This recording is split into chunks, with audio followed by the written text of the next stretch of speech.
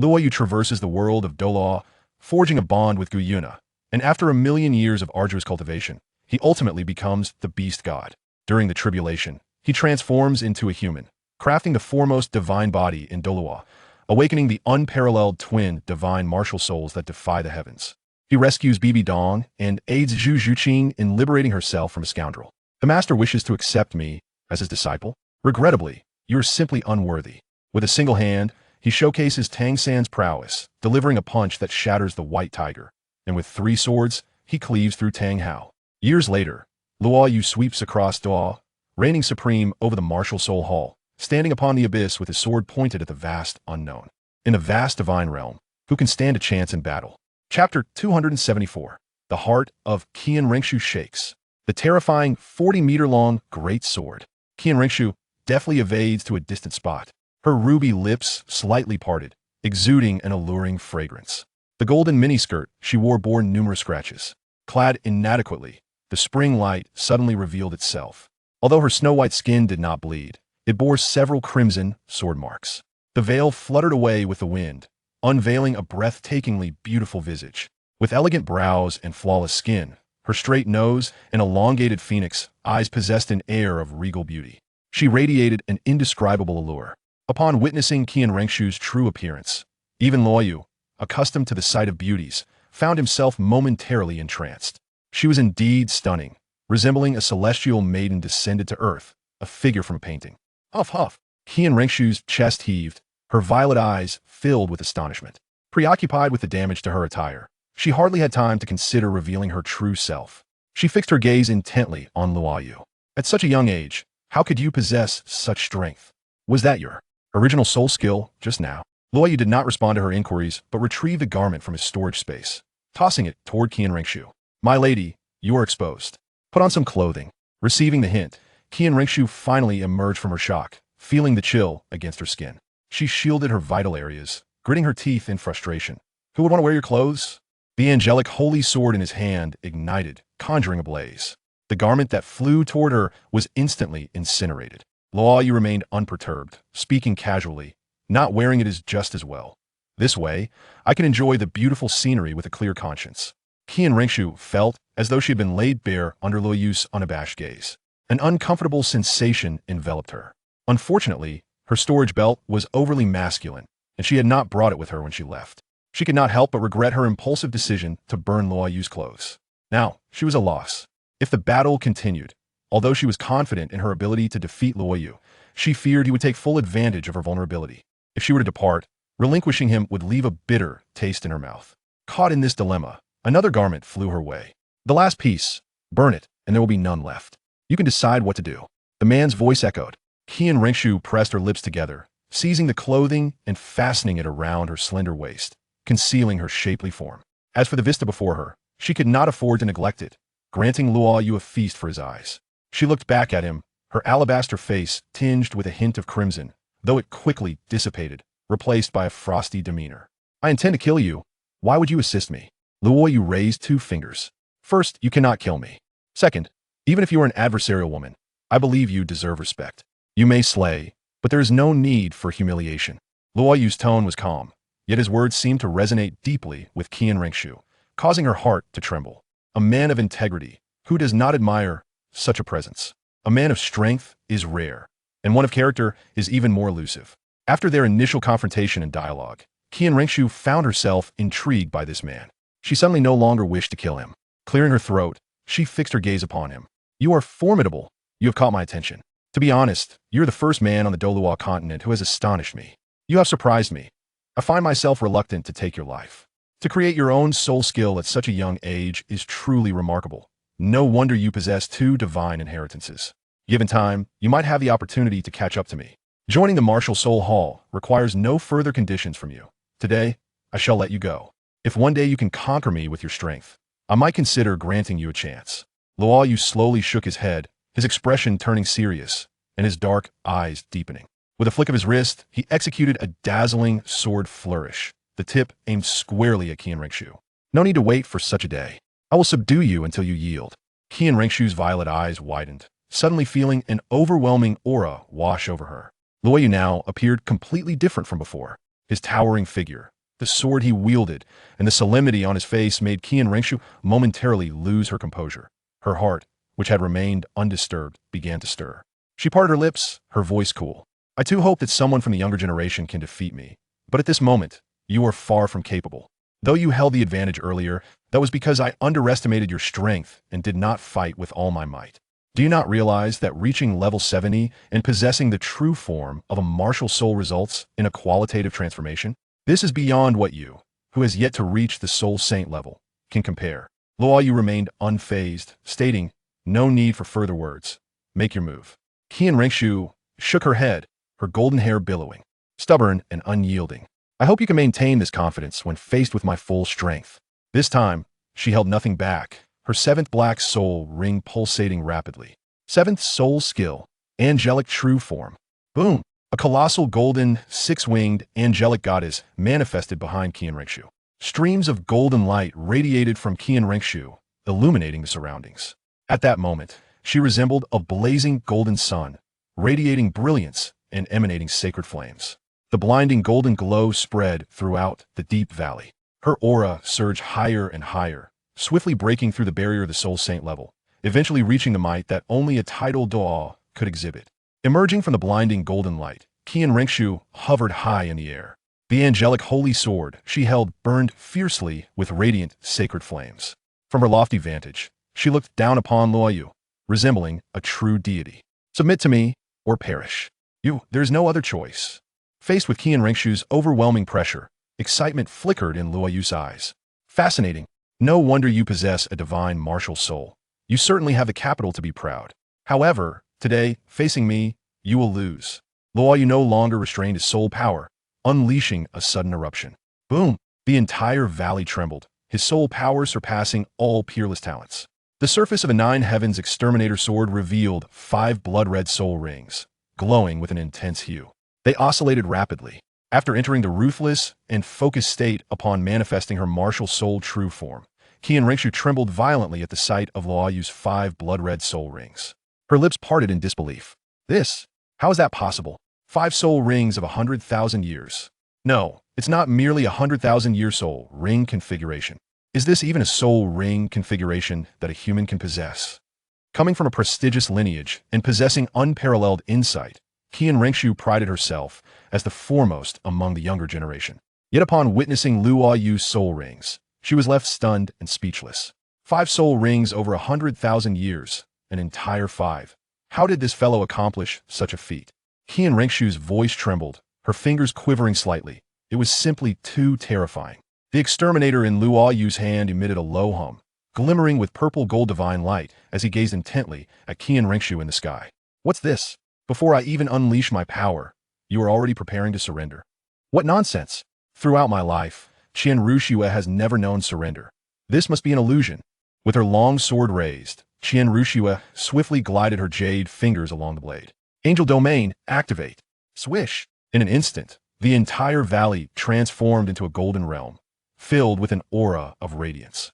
Numerous phantoms, identical to Qian Rengshu, emerged. There were at least hundreds of them. They surrounded Luo Yu entirely, creating a staggering sense of pressure. A series of cold snorts echoed simultaneously as all the phantoms erupted with golden light, their swords directed at Luo Yu. A terrifying surge of energy was brewing. There was no doubt that Qian Rengshu was accumulating a formidable strike. A mere trick, Luo Yu shook his head, even too lazy to activate his chaotic divine eye. Sword blade sea of flowers, 1,000 cherry blossoms dance. The blood-red soul ring merged with the Zhu Zhuqing sword, unleashing a brilliant crimson glow. The long sword shifted, its form drastically changing. Luo Yu swung the scarlet blade toward the sky with a swift motion. Boom! Massive sword blades, several meters wide, stretched across the void, while countless miniature pink sword blades darted like petals, whipping up a beautiful yet deadly storm. The power of his 200,000-year soul skill surged rapidly. Swish, swish, swish. Qian Rengshu's myriad phantoms were all obliterated in the blink of an eye. Only one graceful figure remained, her charged soul skill interrupted, rapidly retreating to evade. Her delicate face was filled with disbelief. Never did she imagine that Luo Yu possessed such a terrifying area of effect skill. With her left hand, golden light intertwined with holy fire, conjuring several golden barriers to shield herself from the sword's onslaught. Simultaneously, she let out a piercing scream, causing shockwaves that rattled the air and sent rocks tumbling down. Her right hand wielded the angelic holy sword, which she suddenly swung downward. A light blade, several meters long and entirely composed of radiant elements, surged toward Luo Yu, filled with the essence of destruction. 3 soul skills combined seamlessly, showcasing Qian Rushue's astounding prowess. Luo Yu shook his head. Had it not been for his unique constitution, he would have been stunned by the force of Qian Rushue's attack. Faced with the colossal light blade descending from above, he infused the 5th blood-red soul ring into the Zhutian sword.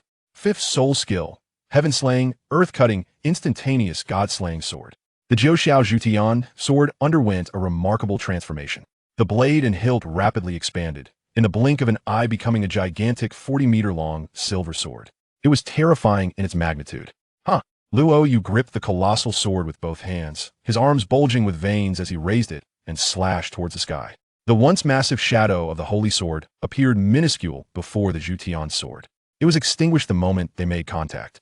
The earth-shattering 40-meter giant sword descended relentlessly upon Qian Rushue. Despite her usually calm demeanor, she was left utterly dumbfounded. She had never encountered such a fearsome martial soul. Chapter 275, Defeating the Goddess, the Yama Flying Blade. Qian Rushue was driven to madness. The 40-meter bright, silver, giant sword cleaved through the air with tremendous force, sweeping across the battlefield. The razor-sharp sword energy engulfed the entire valley. For the first time in her life, Qian Rushue contemplated retreating in battle. However, it was too late to evade. She could only brace herself and endure. She unleashed her martial soul's true form, utilizing the mightiest skill that could be wielded within the angel domain. Boom! Scorching holy flames surged forth from Qian Rushue like a floodgate bursting open, eventually manifesting a 6-winged angelic apparition hovering above her delicate form. The angelic specter raised the holy sword, illuminating the entire silent valley with the flickering brilliance of the angel domain. Countless golden points of light, infused with the essence of radiance, surged forth, merging into the apparition. The angelic specter gradually solidified, wielding the holy sword that radiated an imposing aura. The space around the sword's edge appeared to warp. Qian Rushue's purple eyes reflected the silver giant sword descending towards her. Her fair face, solemn and dignified, radiated the divine brilliance of a goddess. Angel, descend. Now! The immense 6-winged angel, brandishing the holy sword, collided with the 40-meter-long silver sword. Clang! A thunderous explosion reverberated throughout the valley, echoing with deafening resonance. Waves of energy surged forth, shattering countless boulders into dust. Luo Yu's black hair billowed wildly, his gaze profoundly deep, exuding an air of unshakable confidence. Meanwhile, Qian Rushue's golden hair danced in the wind, her expression intensely focused, her silver teeth clenched. I will not lose. I absolutely will not lose.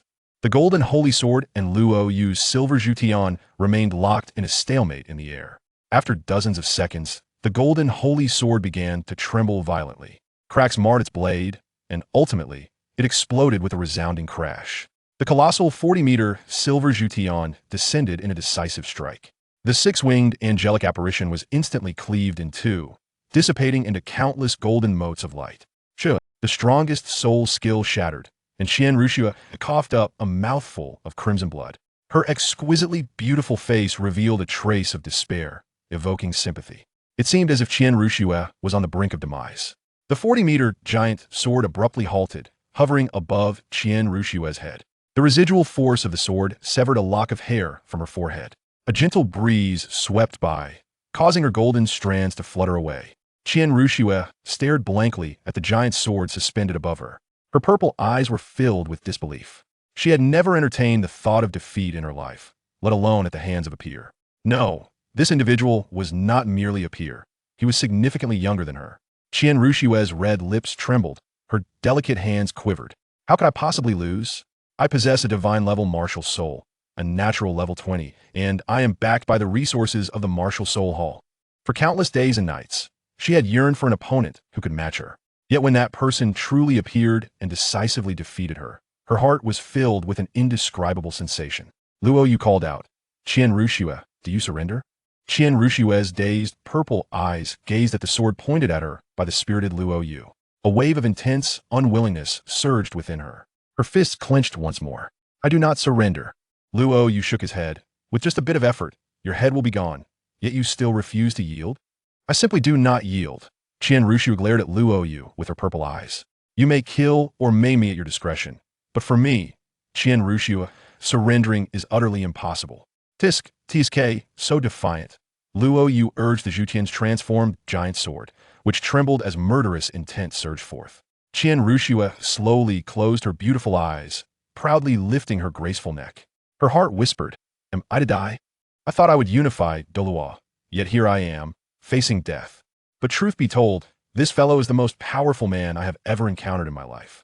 Truly remarkable. After waiting for a long time, Qian Rushu found that her head had not yet fallen. Opening her eyes, she saw that the giant's sword had vanished.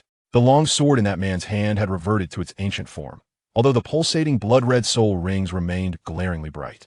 Qian Rushu's purple eyes were filled with complexity as she coldly inquired, why do you not kill me? Are you attempting to humiliate me? Luo Yu shook his head, a playful smirk gracing his lips. Killing you would simply be granting you an easy way out.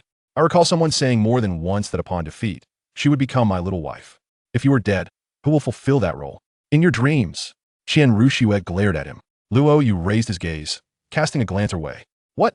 Do you wish to renege? If you're unconvinced, we can have another round. I have time today, and can accompany you to the end. Qian Rushu's spirit faltered. Though she was reluctant to admit it, Luo Yu had indeed defeated her fair and square, a fact she acknowledged. However, she feared that if they were to fight again, she would still have a high chance of losing. But to be someone else's little wife was something her pride would never allow. Qian Rushu bit her thin lip, her snow-white face tinged with a slight flush. You have already used your strongest soul skill. Even if I were to renege, what could you do to me? Luo Yu's lips curled upward, revealing a hint of devilish charm. I have many methods for dealing with those who renege. It would be best for you to wager and accept defeat. Do you think this young lady was raised to be afraid? Qian Rushu flapped her 2 pairs of golden wings behind her and retorted, if I want to leave, you cannot stop me today. Then feel free to try. Luo Yu gestured invitingly. If you dare to let the tiger return to the mountain, I will ensure you regret it. Just you wait.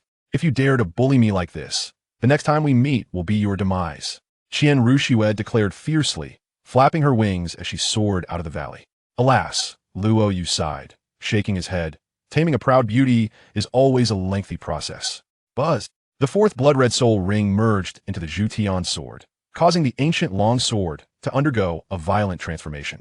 A deeply profound purple radiance erupted. When the light dissipated, the long sword vanished without a trace. In its place were 3 luminous orbs shimmering with a purple hue.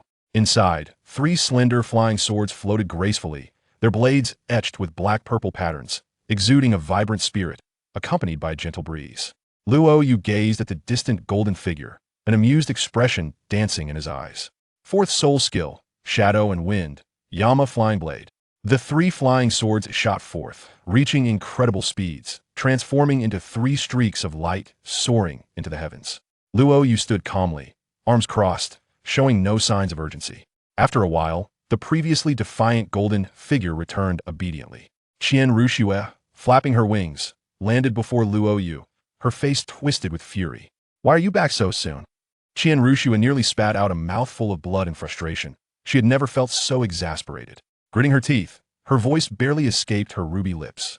What kind of strange ability is this? Your martial soul can split and even track me? She glanced around, the 3 menacing purple-black swords circling her, perpetually threatening her life. They forced her back once more. Someone said that our next meeting would be your demise. Come on, we meet again. Should I prepare for death? Please begin your performance. Qian Rushu was nearly driven mad with rage. She had never faced such humiliation in her life, nor had anyone ever bullied her so. This fellow had her thoroughly subdued. Not only could she not resist, but she couldn't even escape. Luo Yu said, come on, show me how you plan to kill me.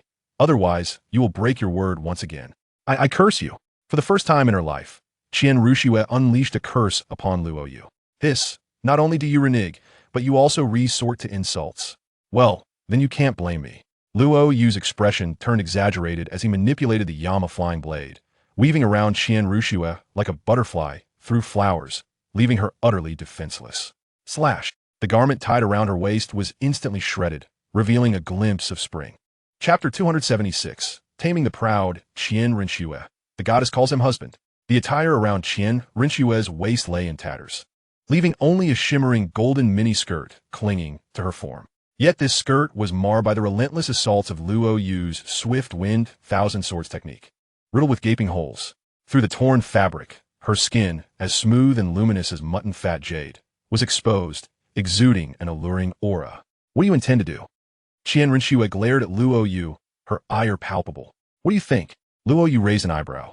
I have my own methods to discipline a woman who breaks her promises. Huh? Qian Rinxue scoffed, as if hearing the most ludicrous joke. No one had ever dared to utter such audacious words to her. Did this man truly believe he could teach her a lesson? Not convinced. Luo Yu nodded. That's fine. I have all the time in the world.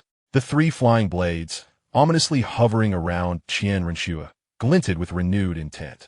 With a swift motion, they sliced through the air, leaving visible marks upon her golden skirt. The enchanted blades were as precise as a surgeon's scalpel, creating minute cuts that revealed tantalizing glimpses of beauty beneath. This time, Qian Rinxue's demeanor shifted. She was no longer the defiant figure, but rather a typical girl, her startled shriek echoing in the air. Do you yield? Luo Yu inquired. Covering her vital areas, Qian Rinxue retorted, You vile creature, do you think you can force me to submit with such despicable tactics? I, Qian Rinxue, shall never bow down. Despicable? Luo Yu chuckled. When we battled earlier, did I not defeat you with honor? As for now, dealing with a mendacious woman naturally requires a different approach. The enchanted blades struck again, turning her trousers into a mere net of fabric. She bit her lip, her face flushed, radiating a beauty that was both fierce and enchanting as she glared at Luo Yu, as if wishing to imprint his visage into her memory forever. Oh, Luo Yu smirked. Are you so emboldened because you've discerned my fondness for the delicate? He fixed his gaze upon her. Let me assure you, this time I shall show no mercy. Do you think I fear you? Qian Rinxue huffed defiantly. Oh, Luo Yu's fingers beckoned, and the three enchanted blades sliced through her top, transforming it into a flurry of shimmering fragments. Qian Rinxue gasped, raising her arms to shield her chest, but the sheer volume of her attire left her woefully inadequate in her defense. Luo Yu, merely catching a fleeting glimpse, nearly lost his composure, blood rushing to his face. Could a celestial martial soul truly enhance one's physique? This seemed almost too extravagant. While others might possess a modest endowment, Qian Rinxue's was at least too grand proportions, clearly the result of deliberate constriction. Luo Yu marveled at the sight before him, truly an eye-opening experience. He was not merely being a rogue. He was enacting justice upon a deceitful woman. Clearing his throat, he asked, still unyielding, You shameless fiend. Qian Rinxue's cheeks burned crimson as she scolded him. If you remain obstinate, then I must. Luo Yu's voice trailed off, his gaze dropping. What are you planning? Qian Rinxue's expression turned anxious. Guess? Luo Yu replied. A forcibly coerced fruit is never sweet. Do you truly think it amusing to push me into submission? Stop. I was wrong. Qian Rinxue's voice trembled with urgency as she watched the enchanted blades draw near. Stop. She pleaded, her earlier defiance evaporating. I admit my fault. Luo Yu shook his head. You're not at fault. It is I who am in the wrong, employing such underhanded tactics. Qian Rinxue felt tears prick at her eyes. While she could still shield her upper body, without her trousers, she would be utterly defenseless. In a rush, she exclaimed her desperation. I was wrong. I truly was. You are not shameless. You are merely punishing me, a wicked woman, correctly. I should not have broken my promise. Please, halt them. The enchanted blades paused, and Luo Yu smiled. So you've truly recognized your error? I was wrong. Qian Rinxue exclaimed, her emotions surging. She caught sight of the dangerous glint in Luo Yu's eyes and swallowed her words, cautiously nodding. Yes, I was wrong, she whispered. Rubbing his chin, Luo Yu mused. What promise did you make to me again? I seem to have forgotten. Qian Rinxue replied. Forget it. It's better that way. Luo Yu's gaze darkened with menace. Qian Rinxue shivered, feeling an inexplicable chill. I said, if you could conquer me, I would become your woman. You? My woman? I might not deserve that. Luo Yu slowly shook his head. You need only to know, Qian Rinxue murmured, her voice barely above a whisper. Upon witnessing Luo Yu's penetrating glare, Qian Rinxue hastily added, You are worthy. How could you not be? Among the younger generation, only you possess the ability to defeat me. All other men are, but refuse in my eyes. Is that so? Luo Yu's expression turned playful. Qian Rinxue nodded earnestly. Though she spoke under duress, her words rang true. No one had ever managed to subdue her in such a manner, awakening within her a peculiar affection for Luo Yu, a blend of shock, admiration, and acknowledgement. Luo Yu inquired. From this day forth, what shall you call me when we meet again? Biting her lip, Qianrenshua hesitated. I will call you husband. I suggest you phrase it properly. This opportunity is singular. Do not provoke my ire, she murmured softly. What was that? Luo Yu urged, his expression blank. With a dry throat, her snowy skin flushed a brilliant crimson, she stammered, husband. Upon hearing her timid utterance, Qianrenshua inwardly cursed. This rogue should be satisfied now. Once I manage to escape, he shall see my true strength. Luo Yu, having momentarily lost focus, asked, what did you say? Qianrenshua's violet eyes nearly ignited with fury, as if wishing to roast him alive. Are you deaf? What did you say? Luo Yu asked, tilting his head. Forcing a smile, Qianrenshua replied. I said you are among the finest of men. Spare me your flattery. Luo Yu dismissed. Understanding his intent, Qianrenshua inhaled deeply. Husband. Luo Yu shook his head. That does not sound pleasant. Call me darling. Qianrenshua's teeth ground together in frustration. Had her arm not been covering her bosom, she would have clenched her fists in rage, wishing to strike Luo Yu down. However, she dare not act. For the first time in her life, Qianrenshua chose to swallow her pride, stammering to darling. Luo Yu frowned, more naturally. Qianrenshua forced another smile. Darling. Luo Yu nodded, satisfied. Very well. I now declare you to be dismissed from our bond. You need not call me darling any longer. You may leave at your leisure. Qianrenshua's violet eyes widened in shock, her entire being frozen in disbelief, before fury surged within her. What nonsense is this? You dismiss me? Glaring at Luo Yu's disdainful expression, she trembled with rage. Chapter 277. Qianrenshua, dismiss me? You aren't worthy. In that fleeting moment of heart-stirring emotion, the moonlight shone brightly, illuminating the depths of the silent valley. A man and a woman stood facing each other, their expressions a tumult of emotions. The golden-haired beauty, with her piercing purple eyes, radiated indignation and humiliation, as though she were bearing an immense shame. Her delicate arms crossed protectively over her chest, the smooth, jade-like skin of her back reflecting the moonlight, while her tattered golden mini-skirt clung to her thighs like a sheer net. A jade-footed golden boot has long since vanished, leaving her barefooted. The disheveled appearance of Qianrenshua, entwined with an air of sanctity and nobility, exudes a unique charm, reminiscent of a fallen princess. Her delicate form trembles, and with parted crimson lips, she questions, are you truly going to divorce me? Luo Yu, at a loss for words, replies, if I were to marry you for real, wouldn't I be perpetually on edge? Who knows when you might betray me? If I don't divorce you, shall I keep you for New Year? Qianrenshua's lips quiver as she stammered, you intend to divorce me? Luo Yu waved his hand dismissively. Don't make me appear as a heartless scoundrel. Those unaware might think I mistreated you. Now hurry and leave. His disdainful gaze pierced deeply into Qianrenshua's heart. From a young age, she had been pursued and adored wherever she went, a being of unparalleled attention. Even while infiltrating the Heaven Do Empire, disguised as Xue Qinghe, she remained above all, a figure of authority. When had she ever suffered such indignity? Did this man look down upon her? Through gritted teeth, Qianrenshua retorted coldly, I will not leave. What gives you the right to divorce me? Luo Yu shrugged and spread his hands. Sister, aside from your beauty and figure, are you gentle? Can you manage a household and raise children? Am I to take you home as the grand lady of the house? Qianrenshua clenched her silver teeth, each of Luo Yu's words like daggers striking her core. No one had ever dared to speak to her in such a manner. Are you implying that I am a worthless vase? Luo Yu chuckled lightly. I'm not the one saying it. Why not introduce your skills? Fuming, Qianrenshua shot back. I possess innate level 20 soul power and a divine martial soul. ISNT my strength formidable? Luo Yu clapped his hands, scanning her from head to toe. Qianrenshua felt her brows furrow in displeasure, instinctively taking a step back. Do you truly believe you are strong? If you were genuinely powerful, I would likely be on my knees singing your praises now. Qianrenshua found herself momentarily speechless, unable to articulate a single rebuttal. In her world, one either triumphed or faced defeat, with no excuses for the latter. She had always held her pride in front of others. Yet this man had shattered her arrogance and dignity with each piercing word. She could hardly fathom the existence of such a terrifying prodigy, a paragon emerging from some formidable force. Luo Yu waved his hand. All right, you should leave now, consider it my plea. Why linger here? You were so eager to flee earlier, and now that I'm letting you go, you refuse to depart? Qianrenshua remained rooted to the spot, her violet eyes fixed intently on Luo Yu. Her clenched lips faintly oozed blood. She was unwilling, truly unwilling. With her pride, How could she allow someone to disdain and belittle her? Yet, she found herself at a loss for words. If I don't let you leave, you still want to go? Luo Yu remarked curiously. Do you perhaps have a penchant for masochism? Qianren Shui trembled, remaining silent. Luo Yu shook his head. Fine. If you want to leave, I shall. Just as he turned, a cool, indignant voice called from behind. Stop right there. My dear, what are you doing? Is it merely because I asked you to call me husband that you become so clingy? Luo Yu responded with exasperation. Kill me. Qianren Shui raised her snow-white neck. Golden hair, cascading down. Her lips, stained with crimson blood, bore a haunting beauty tinged with melancholy. Luo Yu brushed off the dust from his clothes and smiled.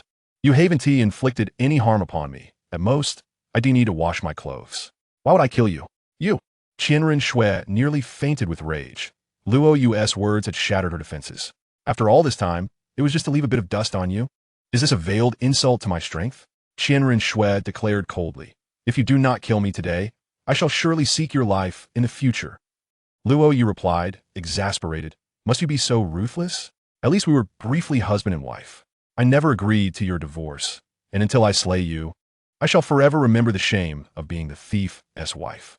Qianren Shui's voice was icy and resolute. Thief's wife? Luo Yu remarked. You insist on clinging to the role of my wife, and yet call me a thief? Qianren Shui's trembling form stilled, her violet eyes unwavering. Divorce me? You are unworthy. Only I, Qianren Shui, can divorce you. Wait for me. I will undoubtedly cleanse the shame you bestowed upon me today. Luo Yu countered. To defeat me, then compel me to call you wife while bare-chested? You scoundrel. Qianren Shui's face flushed entirely, unsure if it was from indignation or embarrassment. Luo Yu queried. What if you return with renewed vigor and lose again? Impossible. I will never lose. Qianren Shui retorted. Luo Yu sighed. Give it up. You cannot succeed. A gentle breeze swept by as Qianren Shui's golden hair danced, captivatingly beautiful. Do not underestimate me. Years of undertaking missions have hindered my cultivation. Otherwise, I could have been even stronger. Today, you would have no chance against me. Luo Yu inquired with a smile. How much of my strength do you believe I exerted today? Qianren Shui replied solemnly. You have already used your strongest soul skill. Is that not giving your all? I believe you're utterly ignorant of your own capabilities. Luo Yu gazed up at the moon, peeking through the clouds, his tone tranquil. An adversary who has fallen to me will find no opportunity for resurgence, even if given time to catch up. When we meet again, you will only witness the insurmountable chasm of strength between us. Hearing Luo Yu's calm words, Qianren Shui trembled. With her pride, she ought to counter his assertions. Yet, she felt an undeniable, overwhelming confidence emanating from him, an impression that her strength had never been regarded as a threat. Luo Yu returned his gaze from the heavens, his deep black eyes coldly meeting Qianren Shui's. Very well, you may leave. In that moment, Qianren Shui's violet eyes appeared somewhat dazed. For the first time in her life, she encountered such an unyielding man. The first time she had been defeated by a man. The first time she felt an involuntary curiosity toward a man. The first time she harbored such intense animosity towards a man. And for the first time, she experienced an uncontrollable flutter in her heart for a man. A whirlwind of emotions surged within her, her thoughts in disarray. Qianren Shui gazed deeply at Luo Yu, remaining silent. After several seconds, she turned and walked away. Luo Yu called out, Qianren Shui. Qianren Shui halted, turning back. Luo Yu stated, let us forget today's incident. You, at this moment, are still far from deserving to be my woman. Qianren Shui's expression shifted, her teeth gritting as she retorted. Whether I am worthy or not is not for you to decide. I will come to claim your life. Furthermore, do you truly fear that I might return with my backing to eliminate you? Luo Yu, unfazed, yawned and waved his hand dismissively. I am invincible. Do as you please. Chapter 278. The overbearing Luo Yu, the tears of goddess. Conquer her heart. Shameless. Qianren Shui's face remained frosty, her crimson lips curling in disdain as she scoffed. You, sir, seem overly confident. Luo Yu extended his hand forward, a brilliant blue light shimmering from his forehead. A translucent blue, triangular object flew forth, landing in his palm. He hurled the triangular object ahead. The entire azure triangle fluttered against the night sky, echoing with the sound of crashing waves. What do you intend to do? Qianren Shui gasped, as pure wings appeared on her smooth jade back, swiftly flapping in an attempt to escape, only to realize that no matter how fast she was, she could not outrun the approaching triangle. She found herself enveloped, instantly pinned to the ground. Struggling desperately, she discovered that resistance was futile. I was initially inclined to let you go, but you seem rather unwilling to accept that. Luo Yu strolled leisurely towards Qian Renshua, his heart quietly marveling at the efficacy of the second skill of the Han-Hai Qinquan shield, the Qinquan binding. What do you intend to do to me? Qian Renshua's delicate face was painted with panic, her shame overwhelming. She had not anticipated that Luo Yu possessed such a peculiar means of immobilization. Her arms, which had been protectively crossed over her chest, now hung limply at her sides, leaving all her tumultuous emotions bare before Luo Yu's gaze. What's the matter? Are you frightened now? Luo Yu inquired. In this secluded valley, just the two of us. What do you think we could possibly do? Qian Renshua seemed to grasp something, her anger flaring. You are shameless. How am I shameless? Luo Yu retorted. If memory serves, you are my wife. And is it not normal for a husband to engage in intimate acts with his wife? Qian Renshua's violet eyes widened, the defiance in her expression dissipating, replaced by a vulnerability akin to that of a frightened girl. You cannot take advantage of me when I am in such a state. Confident in her figure and beauty, she felt an even deeper fear. With her understanding of human nature, she sensed that tonight, she might be doomed. What man could resist such temptation? As Luo Yu advanced step by step, her pride crumbled inch by inch, engulfed by an unprecedented terror. Her enchanting violet eyes shimmered with despair. She contemplated ending her own life to preserve her purity, yet found herself unable to muster even a shred of soul power against his enigmatic methods. Closing her eyes, she resigned herself to fate. Her lashes fluttered, and moments later, tears began to well in the corners of her eyes, cascading down her alabaster cheeks. She felt Luo Yu draw near, even sensing his breath just inches away. Her rounded thighs, flat abdomen, and delicate arms involuntarily tensed, her heart racing to an extreme. She could feel something foreign making contact with her body. What revolting object was he using to touch her? Qian Renshua trembled all over, initially believing she was tainted, but soon realized something was amiss. Her upper body felt cool, completely enveloped. Unsure of what it was, she cautiously opened her eyes. To her surprise, she found Luo Yu standing quietly before her, merely observing her without any further action. Looking down, she discovered that her body was wrapped entirely in a piece of white beast hide, with only her fragrant shoulders exposed. This, Qian Renshua's eyes glazed over, confusion flooding her as she looked at Luo Yu. She felt utterly powerless to resist. This man had every opportunity to indulge himself, to unleash his desires. Even if he were to kill her afterward, no one would ever know. So why had he refrained from taking any action? In such a scenario, how can any man possibly maintain restraint? Suddenly, Qian Renshua found herself unable to comprehend the man before her. At that moment, Luo Yu lifted the Han-Hai Qinquan shield, withdrawing his focus from her. She felt her freedom return, yet confusion enveloped her even more. The fear she had felt towards him dissipated, replaced by a profound curiosity. Blushing, Qian Renshua questioned, "Why did you not do anything?" Luo Yu smirked. "Did I not do something? You seem rather disappointed." "No, of course not." Qian Renshua shook her head, this time refraining from arguing, instead gazing earnestly at the man, awaiting his response. Luo Yu chuckled. "You are indeed beautiful, and your figure is splendid. Even the enticing scene from just moments ago could lead any man to sin. Yet, I'm not included in that group." Upon hearing countless compliments throughout her life, this proclamation from the detestable man before her inexplicably brought her joy. "Why are you not included?" Luo Yu smiled. "Because my integrity is far more valuable than your beauty. If humanity cannot control its desires, what distinguishes it from beasts?" Qian Renshua shivered, sensing that this man was extraordinarily unique. Unable to resist, she retorted, "If you are so noble, why have you repeatedly torn my clothes?" "Humph," Luo Yu scoffed dismissively. "Do not paint me as excessively virtuous. I am merely a rogue with boundaries." Instead of retorting, Qian Renshua found the man before her to be refreshingly genuine, far from a hypocritical seeker of reputation. Luo Yu extended his hand towards her, and instinctively, she turned her head to evade him.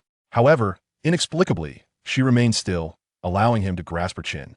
With a firm touch, Luo Yu lifted her exquisite face, their eyes locking in a proximity so close that they could feel each other's breaths.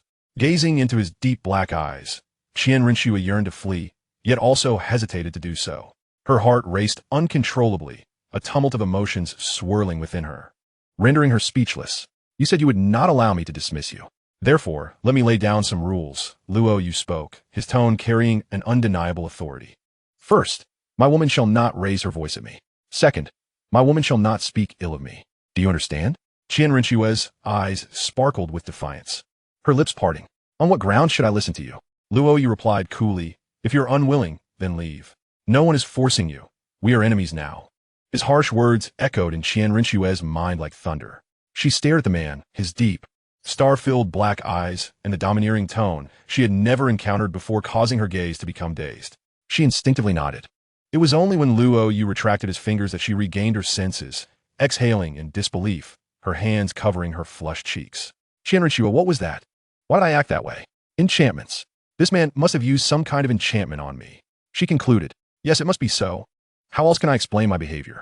I, Qian Rinxue, would never obediently heed a man's words. Under the moonlight, wrapped in fur, the disheveled, golden-haired beauty glared at Luo Yu with pursed lips. You wait.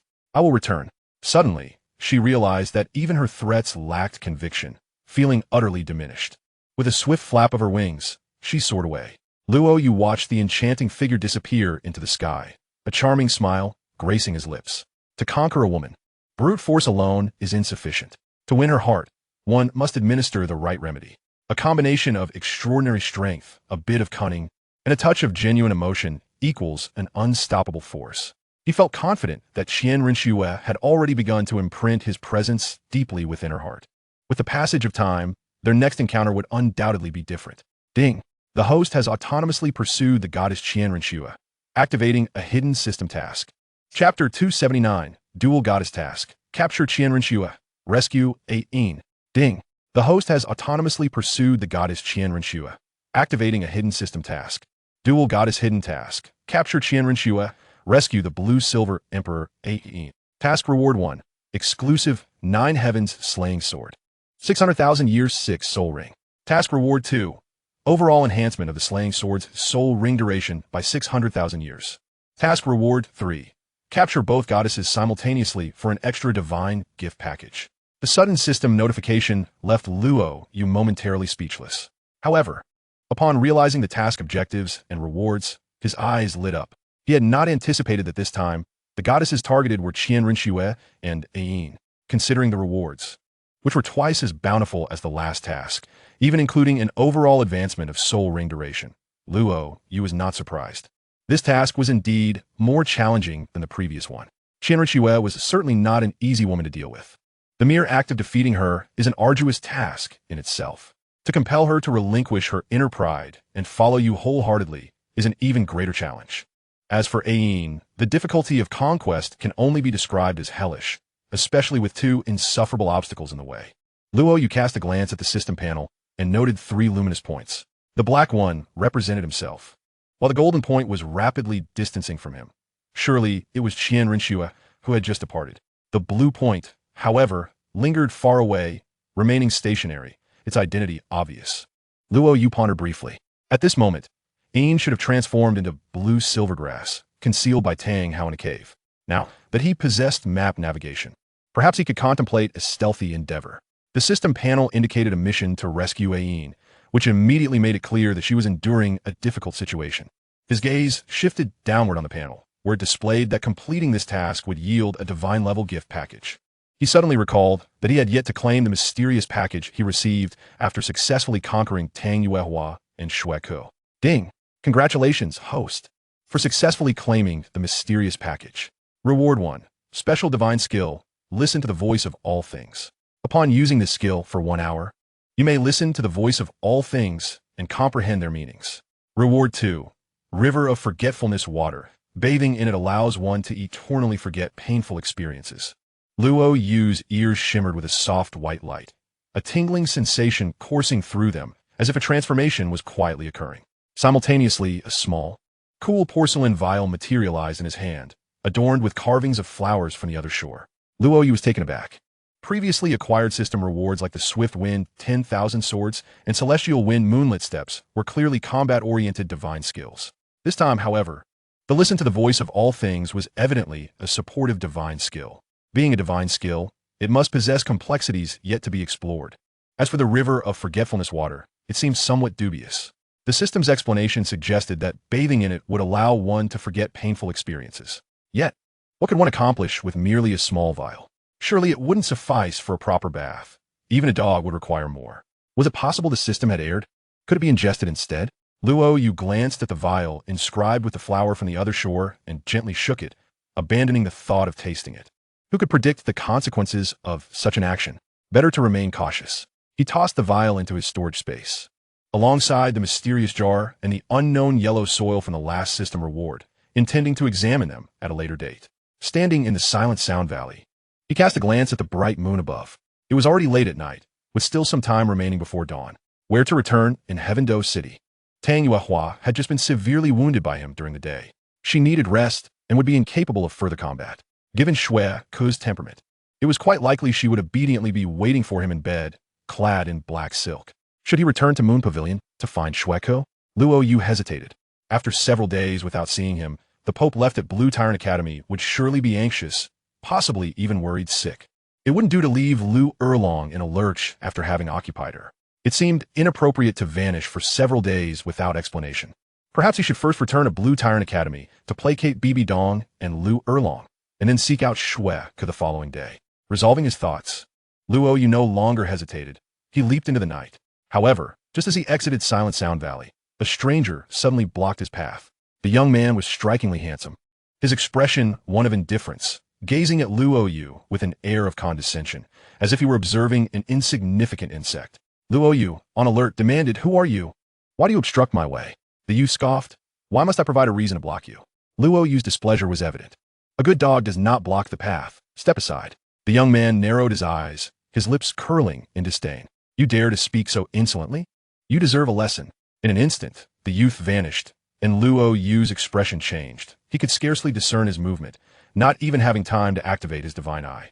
The young man reappeared before him like a specter, delivering a powerful slap. Luo Yu raised his hand to retaliate, but found the youth's speed astonishingly swift, too late to block. Just as the youth's palm was about to strike his face, a resounding clang echoed. The sword of the heavens, sensing its master's peril, manifested itself, blocking Luo Yu's form. The clash of metal rang out, sending Luo Yu and his sword flying backward, while the youth remained unmoved. He soared several meters before skidding to regain his footing. Gripping the sword tightly, his eyes wide with shock. What manner of being was this? Even without releasing a martial spirit, he possessed such formidable strength? The young man flicked his hand dismissively, a hint of surprise flickering in his indifferent gaze. "Your sword's martial spirit is quite extraordinary. It managed to narrowly evade my strike. Mortal, you may boast about this for a lifetime." "Mortal?" Luo Yu noted the young man's terminology with keen interest, swiftly activating his divine eye. His eyes shimmered with purple-golden light, revealing the true form of the young man before him. In an instant, the figure transformed, golden light enveloping him, divine rings swirling behind him, exuding an overwhelming presence that surpassed mortal realms. Luo Yu could not suppress a gasp. The young man, taken aback, remarked, "What kind of technique is this? It possesses some merit, able to unveil my true form. Now, do you comprehend my identity?" Luo Yu, astonished, replied, "You are not human." The young man laughed with pride. "Indeed, I am no lowly mortal, but a deity capable of surveying the entirety of Douluo continent." Observing Luo Yu's peculiar expression, the young man suddenly realized, his irritation flaring, "Mortal, do you dare insult me?" Luo Yu shook his head innocently. "I have not insulted you. You are not human to begin with." The youth was rendered speechless, realizing that perhaps Luo Yu's words held some truth. Had he been overly sensitive? A foreign deity had suddenly approached him, and Luo Yu's demeanor suggested he was not easily intimidated. Luo Yu's mind raced, sensing that this individual was clearly not benevolent. While his suspicions grew, he maintained a calm exterior. He inquired, "Might I ask why you're blocking my path at this late hour?" The young man's indifferent eyes locked onto Luo Yu, a smirk gracing his lips. "What do you believe I seek you for?" "The Dragon Clan. The Remnants." Chapter 280, Toying with the Deity. "Dare you touch my man?" The young man's icy voice reverberated throughout the valley, his indifferent gaze mocking Luo Yu, anticipating a display of panic. Yet, much to his disappointment, Luo Yu exhibited no special reaction, his expression remaining placid. He showed not a hint of fear, instead curiously asking, "What do you mean by remnants of the Dragon Clan?" This unexpected scene caught the young man off guard. He was uncertain whether Luo Yu was genuinely connected to the Dragon Clan, initially drawn by the resonance of the divine zither near Heavendo City. He had fortuitously sensed the fluctuations of battle nearby, detecting something unusual about Luo Yu's aura. Even a deity like himself found it difficult to fathom. Thus, he decided to test the waters with words. If Luo Yu were indeed a true remnant of the Dragon Clan, facing his divine identity and sudden harsh inquiry, he would undoubtedly reveal his guilt. Yet, the calmness of this young man was astonishing. Could it be that he was merely human? The young man hesitated, choosing to err on the side of caution and probe further. He dispelled his disguise, radiant divine light erupting around him. Divine rings encircled him, his towering figure clad in golden armor, exuding an awe-inspiring and terrifying pressure that surged toward Luo Yu. Oomph. A mere remnant of the Dragon Clan dares to disguise themselves before me. You have nowhere to hide. Surrender now. Luo Yu, ever vigilant of the subtle expressions of the youthful deity, had long since come to a realization. Initially, he feared that his cover had been compromised. However, upon noticing the fleeting doubt that crossed the young man's face moments ago, he quickly understood that the other was merely attempting to deceive him. This made matters considerably simpler. What remnants of the Dragon Clan? Where are they? Luo Yu glanced around, ultimately fixing an innocent gaze upon the youth. The young deity observed Luo Yu's bewildered yet reverent expression, as well as his trembling legs under the weight of divine authority. And a look of profound disdain flickered across his eyes. Remnants of the Dragon Clan, I have seen through you long ago. How much longer do you intend to pretend? Luo Yu shook his head repeatedly, feigning ignorance. What are you talking about? I completely do not understand. After several fruitless probing attempts, the youth sighed inwardly. It appeared that this individual was indeed just an exceptionally peculiar mortal. Very well, it's nothing. It seems I have mistaken you for someone else. You may leave. Luo Yu, not one to act recklessly, recognized the futility of confrontation. With Gu Yuena in seclusion and his own strength lacking, he committed the young man's visage to memory and turned to depart. He quickly vanished from the young deity's sight, yet maintained a steady pace, neither hastening nor displaying any signs of guilt. After 2 kilometers, Luo Yu assumed he had evaded pursuit. Unexpectedly, a golden streak of light surged from behind, striking the ground before him in an instant. Boom! The young deity, clad in golden armor, exuded an overwhelming aura as he regarded Luo Yu with indifference. I am afraid. You cannot leave today. Luo Yu raised his hands in a gesture of surrender. Do you still consider me a remnant of the Dragon Clan? The youth shook his head. To be honest, I do not believe you are a remnant of the Dragon Clan. However, when it comes to such remnants, I would rather mistakenly slay 1,000 than let one escape. Regardless of whether you are one of them, your demise holds no consequence for me. So, why not test the waters? If fortune smiles upon me, it would be a significant accomplishment. Luo Yu scoffed. Is a mortal's life so trivial in your eyes? The youth's pupils glinted with coldness. In the eyes of the divine, mortals are akin to ants. Slaying you is but a mere whim. I can kill at will. Who can oppose me? Luo Yu retorted. Are all deities in the heavens, as you are? How dare you discuss lofty matters with mere mortals? I hereby declare, you may perish. The young deity summoned a golden staff adorned with a coiling dragon, radiating an explosive aura. He could hardly be bothered to channel his divine power, casually swinging the staff towards Luo Yu. Even a casual strike from any deity had already surpassed the 100-level threshold. The staff struck with the force of thunder, causing the air to reverberate. The atmosphere became thick and oppressive. Luo Yu summoned all his strength to wield the 9 heavens extermination sword, merging the 3 rings into one. The first 3 soul rings, each aged 20,000 years, fused into a new, intensely blood-colored ring that erupted with a brilliant golden light. The soul ring integrated with the extermination sword, transforming it dramatically. With a sweeping strike, Luo Yu sent ripples through the void, making contact with the golden staff. Clang! As the sound of the clash echoed, the sword vibrated violently, propelling Luo Yu backward. He struggled to stabilize his form, his arms tingling from the impact. The young deity, astonished that his strike had been blocked, regarded Luo Yu with newfound intrigue. You are no ordinary individual to withstand my casual blow. You could be considered a somewhat stronger mortal ant, but that is all, for you have angered me. This time, there will be no escape. The young deity unleashed his divine power, and the golden staff emanated an aura as profound as the abyss. You are destined to die. With that, the young deity's strike reverberated through space, threatening to shatter it. Luo Yu's expression shifted. He felt his body ensnared. There was no evading this blow, only the option to endure it. At this juncture, there was no need for concealment. A thunderous dragon roar erupted, and a 9-color dragon silhouette ascended. Luo Yu's dragon god martial spirit enveloped him, and 5 dragon king specters danced around him, instantly forming a magnificent 5-color dragon king armor that shielded his entire being. Under the immense pressure of divinity, Luo Yu summoned all his strength to its zenith. The powers of the 5 dragon kings, harmonized by the dragon god, martial spirit, coalesced into a singular force. The nine heavens extermination sword reverberated violently. Luo Yu, with utmost precision, activated his divine eyes to expose the flaws in the young deity's strike. Seizing the opportunity, he swung the sword, empowered by the five-colored Dragon King armor. Clang! The collision of their forces caused the heavens to tremble and the earth to quake. An explosive wave surged forth, sending rocks tumbling down. Whoosh! The nine heavens extermination sword slipped from Luo Yu's grasp, the five-colored Dragon King armor disintegrating. A mouthful of blood erupted from him as he was hurled into the mountainside. Yet, the young deity's powerful strike had been thwarted by Luo Yu. The young deity had expected that his blow would obliterate this mortal ant. But he was utterly taken aback by the astonishing turn of events. A deity of his stature, wielding divine power, had been countered by a mere mortal? No. This individual is a remnant of the Dragon Clan. The magnitude of shock from receiving such a blow left the young deity nearly forgetting the most critical point. Clenching his teeth, he thought, damn it, that cunning remnant of the Dragon Clan has toyed with me. Had I not been cold-blooded and indiscriminate in my killings, I might have been deceived. He swung the coiling dragon staff again, smashing it into the mountainside, erupting with divine light. Crack!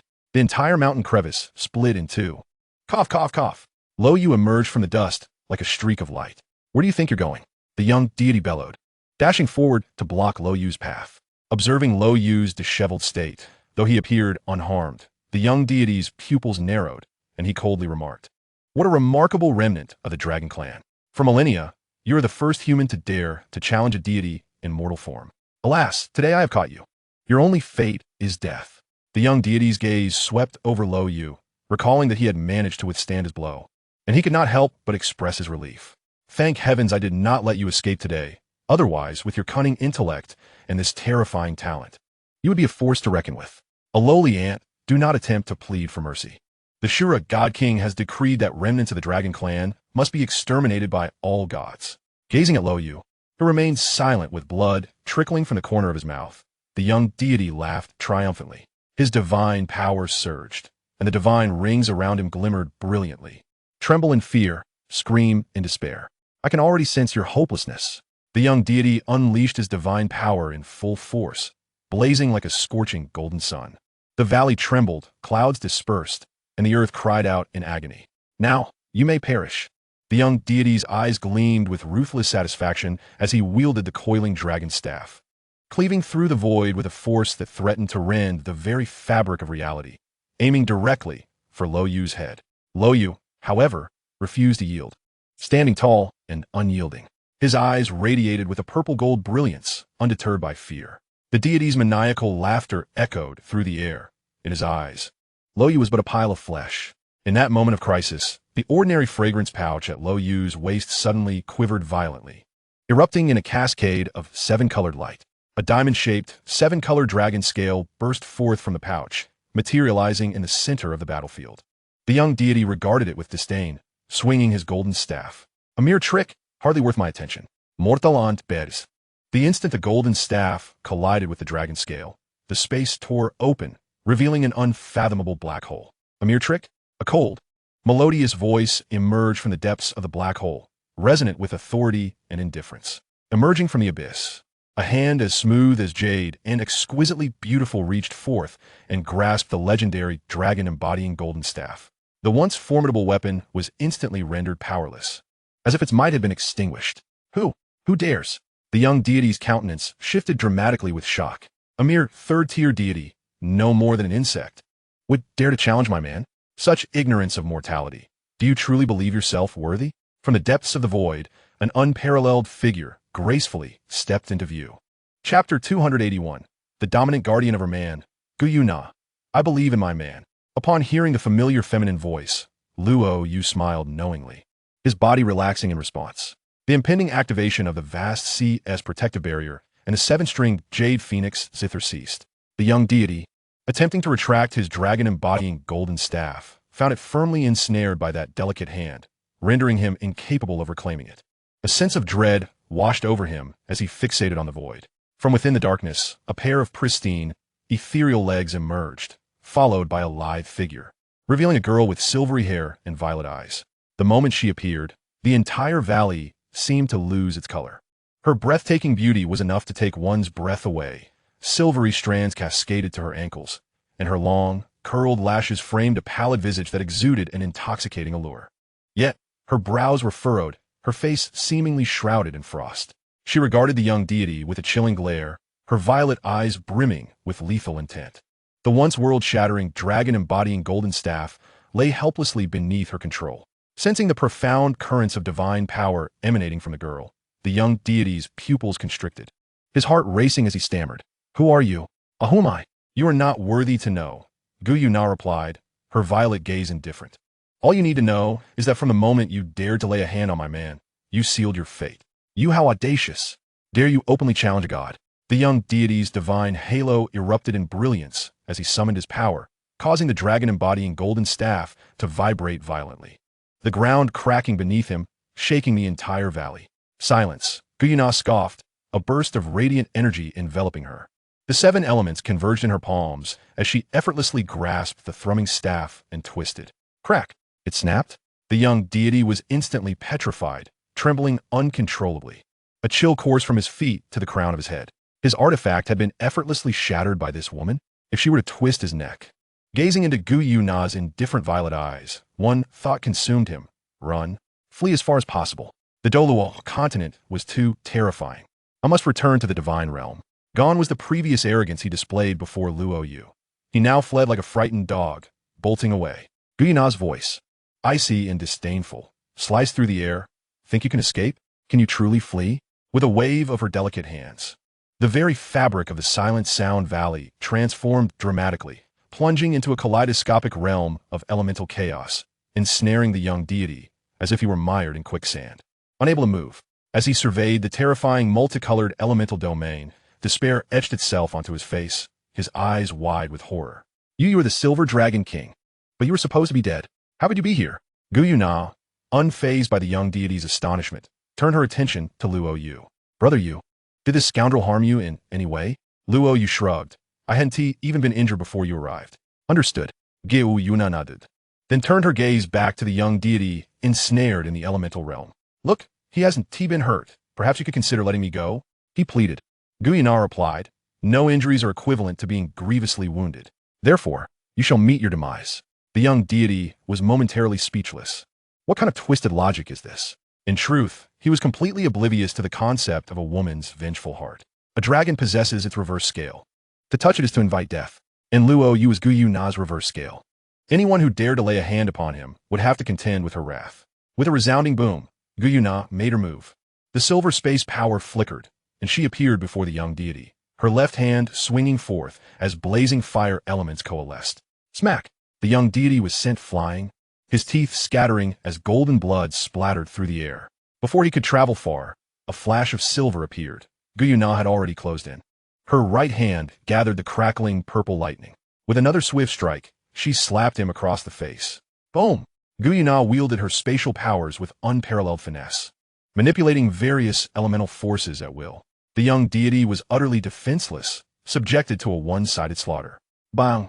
He was propelled upward by a torrent of flames. Gu Yuena's expression remained frigid, her murderous intent palpable. Raising her hand, she summoned hundreds of elemental orbs, directing them with a flick of her fingers. In a cacophony of explosions, the sky erupted with resplendent fireworks. As the detonations subsided, the elements calmed. Whoosh! A form, nearly unrecognizable as humanoid, a charred mass, fell helplessly from the sky, crashing to the ground. The scene was one of utter desolation, devoid of life. Luo Yu, witnessing the spectacle, felt a shiver run down his spine. Never provoke a woman, especially one of formidable strength. It could lead to dire consequences. He recalled countless past instances of teasing Gu Yuena, where her response was merely a playful punch to his chest or a pouting retort. Thus, he had always considered her temperament quite mild. But now, seeing the fate of the young deity, he felt a sense of dread. Had she ever truly been serious with him, he would have been finished. Luo Yu internally clasped his hands together in gratitude for Gu Yuena's mercy over the years. Indeed, it was true love. Gu Yuena, untainted by dust, stood regally, her chest rising and falling with each breath. It seemed that even after so thoroughly vanquishing her opponent, her anger had not yet subsided. She approached the young deity, casting an elemental water sphere that struck him squarely on the head. "Please, don't kill me," he begged. Terror etched across his face as he coughed up golden spittle, his mouth devoid of teeth. Ha! Gu Yuena sneered, her fingers pointing at Luo Yu. This is my man. You dare to refer to him as an insect while calling yourself a remnant of the dragon clan. A mere third-tier deity. What do you think you are? Just someone who has practiced for over 10,000 years, boasting no real merit.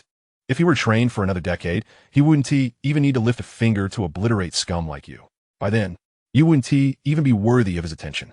The young deity, unable to accept this, retorted, I have no shame in losing to the illustrious Silver Dragon King. But why must you demean me with a mere mortal? Demean you? You ignorant fool. Which mortal can withstand a full-force strike from an ancient deity? Which mortal would make me, Gu Yuena, willingly become his woman? Her words were like pearls of wisdom, rendering the young deity speechless. He suddenly realized that perhaps the true terror was not the Silver Dragon King, but rather this currently obscure human, whose potential was simply unfathomable. Gu Yuena shook her head, coldly observing him. Unfortunately, you have crossed him. I will not allow you to survive this day. Otherwise, you will witness him ascend to the divine realm, shattering the delusions of those gods who consider themselves above all, indifferent to the world. It's impossible. It can't be true. The young deity shook his head vehemently, even howling in distress. You are but a remnant of the dragon clan, desperately clinging to life and dreaming of a reversal of fortunes. How absurd. The divine realm is vast. Lower-tier deities hold dominion, while the gods reign supreme. The remnants of the dragon clan are doomed. You will die. He will die. You shall all perish, just wait. Gu Yuena gazed calmly at the frenzied young deity. Your disbelief stems from your preference for the perceived strength of the divine realm. And I believe in the man I have chosen. Daydreaming. I shall now expose you beneath the watchful eyes of the divine realm. The youthful deity, consumed by madness, launched a suicidal attack, detonating his divine core. A torrent of golden light erupted from his very being. Gu Yuena shook her head slowly, her brow emanating an astonishing spectrum of 7-colored soul waves. The vibrant domain enveloping the valley instantaneously contracted, suppressing the youthful deity's self-detonation, confining him within a radiant orb of color. All golden light dissipated, returning to tranquility. After accomplishing this feat, Gu Yuena gracefully moved her alabaster legs, delicately turning her figure. With her violet eyes fixed upon Luo Yu, a smile graced her fair visage, reminiscent of the ethereal Tianshan snow lotus, both cold and proud. Long time no see, you odious man. Chapter 282. Flirting with Gu Yuena. Has Nana learned to speak sweet nothings? Luo Yu blinked and smiled. Little Nana, it seems it hasn't been long since our last party. Clearly, it has been quite a while, Gu Yuena retorted as she approached Luo Yu, her pouting lips and charming demeanor hardly resembling the Silver Dragon King, who had just subdued a deity with a mere flick of her hand. Luo Yu scratched his head. Have we truly been apart for so long? Am I mistaken? Gu Yuena, tilting her exquisitely beautiful face, gazed at Luo Yu with longing in her watery violet eyes. Do you not realize that for me, every day I miss you feels like a year? Luo Yu inhaled sharply, astonished. Hey, what else with that expression? Quite the punchable face, Gu Yuena expressed her discontent, pouting adorably. Luo Yu swallowed hard. When did our aloof little Nana start speaking sweetly? None of your concern. Gu Yuena huffed, a slight blush gracing her cheeks. Fearing that the multitude of women vying for Luo Yu's attention might surpass her, she felt compelled to act. Her pride wouldn't allow her to fall behind. Thus, she had dispatched by Ji to the human realm in search of ways to enhance femininity. Be ever perceptive. Returned with a plethora of romantic guides. The complete guide to cheesy pickup lines, women's sensuality is not vulgar, a guide to male and female body language. How to enhance marital bliss, and 3,000 ways to captivate men. One dared to purchase, the other to peruse, propelling Gu Yuena into a new world. After diligent study, she felt a profound transformation within herself. I am no longer the Gu Yuena of yore. With newfound confidence, Gu Yuena was determined to handle the trivial women around her and capture Luo Yu's heart. Suddenly, she felt a cool little hand, like a serpentine water snake, slithering onto her shoulder, prompting her to leap aside in caution. What are you doing? Why are you dodging? Gu Yuena's face bore a hint of grievance as she blinked her beautiful eyes. I missed you. Can't we share a moment of intimacy? Being coy? Our little Nana can actually be coy? Luo Yu exclaimed in disbelief. To be honest, this doesn't quite suit your style. Gu Yuena inquired. And what style do you believe I possess? Luo Yu fell silent, casting a sidelong glance at the charred deity trapped within the colorful orb. Gu Yuena discerned his gaze, her forehead furrowing. You odious man, I stepped in to protect you. You wouldn't disdain my violence, would you? Luo Yu quickly approached, arms outstretched to embrace Gu Yuena. Don't hug me. Take your hands off. Gu Yuena sidestepped, playfully protesting. Do not be angry. Our Nana is both beautiful and fierce. How could I ever disdain you? Luo Yu adeptly understood the capricious nature of women and, amidst their banter, swiftly drew Gu Yuena into his embrace. Let go of me. Who asked you to hold me? Gu Yuena squirmed, her arms flailing against Luo Yu. If I don't embrace you, then who will? Luo Yu tightened his hold. His mind was not clouded. He knew that women often spoke contrary to their true feelings. At that moment, relinquishing his grip would be tantamount to inviting disaster. After all, if she truly wished to escape his grasp, one swift action would send him flying. As anticipated, Gu Yuena soon ceased her struggles, her body relaxing against Luo Yu's frame. With her delicate face tilted upwards, she huffed, "You odious man, always bullying me. I truly cannot deal with you. Why do I find myself so fond of you?" Luo Yu coughed lightly. Perhaps all those you do not fancy have already perished. Humph. Gu Yuena shot him a playful glare. That joke is utterly unamusing. Luo Yu gestured towards the orb imprisoning the charred deity. You mean to tell me he won't escape just sitting there? Gu Yuena disdainfully glanced at it, scoffing. Even if he exhausts himself, he cannot flee. Were it not for the fact that I still have great use for him, he would already be reduced to ashes. What great use? Luo Yu inquired, intrigued. A secret, Gu Yuena replied with a mysterious smile. Luo Yu shook his head. To be honest, this seems to be the first time I've seen you so furious. Gu Yuena glared, retorting of course. Had I not secretly concealed my reverse scale in that fragrant pouch and given it to you, had I arrived even a moment later, you would have perished. If you perish, what am I to do? Luo Yu observed the urgency reflected in Gu Yuena's typically serene countenance, feeling a stir within his heart. He absorbed all her emotions, etching them into his memory, yet he maintained a smile. Am I truly that significant to our little Nana? Gu Yuena gently grasped Luo Yu's collar, her violet eyes earnest as she locked onto his gaze. You must not come to harm. If anything were to happen to you, what would I do? In truth, she had realized long ago, I cannot lose you. As she spoke the final words, her eyes shimmered, her voice softened, and her small hand gradually released its hold on Luo Yu. Lowering his head, Luo Yu planted a deep kiss upon Gu Yuena's forehead. Do not worry, Nana. I too have my contingencies. Your man is not so easily extinguished. Gu Yuena teased, divinities and mortals dwell in entirely different realms. If I hadn't come, how could you withstand such an onslaught? Who else could assist you? A smile graced Luo Yu's lips as he revealed the seven-stringed jade phoenix zither. Gu Yuena's eyelids flickered in surprise.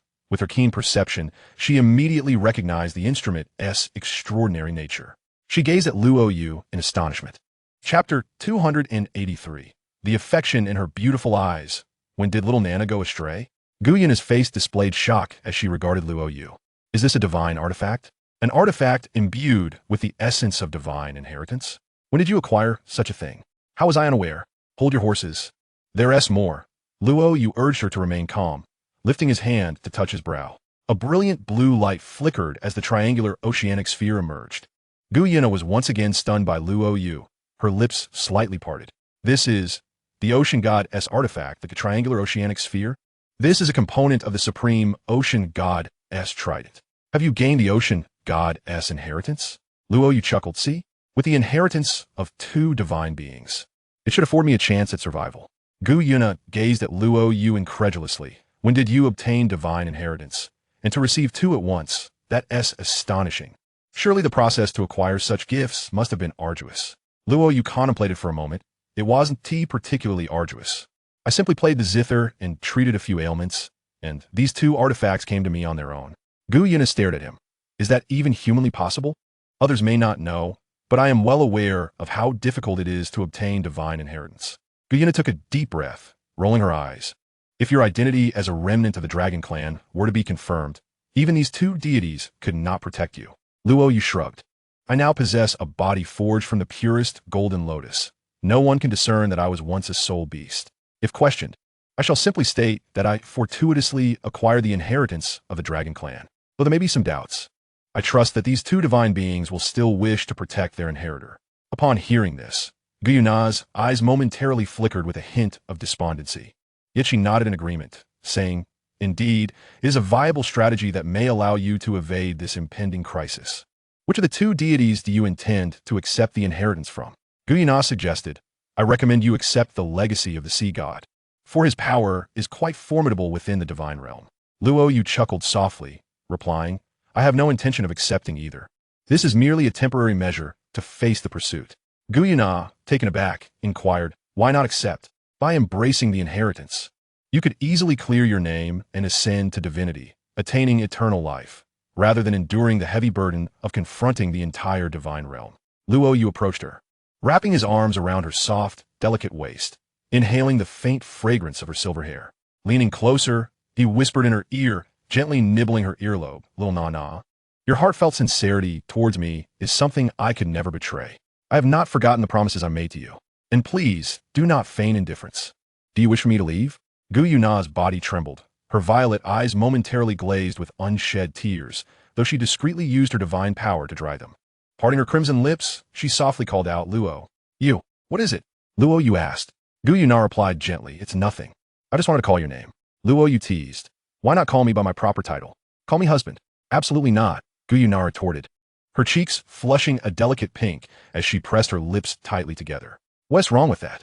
Luo Yu countered. Let us wait until you've embraced me first before discussing such matters. Gu Yuena swiftly evaded, her laughter ringing like silver bells, her eyes sparkling with hidden emotions. Luo Yu, unfazed, jested, why not take the opportunity while it presents itself? No, Gu Yuena shook her head, her silver hair cascading. As much as I may like you, now is not the time. The moment has yet to arrive. Luo Yu, perplexed, inquired what moment.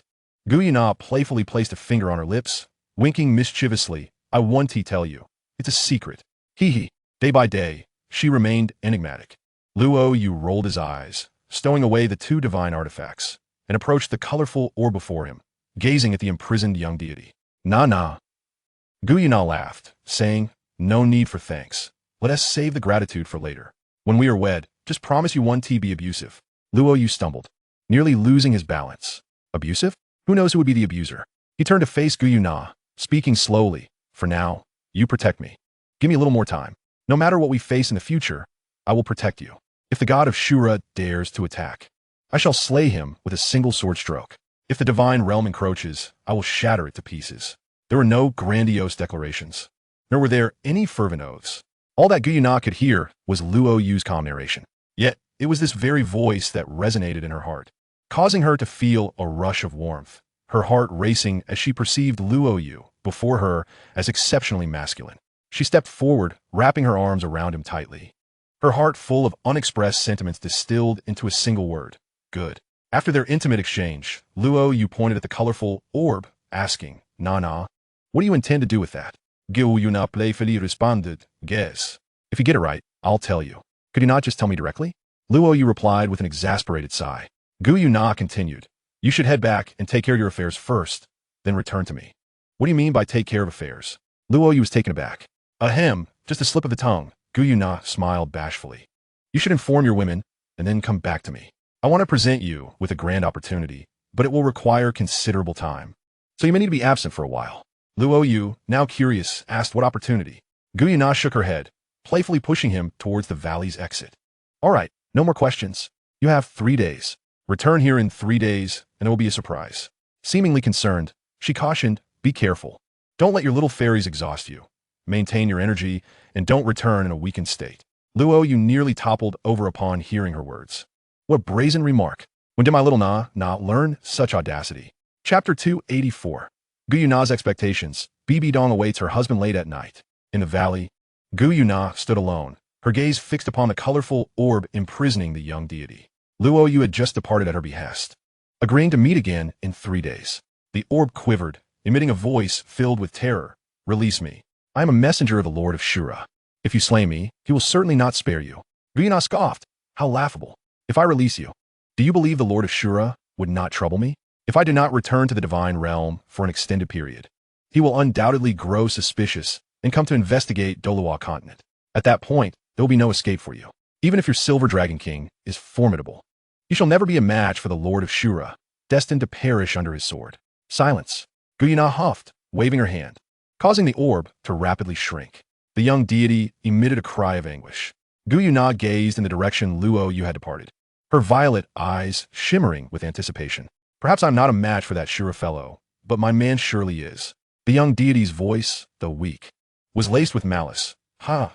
Who would have thought the dignified Silver Dragon King would submit to a mere mortal? It's truly eye-opening. However, to expect a mortal to challenge the vast divine realm is utterly ridiculous. It seems the Dragon Clan has truly lost its significance, unrealistically placing its hopes for revival upon a mortal, no matter how special he may be. 100 secondary deities, 36 primary deities, 9 divine kings. Can he withstand them? The young deity's words made Gu Yuena's fists clench involuntarily, her expression grave. The divine realm was an enormous entity, truly terrifying and daunting. Even though she was the Silver Dragon King, capable of effortlessly vanquishing this young deity, she lacked the courage to confront the divine realm. Yet, Luo Yu's presence ignited a flame of hope within her. Ignoring the young deity's rants, she gazed longingly at the direction Luo Yu had taken, softly murmuring, "I believe you can do it. All I need to do is to do my utmost to support you in reaching the pinnacle." Gu Yuena's resolve grew stronger. She regarded the colorful orb with a cold gaze, declaring with authority, "Rest assured, you will not die in vain. I will utilize you fully, making you a stepping stone on my man's path to success. I shall first return to the Star Doe and bring Bai Ji with me, then visit the Dragon Valley, and finally deal with you, foolish one." Meanwhile, Luo Yu, under the moonlight, had returned to Heaven Do City, quietly infiltrating the Blue Tyrant Academy.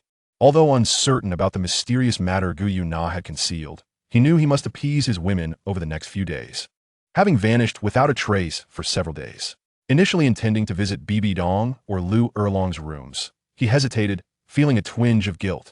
After all, he had stealthily snuck away for days. Disturbing them at night might lead to being kicked out of their warm beds. It would be wiser to rest in his own room for the night and seek them out tomorrow during the day. As Luo Yu reached his room, he boldly pushed the door open. The moment he stepped inside, his heart raced. What the hell? In the dimly lit room, a pair of sparkling phoenix eyes were fixed on him from the direction of the bed. "Are you trying to scare me?" A voice filled with resentment came forth. Recognizing the familiar sound, Luo Yu focused his gaze. Bibi Dong sat gracefully on the bed, her exquisite visage tinged with melancholy. Clad in a resplendent, golden, form-fitting gown, her slender waist and curvaceous hips were accentuated to perfection. Her porcelain legs were elegantly crossed, and her delicate feet, smooth and snow-white, exuded an indescribable allure. "Ahem, so it's you, Dong." Upon recognizing her, Luo Yu instinctively shrank back, feeling a tinge of guilt as he remarked, "What brings you to my room at this late hour?" "You startled me. Where else would I wait for you if not here?" Bibi Dong retorted with a haughty snort. "Our family as prodigal son has finally returned home after indulging himself outside." "Has he?" Luo Yu chuckled. "Donger, you misunderstand me. I've been attending to serious matters these past few days." "Oh." Bibi Dong's lips curled into a teasing smile, her interest piqued. "Pray tell, which serious matters summoned you away?" "Dongya, since when did you become so adept at delivering sarcasm?" As Luo Yu approached the bed, intending to sit beside Bibi Dong, a fragrant breeze enveloped him, and one of her delicate feet pressed against his waist, playfully pushing him away. The smile on Bibi Dong's face faded, replaced by a cold and regal demeanor, the aura of the high priestess emanating from her. "Who permitted you to sit beside me? I have yet to finish my inquiry."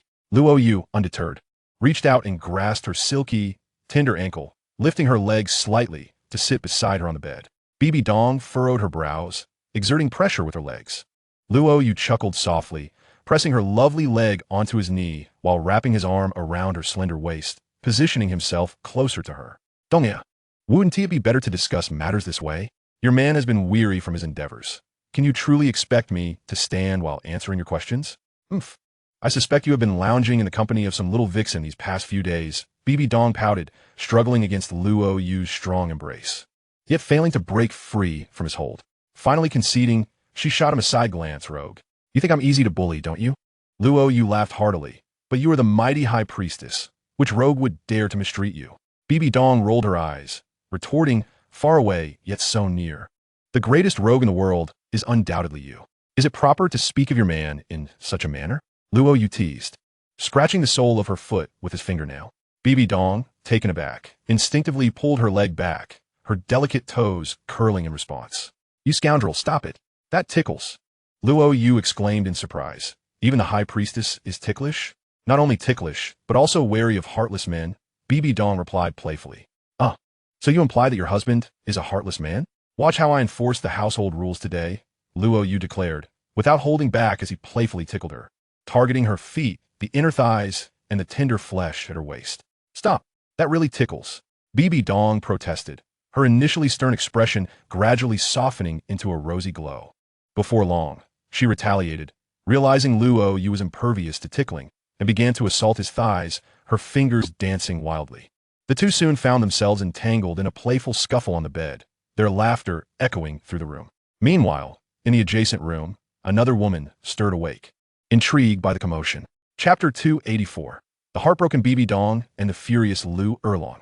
The room was filled with raucous sounds as the sturdy bed shook with the playful struggle of the strikingly handsome Luo Yu and the alluringly seductive Bibi Dong. Their battle escalated, each aiming for the other's vulnerable spots, their clothing gradually becoming less and less. In the end, Luo Yu was bare-chested, revealing a muscular physique, while Bibi Dong's gown had slipped away, leaving her in nothing but tantalizing black lingerie, showcasing her exquisite collarbone and creamy shoulders, as well as her impossibly slender waist. Luo Yu occasionally reached out, skillfully tickling her soles and waist, while Bibi Dong twisted and dodged, retaliating without mercy. As their playful combat continued, Luo Yu's breath quickened, and Bibi Dong's cheeks flushed with a delightful hue, embodying a captivating charm. At a moment of distraction, Luo Yu reached out, but Bibi Dong, too focused on dodging his grasp, inadvertently exposed her bosom to his advancing hand. Hiss! Luo Yu gasped, the unexpected sensation freezing him in place. Bibi Dong glanced down, stunned. Their eyes met, and suddenly the atmosphere grew still. Bibi Dong's face reddened, as if she might burst into flames. Have you had your fill? Remove your hands at once. Hands? Luo Yu's physique tensed, his grip tightening. I have taken a hostage. Kindly rephrase your demand. Oomph. Bibi Dong glared defiantly, refusing to yield. If you have the courage, crush it. If not, remove your hand from the High Priestess. Oh, feeling bold, are we? Luo Yu smirked and executed a series of playful maneuvers, causing Bibi Dong to shudder, her red lips pressed tightly together. Let go of me. Just a moment ago, our Donger seemed quite fearless, Luo Yu teased. Did you not realize your error in judgment? Bibi Dong blinked her beautiful eyes, her long eyelashes fluttering, embodying an irresistible charm. Luo Yu raised an eyebrow. What error? You are incorrigible. Bibi Dong shot him a look filled with love and resentment. I was wrong, all right? Luo Yu released his grip. Wouldn't it have been easier to begin with? You compelled me to reveal my ultimate technique. Seeing him loosen his hold, Bibi Dong immediately lunged at him. You scoundrel! You always bully me. I shall fight back. Her delicate hand swung towards Luo Yu's neck. She was quick, but Luo Yu was quicker. With one hand, he seized her again. Bibi Dong, realizing the futility of her struggle, resorted to a charming smile. Brother Yu, it's all a misunderstanding. I suspected you would attack me again upon being released, Luo Yu said. Raise your hands. Bibi Dong pouted. As a high priestess, must I not be afforded some dignity? Raising my hands is quite embarrassing. Smack. Luo Yu playfully slapped her on the backside. We are alone here. What is there to be embarrassed about? Bibi Dong bit her lip, shooting him a fierce glare. Ultimately, she reluctantly raised her arms. Now cover your head, Luo Yu commanded. Do not go too far. Bibi Dong protested. Luo Yu's grip tightened. Do not move. Bibi Dong let out a soft hum, obediently cradling her head. This time, if I release you, you must not retaliate, Luo Yu warned. All right, Bibi Dong readily agreed. Luo Yu eyed her suspiciously. You agreed too readily. Are you concocting a plan for revenge once I let go? How could you know? Bibi Dong paused mid-sentence, shaking her head to amend her words. Of course. I would not seek revenge. Luo Yu chuckled. A woman's words are often deceiving. Bibi Dong retorted. It is men's words that are the most deceitful. I don't believe you were attending to serious matters these past few days. You must have been visiting the capital to see your old flame. Are the wildflowers outside truly that enticing? Leaving your donger waiting for days? If you truly wish to engage, I could also be considered a serious matter, Luo Yu said, pulling Bibi Dong into his embrace. Is our donger feeling jealous? Who knows? Bibi Dong pouted. Luo Yu playfully pinched her rosy lips, teasing, my dear wife. Your lips are so elevated they could hold an oil bottle. Bibi Dong raised her delicate neck. Be careful, if you annoy me. I might just kick you off the bed. Luo Yu, with a flick of his fingers, revealed a shimmering blue light, summoning the small, exquisite Han Hai Qian Kuan shield into his palm. Bibi Dong's attention was captivated. What is this? Given that you bear the heritage of the Rakshasa god, surely you can discern what this is? Luo Yu replied with a smile. Bibi Dong's enchanting gaze swept over the object a few times, her spiritual energy extending outward to investigate. A look of astonishment graced her delicate features. Yuyo, this is a divine artifact. Where did you procure it? She exclaimed. No, this is not merely a divine artifact. It exudes the essence of a deity's legacy. Luo Yu bent down and placed a gentle kiss on Bibi Dong's forehead, remarking, as expected of my esteemed high priestess, your discernment is truly remarkable. This is the sea god's legacy that I acquired during my recent journey. Bibi Dong's lips formed a Na shape, her beautiful eyes sparkling with amazement. Yuyo, you have only been gone for a few days, and you have returned with a deity's legacy. That is simply extraordinary. Luo Yu waved his hand dismissively. It's a trivial matter, hardly worth mentioning. However, I regret not having spent time with you these past few days. Bibi Dong shook her head repeatedly, her face reflecting regret. She tenderly caressed Luo Yu's chest. I apologize, Yuyo. I misjudged you. It seems I underestimated your intentions, not realizing you were genuinely occupied with important matters. The process of obtaining a deity's legacy must have been arduous. She gazed at Luo Yu with a pained expression, clearing his throat. Luo Yu felt a bit embarrassed by her words. It wasn't particularly arduous. It was rather manageable. Bibi Dong, feeling a sense of guilt, leaned and planted a soft kiss on Luo Yu's lips. Yuyo, you need not pretend to be nonchalant. When I obtained the Rakshasa god's legacy, it was a near-death experience. I imagine your journey to acquire the legacy was equally challenging. Luo Yu thought it best not to disclose that he had rather stubbornly pursued the sea goddess legacy. It would be too disheartening to admit. You must have exerted yourself these past few days. Allow me to take care of you. Bibi Dong's demeanor softened, convinced that Luo Yu had endured considerable hardship. After all, it was not every day that one could obtain a legacy on the vast Douluo continent, and the difficulty was undoubtedly considerable. A man could hardly find the time for frivolities during such a quest. She had misjudged him. Bibi Dong's delicate hands began to massage and knead Luo Yu's entire body. As Luo Yu felt her cool, soft hands gliding over him, his heart began to race. He rose to embrace Bibi Dong tightly. This time, the beauty did not resist. Instead, she let out a soft whimper, appearing to yield entirely to Luo Yu's advances. Just as he prepared to indulge further, the door was abruptly thrust open. Both Luo Yu and Bibi Dong turned their attention towards the entrance. Bathed in moonlight, a graceful figure stood outside the door. Luo Erlong, clad in a form-fitting black leather outfit and high-heeled boots, appeared even more striking. Her already impressive height was accentuated, and her voluptuous figure was perfectly outlined by the tight leather. Her bosom strained against the confines of her attire, ready to burst forth. At that moment, Luo Erlong's face was icy, her eyes ablaze with fury as she gazed at the two on the bed. Chapter 285. The two goddesses compete for their man, consumed by jealousy. The atmosphere in the room became palpably tense, as if the very air had thickened. Luo Erlong stood at the threshold, her cold gaze fixed on the bed. Luo Yu, bare-chested and clad only in a pair of shorts, was positioned atop Bibi Dong's abdomen, his hands resting on her silky shoulders. The high priestess's eyes were dazed, her hair cascading down, her alluring waist radiating silent temptation, while her alabaster arms wrapped tightly around Luo Yu's waist. Everything seemed poised to unfold. Yet Luo Erlong's unexpected arrival brought it to a sudden halt. Luo Yu and Bibi Dong stared wide-eyed at the striking figure standing in the doorway, momentarily at a loss for words. Ahem, Erlong, Luo Yu stammered. How'd you know I was back? Despite his seasoned demeanor, he felt a flicker of unease. Luo Erlong remained silent, striding into the room with elegant poise. She closed the door behind her and slowly approached the bed. The sound of her high heels clicking against the floor echoed ominously, quickening Luo Yu's heartbeat involuntarily. Luo Erlong halted at the foot of the bed, her beautiful gaze fixed on the entwined couple, her lips parting slightly. In the dead of night, your flirtations were so loud that it would be impossible for anyone not to hear. Luo Yu felt a twitch at the corner of his mouth. He withdrew his hands from Bibi Dong's shoulders, attempting to extricate himself from her embrace. However, Bibi Dong clung tightly to his waist, showing no intention of loosening her grip. In fact, she suddenly tightened her hold. Caught off guard, Luo Yu found himself leaning forward and kissing Bibi Dong's forehead. Instantly, Luo Erlong's face turned green, her breath quickening. The provocatively clad figure trembled with rage. Bibi Dong's phoenix eyes sparkled with mischief, her lips curling into a slight smirk.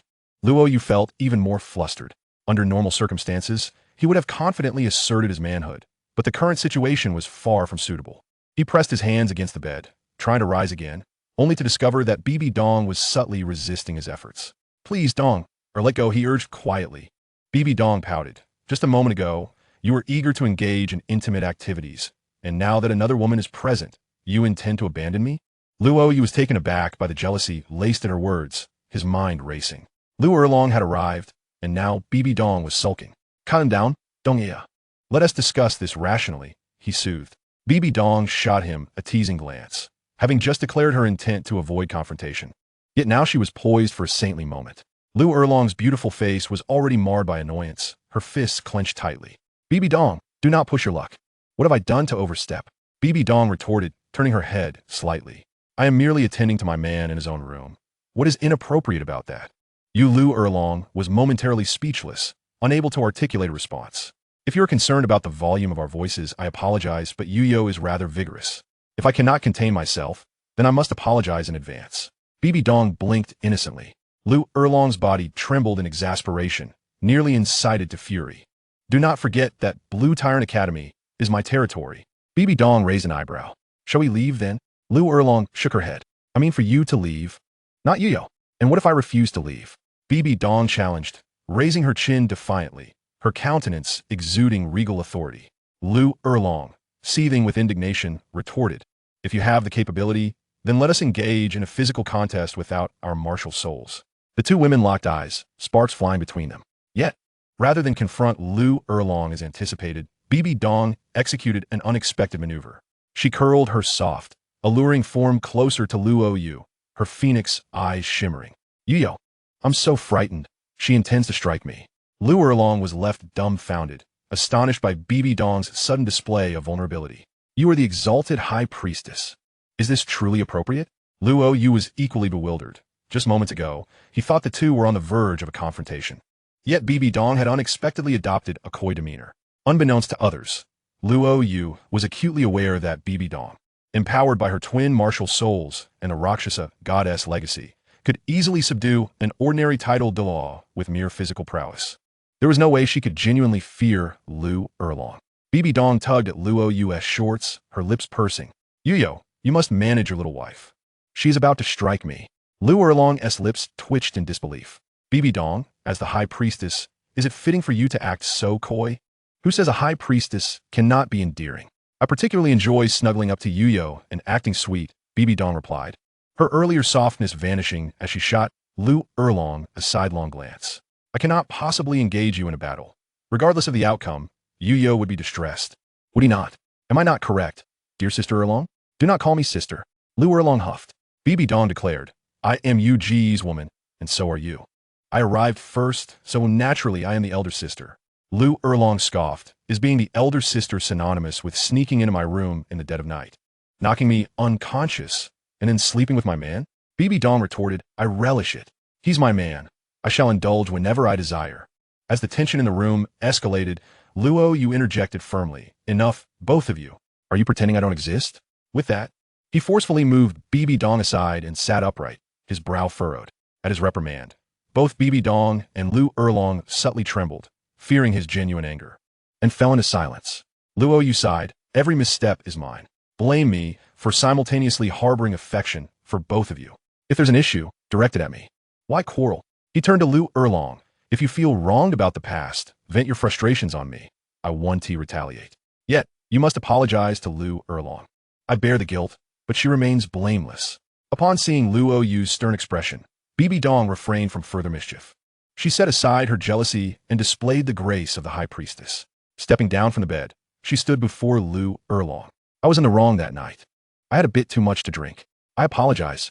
Hearing the sincerity in Bibi Dong's tone and witnessing the high priestess humbling herself, Lu Erlong's frosty demeanor gradually softened. I can understand. When you go flirted with me in front of you, as a woman, I too would feel discomfort. I apologize for my earlier attitude. Bibi Dong shook her head, stating, I was indeed provoking. I shouldn't have spoken in such an irritable manner. Lu Erlong sighed. Sister, you're with him first. I have no right to feel jealous. Bibi Dong approached and patted Lu Erlong's back. Every woman experiences jealousy. It's not something that can be controlled rationally. Observing the two women exchanging apologies amicably, Luo Yu felt a sense of relief. Lu Erlong remarked, Sister, Have you noticed that our conflict arises entirely from this insufferable man? Bibi Dong paused, then nodded in agreement. You make a valid point. Luo Yu retorted playfully. Then should we join forces to teach this insufferable man a lesson? He can't have all the advantages. Both stunning goddesses turned their gazes toward Luo Yu. As he met their mischievous stares, Luo Yu's heart began to race anew. How could these women be so peculiar? Moments ago, they were at odds, and now, they united against him. The two ladies approached him, their lips curving into inviting smiles. Bibi Dong said, You go. Why don't you let Erlong and me entertain you properly today? Chapter 286, The Intimate Massage from Two Goddesses. A blessing for the man. Luo Yu lay on the bed, while two captivating goddesses stood before him, gazing at him with flirtatious smiles. One, a mature and alluring woman, began to slowly remove her form-fitting black leather outfit with her delicate fingers. The other, a noble high priestess, possessed elongated phoenix-like eyes and skin as smooth as jade, her long legs exuding beauty to the utmost. Such a tantalizing sight would make any man's blood boil with desire, transforming him into a wolf under the moonlight. Yet, Luo Yu felt a chill run down his spine, sensing he was unworthy of such fortune. He was filled with trepidation, unsure of the intentions of these two women. He was not blinded by their beauty and raised his hands in protest. You two hold on. Let's maintain some distance. Bibi Dong responded with a sultry smile. What is wrong, you go? Don't you want us to serve you together? Luo Yu let her black leather outfit slip from her fingers, allowing it to fall to the ground. She arched her delicate toes, kicking the garment aside. You go. We are ready for you. Don't men typically enjoy this kind of attention? Luo Yu's lips twitched, sensing that something was amiss. The two women were behaving far too obediently. What are you two planning? Just say it. As Bibi Dong and Luo Yu wafted a fragrant breeze and settled onto the bed, their beautiful legs intertwined. Their smooth thighs, slender calves, and delicate ankles formed a perfect curve. With a playful smile, Bibi Dong said, You go. What ill intentions could we possibly have? We simply wish to serve you. Luo Yu teased. Don't men love a two-on-one situation? The alluring demeanor of the high priestess and Luo Yu was irresistible to any man. Luo Yu felt his throat tighten, his gaze becoming somewhat unfocused. His internal vigilance began to wane. Bibi Dong and Luo Yu exchanged a covert glance before simultaneously reaching out to Luo Yu. Quick as a flash, he recoiled, retreating to the inner side of the bed. Rolling his eyes, he thought, What are you two scheming? Bibi Dong lightly huffed. Why fear us? We are your women. We harbor no ill will. Luo Yu, recalling a past incident, said, Oh, you didn't seem scared when you pinned me down last time. As they reached for him again, Luo Yu evaded their grasp. What do we do if he keeps dodging? Luo Yu asked. Bibi Dong decisively replied, Get on the bed. The two beautiful goddesses, resembling enchanting serpents, climbed onto Luo Yu's bed. With the limited space, it quickly became cramped, leaving Luo Yu with no escape. Bibi Dong wrapped her arms around his left arm, while Luo Yu embraced his right. The contrasting sensations and distinct fragrances overwhelmed Luo Yu's senses. Bibi Dong and Luo Yu leaned in, their lips brushing against his ear as they softly whispered, You go. Why are you afraid? We wouldn't harm you. Luo Yu felt overwhelmed, his heart racing as they teased him with their closeness. He had previously encountered the Zhu sisters, yet they were still somewhat inexperienced. In contrast, Bibi Dong and Luo Yu exuded an intoxicating confidence. Every glance and movement was meticulously crafted to captivate him. As their smooth hands climbed up his arms, Bibi Dong's icy touch lightly grazed his skin, while Luo Yu's warm fingers traveled up his wrist. Luo Yu's eyes widened, overwhelmed by the sensations. Just as he considered retaliating, both arms were firmly held down by Bibi Dong and Luo Yu. Don't rush, you go. Bibi Dong said with a playful roll of her eyes. If you resist, how can we serve you? With no means to resist. Luo Yu sighed and allowed himself to relax fully. Bibi Dong seated herself, urging him to rest his head on her lap, her expression serious as she began to gently massage his temples. Meanwhile, Luo Yu embraced his thigh, softly kneading the muscles. Initially tense and wary, Luo Yu gradually succumbed to the soothing ministrations of the two women, feeling as though he were floating on clouds, lost in bliss. You go, is it comfortable? Bibi Dong asked with a smile. Luo Yu, immersed in pleasure, half closed his eyes. I never anticipated that both of you possessed such exquisite massage techniques. Luo Yu chuckled. Of course, as seasoned soul masters, locating acupoints and meridians is but a trifling matter. When the correct acupoints are pressed, it naturally brings comfort. Ah, delightful. I am absolutely enamored. You go. How do you find our service? Bibi Dong inquired with a playful smile. 2 words. Exhilarating, Luo Yu teased. Bibi Dong added seductively. There's even more exhilaration to be had. Would you care to try? It can get more thrilling? Luo Yu waved his hand decisively. Then let's arrange it. Splendid. They replied in unison, exchanging knowing glances filled with mischievous delight. Swiftly, they began to press numerous acupoints on Luo Yu's body. Suddenly, Luo Yu's eyes shot open. He felt his body stiffen, immobilized, with only his eyes able to move. Are you two conspiring to murder your husband? He exclaimed. Bibi Dong and Luo Yu retorted with feigned indignation. Murder? We could never bear to. Besides, without you, we would be widows. Then what do you intend to do? Luo Yu asked, perplexed. Bibi Dong reassured him. Oh, don't be anxious. We merely pressed a few acupoints, and by tomorrow, you'll be able to move again. What are your intentions towards me? Luo Yu pressed. Luo Yu pouted. What else? We are here to teach you a lesson for bullying us sisters. Bibi Dong feigned deep contemplation. Well, we certainly can't resort to violence. That would break our hearts. After a moment, Luo Yu's eyes lit up. The greatest punishment for a man is to be consumed by desire, yet remain unfulfilled. What a splendid idea, Bibi Dong giggled. Without hesitation, Bibi Dong reached out, initiating a multifaceted tease. While Luo Yu joined in, both determined to elicit a reaction from Luo Yu. As his face flushed crimson and his breath quickened, his eyes gleamed with a ravenous hunger. They exchanged a delighted laugh before stepping off the bed. You should get some good rest. We're going to sleep in the next room without you. Hey, isn't that a bit too cruel? Luo Yu protested urgently. Good night. Sweet dreams. Bibi Dong blew him a playful kiss, while Luo Yu leaned down, teasingly adjusting her attire, leaving Luo Yu in a state of bewilderment. Just as the two were about to exit, a brilliant blue light enveloped the entire room, blocking their path. They turned in astonishment to find Luo Yu no longer stiff but sitting upright, gazing at them with a wicked grin, his handsome features exuding an alluring charm. How did you manage to get up? Bibi Dong gasped in disbelief. Weren't you immobilized by our acupoints? Luo Yu queried, equally puzzled. Luo Yu smirked. I was merely toying with you. Apologies, but my constitution is rather unique. Acupoint sealing is ineffective on me. As he witnessed their astonished expressions, Luo Yu rose slowly. Well, are you surprised? Now it's time for my counterattack. The two women attempted to resist, but Luo Yu swiftly employed the Qinquan stabilizing shield, leaping toward them amid their startled cries. Inside the bedroom, an atmosphere thick with intimacy enveloped the air. Luo Yu stood by the bed, his striking visage radiating an enticing mischief as he surveyed his handiwork. The two goddesses lay sprawled upon the bed, their delicate arms weakly extending, thighs splayed open in a vulnerable position.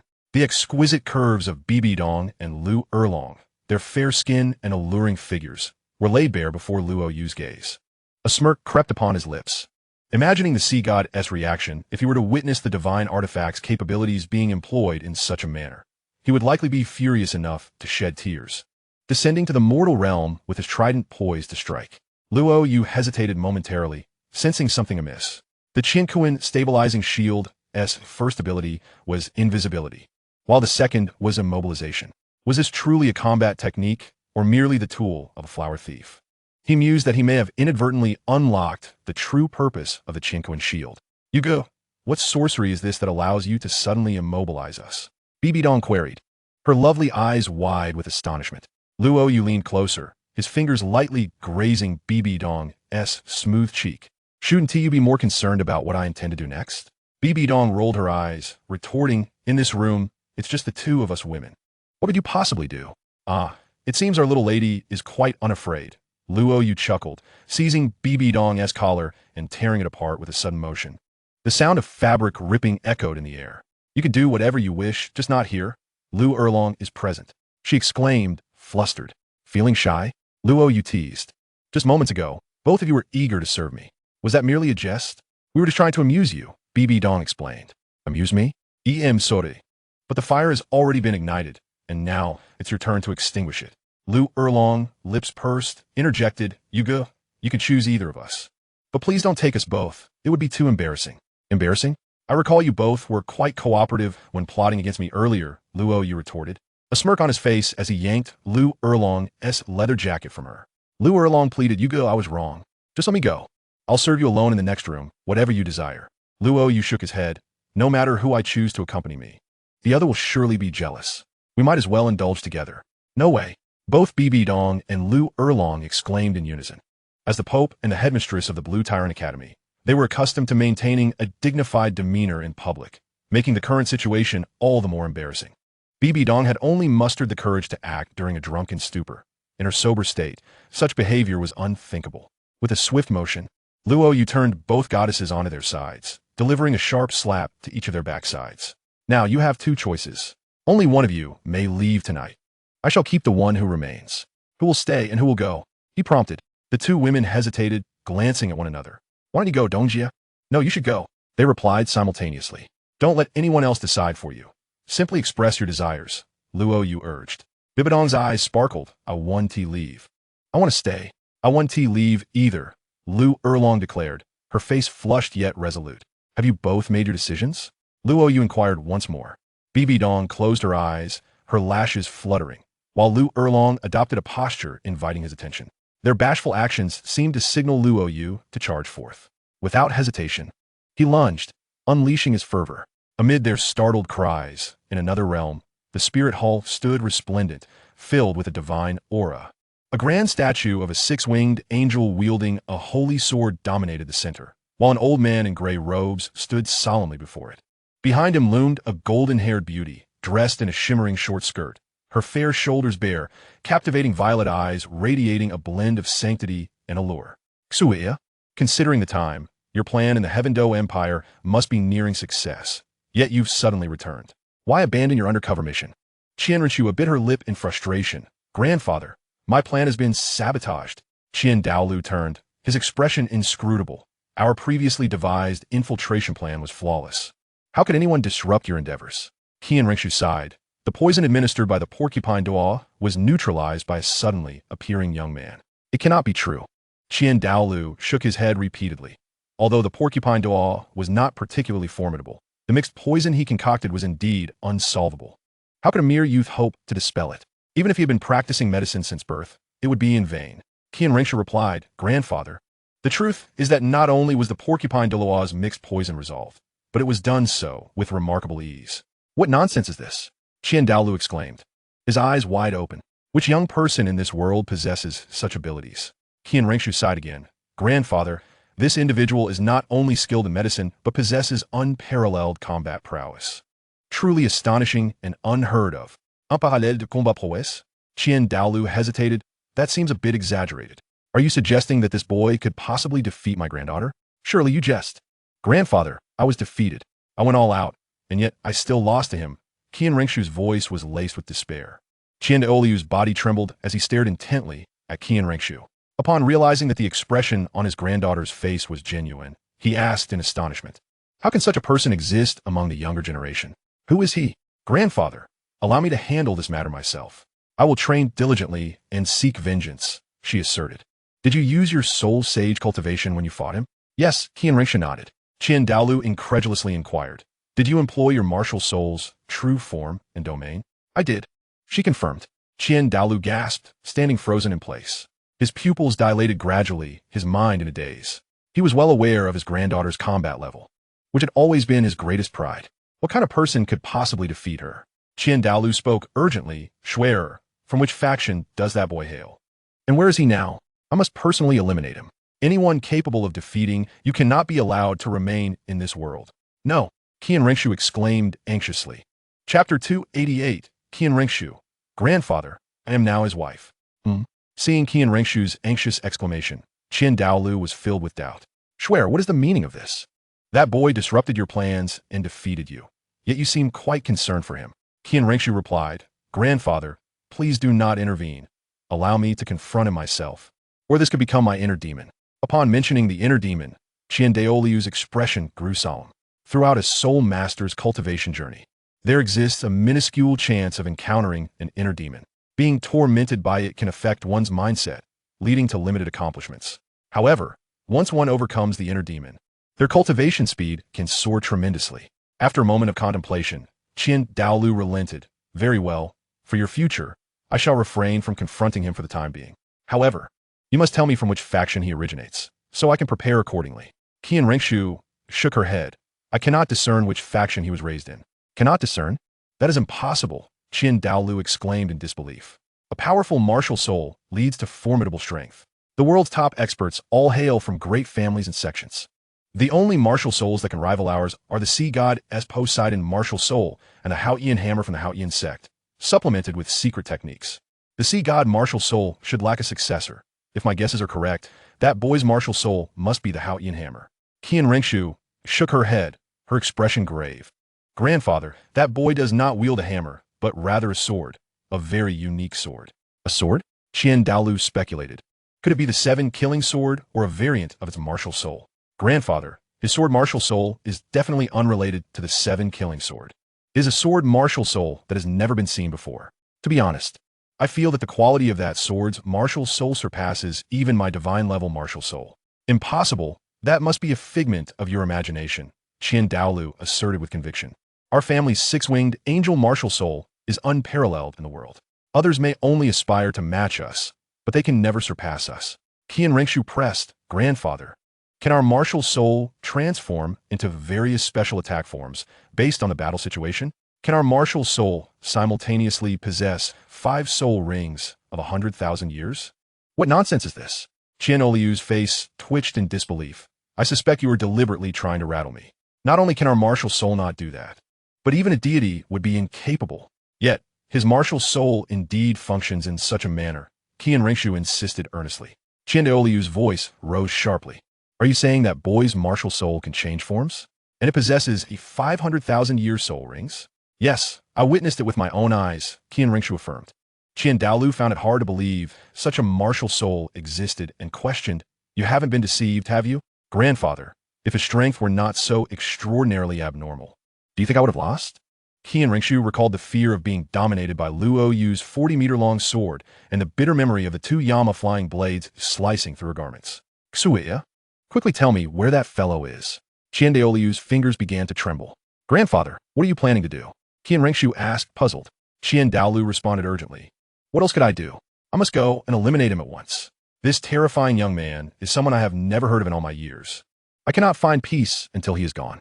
Grandfather, please refrain from acting hastily. Trust me, I will defeat him honorably and completely wash away the shame. It's not that I don't believe in you, but 500,000-year soul rings are simply too frightening. Not only do I lack such soul rings, but even Bibi Dong, who possesses twin martial souls, does not have such an alarming configuration. Qian Rengshu pleaded, Grandfather, I believe I have a chance. Please allow me to accept the true inheritance of the angel god. At this moment, Qian Douluo was lost in thought, actively contemplating strategies. If this were merely an ordinary genius, it would be one thing, but such a formidable talent must either be brought into their family or eliminated. Otherwise, he would find no rest. Shuer, listen to me. I am only offering you 2 choices. What choices? Qian Rengshu asked, intrigued. First, tell me that boy's whereabouts, and I shall personally deal with him. Qian Rengshu disagreed. Please allow me to handle him. Second, if I can retrieve the lost genius Luo Yu, you must immediately marry him and confirm that relationship. Only a genius can contend with another genius. With Luo Yu on our side, coupled with you, we need not fear anyone from the outside. No matter how they develop, they cannot shake our dominion. Qian Rengshu lamented, Grandfather, must you always mention that boy named Luo Yu? I have yet to even see his face, and you expect me to become his woman? With twin martial souls and innate level 40, is he not suitable for you? Qian Rengshu scoffed. Oh please, he has only recently awakened his martial soul. He has a long way to go before he can catch up to me. To marry me? He must first defeat me. Just as Qian Douluo was about to respond, Qian Rengshu interrupted, Grandfather, please do not try to persuade me. I made a bet with the one who defeated me. Until I win against him, I can only be his woman. What nonsense is this? Qian Douluo frowned. Is the fiancé I arranged for you not strong enough that you must seek someone else? Grandfather, I cannot comply with your wishes. I have already referred to that person as my husband. Qian Douluo's eyes turned red with anger. You are the little princess of the spirit hall. How can you be so careless? I'm not being careless. I'm serious. He defeated me, and thus he has every right to make demands of me. Qian Douluo's nostrils flared as if he were about to breathe fire, his finger trembling as he pointed at Qian Rengshu. Are you trying to drive your grandfather to his grave? Qian Rengshu explained, No, I merely wish to vanquish him and return the humiliation he has inflicted upon me. Until I achieve that, I shall uphold my promise and acknowledge him as my man. Absurd. Such matters cannot be trifled with. Qian Douluo admonished. If one day you behold Luo Yu and witness his exceptional talent, You shall surely regret entangling yourself with other men. Yet, Schwerer felt no remorse and implored her grandfather to allow her to accept the complete inheritance of the angel god. I must swiftly grow stronger to challenge him again. Sighing deeply, Qian Daolu ultimately said nothing. Channeling his soul power, he directed it into the brow of the six-winged angel statue. Instantly, a radiant golden light enveloped Qian Rinxue. After a prolonged moment, the hall erupted in dazzling golden brilliance. Qian Daolu's invigorated voice resonated. The 9 trials of the angel god. It is indeed the 9 trials of the angel god. Ha ha, my granddaughter possesses the potential for divinity. Bathed in the resplendent golden glow, the golden-haired, violet-eyed, Qian Rinxue fixed her gaze toward the direction of Heavendo City. You wait for me. I, Qian Rinxue, shall return to settle the score with you. Amidst her intense hatred, Qian Rinxue's heart harbored a myriad of complex emotions, indescribable and unfathomable. Unbeknownst to her, the shadow of that man had already engraved itself in her soul. In Heavendo City, Luo Yu awoke from his slumber, greeted by the intoxicating sense of 2 distinctly alluring figures. On his left lay the seductive Bibi Dong, while on his right rested the voluptuous and mature Lu Erlong. Lu Erlong's eyes glistened with tears, having been thoroughly teased by Luo Yu the previous night, aided even by the liberated Bibi Dong.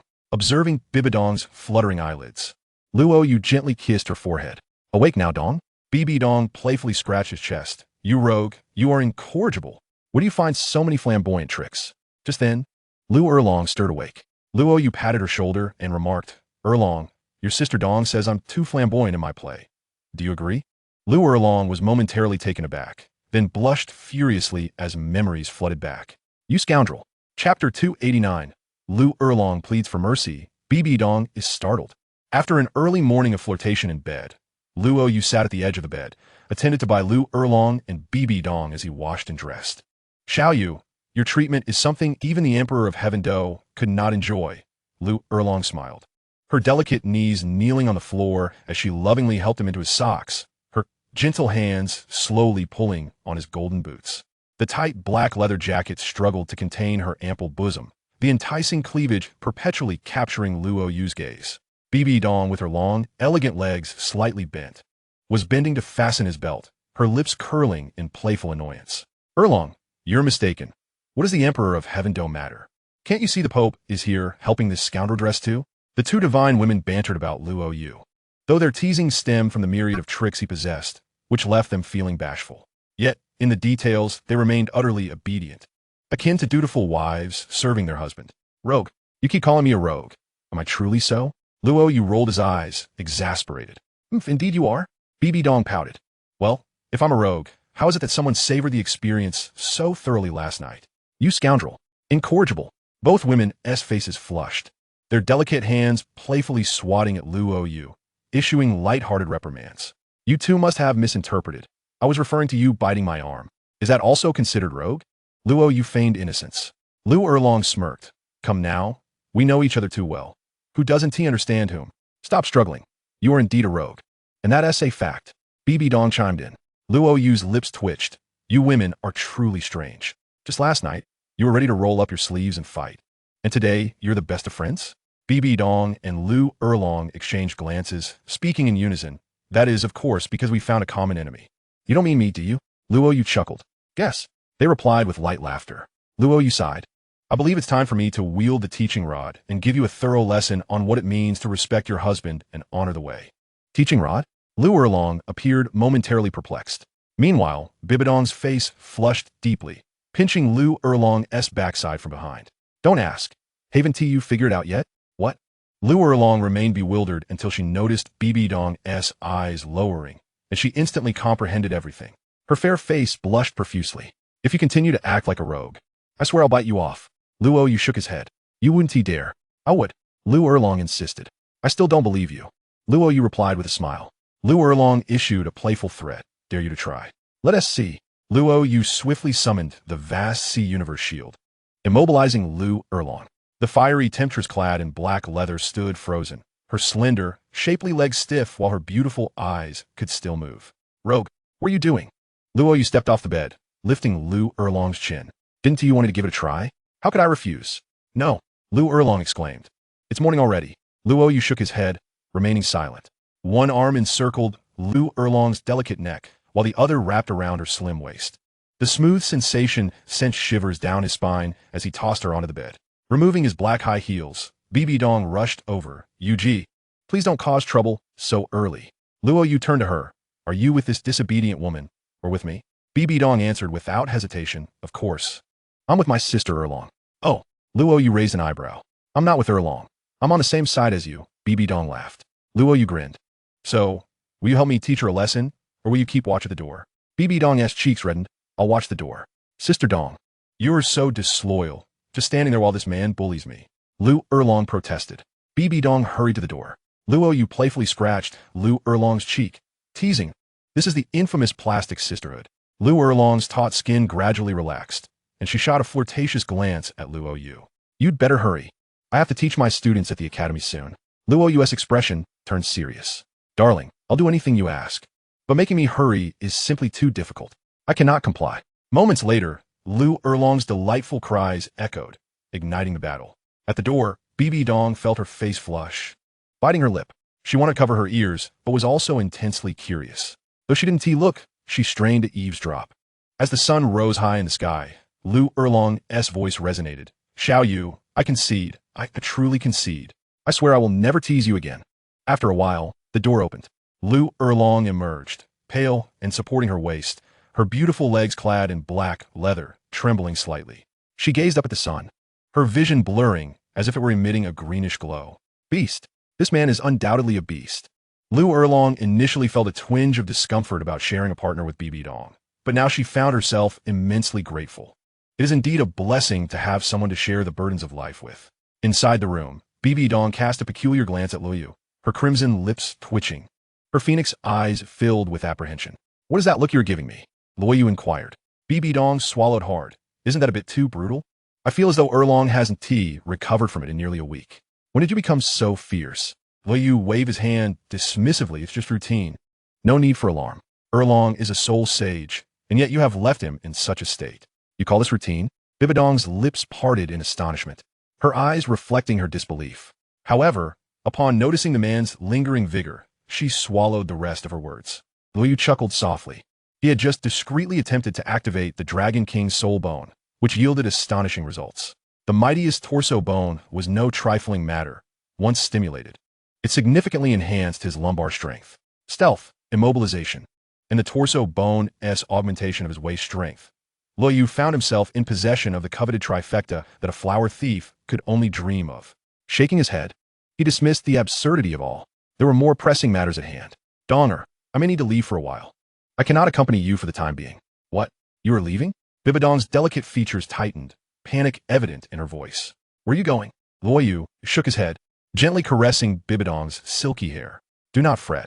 I am merely stepping out to train to enhance my strength. There are certain matters I need you to oversee. Chapter 290, Deep Affection, Tang Yuehua, Unveiling. A touch Bibi Dong. Bibi Dong rolled her beautiful eyes, giving Luo Yu an exasperated glare. If you need assistance with something, just say so. Why speak so formally? What are we to each other? I am your woman. My apologies for the misunderstanding. Luo Yu took hold of Bibi Dong's small hand, soothingly. It is nothing of great consequence. While I am away, I worry that someone might take advantage of Zhu Zhuqing and the others.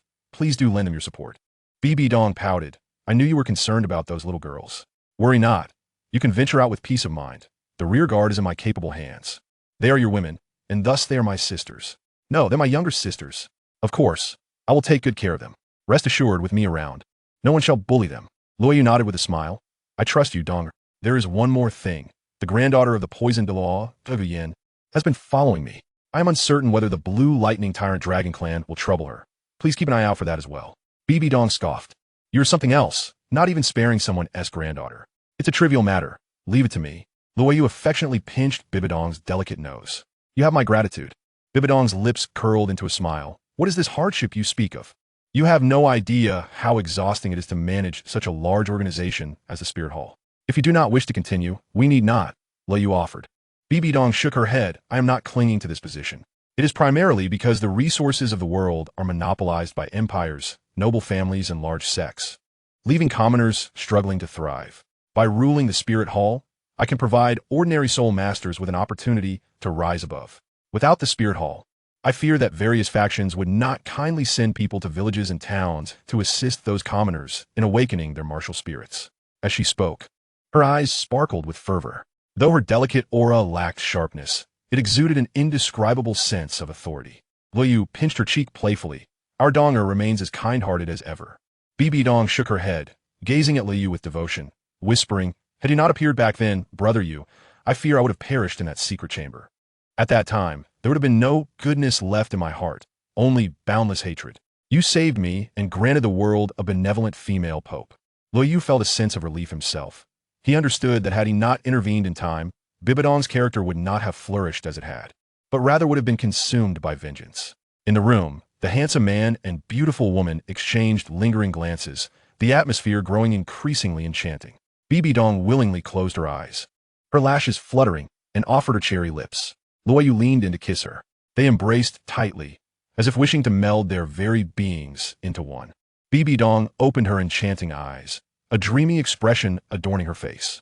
Brother Yu, before you leave, would you mind if Donger took a little more of your time? Not at all. That's good. Bibi Dong's demeanor grew bolder, everything falling into place seamlessly. With a blissful smile, Bibi Dong drifted into slumber. Luo Yu departed from the Blue Tyrant Academy, walking through the streets of the Tiando Empire, gazing up at the star-studded night sky, sighing softly. Bibi Dong had promised to delay him only for a moment, yet it had turned into an insatiable demand, causing him to linger until nightfall.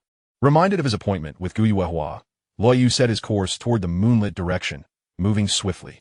In the elegant boudoir of Yuehua, the fragrance of orchids wafted through the air. Tang Yuehua sat before the vanity, facing the mirror. The fitted silver chi-pao accentuated her alluring curves exquisitely. The hem of her dress enveloped her shapely legs, clad in flesh-toned stockings, her jade feet poised in green-pointed heels. With her slender fingers, she retrieved a hairpin, and like a waterfall, her tresses cascaded down. The beautiful visage reflected in the mirror exuded a faint aura of melancholy, her eyes betraying silent sorrow. The ungrateful man. Did he consume all of me and then vanish? Tang Yuehua's fingertips traced her fragrant shoulders, gliding over her sensual collarbone, smooth neck, and delicate jawline, ultimately resting upon her scarlet lips. Each of these areas had once been claimed by that man. What did I do wrong? Why did he choose to leave without a word? The beauty before the mirror was engulfed in profound worry, a sight both pitiable and heart-wrenching. If there's an issue, do voice it. Why must you sneak away? Have you grown weary of Yuehua? Tang Yuehua pressed her lips together, clutching her chest as her complexion began to pale. She had secretly harbored feelings for Luo Yu. Now, having entrusted him with all her precious treasures, she had unknowingly made Luo Yu an integral part of her life, one she could not bear to part with. His sudden disappearance left her in desolation. Knock, knock, knock. Someone was rapping at the door. There is no need to knock. I do not wish to see anyone today. Please go back, Tang Yuehua called out. Don't you want to see me? Came a deep, magnetic voice from outside. Luo Yu? Tang Yuehua's body quivered, her beautiful eyes lighting up, her previous gloom dissipating.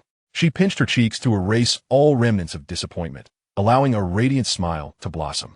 With hurried steps, Tang Yuehua dashed toward the door, the swaying hem of her dress revealing glimpses of her exquisite legs, exuding an ethereal and sensual beauty. Upon opening the door and catching sight of Liu, she immediately threw her arms around him, pressing her lovely face against his chest, holding him tightly, as though terrified he might vanish once more. Ouch! If you squeeze any harder, you might suffocate your man, Luo Yu chuckled, prompting Tang Yuehua to quickly release her hold and take a step back, her eyes blinking as she regarded him. It's only been 2 days. Why does Yuehua seem so anxious? At his question, Tang Yuehua's cheeks flushed crimson, her gaze dropping to her chest. Stammering, she replied, I thought if you were done with me, you would lose interest. Liu, taken aback, embraced the beautiful woman before him, laughing helplessly. Why do all women have such wild imaginations? Am I the sort to abandon someone after a fleeting encounter? Tang Yuehua explained, I know you are not. But after not seeing you for these past 2 days, I couldn't help but feel an involuntary fear. Luo Yu gently lifted the enchanting princess, Tang Yuehua, adorned in a chi-pao, and stepped into the room, deftly hooking the door with his toes. Finally, he settled onto the bed, gazing at the alluring Tang Yuehua in his embrace. He chuckled, do not let your imagination run wild. Now that you are mine, you shall never escape. Tang Yuehua nodded in agreement, her eyes crescent-shaped with delight. Yuehua, there is something I must confess to you. What is it? She inquired. In truth, I am currently in disguise to evade my enemies. What? You are in disguise? Tang Yuehua exclaimed, her delicate hand covering her lips in surprise. Luo Yu asked, would you mind if I were not handsome? Tang Yuehua shook her head, her small hand reaching to caress his face, her beautiful eyes filled with enchantment. Do you think Yuehua is so superficial? I admire your talent, your character, the essence of who you are, not merely your appearance. Regardless of what you truly look like, Yuehua will always love you. Moreover, your enemies are also mine. The forces behind me are formidable and can assist you. Clearing his throat, Luo Yu smiled. Actually, I'm not so unattractive. He swept his hand across his face, revealing an astonishingly ethereal visage. His exquisite, chiseled features appeared as if sculpted by divine hands. The subtle hint of mischief in his expression added a lethal allure to his presence. In that moment, Tang Yuehua, nestled in his arms, was utterly captivated. Her pupils dilated, almost bursting with heart-shaped sparkles, and her throat quivered. Is this not too handsome? What a delightful surprise this year. Tang Yuehua was completely enthralled by Luo Yu's beauty, never having anticipated that this man possessed not only extraordinary talent, but also an unparalleled charm. She gazed at him with wide, beautiful eyes, questioning, is this what you call not unattractive? If I were not so composed, I would be drooling. You dare call this not unattractive? Chapter 291. Intimate Whispers. How could she possibly flirt with you? Luo Yu leaned down, bringing his face closer to Tang Yuehua's. Their lips were nearly touching. With a slight smile, he exuded irresistible charm. Yuehua, would you not agree that I'm not unattractive? Tang Yuehua's enchanting eyes fixated on Luo Yu, lost in admiration, unable to suppress a swallow. You call this not unattractive? Are you underestimating Yuehua's experience? I have presided over the Moon Pavilion for many years, encountering countless elite figures. Yet I have never seen anyone as strikingly handsome as you. Luo Yu playfully pinched the peach-shaped curve beneath Tang Yuehua's qipao. If you keep praising me, I might become bashful. Tang Yuehua remained silent, her beautiful eyes sparkling. Her breath came in slight disarray as she cupped Luo Yu's face, leaning in to offer her cherry lips. After the kiss, Luo Yu noticed a sudden shift in Tang Yuehua's demeanor, her expression clouded with concern. What troubles you, Yuehua? Is there something on your mind? Tang Yuehua sighed. I have just realized that having a man so handsome at home might not be a blessing. Even if my man does not reveal his face, his talents could easily attract a throng of admirers. If he were to display this visage with such charisma, he could effortlessly draw a legion of enchanting temptresses on the streets. Would I not have to live in constant fear? Luo Yu's fingers traced the delicate contours of Tang Yuehua's collarbone. Fear not. Can those superficial beauties outside compare to our Yuehua? Hearing her lover's praise, Tang Yuehua's eyes brightened, a smile gracing her lips. The curve of her red lips revealed the essence of a graceful lady. I fear not those gaudy vixens. However, there are indeed women on this continent whose beauty and poise rival mine. For example, Luo Yu inquired with a smile. Do share an example. Tang Yuehua placed a finger on her ruby lips, feigning contemplation. For instance, the high priestess Bibi Dong of the Wuhuan Temple. I once encountered her, and her aura and beauty were truly beyond compare, surpassing even my own. Should she attempt to seduce you, I would lack confidence. Clearing his throat, Luo Yu chuckled. What is it, brother Yu? Nothing, just that your words suddenly conjured a vivid image in my mind. What kind of image? Tang Jihu Dizet. You are not imagining the high priestess trying to flirt with you, are you? Before Luo Yu could respond, Tang Yuehua rolled her eyes. I was merely joking. Do not take it to heart. The high priestess holds a prestigious position. Why would she lower herself to compete for a man with me? Luo Yu's expression turned intriguing. He almost wanted to say, congratulations, you guessed correctly. However, now is not the time for such matters. Yuehua, just if, the day comes when the high priestess genuinely attempts to woo me, what would you do? Tang Yuehua giggled. Brother Yu, I was just joking. Why take it so seriously? I've heard whispers that the high priestess may not even fancy men. I do not mean to undermine your efforts. Winning Yuehua's heart is no small feat, but conquering the high priestess would be akin to climbing the heavens. Nearly impossible. What if the high priestess actually tries to steal you away? Luo Yu probed. Tang Yuehua caressed his face, her affection evident. Enough, brother Yu. The night is fleeting. Let us savor our time together rather than indulge in fanciful dreams. If you mention other women again, I may become jealous. Luo Yu hesitated. Yuehua, I must level with you. The high priestess is already my woman. Luo Yu felt a surge of anxiety. Yuehua, let me explain. Two delicate fingers pressed against his lips. Tang Yuehua shook her head with a smile. Brother Yu, no need for explanations. Yuehua knows you jest. If I had not encountered Bibi Dong's presence, I might have believed your words. I suspect you have never seen her, have you? That woman, from my years of experience, seems to transcend mere mortals. Her strength, beauty, and intellect reach the pinnacle of humanity, unattainable. I, Luo Yu, believe I can, he declared. Perhaps in the future, but not now. Tang Yuehua encouraged, though her heart hesitated to diminish Luo Yu's aspirations. A figure like the High Priestess likely had long since become indifferent to matters of love, single-mindedly pursuing dominion over the world. By the way, brother Yu, you mentioned disguising yourself to evade enemies. Who are you hiding from? Luo Yu shook his head. Let me handle this matter. You need not involve yourself. No. Tang Yuehua's expression turned serious. I, Tang Yuehua, am a woman of conviction. Once I declare you mine, you become my world. If anyone seeks to harm you, how could I, as your wife, stand idly by? Luo Yu gazed into her sincere, fervent eyes, letting out a deep sigh. Very well, Yuehua. Please do not press further. Tang Yuehua promptly rose from his embrace, delicately adjusting the creases in her flesh-colored stockings before furrowing her brow at him. Brother Yu, simply tell me who your enemies are. Leave the rest to me. I will ensure they regret their actions. Though my martial spirit may be lacking, I have a powerful background. My brother, Tang Hao, is the current leader of the Haotian sect and listens to me above all else. I must see what kind of enemy has forced my man into such a predicament. I'm unwilling to let it go. This anger is unbearable. Luo Yu gazed in astonishment. Tang Yuehua, usually so gentle and virtuous, now resembled an enraged lioness, fiercely intent on defending her man. Luo Yu cautioned, Yuehua, there are some matters that are perhaps better left unknown to you. You may voice your grievances against your adversaries without fear of startling me. I will always stand by your side. Taking a deep breath, he recounted, previously, I encountered a young man who harbored unrequited feelings for a woman who favored me. Consumed by jealousy, he provoked me multiple times before I retaliated. Eventually, his father threatened my life. Well-deserved. That sort of young man, who cannot bear to lose, deserves a beating. If he were truly exceptional, would the woman of his affections flee from him? His father, too, has no shame. It is disgraceful for the elder generation to intervene in youthful quarrels. Clearly an act of cowardice. Yuehua, it's best I handle the insults. You needn't berate them. Tang Yuehua pouted. Why should I refrain from scolding? I shall scold them. Luo Yu sighed, because one of them is named Tang Hao, and the other is named Tang San. What? Tang Yuehua's beautiful eyes widened, her lips parting in shock. Her tone shifted dramatically. Are you saying that the shameless one is Tang Hao? Chapter 292. A Heart Full of Love. Tang Yuehua. I am your woman. The oath of love. Indeed.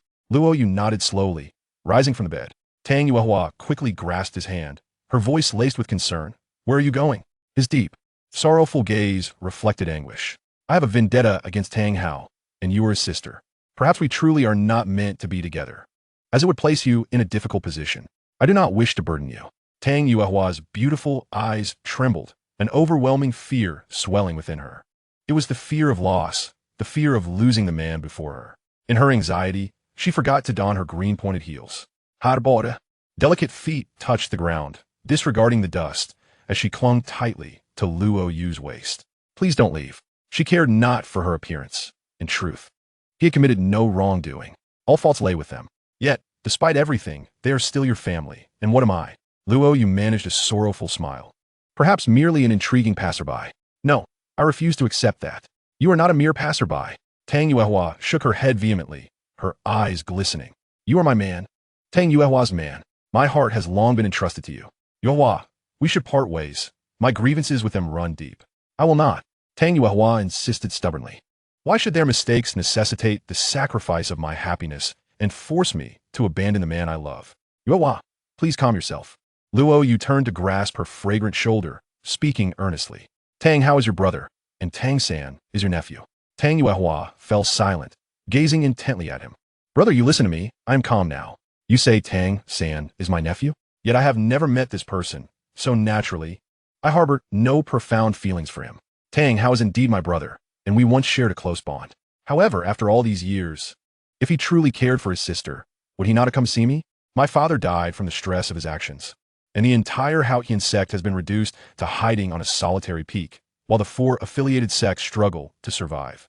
Perhaps you are unaware, but our Haotian sect possesses a secret technique known as the exploding ring, which, when activated, can shake the heavens and topple the mighty. My father entrusted this technique solely to Tang Hao, and countless people within the sect placed their hopes upon him. Yet, now he has vanished with the technique, taking with him several precious soul bones. If my brother Tang Xiao had possessed the exploding ring and those soul bones, would the Hao Ian sect be in such dire straits? Reduced to a corner? The more she spoke, the angrier and more heartbroken she became. Tang Yuehua's delicate frame trembled, her eyes turning red. Brother Yu, tell me, for the sake of a woman, he willingly abandoned the interests of the entire sect, betraying the expectations of countless individuals, and has not returned for so many years. Why should I not abandon him for the man I love? Moreover, my man has done nothing wrong. Why should he bear the brunt of his actions? Luo Yu was taken aback. He acknowledged that he had intentionally evoked a sense of sympathy, but every word was rooted in truth. He had not anticipated Tang Yuehua's reaction would be so intense. Luo Yu suddenly realized that Tang Hao lacked the sense of responsibility he had imagined. The elders of the Hao Ian sect must despise Tang Hao. Brother Yu, I beg you, please do not leave me. Tears glistened at the corners of Tang Yuehua's eyes, cascading silently down her cheeks. Luo Yu cradled her face, captivated by her tear-streaked, exquisite visage. Yuehua, why do you cry? Do you not know that your tears cause me pain? If you stay, I will not cry anymore. Tang Yuehua resembled a frightened fawn. Luo Yu gently kissed the tear stains on her beautiful face and whispered, Yuehua, I am bound to clash with Tang Hao. There will inevitably be casualties. Tang Yuehua's eyes gradually filled with determination. Brother Yu, I shall follow you through thick and thin. I am your woman now. If they dare to trouble you, I will not allow it. I will ensure they apologize to you and promise not to cause you any more trouble. Luo Yu chuckled. You cannot control them. Tang Yuehua bit her lip. If they refuse to respect me and insist on attacking my husband, then I shall sever ties with them. It is a matter of principle. I will always stand by your side. Luo Yu expressed his concern. I fear you may come to regret this.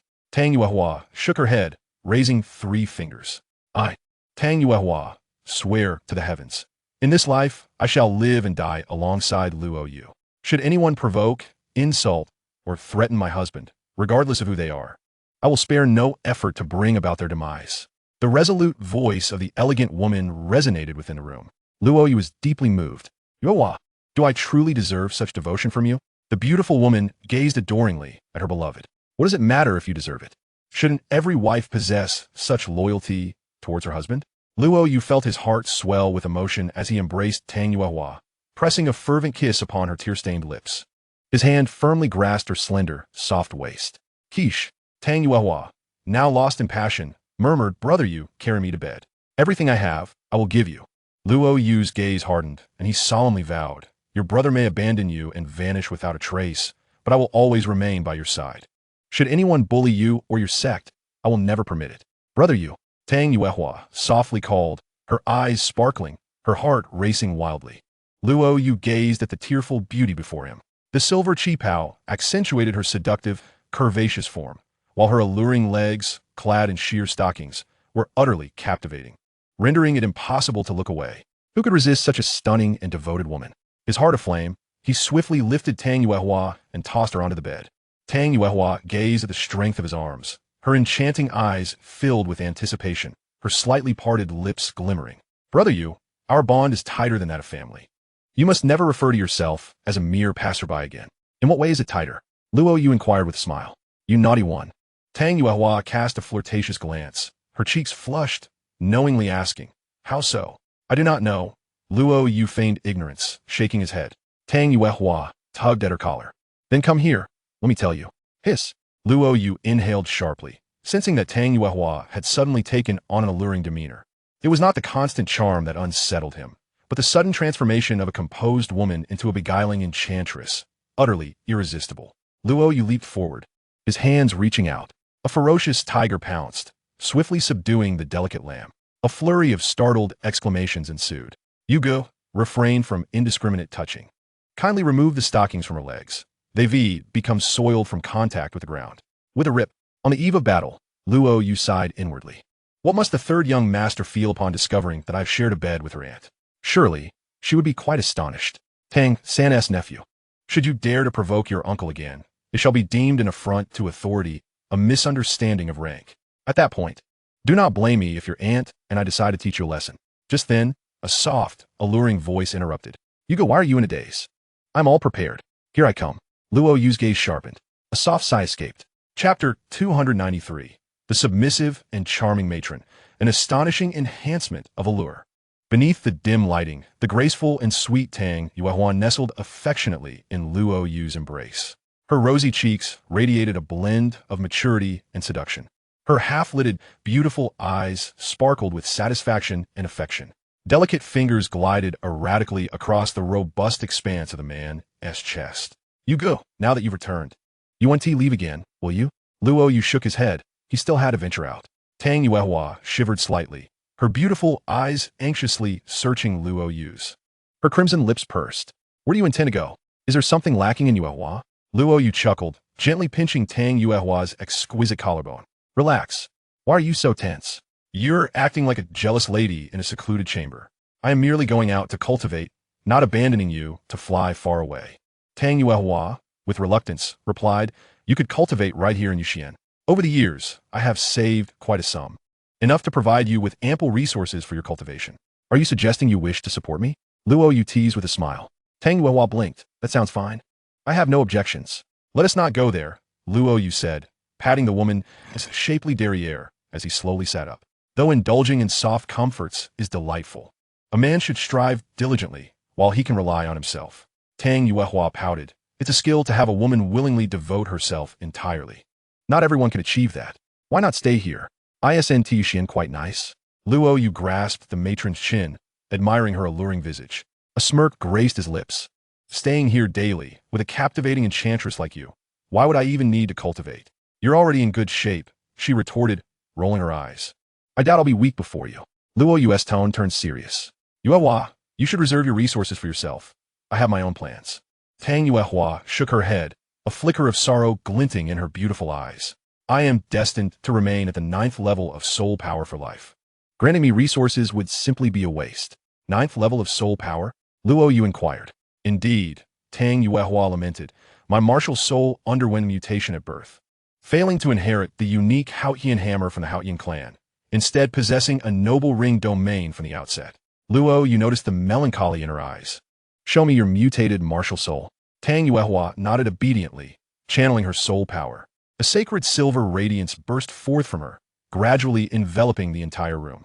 As the silver domain emerged, Tang Yuehua's aura underwent a profound transformation, as if she had been elevated, rendering her even more beautiful. Her long, snowy legs, smooth and tender arms, and exquisitely charming face exuded an astonishing allure. In her every smile and frown, there lay an air of nobility and indescribable charm. Luo Yu found himself momentarily entranced. Tang Yuehua had always been beautiful, yet in this moment, she was breathtaking to the point of leaving him parched. The unapproachable aura of a noble woman ignited a fervor within him. Unbeknownst to Tang Yuehua, Luo Yu's gaze grew increasingly heated. Her petite lips quivered with a hint of insecurity. Yugo, is my martial soul, which appears so superficial, truly worthless? Can this noble domain enhance others' charm? Luo Yu's breath quickened. Indeed, he replied. But what good is enhancing charm and grace for others if beauty cannot be converted into sustenance? How can it be of no use? Luo Yu's excitement soared. This is immensely valuable. Women like Bibi Dong and Gu Yuena are already the epitome of beauty if they were to be enhanced by this noble domain. Their allure would be celestial. The temptation they pose to men would rise to unimaginable heights. Just envisioning a day when all his women gathered in one room. With Tang Yuehua unleashing this domain, he could hardly contain his anticipation. He felt as though destiny had smiled upon him. Ning Rongrong could enhance attack speed and strength. Yi Lingling could restore vitality and wounds, and Tang Yuehua could elevate the elegance of the women. Could it be that he had inadvertently assembled a perfect ensemble of capabilities? Tang Yuehua, with a hint of grievance, said, Yuge, you need comfort me. I am aware of the limitations of my martial soul. Luo Yu placed a firm kiss on her forehead. Leave the fighting to us men. Your role is simply to be stunningly beautiful. If your martial soul provides such enhancement at the 9th level, just imagine if you were to reach the rank of titled law, or even a god. Luo Yu hesitated to think further. At that point, your domain would leave all men utterly spellbound. Tang Yuehua, noticing the fervor in Luo Yu's gaze, felt her cheeks flush with warmth. You naughty man, you're becoming improper again. Don't wrong the innocent, Luo Yu protested. Do you dare say you have no thoughts of me? Tang Yuehua clearly found this hard to believe. A devilish grin spread across Luo Yu's face. Since you caught me, I shall not hold back. Who knew our little darling would become so enticing? How annoying. My martial soul is quite serious. She lightly swatted his arm. You should know, sometimes a serious matron can be even more alluring to a man. Tang Yuehua's face began to burn, and she buried her head shyly. If you good desires, I shall accompany you with my domain from now on. Upon hearing this, Luo Yu wasted no time. He leaped forward, igniting a second round of passion. After the second round concluded, Tang Yuehua's complexion was flushed, her beautiful eyes barely able to remain open from fatigue. There is something I find particularly puzzling, Luo Yu inquired. What is it? Tang Yuehua's rosy lips parted. My noble domain enhances charm for others. How is it that it transforms into an increase in attack speed with you? Luo Yu chuckled silently. It not only enhances attack speed, it also increases critical hit rates. Yuehua, before I depart, would you like a gift? No, I do not wish for your gift. I simply hope you will stay and spend more time with me. Are you certain? Luo Yu replied mysteriously. This gift could help you break the shackles of soul power, allowing your cultivation to proceed smoothly henceforth. Rascal, do you think I will believe that? Tang Yuehua rolled her eyes. I am not inexperienced. The Haotian clan, with all its might, could not help me find a solution to my martial soul's limitations. Luo Yu chuckled lightly. Their inability does not imply my failure. Tang Yuehua shook her head. You go, please don't tease me. My martial soul is destined to remain as it is. I've attempted too many times, and I wouldn't dare hope for a breakthrough to the 10th level. What if I could achieve that? Luo Yu pressed. That is impossible. My grandfather would limit Douluo, yet he couldn't resolve the issues with my martial soul. Luo Yu urged. Just tell me what you would do if I could make it happen. The graceful matron gazed earnestly at Luo Yu. If you could accomplish something that so many could not, I would do anything you ask. I've heard that aside from playing the piano, you can also play the flute, and quite well at that. Tang Yuehua patted her chest, declaring, this is quite simple.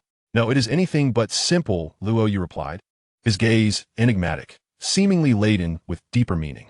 Chapter 294, Elevation of Talent, ambushing the little princess and the mysterious lady in the green dress. Not simple? The beautiful woman's face was a canvas of confusion. After all, Yuehua played the flute for many years. Performing a piece should be a walk in the park. Luo Yu, however, asserted with conviction, this flute is not just any flute. With a confident expression, Tang Yuehua countered, I can play any flute, be it jade or wood. It is merely a matter of differing techniques. Regardless of the material, as long as I give it a try, I will quickly adapt. Very well, Luo Yu chuckled. You shall choose the piece, and I will decide which flute you shall play. Sounds good to me, Tang Yuehua smiled. If you can help me liberate my martial soul from its constraints, playing such a simple piece would weigh heavily on my conscience. I could play for you every day. Agreed, no backing out, Luo Yu stated. Tang Yuehua shook her head, pondering why there would be any reason to retract her words. To be honest, I am the one getting the better end of the deal here. It's a promise. Ahem. Luo Yu's expression was inscrutable, suppressing a laugh. He reached into his storage space, and a shimmering, fragrant daffodil appeared in his hand. What is this? Tang Yuehua's beautiful eyes were captivated by the flower. Don't ask questions, just consume it. Luo Yu urged. Despite her myriad of questions, she trusted Luo Yu would not lead her astray. She slowly ingested the luminous, crystal-like daffodil. Just as she was about to speak to Luo Yu, a powerful silver light erupted around her, causing her delicate features to shift dramatically. The noble ring seemed to absorb an inexplicable energy, flickering in response. At that moment, every pore of her being seemed to exude a faint floral fragrance. Focus and absorb the energy of this divine herb, Luo Yu advised. As time passed, the silver light emanating from the divine herb gradually converged toward the noble ring. Once the energy was fully gathered, a brilliant light erupted, transforming the entire room into a silvery realm. With a pop, it was as if a shackle had been shattered, and Tang Yuehua's soul power surged explosively. In the blink of an eye, she broke through to the 10th level and continued to ascend. When Tang Yuehua finally opened her eyes after a breakthrough, the entire room seemed to brighten. The already stunningly beautiful mature woman appeared even more alluring, her figure seemingly more voluptuous, fiery, and sensual. Tang Yuehua gazed at Luo Yu, her beautiful eyes filled with disbelief and a profound admiration that reached its zenith. Brother Yu, my martial soul has truly evolved. Has the issue that plagued me for so many years finally been resolved? At that moment, she could hardly believe it was real. Gazing at her hands and feeling the surge of soul power within her, which was several times greater than before, she trembled with excitement. Brother Yu, are you a deity? Is there anything you cannot accomplish? Strumming the strings of a lute that stirs the nation, effortlessly curing the emperor's ailments, possessing looks that could shatter the heavens, and now casually helping me break free from the shackles of my martial soul. What else can you achieve? The admiration and affection in Tang Yuehua's eyes were unmistakable, reaching an almost obsessive level. Watching the ecstatic Tang Yuehua rise in excitement, Luo Yu remained calm, unfazed, and waved his hand dismissively. It's merely a small matter. Nothing to be overly concerned about. Just basic skills, sit down. Tang Yuehua's mouth fell open slightly. A small matter? Nothing to worry about. Is that even human? Each of Luo Yu's words struck her heart like a hammer. What may seem trivial to him felt monumental to her. The exhilaration within Tang Yuehua was palpable. Her face lit up with joy. The most painful and tormenting issue of her life had been resolved with such ease by a man. Just as she was about to speak, Luo Yu interrupted her with a gesture. No need for thanks. Let us not forget our wager. Blushing, Tang Yuehua replied, Brother Yu, I'm taking advantage of you too much. You offer me such a precious treasure, and all I do is play a flute for you. Isn't that a tremendous loss for you? Perhaps you gain immensely, but I am never at a loss, Luo Yu replied, leaving Tang Yuehua bewildered. She extended her hand toward him. Brother Yu, give me the flute. No matter the material, I can play it now. Now, Luo Yu raised an eyebrow. Yes, you've been so good to me, I don't know how to repay you. From now on, as long as you wish to hear me play, I will oblige daily. Whatever piece you desire, I shall perform. Ahem, Luo Yu coughed. Do you really want to play? Oh, come on, Brother Yu, just take it out. Tang Yuehua urged, eager to repay the favor. Very well, I shall indeed take it out. Tang Yuehua rolled her eyes. Then go ahead. Luo Yu leaned closer to her ear and whispered a few words. Her cheeks flushed visibly in an instant, and she bit her lip. Her shy, beautiful eyes seemed like they might overflow with water. You are too much. Luo Yu raised his hands innocently. What am I too much of? You said any material would do, and you also mentioned wanting to perform a piece. Tang Yuehua's long legs trembled in frustration as she stomped her foot on the ground. How can I perform a piece like this? Aren't you making it difficult for me? Luo Yu waved his hand. Then let us forget it. I can't bear to put you in a tough spot. Let us call off the wager. No way. Tang Yuehua shook her head, her lips pressed tightly together. To gamble is to accept the consequences. I will play. With a soft, rustling sound, the melodious notes of her flute filled the room. Satisfied, Luo Yu exited Tang Yuehua's chamber. He couldn't help but admire her talent. She was indeed the master of Yuexian. Not only was her lute skill unmatched, but her flute artistry was unparalleled as well. He traversed the corridor, turned a corner, and arrived at Shueke's door. A gentle knock elicited no response. As a smile crept onto his lips, he carefully opened the door and stepped inside. The room was enveloped in the fragrance of a young girl. He tiptoed to the bedside, where the fair-skinned little princess lay. With long, curled eyelashes, a delicate nose, and a cherry-like mouth, she resembled a porcelain doll, exuding cuteness. The little princess's sleeping posture was far from elegant, lying on her side in a tank top. Her two rounded legs draped over the velvet blanket. Luo Yu's eyelids twitched. This girl even wore black stockings to bed. The black stockings accentuated the perfect curve of her legs, and the alluring shape of her feet, with dark red nails peeking through the fabric, added a hint of seduction. A smirk crossed Luo Yu's lips as he slipped off his shoes and climbed onto the bed. With one hand applying moderate pressure on Shueke's neck and the other covering her eyes, she was suddenly jolted awake. Who? She exclaimed, struggling fiercely but unable to move under Luo Yu's restraint. Don't move. I'm a flower thief. He spoke in a disguised voice. Upon hearing his voice, Shueke quieted down. Her scarlet tongue even ventured to touch his wrist. Brother Yu, stop pretending. I remember your voice and scent after just one embrace. You could guess that? Luo Yu removed his hand, revealing her sparkling eyes. Shueke's lips curled into a smile. Who else but you would dare to pluck the princess's flowers in the Heaven Do Empire? By the way, why do you sleep in black stockings? Luo Yu inquired curiously. Pouting, Shueke replied, because they are silky and quite comfortable for sleeping. And Brother Yu, haven't you noticed how convenient they are? Let us not dwell on that. Shueke pouted and said, Aren't you here to collect me? Why have you stopped? She assured that not only would she not resist, but she might even cooperate. On the other hand, Luo Yu and Shueke were immersed in their playful banter. As the 3-day deadline approached, new developments stirred in the depths of Chun-In Valley. A dark rift in space split open, and a stunningly beautiful girl with silver hair and purple eyes stepped out first, her delicate feet gliding gracefully. Following her was a mature and elegant woman, adorned in a green short skirt, her exquisite features captivating beyond compare. Her pristine, snow-white legs resembled the purity of a snow lotus, untouched by any dust, radiating a vibrant aura of life. Chapter 295, The Elegantly Dressed Woman in Green Skirt, Shueke's Determination. The mature woman in the green skirt emerged from the black fissure in space. Her light green eyes were filled with a serene and ethereal aura. And with each step of her perfectly smooth legs, an overwhelming vitality seemed to surge forth. She respectfully followed behind Gu Yuena, who gazed beyond the valley with her violet eyes, her lips slightly parted as she spoke in a cool tone. Bai Ji, have you come to a decision regarding the matter we discussed? The insightful woman in green nodded gently, affirming her willingness. Gu Yuena nodded. I understand this requires significant sacrifice on your part. I shall compensate you afterward. Bai Ji shook her head respectfully, replying, What sacrifice is there? To contribute to the beast god Luo Yu is a fortune that Bai Ji is privileged to possess, one that others can only envy. Gu Yuena cast a deep glance at Bai Ji behind her. Join me in setting up the grand formation within this valley. He should arrive tomorrow. Understood. Bai Ji replied obediently, her light green pupils glimmering with anticipation. The soul beasts, especially the female ones, were fiercely protective of their kind. Luo Yu, once the mightiest beast god of the Star Do forest aside from Gu Yuena, had undoubtedly captivated numerous ferocious beasts, including Bai Ji. The prospect of encountering Luo Yu again, even at the cost of some precious belongings, filled Bai Ji's heart with excitement and joy. The elegant woman whispered softly, I wonder if Lord Luo Yu remembers this little swan. In the moon pavilion, Shueke lay on the bed, drenched in sweat, her hair matted against her smooth neck, exuding a languid aura akin to that of a kitten.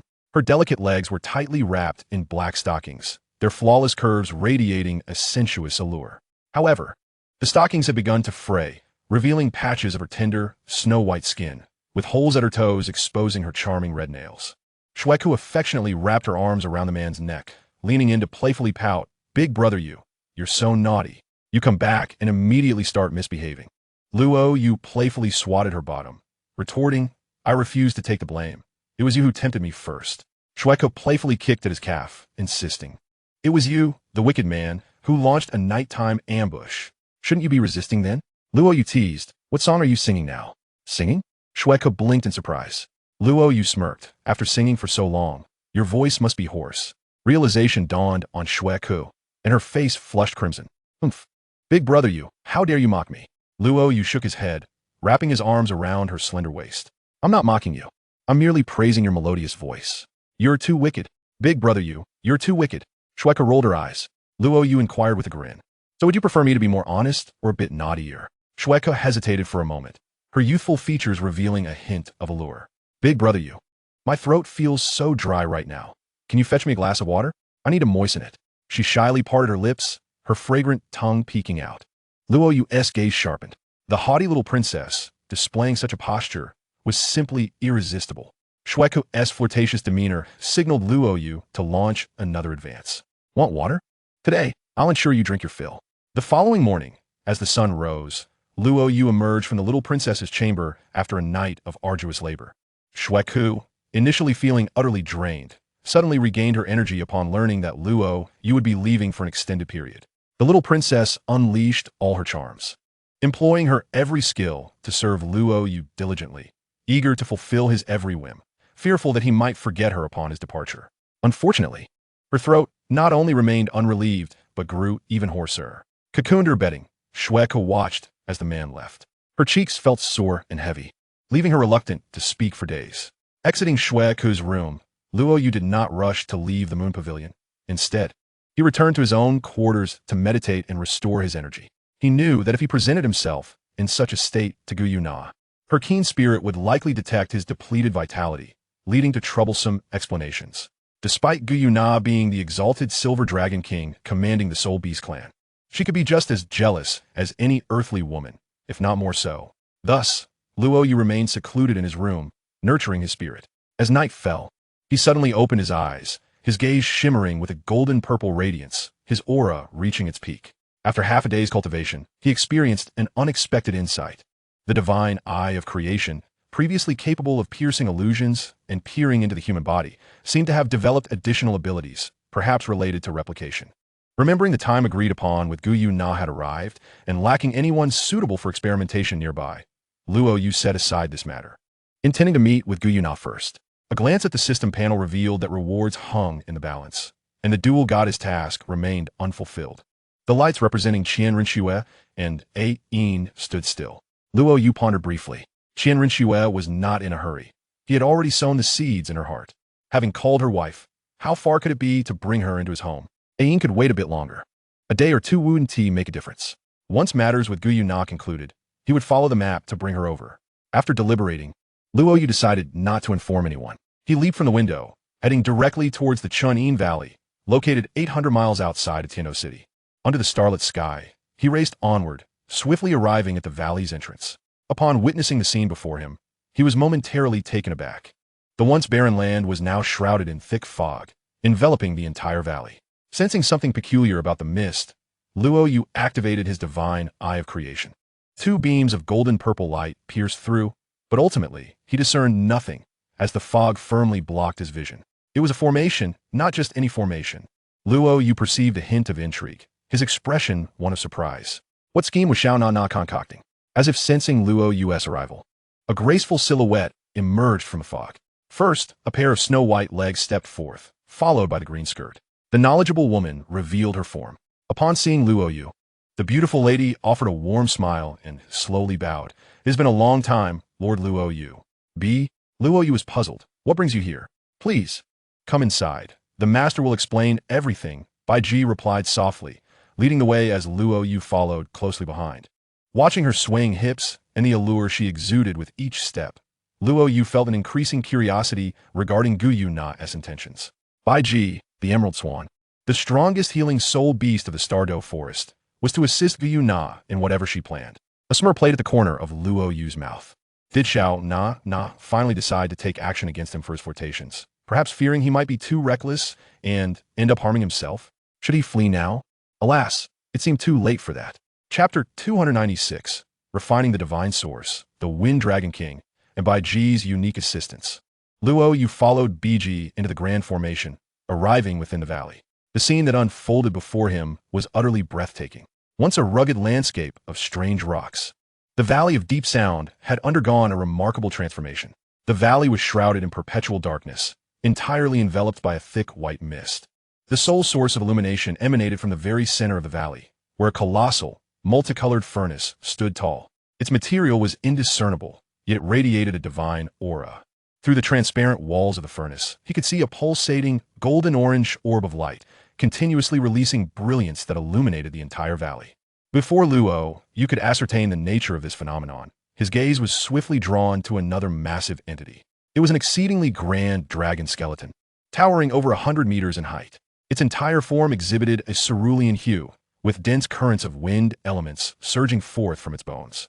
The aura emanating from the dragon skeleton fluctuated between the gentle caress of a spring breeze and the chaotic fury of a tornado. Most notably, the colossal cerulean dragon skeleton boasted a pair of immense bony wings that cast a shadow over the land, exuding an otherworldly presence. Luo Yu pondered its significance when an ethereal, chilling voice interrupted his thoughts. You arrived quite punctually. A stunning young woman with silver hair and violet eyes approached, her delicate feet gliding gracefully. Luo Yu pointed toward the magnificent dragon skeleton. Is this the remains of the Wind Dragon King? Gu Yuena chuckled softly. You have a keen eye, you filthy man. How did you manage to bring it here? Luo Yu inquired. With a roll of her eyes, Gu Yuena replied. Of course, it was to facilitate your absorption, sparing you the trip to the Dragon Valley. How considerate of me, don't you think? Luo Yu gave her a thumbs up. Impeccable. This service is making me feel rather bashful. You need to feel bashful, Gu Yuena retorted. Bearing the burden of opposing the divine realm falls upon you, and I feel quite guilty about it. After all, such responsibilities should rightly be mine. Luo Yu smiled. You wouldn't stand a chance against them anyway. It's better that I handle it. Gu Yuena's lips curled into a smirk. I'll cover for you for a few more years, and then it will be your turn. Once your strength rises, I would want to be the Silver Dragon King anymore. Wouldn't it be delightful to nestle in the arms of the man I cherish? Luo Yu questioned. By the way, what grand scheme are you planning with all this commotion? Take a wild guess, Gu Yuena teased, her eyes sparkling. There's a reward for guessing correctly. Luo Yu pondered. While the surrounding mist formation is quite formidable, I don't sense any murderous intent. It seems to serve merely to conceal our presence. You must be planning something, but are wary of attracting the divine realm's attention. Gu Yuena nodded with a smile. Luo Yu continued. The remains of the Wind Dragon King are undoubtedly valuable, as they can yield a million-year-old wind attribute soul ring. As for the soul bone, it remains a mystery. Gu Yuena nodded once more. You'll find out when you absorb it. There will be surprises. Luo Yu turned his attention to the multicolored furnace and the restless orange orb within. I can't quite guess what that is. Are you planning to refine it for me to absorb? Clap, clap, clap. Gu Yuena clapped her hands and approached Luo Yu, unabashed in the presence of Bibi, and planted a kiss on his cheek. Here, is your reward. You've guessed quite accurately. She gestured toward the colorful furnace. This marvel is a divine furnace I crafted by gathering a vast array of the 7 elements and refining precious elemental divine gold accumulated over millennia. It is truly a divine artifact. As for what lies within, it contains the complete essence of a deity. The complete essence of a deity? Luo Yu exclaimed, astonished. Could it be? Yes, it is indeed the deity that attacked you last time. Gu Yuena's eyes shimmered with cold light. Anyone who dares to threaten my man must pay the price. Luo Yu felt no remorse. The one who sought his demise could not expect mercy from him. What do you intend to do with it? Gu Yuena explained. I have already refined its divine consciousness, eliminating all impurities, leaving only the most precious source of divinity. I will assist you in completely absorbing it. Luo Yu's lips twitched. Sister, absorbing the Wind Dragon King's soul ring and soul bone is one thing, given that they've been dead for many years and their power is nearly depleted. But absorbing such a complete essence of divinity could very well result in my demise. Gu Yuena reassured him, do not worry, I am well prepared. This being's strength is not formidable, and with my methods, you will be able to absorb it. Once you do, your already formidable body will grow even stronger under the divine power as refinement, and you will be well equipped to continue absorbing the remaining 4 Dragon King soul bones and soul rings. You haven't truly begun merging the 9 Dragon King's essences yet, so there is no immediate danger to your physical form. However, once you do begin the true merging process, your current physique would seem quite fragile. This divine essence will fortify your body. Luo Yu's eyelids twitched. Gu Yuena's idea was indeed audacious, although his body was unique. The prospect of refining a complete essence of divinity at his current soul emperor level carried a substantial risk of catastrophic failure. Xiao Nana, I suspect you want to murder your husband, though I have no proof. Gu Yuena pouted. Why would I want to murder you? Would I want to become a widow? Regardless, I prepared the opportunity for you. Whether you dare to absorb, it is entirely up to you. I will not force you. To be honest, I don't have 100% certainty either. But in the path of cultivation, is there ever anything that is guaranteed? All right, enough of that. Luo Yu interrupted. Just tell me how to absorb it. Gu Yuena instructed. You simply need to jump into the furnace. I will handle the rest. Jump in? Luo Yu was taken aback. However, seeing that the furnace bore no flames, he felt somewhat reassured. Eventually, Gu Yuena opened the lid, and Luo Yu leaped inside.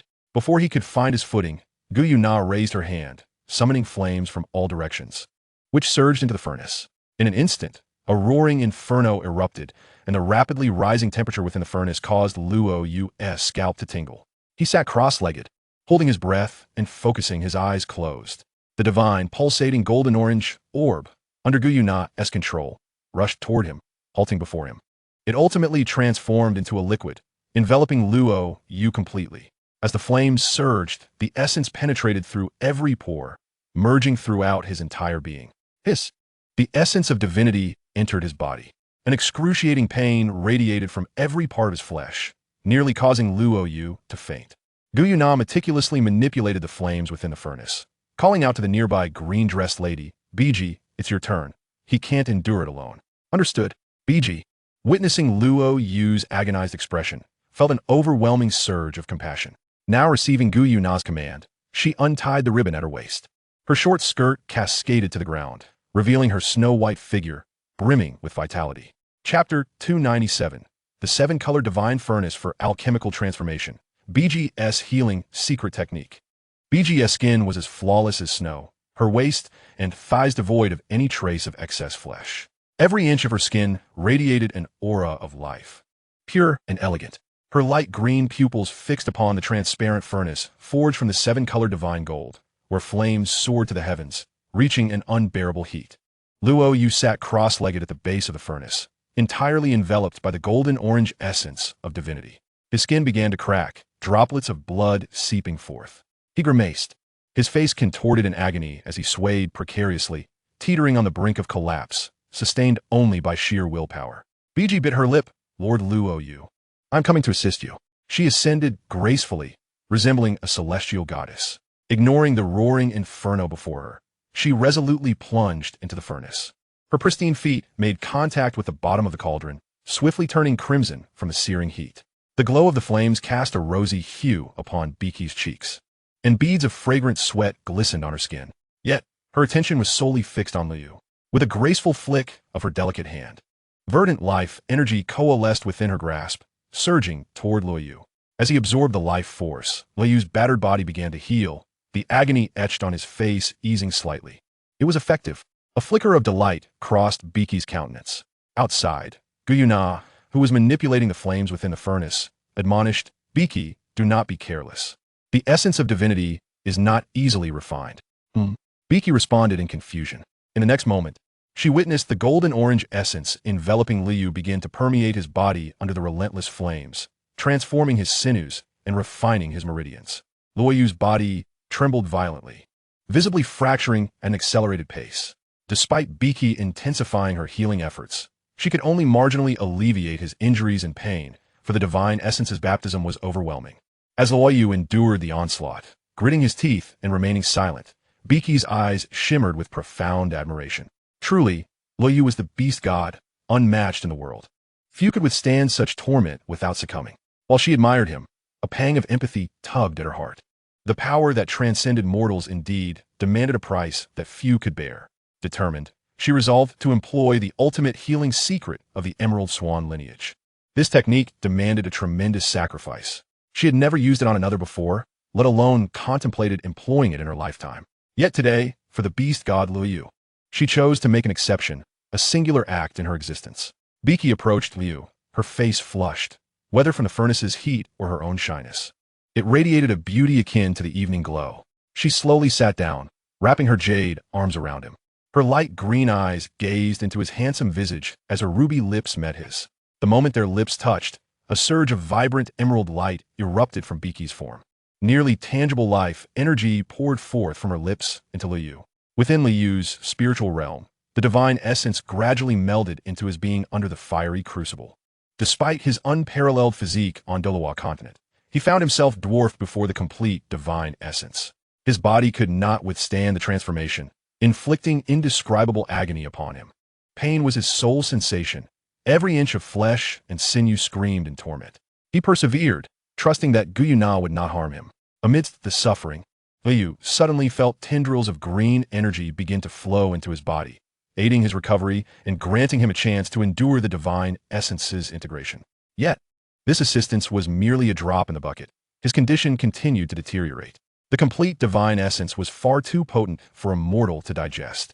In a moment of crisis, Liu felt a tightening in his lower body, a chilling sensation on his lips. A torrent of life energy surged into him, rapidly mending the previously damaged flesh and meridians. The abrupt shift nearly prompted a cry of relief from him. Do not lose focus. Keep your eyes shut and concentrate. Absorb the divine essence with all your might. Gu Yuena's cold voice cut through the air, reminding Luo Yu. She was reluctant to witness the scene within the furnace, fearing jealousy. Yet she had no choice but to observe, as she needed to harness the flames to assist Luo Yu in refining the divine source. Through the secret technique, Biki selflessly channeled her life energy to heal Luo Yu. He gritted his teeth, his flesh oscillating between destruction and rebirth. The sensation of pain incessantly assailed his neural pathways. The divine essence began to dissipate, yet within Liu's flesh, glimmers of golden light began to emerge, imbued with a unique significance. The stunning girl with silver hair and violet eyes pressed her lips tightly, filled with both concern and anticipation. You must endure, dear man. Once you fully absorb this divine essence, your physical form will ascend rapidly, granting you the power to merge with the essence of the 9 Dragon Kings. From then on, the seas will be your playground, and the skies, your domain. Thus, Liu gradually consumed and absorbed the divine essence amidst his suffering, while Biki wholeheartedly transmitted life energy to him through her unique method. Time flowed unceasingly, though the duration was indeterminate. Gu Yuena stood silently outside the furnace. her hands having ceased their movements, her eyes brimming with expectation. The flames within the seven-colored furnace extinguished, and the transparent walls forged from divine gold began to spiderweb with cracks, as if on the verge of shattering, losing all its radiance. It seemed as if all essence had merged into the figure seated at the base of the furnace. Luo Yu's expression was solemn and dignified. Every muscle remained intact, shimmering with golden luster. His physique was robust, yet not overly muscular, embodying an infinite reservoir of explosive power. Bibi maintained her initial position, closely linked to Luo Yu. Although her aura was weakened, she continued to impart healing energy to him. Suddenly, the dim seven-colored furnace began to tremble violently. A faint golden-orange divine light emanated from Liu Yu's surface, and within his flesh, an extraordinary power was brewing, ready to erupt. After enduring for so long, was success finally at hand? Gu Yuena's expression brightened. Bibi returned. He is awakening. Bibi opened her eyes and beheld the scene before her, her beautiful eyes reflecting an indescribable shyness. She withdrew her lips, rising gracefully from the furnace. As she landed, she had donned a new green skirt. Standing beside Gu Yuena. Thank you for your efforts, Gu Yuena expressed, her voice tinged with a hint of jealousy. It was Biki's honor to contribute to Luo Yu's ascension. The green-skirted beauty bowed, though a grimace crossed her face as the movement tugged at her wounds. Before she could tend to herself, the seven-colored furnace shook violently once more. Seated within, Luo Yu began to emanate a formidable vitality, an astonishing transformation unfolding. Chapter 298, Dragon King Level External Soul Bone, and the Acquisition of a Million-Year Soul Ring. Gu Yuena and Bibi, two goddesses, stood outside, their gaze unwaveringly fixed upon Luo Yu. The man was enveloped in a surging vitality, filling the furnace with a crimson essence that caused it to tremble violently. Cracks resembling spider webs deepened and became more pronounced. Boom! Boom! Boom! The sound reverberated through the valley like a war drum, powerful and resonant. Bibi scanned the surroundings in astonishment. My lord, what is that sound? Gu Yuena's lips curved into a smile. That is the sound of a heartbeat. What? A heartbeat? Whose heartbeat could be so loud? Bibi exclaimed in surprise. What do you think? Gu Yuena raised an eyebrow. No way. Bibi turned her gaze towards Liu, realizing that the thunderous sounds were indeed emanating from him. Boom! Boom! Boom! The heartbeat began slowly, gradually quickening. Bibi felt her own heartbeat synchronize with the rhythm, her blood circulation accelerating. As the heartbeat reached its peak, it suddenly ceased, exploding with a thunderous clap. Boom! Luo Yu's eyes flew open, vitality surging within him like a flood. A torrent of magnificent vitality surged forth from the crown of his head, transforming into a blood-red column that soared into the heavens. The colossal furnace erupted with a thunderous blast, scattering countless fragments in all directions. Luo Yu's body was enveloped in a radiant, golden-orange glow. With a fierce roar, the vitality manifested almost tangibly, shaking the valley with its resonance. His voice rang out like a bell, deafening and echoing endlessly. As Luo Yu leaped into the air and descended, the ground trembled beneath him, creating a resounding crash. What the hell? Luo Yu exclaimed in astonishment. Beside him, Baiji was equally dumbfounded. The man merely landed, yet he created a profound crater, sinking deep into the earth. The pit quaked as Luo Yu stomped down, bursting forth like a cannonball. Upon his next landing, yet another deep pit was formed. Every movement of his wrought astonishing destruction. What on earth is happening? Is Master Luo Yu demonstrating the power he gained from his breakthrough? Baiji pondered, perplexed. Gu Yuena shook her head with a smile, saying, his power has surged too dramatically. He cannot possibly control it at present. With a flick of her hand, she summoned the winds to disperse the dust in the valley. She gazed down at Luo Yu, who dared not move within the pit.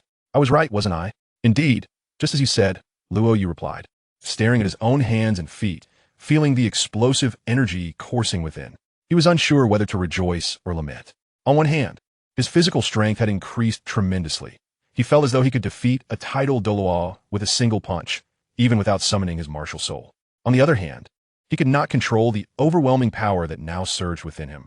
Just walking resulted in the ground collapsing beneath him, trapping him within. What should I do now?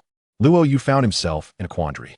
If the surge in power was from 1 to 10, he could eventually learn to wield it with practice. But this was an increase from 1 to several hundred. The leap was too vast. He had no idea how to adapt. Every gesture threatened to devastate his surroundings. And it felt fundamentally off. As he hesitated, his skin suddenly radiated with a divine golden-orange glow. The divine light was initially stable, but soon became restless, showing signs of losing control. Luo Yu's expression shifted as he felt a tearing pain rippling through his skin. Gu Yuena's brow furrowed, and in a flash, she appeared before him. A tremendous mental force surged forth from her brow, aiding Luo Yu in suppressing the chaotic divine energy within him. Confused, Luo Yu wondered, what is happening? Did I not already absorb the essence of the deity? What's going on? Be hurried over, asking anxiously. Gu Yuena shot Luo Yu an irritated glance. Do you think absorbing the essence of a deity is so simple? Within the furnace, you absorbed most of it, but a small portion remains hidden within your flesh, ready to cause turmoil at any moment. Although it is only a fraction, it is still divine-level power, far beyond your current capabilities to handle. Moreover, you cannot even manage the explosive strength that accompanies your breakthrough. How can you deal with this? Luo Yu knitted his brows tightly. Then what should we do now? Gu Yuena smiled knowingly. I anticipated this situation and have prepared a solution in advance. It's merely a matter of whether you can accept it. Luo Yu replied, what is there to accept? I cannot simply allow the residual divine power to wreak havoc within me. Gu Yuena explained, I will do my utmost to seal the essence of the deity within a localized area of your body, including the explosive power you currently cannot control. Finally, I will create a small opening in the seal. You will gradually refine the essence of the deity, receiving a bit of the surging power each day, allowing you to adapt little by little. Once you completely assimilate the power within the seal, you will be able to wield it freely. This indeed seems like a sound method. After a moment of contemplation, Luo Yu grasped Gu Yuena's intent to seal all the surging vitality and residual essence of the deity into a single unit, akin to a cake, consuming it piece by piece each day to digest it fully, ultimately transforming it into nourishment for himself. Gu Yuena nodded. It is an effective approach that can significantly alleviate the issues you currently face. However, there might be a slight downside. What downside? Luo Yu asked, bewildered. Gu Yuena smirked. You can choose between paralysis of the upper body or the lower body. What? Luo Yu exclaimed, taken aback by the absurdity. B, equally perplexed, failed to comprehend Gu Yuena's intentions. Hurry and choose. I am still suppressing the chaotic divine essence within you, Gu Yuena urged. Forget it. I'll choose for you, and later I will explain. With that, Gu Yuena unleashed all her mental power, akin to an unfathomable ocean. The surging vitality and the unruly divine essence within Luo Yu were compressed and drawn into the meridians of his legs. Ultimately, the chaotic power was entirely sealed within his lower limbs. Luo Yu felt utterly bewildered. His legs suddenly felt as if they were encased in lead, unbearably heavy, as though 2 mountains were suspended from his ankles. He could barely lift them, and each step was a tremendous effort. What has happened to me? Gu Yuena reassured him. Do not panic. I have sealed the essence of the deity within your legs. As you gradually absorb the energy leaking from the opening in the seal, your legs will regain their freedom, and your overall strength will surge. Though you may not become a deity, your physical prowess will rival that of low-level gods. Luo Yu rolled his eyes. But now I can't even walk. What am I supposed to do? Do not fret. I have prepared everything for you. With a flash of silver light, before Gu Yuena, a wheelchair appeared. Luo Yu gasped in astonishment, realizing this had all been premeditated. He sat in the wheelchair, feeling utterly speechless. I'm paralyzed, yet I've grown stronger? Do not be so disheartened, Gu Yuena replied, pointing to the massive skeletal remains of the Wind Dragon King. Her lips curled into a mysterious smile. Though your legs may be temporarily incapacitated, you are not entirely immobile. I have prepared a contingency plan for you. Rest assured, you will be able to move like the wind without the need for your legs. Chapter 299. By Ji's unique skill, the heavenly external soul bone, Wind Dragon Divine Wings. Gu Yuena, with a gentle smile, observed the success of her plan. Brother, you do not frown. You should smile too. The melancholic youth in the wheelchair diverted his gaze from his sealed legs and cast her a glance filled with despair. How can I smile? It's a miracle I'm not crying. Gu Yuena, light as a feather, gracefully approached Luo Yu from behind. Her soft hand gently kneaded his shoulder. Brother Yu, you must be strong. We have not been crippled by anyone. Sitting down now is merely to prepare for a better stand in the future. Moreover, you won't be crippled for long. Once you absorb the divine power within, your physical form will reach an astonishing level of transformation. Luo Yu forced a smile. I'll drink to this bowl of chicken soup for the soul. Gu Yuena retorted playfully, you silly man. Just because your legs are incapacitated doesn't mean your third leg is out of commission. Don't worry, it won't affect your other activities. Cough, cough. Luo Yu interjected. I don't understand what you're talking about. Gu Yuena rolled her purple eyes and playfully poked Luo Yu's shoulder. You cheeky man. Do you realize the immense opportunity you have gained? Others would envy you beyond measure. What you are absorbing is not just the complete essence of a deity. You have also absorbed the energy of the seven-colored divine gold, refined through my manipulation of the flames from all directions. If it were not for the divine power contained within the elements of the divine gold being absorbed by you, how could the seven-color divine furnace have shattered so easily? This is truly a divine artifact. I understand your good intentions. Luo Yu nodded, the bitterness on his face dissipating as he glanced down at his legs. He could feel the terrifying divine power surging within them. Once unleashed, it would not only obliterate several tidal daw, but could potentially flatten the vast expanse of the Tiando Empire in an instant. Now, from the cracks of the seals binding his legs, divine power continuously poured forth, rapidly refining his physical form. Every moment was a step towards enhancement. However, this opportunity is not something that others can merely envy. If Luo Yu did not possess a body forged from the pristine golden lotus, and had not already absorbed the spirit bones of the 5 great dragon kings, enhancing his physique, he would have likely exploded the moment the essence of divinity entered his body. Observing the pale complexion of Gu Yuena, Luo Yu's gaze softened. Filled with tenderness as he spoke, "You have worked hard, Na. Gu Yuena, with an air of pride, raised her delicate face and disdainfully replied, "What hardship? Refining a mere low-level deity is but a trifle for me." Enough with the pretense. Luo Yu interjected, "I know that assisting me this time has cost you greatly, and you have given much more." Gu Yuena's petite figure shifted slightly, her purple eyes shimmering with an indescribable emotion. Her stubborn tone softened. "TCH, it's good that you know. You owe this young lady more and more." Luo Yu nodded, refraining from expressing excessive gratitude. He disliked insincerity. Some things are best kept in the heart, and certain words are better left unspoken. Avenging the woman and crushing the Shura god should take precedence. "BG, you have also worked hard before." Luo Yu turned to the silent green-clad lady beside him. At that moment, BG's naturally beautiful face bore an allure that a young maiden would never exhibit, radiating the charm of a mature woman. The green-clad lady gracefully inclined her body. "It is an honor for BG to have the opportunity to assist you." Luo Yu waved his hand. "I am no longer the beast god. There is no need for such formality." BG, biting her lips slightly, shook her head, her beautiful eyes fixed on Luo Yu, a strand of hair fluttering before her forehead. Her gentle voice felt like a spring breeze. "Your strength has long been etched in BG's heart and shall never change. How did you transmit the healing energy to me before?" It felt somewhat special, Luo Yu inquired curiously. There were unspoken thoughts in Luo Yu's mind. Aside from the physical pain, he had also experienced a peculiar sensation of comfort, tingling, and cooling. BG's cheeks flushed, her typically composed demeanor becoming shy. Her delicate hands crossed over her abdomen. "Well, that is BG's unique skill, not something to be easily disclosed." "Then I shall not inquire further," Luo Yu said. "Would you mind allowing me another opportunity to experience your unique skill?" "Ah." BG's beautiful eyes quivered. Having admired Luo Yu for a long time, she would naturally be willing to do anything. However, she was acutely aware of the jealous gaze of Gu Yuena, who was watching her closely. BG cautiously glanced at Gu Yuena. Gu Yuena pouted. "He is asking you. Why are you looking at me?" BG softly queried, "Master, may I perform my unique skill for Lord Luo Yu once more?" Gu Yuena scoffed. "If he asks, then just give it to him." Luo Yu inquired. "What are you two whispering about?" "Nothing," Gu Yuena replied, sulking. Luo Yu observed BG's bashful demeanor and recalled the delightful sensations he had experienced earlier. His heart skipped a beat. Could it be that she uses a method similar to ZG's to assist me? Luo Yu thought, his gaze turning peculiar. If that were the case, it seemed that every significant breakthrough he achieved involved beautiful women.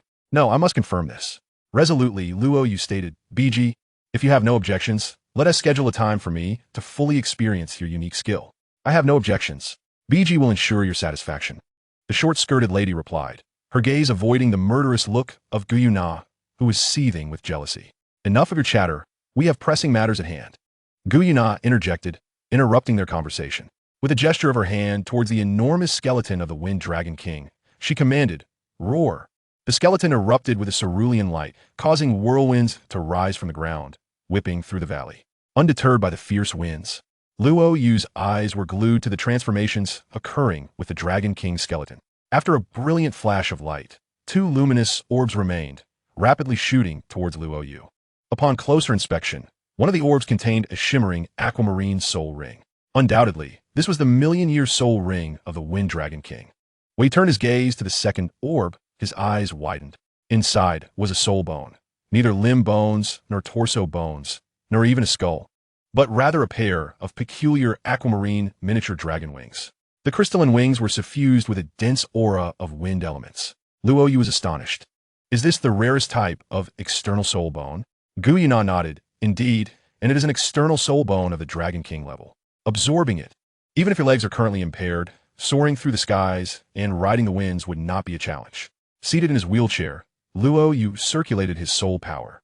A spectrum of 9 colors erupted forth as the majestic and domineering dragon god, martial soul, surged forth, its 5 extraordinary soul rings radiating brilliance. Without hesitation, he raised his hand to summon it. The aquamarine million-year soul ring trembled violently, akin to a fledgling returning to its nest, flying directly into Luo Yu's body. Concurrently, the pair of dragon wings, the external soul bone, slowly melded into the area of his shoulder blades. Boom! Luo Yu's aura surged forth, sweeping in all directions. The divine essence refining his body, though not yet complete, was beginning to show results. He now absorbed the Wind Dragon King's soul bone and soul ring without any sense of strain. His back swelled, undergoing extraordinary changes. Chapter 300. Can the Dragon God, Martial Soul, evolve? 6-colored Dragon King armor, ready to steal from Ain. Boom! Luo Yu sat in his wheelchair, eyes tightly shut. The imposing and majestic 9-colored Dragon God, Martial Soul, manifested behind him, exuding an aura of supremacy that seemed to look down upon all creation. The 5 soul rings, red gold, blue gold, brown gold, white gold, and black gold, pulsated rhythmically, flickering with a divine and mystical brilliance, dazzling beyond measure. Suddenly, a surge of radiance enveloped Luo Yu as the 6th soul ring emerged. The moment this aquamarine soul ring appeared, the preceding 5 rings ignited with fervor. Roar! The dragon god Martial Soul let out a resounding roar, echoing for miles. The 6 soul rings appeared to resonate with the ethereal shadows of dragon kings, unleashing a simultaneous roar, causing the entire valley to tremble. Bibi was struck with awe by the dragon's roar, her heart racing in trepidation. Her delicate legs instinctively pressed together, her body trembling uncontrollably. Observing the aura and soul ring configuration radiating from Luo Yu, Bibi's eyes widened in astonishment. She could hardly fathom that there existed someone with such a soul ring configuration. It was terrifying beyond belief. Bibi felt certain that Luo Yu would never have enemies in his lifetime. Anyone who opposed him would surely be terrified to death upon witnessing his soul ring configuration. At that moment, she began to silently mourn for Luo Yu's foes. Gu Yuena's face was alight with excitement, her small fists clenched tightly at her sides. Luo Yu's breakthrough thrilled her even more than her own. They had come one step closer. She could hardly wait to see what would unfold when the illustrious Yu, possessing the dragon god Martial Soul, gathered the 9 Dragon King level soul rings and soul bones. The anticipation was overwhelming. Gu Yuena's formidable spiritual power allowed her to keenly sense the subtle changes occurring within Luo Yu's dragon god Martial Soul as the various Dragon King soul rings and soul bones entered his body. It seemed to be evolving towards an even higher stage. Gu Yuena's beautiful eyes shimmered with an expression of disbelief, her heart brimming with questions. Could it be that the dragon god is already the pinnacle of soul beast evolution? Is there truly a higher echelon beyond this? Unthinkable. As the 2 goddesses stood in astonishment, a new commotion arose from Luo Yu's side. The scapulae on his back rose dramatically, emitting an explosion of azure golden light. With a mighty roar, Luo Yu unleashed a formidable cry. Suddenly, a pair of immense dragon wings unfurled behind him, resembling a crystalline material that radiated a divine aura. Spirals of wind danced around the wings, perpetually emanating a brilliant azure golden glow. Upon closer inspection, ethereal images of wind dragons flitted across the wings, resplendent in their elegance. As Luo Yu's dragon god Martial Spirit enveloped him, his bones crackled audibly. A kaleidoscope of colors erupted, with 6 million-year soul rings swirling around him. With a powerful flap of his dragon wings, the wheelchair beneath him was instantly shattered by the residual force. Whoosh! A tempest surged forth from the ground. As the Wind Dragon King roared imperiously, Luo Yu soared upward, propelled into the sky. Under the influence of the Wind Dragon God wings, his speed reached its zenith, transforming him into a streak of azure golden light. In an instant, he swept through the valley, spiraling around several times before finally coming to a halt high above. Gazing down upon the earth, a radiant aura enveloped him, and the might of the dragon permeated the air, resembling a deity descending upon the mortal realm. Biji felt lightheaded, her eyes shimmering with wonder. Even the typically aloof Gu Yuena seemed to have succumbed to a sense of admiration, her violet eyes brimming with appreciation. She couldn't help but marvel at the man before her.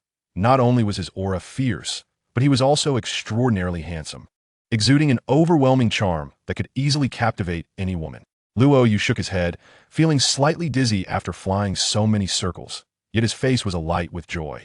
The wind dragon god wings were surprisingly effective. He had anticipated needing some time to adjust, but it felt as if they were intrinsically linked to his very blood, as familiar as an extension of his own limbs.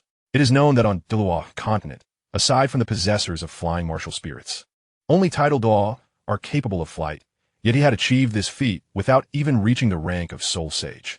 Luo Yu estimated that he could maneuver the wind dragon god wings with a speed surpassing that of most tidal Douluo. With the enhancement of his future cultivation, his flight speed would only increase further. Standing aloft in the air, surveying the entire scene, he felt an exhilarating sense of satisfaction. Just as he was about to descend, his expression suddenly shifted.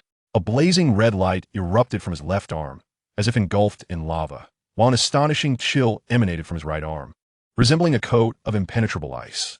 His left leg radiated a brilliant white light, and his right leg was shrouded in a dark aura. The powers of light and darkness sharply delineated. His entire body erupted with a heavy, brown-golden glow. The external soul bones on his back also burst forth with a dazzling azure-golden brilliance, releasing a potent force of wind elements. With an uncontrollable roar, Luo Yu unleashed a fierce cry, followed by 6 resounding dragon roars echoing through the air. A dragon silhouette flickered across his limbs, torso, and wings, illuminating the surroundings in a brilliant display. The sound of clanging metal resonated as a series of crisp hammering noises filled the air. Aside from his head, a formidable dragon armor, brimming with ferocity, manifested across his body. The pieces melded seamlessly, intertwining to envelop Luo Yu in a majestic 6-colored Dragon King armor. With the armor's manifestation, his strength surged exponentially. Luo Yu felt an illusion of boundless power, as if he could pluck the sun and moon from the sky with a mere gesture or shatter mountains with a single step. On the ground, Biji gazed up at the man in awe, her pupils dilating in astonishment, her lips trembling in shock. The events unfolding around Luo Yu had far exceeded her comprehension. Incredible. This arrogant man was truly remarkable. Gu Yuena couldn't help but sigh in admiration, praising Luo Yu profusely. The divine equipment forged from the 9 Dragon King soul bones must be terrifyingly powerful. Even divine artifacts of the gods would pale in comparison to those of Brother Yu in the future. Gu Yuena cast a glance at the swirling mist surrounding the valley, feeling a sense of relief. Her foresight to prepare a concealment array had proven wise. Before Brother Yu had fully matured, it was imperative to keep him hidden from the eyes of the divine realm. Otherwise, not only would lower-tier deities be alarmed, but even those god kings would be compelled to descend and eliminate Luo Yu while he was still in his infancy. It was not a matter of shame, but rather of necessity. The potential exhibited by the man was simply too terrifying. At this moment, Luo Yu turned his gaze inward, examining his dantian. Within it resided 6 orbs of varying colors, each spinning gently. Each orb contained the essence of a Dragon King. Now was not the time for them to merge. He needed to absorb the divine power sealed within his legs and refine his body to its utmost before considering such a risky endeavor. Luo Yu dispelled the 6-color Dragon King armor, controlling his dragon wings to descend back to the ground.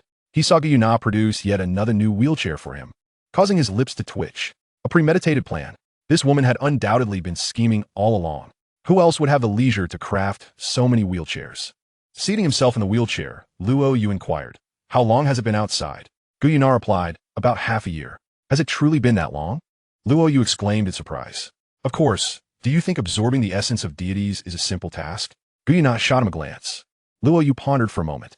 Calculating the time, he realized that the high-level Soul Master competition across the continent should be approaching soon. He surmised that Xiao Wu, Zhu Zhuqing, and Hulayina would all participate, along with those women he had yet to meet. He could even guess that the 3rd son and his father were likely holding on to their grievances, waiting for an opportunity to take revenge on him. Seeing him in a wheelchair, they must be overjoyed, thinking their chance had come. A smile crept across Luo Yu's face as he slowly shook his head. The competition had likely not yet commenced. What he needed to do now was to rescue Ain and find an opportunity to confront Xianren Xue. The mission must be accomplished, and he had to hasten his strength. In the depths of the silent Sound Valley, surrounded by the misty array, the ground was littered with fragments of forges that had lost their divine essence. Gu Yuena, with her immaculate white legs untainted by dirt, approached Luo Yu. "Stinky man, how do you feel now?" Luo Yu, seated in his wheelchair, tapped his heavy legs and chuckled lightly.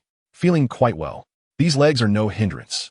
With the wind dragon wings, everything is manageable." "That's a relief." Gu Yuena nodded, hesitating for a moment before continuing. "Since you have no pressing matters, I shall take my leave." "Where are you going?" Luo Yu was taken aback. Gu Yuena rolled her eyes and replied, "Of course. I'm returning to the Star Doe Forest to recuperate." "Am I supposed to stay here and indulge in sweet nothings with you?" Luo Yu chuckled. "Then let's chat for a while." Gu Yuena raised an eyebrow, her gaze trailing down Luo Yu's broad chest before stopping at its destination. She lifted her fair chin, her lips curling into a smirk. "Let us be honest. Even if I stay, do you think you can handle it?" Luo Yu felt a sting of mockery and widened his eyes. "Just try me. I assure you, I am more than capable." Gu Yuena shot a sidelong glance at Bibi, who promptly turned her head away, avoiding the scene. Gu Yuena stepped closer to Luo Yu, leaning in to whisper in his ear, her breath sending shivers down his spine. In a voice only they could hear, she said, "Stinky man, even in this state, you're still thinking of mischief? With your legs in such condition, you can't possibly be a dragon knight." "A dragon knight?" Luo Yu's eyes widened in astonishment. How could such words come from the typically aloof Silver Dragon King? Gu Yuena, when had little Nana become so adept at flirtation? She had even learned to drive the metaphorical car. Noticing the shock on his face, a flicker of delight crossed Gu Yuena's heart. Indeed, the alluring manual on charming men that Beatrice brought back was not in vain.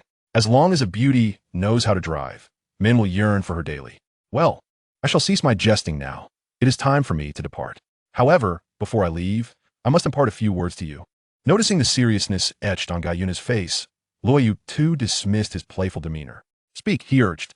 Gu Yuena raised a slender finger, stating, "Firstly, try to minimize or temporarily refrain from using your six-colored Dragon King armor. Its draconic aura is too pronounced, and I fear it may attract the attention of the divine realm." "Understood." Luo Yu nodded in acknowledgement. "Secondly, do not rashly attempt to merge the Dragon King's essence within your Dantian until you have fully absorbed the divine power sealed within your legs. It may appear safe for the time being, but when the time comes for fusion, it will not remain so placid." Luo Yu chuckled. "I'm not foolish. You needn't worry. By the way, after we have slain this deity from the lower realm, won't the Azura god in the divine realm take notice?" he inquired. Gu Yuena replied, "I have already interrogated that individual. The Azura god is currently engrossed in the cultivation of a divine technique and is in seclusion. He will not emerge anytime soon. Thus, we should be safe for the time being. However, we must seize the opportunity to cultivate diligently." "Understood," Luo Yu nodded.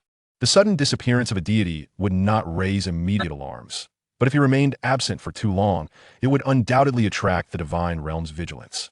Gu Yuena regarded him with appreciation. "Since you comprehend this, I shan't belabor the point. I shall return to recuperate and regain my strength, until you grow stronger. Even if a divine king descends, I will do everything in my power to protect you." "It seems I must hasten my own cultivation," Luo Yu shrugged, not wishing for the women to bear the brunt of danger. Gu Yuena reassured him, "Do not be overly hasty. Solidifying your foundation is paramount. Your rate of cultivation is already unprecedented in my experience." She steadied her focus. "I have always believed in the man I have chosen.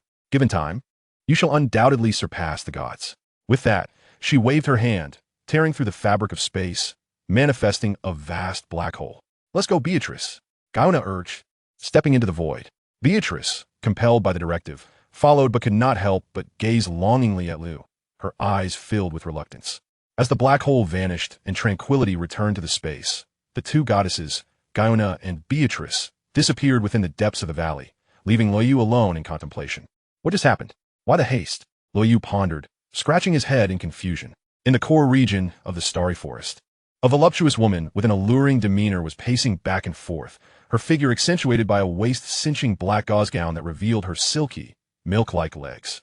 Her pouting lips, kissed by the sunlight, exuded a faintly enchanting purple hue, tinged with jealousy and a hint of grievance. Why did my master not take me to meet Lord Luo Yu? Why take that woman Beatrice instead? What does she possess that I do not? Since their last parting, it had been quite some time, and Ziji lowered her gaze, her delicate hand brushing over her flat abdomen through the sheer fabric of her gown. Biting her lip, Her eyes flickered as memories washed over her. Her cheeks tinged with a subtle blush. I miss Lord Luo Yu so dearly. Should I dare to sneak out? The thought took root in her mind, growing stronger by the moment. Plans began to form within her heart, a desire to venture out and seek Liu intensifying. Suddenly, a black rift in space appeared, and Gu Yuena and Beatrice emerged from it. As soon as they stepped out, Gu Yuena let out a soft grunt, her rosy complexion paling, and she stumbled slightly. Both Beatrice and Ziji rushed forward in alarm to assist her. Do not assist me. Gu Yuena straightened her posture, her demeanor regal and unyielding. My master, what ails you? Beatrice inquired, having never seen Gu Yuena so fatigued. Gu Yuena cast her a sidelong glance. Do you think the essence of a deity is so easily refined? Is it something that mere mortals can simply absorb? Beatrice was taken aback by her words. Gu Yuena offered no further explanation. In truth, she had to forcibly suppress her injuries, channeling all her mental energy and exerting all her strength to ensure Luo Yu could safely absorb the divine essence. This was a silent sacrifice she intended to keep to herself. Beatrice hesitated. Master, do you believe it's worth such a sacrifice for Lord Luo Yu? Gu Yuena replied coolly, when you begin to weigh worth, it often indicates that it is not. I have never considered such matters. To be honest, I have long since abandoned the desire to be the Silver Dragon King. If given a choice, I would prefer to be the woman behind him. A gentle breeze swept through, stirring Gu Yuena's long silver hair. As her locks danced, her exquisitely beautiful visage seemed even more perfect. Even Beatrice and Ziji, both women themselves, were momentarily captivated. Ziji keenly noticed the hint of springtime warmth blooming on Beatrice's face, something that hadn't been there when they departed. She could easily surmise what had transpired.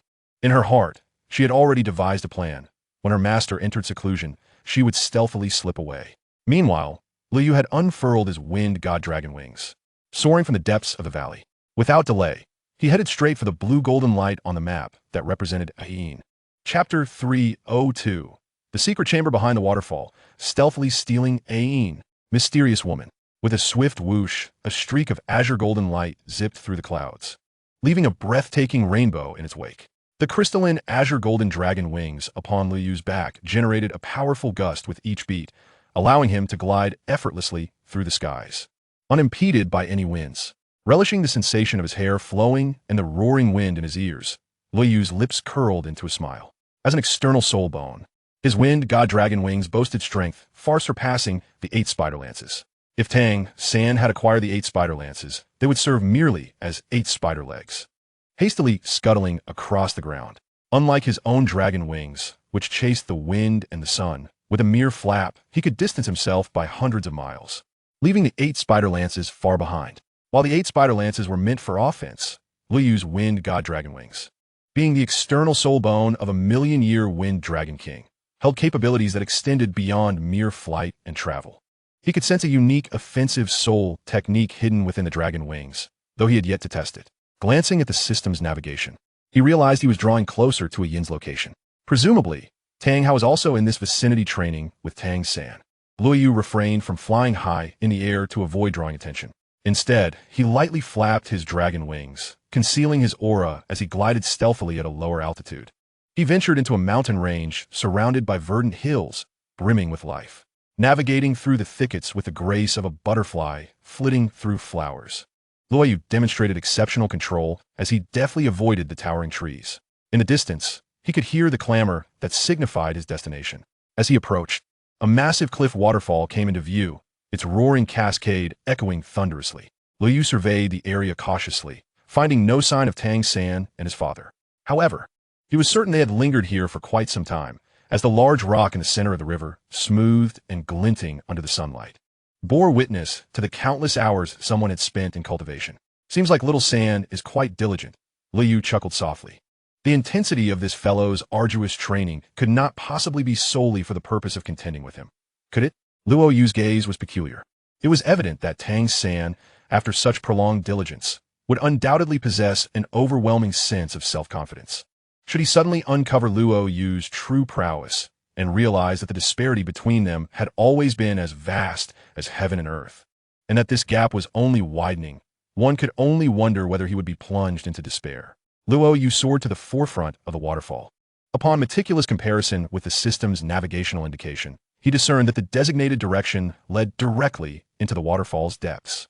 Exhaling a breath of pent-up frustration, he levitated in mid-air, slowly bending his arm towards the waterfall. With a swift punch, he struck upwards. Boom! His right arm transformed into a cerulean hue, echoing the roar of the Water Dragon King. With a single blow, he repelled the cascading waterfall, sending it tumbling backwards in a tumultuous retreat. Water splashed everywhere, and the waterfall was instantly cleared, revealing a stark black stone wall behind it. Noticing the absence of any secret chamber or cave, Luo Yu remained unperturbed, his eyes narrowing. Activating the divine eye of transformation, a radiant golden-purple light flickered. In an instant, all mechanisms were laid bare. He located a stone on the wall with one hand and pressed it gently. The once tightly fitting rock suddenly caved in, unveiling a doorway. Without hesitation, Luo Yu flew through the portal. The waterfall, which had been sent reeling, cascaded down once more. Beyond the waterfall lay a hidden realm. Luo Yu retracted his dragon wings and retrieved a wheelchair to sit upon. He shifted his gaze to observe his surroundings. Perhaps due to the waterfall outside, the air was exceptionally humid. The cave stood about 3 meters high and approximately 2 meters wide, extending inward. It was dark, yet this did not hinder Luo Yu's vision granted by the divine eye of transformation. He pushed the wheelchair deeper into the cave. Upon reaching the innermost part, the oppressive darkness dissipated and everything around became illuminated. Looking upwards, he spotted a stone aperture at the top of the cave wall. This space, a modest stone chamber measuring no more than 20 square meters, was devoid of any furnishings, starkly empty. However, directly beneath the stone aperture lay a small mound of earth. On this mound swayed a slender blue-silver grass, dancing gently in the breeze. This grass appeared longer than ordinary blades, and most peculiarly, its leaves were adorned with golden filigree, emanating a distinctive aura. This must be Ain. Luo Yu glanced at the system's confirmed location, which aligned perfectly with the position of the blue-silver grass. After surveying the meager surroundings of the cave, he couldn't help but smirk. Tang Hao had indeed chosen a rather dismal abode for Ain.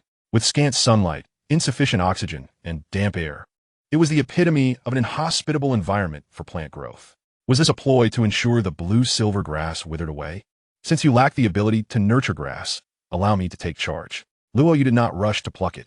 Instead, he scrutinized the blue-silver grass upon the small mound. It appeared extraordinary, yet emitted no unusual vibrations. Suddenly, his ears twitched. A peculiar sound arose from outside the cave, suggesting the approach of someone. He summoned the Nine Heavens sword, making a precise swipe at the mound. The entire mound was lifted, and he harnessed his soul power to draw it into the air. With swift reflexes, he transported the blue-silver grass, along with its soil, into his storage space. His storage space was unique, capable of sustaining life. At that moment, it seemed someone had already traversed the waterfall, as footsteps echoed closer. Luo Yu hastily concealed the sword, brushed his forehead, and summoned the vast sea shield, expanding it rapidly to enshroud his body. He entered a state of invisibility. All movements were executed seamlessly as he maneuvered his wheelchair toward the corner of the wall. Just then, 2 figures, one large and one small, hurriedly emerged from the darkness of the entrance. Meanwhile, 1,000 meters directly beneath the mound, in a concealed chamber, sat a woman in meditation. Appearing to be in her 30s, she radiated a faint blue-golden glow, brimming with a unique vitality, directed towards the mound above. When Luo Yu seized the blue-silver grass, the woman seemed startled, her eyes snapping open as she rose abruptly. Her figure resembled that of a celestial being, draped in a blue-golden gown that enveloped her entirely. The exquisite elegance of her demeanor accentuated her otherworldly beauty, with azure eyes akin to flawless blue crystals. Golden ribbons danced around the hem of her gown, and a delicate fragrance wafted through the air. She emitted a gentle, melodious voice that seemed capable of cleansing the soul. Who has disturbed me? Could it be that father and son pair are up to some foolishness again? Chapter 303. Tang San believes he has improved. Luo Yu can't help but laugh. The woman in the hidden chamber deep within the earth furrowed her brows. Her beautiful eyes gazed upward as she released her mental energy, discreetly probing the surface. Above, in the cave behind the waterfall, Luo Yu had just extracted the blue-silver grass when he heard a series of footsteps. He quickly employed the vast sea shield to enter a state of invisibility, retreating to the corner to observe the situation. 2 figures, one large and one small, emerged from the entrance of shadows, engaged in conversation. Tang Hao, disheveled and clad in tattered garments, nonetheless possessed an impressively robust physique. Tang San stood beside him. His once ordinary features had transformed, His hair, now a striking blue, undeniably handsome, exuding an aura far more solid than before. Tang Hao glanced at his son, pride and satisfaction gleaming in his tiger-like eyes. Little San, you surpass your father at your age. Tang San shook his head, humbly replying, Father was the youngest titled Douluo in the Douluo continent. I still have much to learn. Tang Hao's eyes widened. Little San, know when to be humble, but also when to be bold. The stronger you become, the more respect you will command. Do you understand? Tang San appeared hesitant. Tang Hao continued, the Haotian hammer. Our family's legendary martial soul is universally recognized as the supreme weapon. Its overwhelming power is indisputable. Your character must be sufficiently domineering to resonate with the Haotian hammer and unleash its true might. Tang San's gaze flickered with determination, a fierce aura emanating from him as he nodded gravely. I understand, father. Seeing the change in Tang San's expression, Tang Hao felt a sense of relief. The child can be taught. Concealed in the shadows, Luo Yu couldn't help but scoff. Teaching Tang San to be more domineering? Yet you, Tang Hao, did nothing when your wife was slain. If it were me, I would make anyone who dare to harm my loved ones pay dearly. Tang San seemed to recall something, clenching his fists. Father, do you believe I could defeat Luo Yu with my current strength? Tang Hao cast him a sidelong glance, replying lightly, be confident, eliminate the can. I could defeat him now, as memories of the past flooded back, of Xiao Wu fleeing with Luo Yu and himself being soundly defeated. Tang San felt a surge of resentment. Tang Hao scoffed, look at your pitiful state. You are my son, the strongest genius of the Haotian sect. Defeating someone like him should be as simple as grasping the air. You lost before because I had yet to teach you properly. You relied solely on the blue silver grass, without harnessing the power of the Haotian hammer. Now, at your age, you have reached level 50. Not only in the Douluo continent, but throughout history, none can compare to you. You have undergone rigorous training and have mastered the essence of our Haotian sect's chaotic windhammer technique, achieving remarkable proficiency. Who could possibly rival you now? I ask you, what does that young man have to compare? On what grounds can he stand against you? What qualifications does he possess to challenge you? Tang San's eyes sparkled with increasing brilliance, fueled by Tang Hao's impassioned encouragement, his blood boiling with fervor.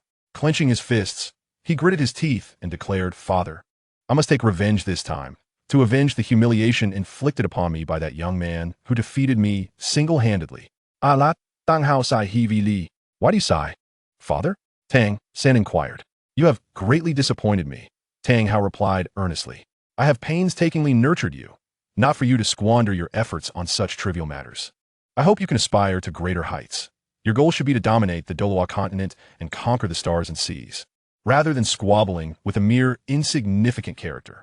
Tang San's expression grew fervent, teeth clenched as he said, Dad, he took away my Xiao Wu. For this alone, I must settle the score with him. I shall personally defeat him before Xiao Wu, proving who the true sovereign is. Your ambitions are too narrow, too limited. Tang Hao lamentet dipiten. He hardly regarded Luo Yu as a threat. No matter how strong one may be, what does it matter? My son Tang San is already cultivated to the Soul King level, and the innate talent bestowed by his twin martial souls is sufficient to contend with the Soul Emperor. The Haotian hammer has been cultivated to perfection. Dad, I will personally crush him and reclaim my Xiao Wu. Tang San asserted resolutely. What significance does a woman hold? Do not allow her to impede the speed of your hammer strikes, and do not become a sycophant. You need only to defeat Luo Yu. That woman will surely regret her poor judgment in choosing him over you. Tang San's demeanor shifted to seriousness, his gaze directed towards the cave entrance. Luo Yu, you could never have anticipated my rapid ascent in strength. Await your reckoning. The last time you narrowly triumphed means nothing. Should we cross paths again? I shall teach you a lesson with my Haotian hammer. A mere solitary martial soul cannot compare to my twin martial souls. Tang San's gaze turned contemplative as he extended 3 fingers towards the cave's exit. 3 strikes. I require only 3 strikes to shatter you, you arrogant fiend. Dad, I suddenly feel an overwhelming anticipation, eager to witness the shock and disbelief on his face when he realizes the extent of my power. Tang Hao chuckled coldly. Rest assured, that day is not far off. The Grand Soul Master Tournament of the continent is approaching, and that young man will surely participate. I believe my son will astound the world with his prowess. Go forth boldly. That stage is yours alone. Tang San nodded, his eyes glimmering with a purple sheen. Father, do not worry. I shall not disappoint you. That young man is merely a stepping stone beneath my feet. I will annihilate all who stand in my way and bring you victory. Tang Hao lao get ho ti ti li, en begin Tang San shao de. Now that is my son, the true heir of Tang Hao. Tang San proclaimed with determination. Luo Yu, prepare to tremble. Get ready to taste the bitter fruit of failure. Soon, I shall emerge. The last time, you were fortunate to win. Now, the strength I possess is beyond your wildest dreams. Neither Tang Hao nor Tang San noticed the hidden Luo Yu, who sat in a wheelchair, casually crossing his legs, arms folded, quietly observing the two boastful men. His expression was peculiar, nearly breaking into laughter at their blustering. Listening to this father-son duo ramble on, he was almost nauseated. What significance does a soul king hold in his eyes? It merely illustrates how their impoverished perspective has constrained their imagination. Watching the spirited Tang San and the eagerly expectant Tang Hao, Luo Yu merely smirked, withholding unnecessary words. He too was eagerly anticipating an encounter with Tang San. Little San, do not rush. Soon I shall reveal to you the sensation of plummeting from heaven to hell. Tang Hao called out, Little San, come and bid farewell to your mother. We shall depart from here. All right, Tang San replied, accompanying Tang Hao deeper into the cave. They arrived at the site of the former small mound, gazing at the vanished blue-silver grass and the little hill, their pupils constricting in shock. With mouths agape and eyes wide, they exchanged bewildered glances. Chapter 304. Toying with Tang Hao and his son. A mysterious woman approaches. Who is Ayin? The small mound on the ground had vanished, leaving only a deep pit. The blue-silver grass was nowhere to be found. The father and son stood dumbfounded, exchanging perplexed glances. Tang San stammered, What is happening? After a brief moment of stupor, Tang Hao's confusion swiftly morphed into an expression of fierce anger as he bellowed. What else could it be? Your mother has been stolen. My mother has been stolen? Tang San echoed in disbelief, his body trembling in shock. This is impossible.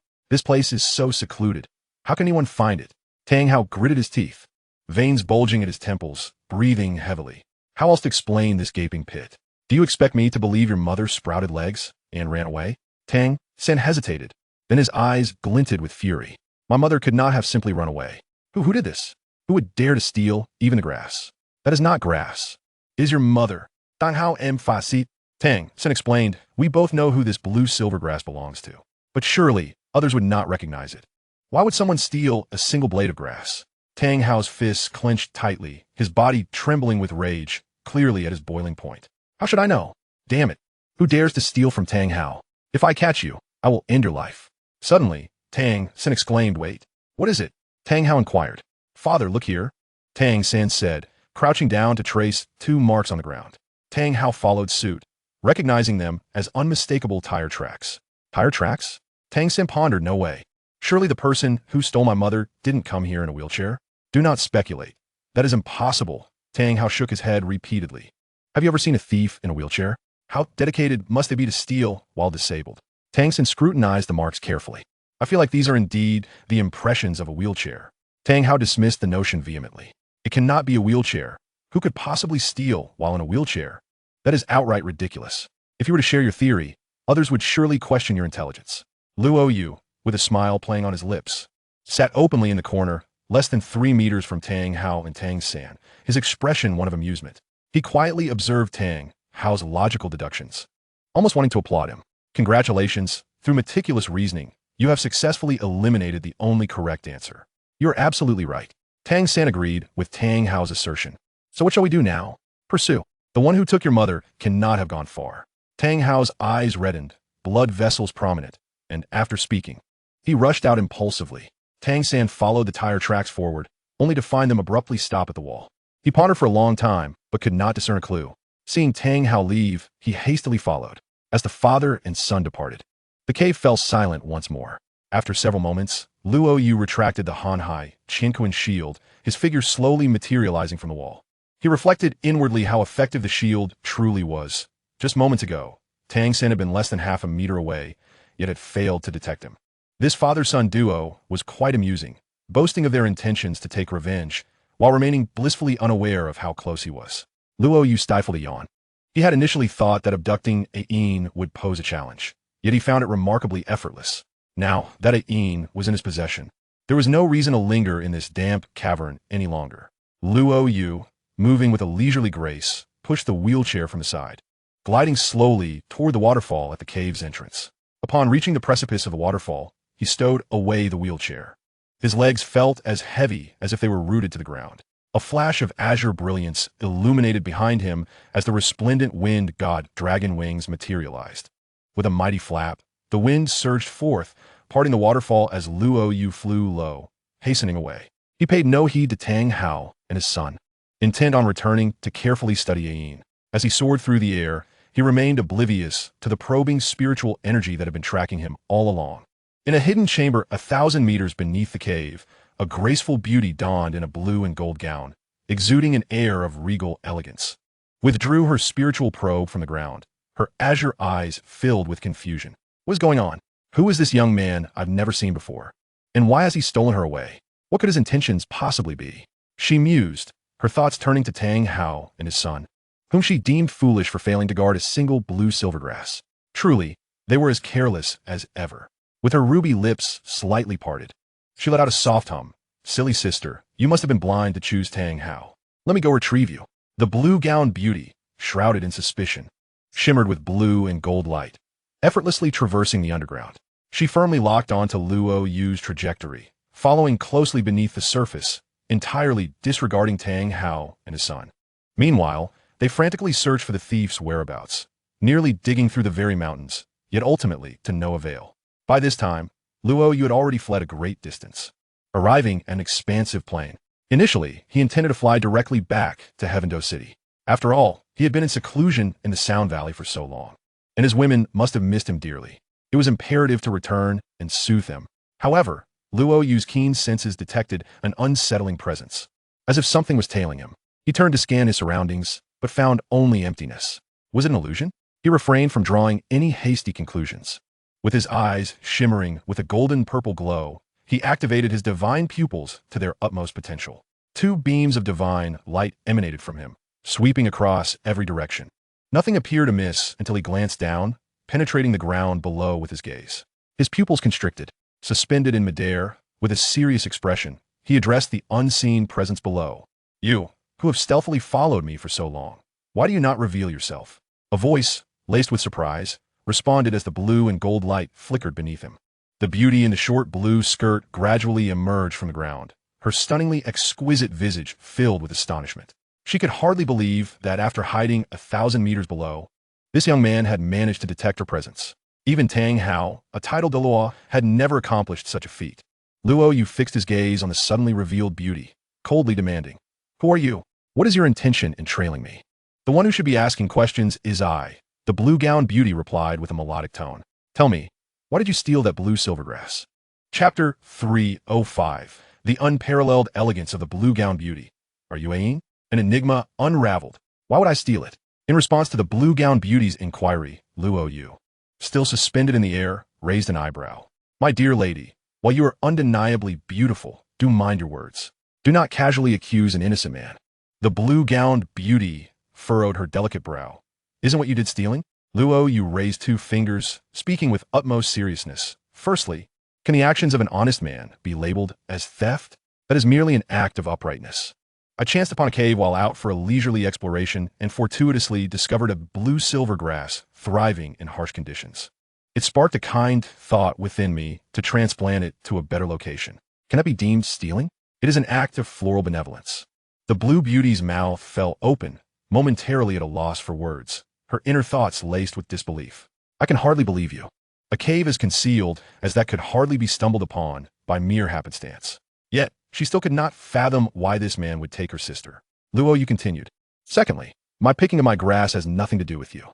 As for your relentless pursuit, those in the know might think you are chasing after your sister, while those unaware might assume you are trying to rob an older brother of his virtue." At his words, the blue beauty's anger flared, her gem-like eyes widening in fury. Her breath quickened, her ample bosom rising and falling. "You have stolen my sister. How can that not concern me?" Luo Yu, suspended in midair, staggered, his expression one of utter astonishment. "What is going on? Did I not take Ayin?" He had never heard of Ayin having a sister. Was it not true that the Blue-Silver Emperor was unique without a sibling? Luo Yu exclaimed in shock. "You mean I have stolen your sister?" The blue beauty felt an overwhelming awkwardness at his words. She suspected he was mocking her, yet lacked the evidence to confront him. Realizing his phrasing was inappropriate, Luo Yu corrected himself. "You say that what I took was your sister?"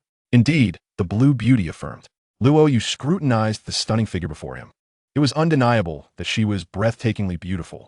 Her features were exquisitely perfect, her skin as fair as snow, tinged with a delicate blush. Her slender waist was almost fragile, while her long legs, accentuated by high heels, were both formidable and elegant. Dressed in that blue and gold gown, she was a vision of breathtaking beauty, her elegance rivaling that of Bibi Dong. However, while Bibi Dong exuded a cold and aloof demeanor, this woman radiated an unparalleled grace and sophistication. Luo Yu queried, "How can you prove you're her sister?" The blue beauty inhaled sharply, her stunning eyes trembling with indignation. "I say, I am her sister. Is that not sufficient? What more proof do you require?" Luo Yu shrugged. "Unless you provide proof, how am I to know if you are indeed her sister?" The blue beauty was momentarily struck dumb, caught in silence. The man's peculiar line of questioning left her bewildered. Luo Yu continued, "As far as I know, Ain should not have a sister. Where have you emerged from? What do you know?" The blue beauty replied coldly, "She is not Ain. I am." "You are Ain?" Luo Yu gasped, his face a mask of disbelief. Her words plunged him into confusion. What was happening? Had he not taken the blue silver grass that was Ain? This could not be right. He had clearly seen Tang Hao and his son in a state of urgency. He distinctly remembered Tang Hao's words about their mother being stolen, and that was no act. Furthermore, had Ain not been sacrificed? The woman before him exuded a rich, solid presence, showing no signs of having been sacrificed. Was she deceiving him? But what reason would she have to do so? Luo Yu's mind raced, but he remained perplexed, growing increasingly bewildered.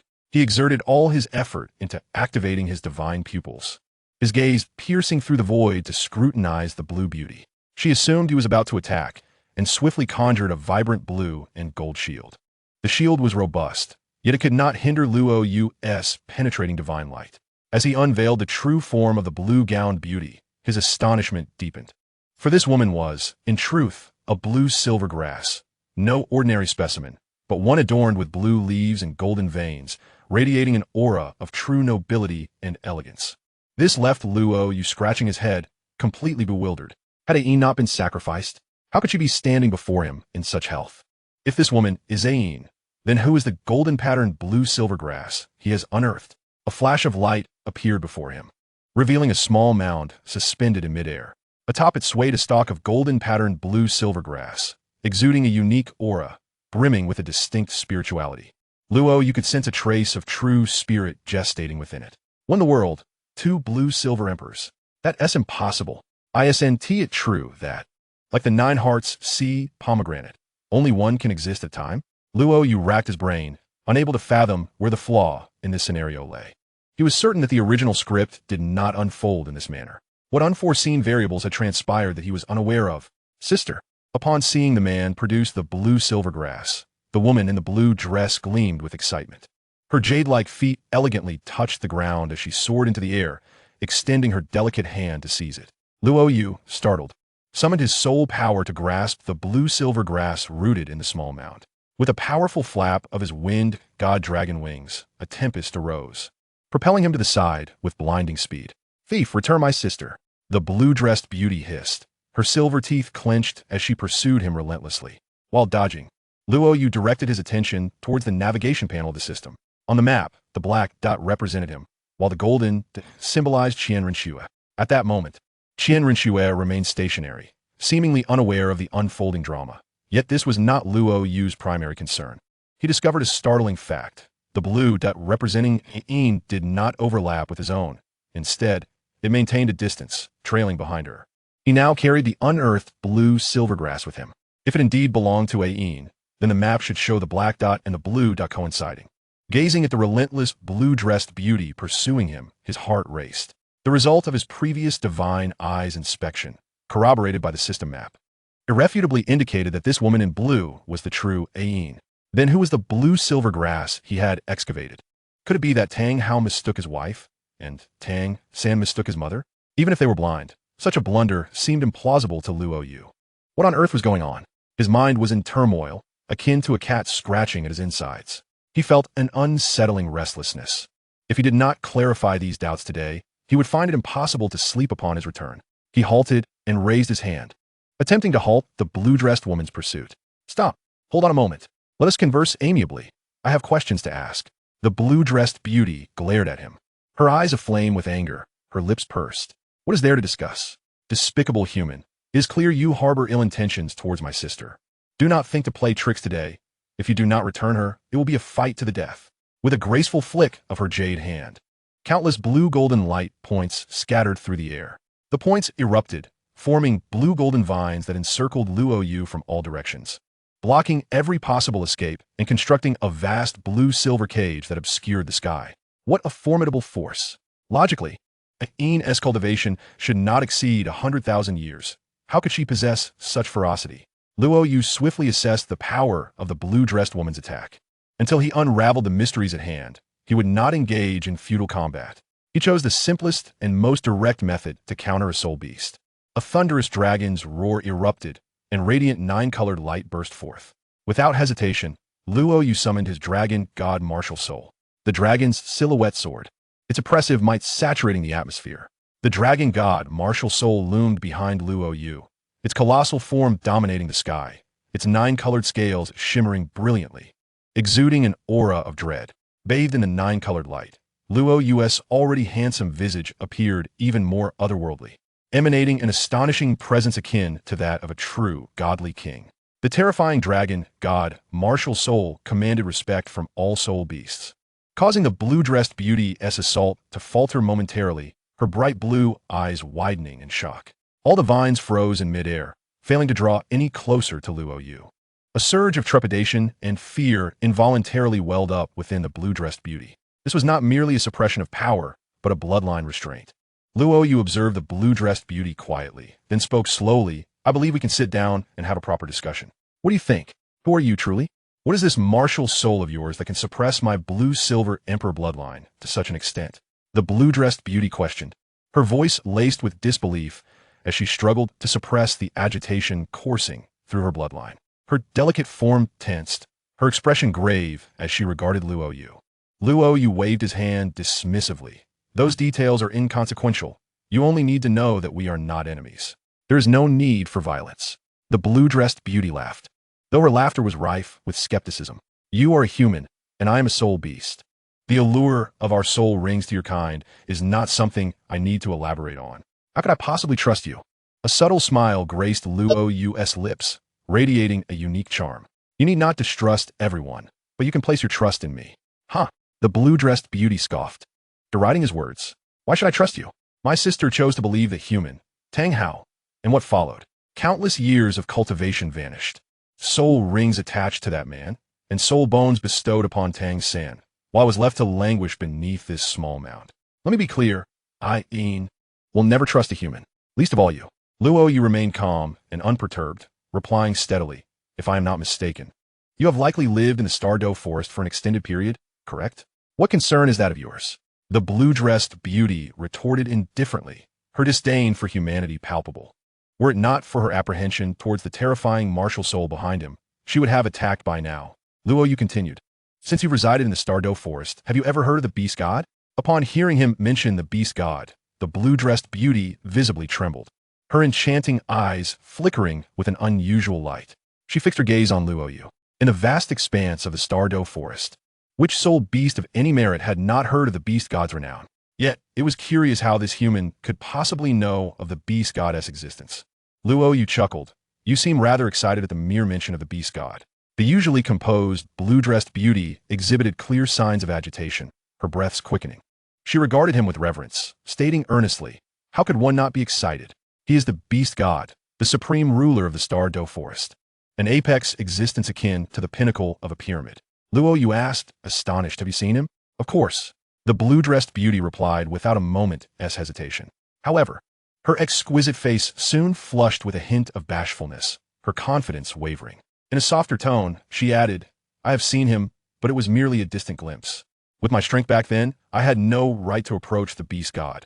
Just being able to behold his majesty from afar was already a great satisfaction. Observing the blue-dressed beauty's respectful tone and the starlight dancing in her eyes, Luo Yu's expression grew increasingly peculiar. Ahem, do mind your demeanor. You seem rather infatuated. I would think you, at the very least, a stunning beauty who could maintain a semblance of composure. Infatuated? Composed? The blue-dressed beauty scoffed. What do you know? In our Stardow forest, which soul beast that is cultivated to a high level does not revere the beast god?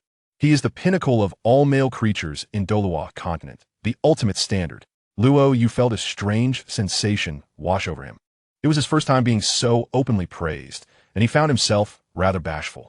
He scoffed, seeing you so beautiful and with such grace. What makes the beast god so special that you would praise him like this? Silence. The blue-skirted beauty reprimanded coldly. The esteemed beast god is not someone a mere human like you can critique. Even I am unworthy to comment on him. Luo Yu shook his head. Your reaction is rather exaggerated. You would not understand. The blue-skirted beauty seemed lost in reminiscence, her voice softening. Without the esteemed beast god, my cultivation would not have progressed so swiftly.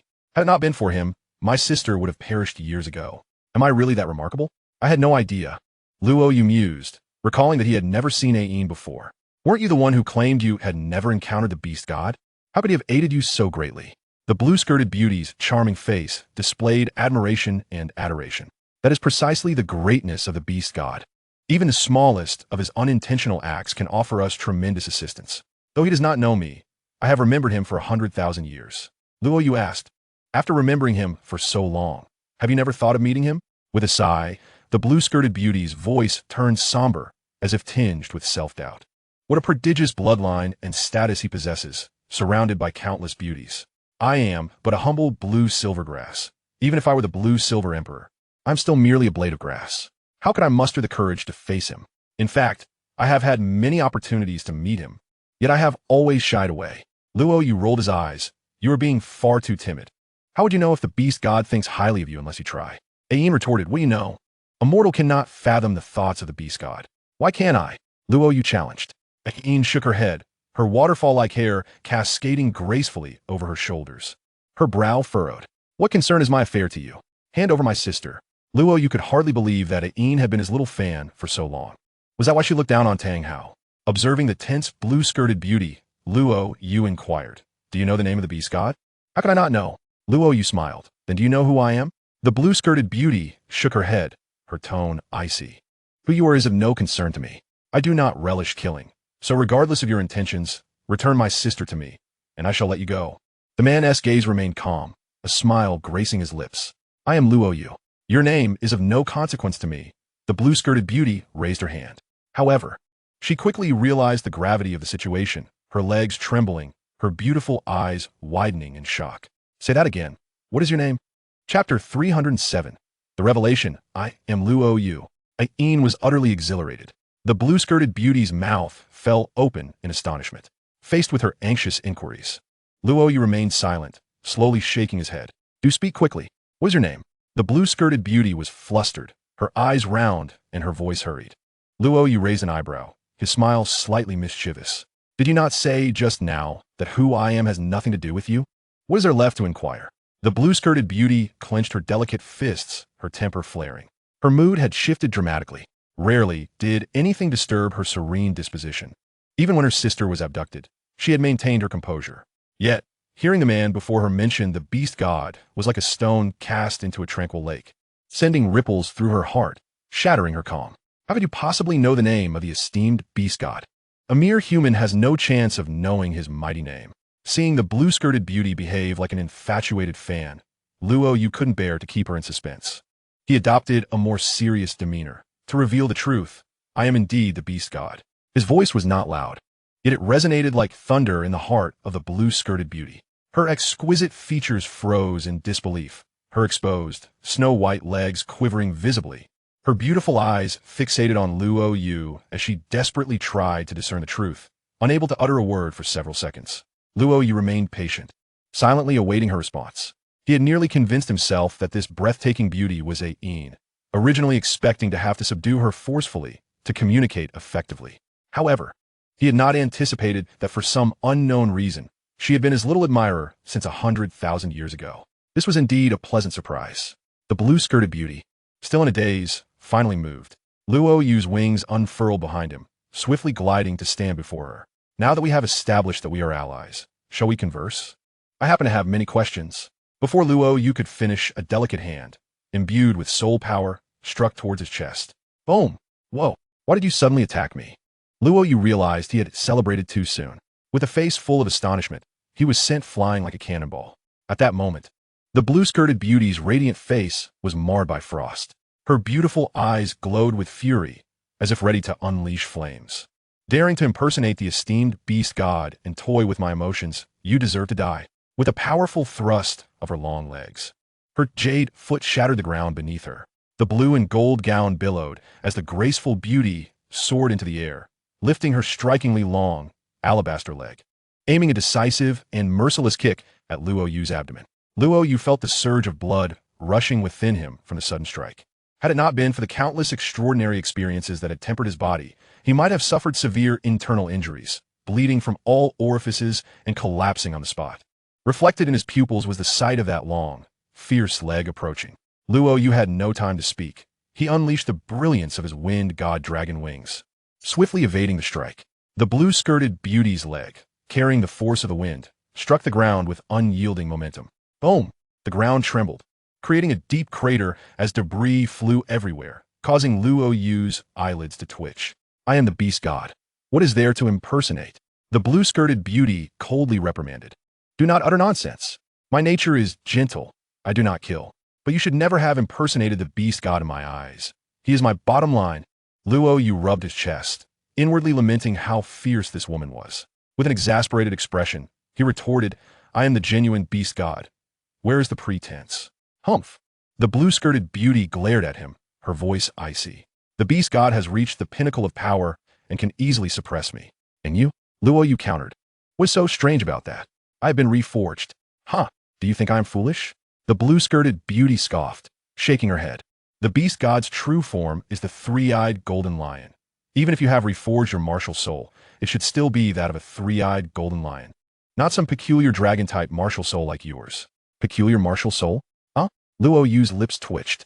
If the dragon god were to hear such a description of his martial soul, he would likely faint from indignation. In truth, Luo Yu was confident that he could dominate Ain with the dragon god martial soul and the six-color dragon king armor, especially since the nine-heaven slaughtering sword was particularly effective against the blue-silver emperor. However, given Yin's unwavering support for him, he felt reluctant to strike. Luo Yu rolled his eyes and explained, nothing is absolute. After experiencing unique opportunities, one can naturally alter their reforged martial soul. Moreover, my current martial soul is vastly superior to the three-eyed golden lion. The blue-skirted beauty shook her head. Impossible. Your martial soul could never compare to the beast god's three-eyed golden lion. Boom! Luo Yu decided not to waste any more time. Without further ado, he directly invoked the dragon god martial soul. The bones crackled and popped as his figure surged upward, transforming into a dragon-like state. Every inch of his skin shimmered with a radiant glow, and an aura of draconic majesty enveloped him, his robust muscles resembling steel reinforcements. His deep-set black eyes appeared even more piercing. 6 resplendent soul rings spiraled upward from beneath his feet. Crimson gold, azure gold, obsidian gold, platinum, chestnut gold, and vern gold. Each of these 6 extraordinary soul rings shone brilliantly, with a colossal dragon's illusory figure seemingly coiling within, exuding an overwhelming presence of a superior being. What a remarkable combination of soul rings this is.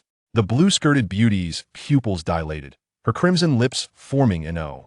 While she had previously managed to withstand the oppressive aura emanating from the dragon god martial soul, the moment Luo Yu unleashed the full might of his 6 soul rings, she was seized by uncontrollable tremors, a profound urge to worship washing over her. Beneath her cerulean skirt, her fair knees visibly quivered. Had it not been for her inner resolve, she might have succumbed to the ground in reverence. Luo Yu leisurely stretched, the overwhelming force of his presence making the air feel dense with pressure. He cast a glance at the blue-skirted beauty. Do you think my newly acquired martial soul pales in comparison to the three-eyed golden lion? The blue-skirted beauty met his gaze with defiance, her pearly teeth lightly biting her red lip. Despite the formidable strength of his martial soul, she steadfastly refused to utter a word against the beast god in front of others until she confirmed his true identity. Suspended in midair, Luo Yu looked down with an air of superiority. Do you believe I would deceive you? The blue-skirted beauty gazed up at the man, overwhelmed by his fearsome presence, his commanding aura, and the sharp glint of contempt for the world reflected in his eyes. She hesitated, a familiar sensation stirring within her heart, as if long-buried memories were being unearthed. transporting her back to a time when she was merely a blue-silver emperor rooted in the earth. And he was the beast god Luo Yu, towering over the stars. Though she had adored and admired him from afar, she had never summoned the courage to approach him, enduring only the pangs of unrequited love. In a timid whisper, she spoke, her voice tinged with anxiety. "Are you truly the beast god, my lord? You aren't deceiving me, are you?" Luo Yu smiled lightly. "What reason would I have to deceive you? If you doubt my identity, accompany me back to the Stardow forest, and the fierce beast shall vouch for me." The blue-skirted beauty's eyes brimmed with a complex array of emotions.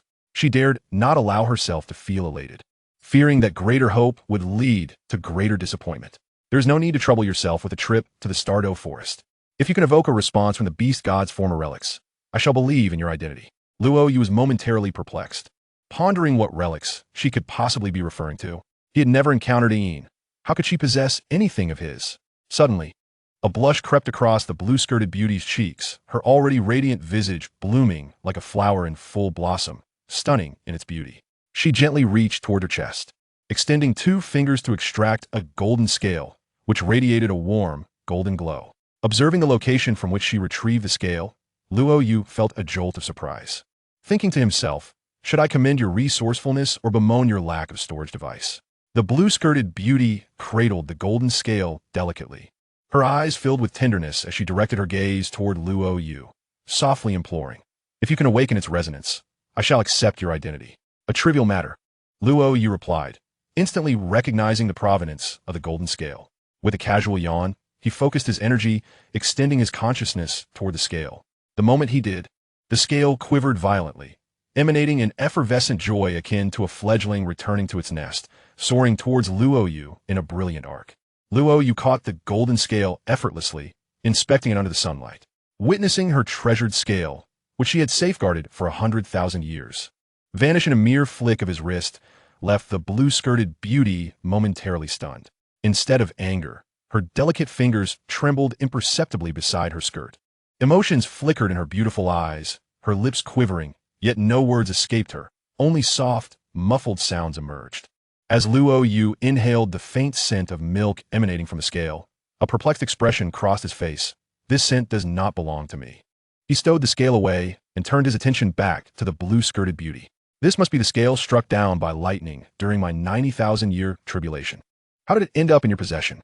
Upon hearing Luo Yu accurately recount the scale's origin, Ayin could no longer contain her overwhelming excitement. Her heart raced with an intensity she had never experienced before. It was beyond belief that the man she had longed for daily, whom she revered deeply, would appear before her in such a manner. Unfathomable, absolutely unfathomable. Ayin's melodious voice trembled, her azure eyes shimmering with myriad emotions. The thrill coursed through her from her pristine feet, along her silky ankles, up her fair legs, to her pert backside, slender waist, delicate shoulders, and exquisite face, causing her to tremble with anticipation. "Are you truly the beast god, my lord?" Luo Yu chuckled softly. "What do you think?" Chapter 308, Shai Yin. "Let me massage your legs." In response to Yin's repeated inquiry, Luo Yu shrugged his shoulders. "If you still doubt me, there is little I can do." Yin quickly replied, "I believe you.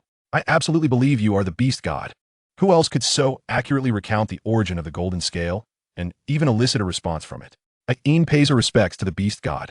The blue-skirted beauty crossed her alabaster legs, bowing deeply, her curvaceous figure accentuated as she bent, her cleavage prominently displayed. "I apologize for my previous insolence, esteemed beast god. Please, I bear no resentment for any punishment you may bestow." Luo Yu replied, "Rise. It is no great matter." It was merely that Yin had failed to recognize the beast god who stood before her. At that moment, Yin was consumed by regret. How could she not recognize the very person she had yearned for night and day? What impression she must have left. "Stand up and speak," Luo Yu gestured, indicating the matter was settled. Yin respectfully rose, gazing at Luo Yu, who loomed high above her. She raised her hand and, without waiting for Luo Yu to react, struck her palm forcefully against her chest. Thud! Yin let out a muffled groan, blood splattering forth in a crimson mist that danced through the air before eventually falling to the ground. Luo Yu's eyelids twitched. "What are you doing?" Yin's lips stained with crimson. Her exquisite features now bore a touch of tragic beauty, her pallid face exuding a frail charm. "It was my fault for striking you without reason. You may choose to be magnanimous and overlook it, but my heart is heavy with guilt." Luo Yu sighed. What needless act. With your strength, you could hardly harm me. The blue-skirted beauty bit her lip, shaking her head repeatedly. Regardless of the reason, I should not have offended you. With that, she raised her hand again and swiftly struck her chest once more. This time, Luo Yu was prepared. His wings flickered, transforming into a streak of light that swiftly appeared before Ayin. His large hand, like a vice, seized her wrist. Enough, it is unnecessary, Luo Yu pronounced. Gazing into the captivating visage so close before him, feeling the intense, draconic aura radiating from him, and sensing the subtle air of authority he exuded, Ayin did not resist, allowing him to hold her wrist. Her beautiful eyes glazed over slightly. Luo Yu remarked, your previous actions were also meant to safeguard me. I ought to feel gratified. Those who understand, understand. Those who do not may simply lack intelligence. Upon hearing the man mention this, Ayin, who had been engulfed in regret, felt a jolt of realization. She suddenly recalled the word she had spoken to him earlier, unaware of his true identity. A mere mortal dares to fathom the thoughts of the beast god? Does she believe she comprehends the beast god better than he? If memory serves, she had rather carelessly expressed her innermost thoughts. Oh dear, oh dear. Ayin's beautiful eyes shimmered, teetering on the brink of tears from embarrassment. She felt utterly humiliated. It was too shameful. Everything that should and should not have been said had been blurted out to the man. Now, there were no secrets left between them. The recollection of her earlier infatuated musings made her cheeks flush crimson. Her toes nervously dug into the ground. Under the man's piercing gaze, she felt a fiery heat envelop her, a profound discomfort making her wish for a crack in the earth to escape. What should she do now? Ayin's heart raced with anxiety, thoroughly flustered. The man she had idolized for countless years had suddenly appeared before her, shattering her previous calm demeanor and leaving her feeling utterly bewildered. Luo Yu clasped Ayin's wrist, his heart stirred. Her wrist felt exceedingly smooth and delicate. One could not deny that the sensation was exquisite. Luo Yu inquired, why have you suddenly gone silent? Huh? What did you just say? Startled by his gentle question, Ayin jolted awake from her bashful reverie. I asked why you suddenly stopped moving, replied Luo Yu. I. Ayin faltered, at a loss for words. Her pallid complexion took on a faint blush. Her heart raced like a startled deer, pounding incessantly, embodying the essence of youthful infatuation. Luo Yu curiously asked, are you feeling nervous? He could sense that the pulse at her wrist had quickened even more than before. No, I'm not nervous, Ayin insisted, striving to maintain an air of calm, though it proved to be a challenge. Luo Yu rolled his eyes. Is that not what it is? At this rate, your pulse might just vibrate my fingers numb.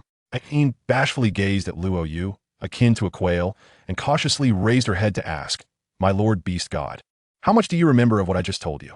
Luo Yu replied, what is wrong? I remember everything. Ayin withdrew her wrist, her vision dimming as her delicate hands covered her face. This was it. She had brought shame upon herself. She felt too embarrassed to face anyone.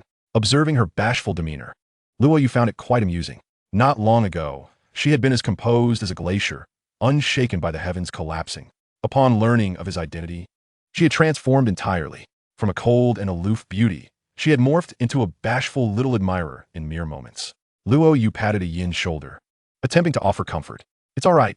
It's no big deal. In truth, I didn't retain much of what you said earlier. I have no idea who you're secretly infatuated with. Ayin gasped, her face concealed in her hands.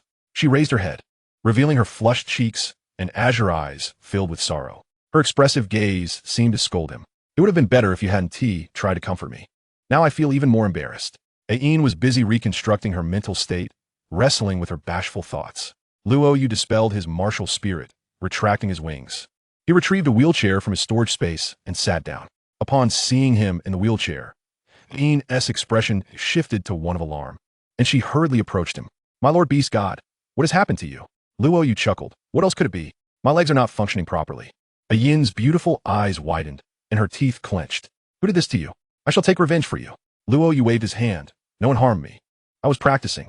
Once I succeed, my legs will naturally recover. Ayin spoke, her gaze revealing a deep sense of concern.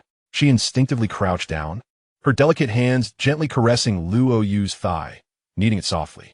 What are you doing? Luo Yu asked. Ayin tilted her head, explaining. If your legs remain still for too long, I fear your circulation may be compromised. I'm merely helping to massage and stimulate your blood flow. However, if my technique is lacking, I hope you won't hold it against me. There is no need for such trouble. Luo Yu shook his head. But I insist. Ayin replied. The sight of such a beauty kneeling beside him, her long skirt sweeping the ground, her lovely face gazing up at him, was indeed a sight to behold. Her small hands offered a thoughtful massage. Regardless of her technique, the view was undeniably delightful. By the way, you mentioned that I had helped you before. In what way did I assist you? Furthermore, isn't there only one blue-silver emperor? How could you possibly have a sister? Luo Yu queried. Then why did you come to rescue my unfortunate sister? Luo Yu inquired. This is a long story. First, please answer my question. All right. Ain's eyes sparkled as she fell into contemplation. Chapter 309. A Yin's own account, unraveling the mystery of the unique golden scales. As Luo Yu posed his question, Ain delved into her memories. Her lips parted gently as she began to speak. Regarding your question, I shall answer it one by one. It is said that in the history of the Blue-Silver Grass clan, there can only exist one Blue-Silver Emperor. Do you know why this is? Luo Yu replied without hesitation. Two tigers cannot coexist on the same mountain. Thus, there can only be one ruler. If there were two, contention would inevitably arise, and only one would survive in the end. Ain shook her head. What you describe pertains to beasts, not to our plant species. As plants, we are gentle and averse to strife. Conflicts are rare among us. The emergence of the Blue-Silver Emperor occurs because all the blue-silver grass in the forest assist a singular, uniquely spirited blue-silver grass in absorbing the energy of heaven and earth, allowing it to continue evolving. Given the vastness of the Star Doe forest, even with the collective effort of all the blue-silver grass, it can only nurture one blue-silver emperor over the course of 100,000 years. Luo Yu questioned, all the blue-silver grass willingly contribute to another? Ain elucidated, because when the blue-silver emperor emerges, she can harness the energy of heaven and earth to nurture those blue-silver grass that once aided her, accelerating their growth. Luo Yu listened, somewhat understanding. Yet one question lingered in his mind. Then how is it that there are suddenly two blue-silver emperors in your case? This should not happen at all. Ain fell silent, her pale blue eyes fixed intently on Luo Yu, emanating a peculiar, profound emotion. Do I have something on my face? Luo Yu touched his face. Finding nothing. Then why do you keep staring at me? Ain replied earnestly. The reason two blue-silver emperors can exist is all due to your influence. Luo Yu was puzzled. What does that have to do with me? Ain spoke softly. Both my sister and I possess unique spiritual qualities as blue-silver grass, meaning we both have the potential to become emperors. However, given the rate at which all blue-silver grass in the Star Doe forest can gather energy from heaven and earth, it can only cultivate one blue-silver emperor. Thus one must be forsaken. But your sudden appearance altered this situation. The three-eyed golden lion is a regal, auspicious beast, with your presence in the Star Doe forest. The speed at which all the soul beasts gather energy has significantly increased. However, that is not the crux of the matter. What truly enabled our emergence is the golden scale you once discarded. With this golden scale in our possession, we have been blessed by the auspicious aura it exudes daily, enhancing our spiritual essence and increasing our energy gathering speed exponentially. Originally, the Blue-Silver Grass clan could only produce one Blue-Silver Emperor, but because of your presence, we have remarkably manifested two. Luo Yu opened his mouth in astonishment. Upon hearing Yin's account, he was utterly astounded. How could he have been unaware of his own prowess? A single scale, struck down by a cataclysmic thunder tribulation spanning 900,000 years, could give rise to a Blue-Silver Emperor? Had he stripped himself of all his scales back then, would he not have been able to produce countless Blue-Silver Emperors? Surrounded by innumerable alluring women like Ain, Luo Yu lifted the golden scale, imbued with a milky fragrance, and inquired, are you certain that this particular golden scale of mine assisted you? There's no mistake. Ain nodded emphatically, her gaze fixed upon the scale, her eyes shimmering with emotion. This golden scale has accompanied me through countless days and nights. Its assistance to me is beyond imagination. It even helped me overcome the thunder tribulation. How could I possibly be mistaken? Gazing into Yin's utterly sincere eyes, Luo Yu took a deep breath. It wasn't that he was unwilling to believe. Rather, he possessed a clear understanding of his own capabilities. A single scale could not possibly wield such overwhelming power. If he were to casually shed a scale, it would create a Blue-Silver Emperor. If he were to bestow all his scales upon Ain, would she not ascend to divinity in an instant? The beautiful woman in the blue dress pouted her lips, her tone tinged with anxiety. Lord Beast God, do you doubt Yin's words? Every word she speaks is the absolute truth. I have cherished your scale dearly, even refraining from placing it in my storage bag, carrying it with me at all times for a sense of security. I certainly believe that, Luo Yu instinctively replied. without countless years of nurturing. How could this scale possibly exude such an enduring, milky fragrance? Aine initially appeared perplexed, her eyes wide with confusion. However, upon noticing Luo Yu's shifting gaze, her face flushed a deep crimson. Embarrassed, she lowered her head, burying it deeper. "My lord, you are far too brazen. How could you speak so plainly?" The shy Aine exuded an even more captivating allure, her alabaster neck taking on a rosy hue, while the earlobes, resembling jade, were also tinged with a delicate blush. Luo Yu coughed lightly. "It is not lewdness. I merely articulated a fact." Aine dared not meet Luo Yu's gaze, fixating instead upon the emptiness of her bosom, where a golden scale should have resided. "Though what you said is factual, it is still rather embarrassing to voice it outright." All her secrets and feminine thoughts had been laid bare before Luo Yu, leaving Aine feeling shy and restless, her body fidgeting uneasily.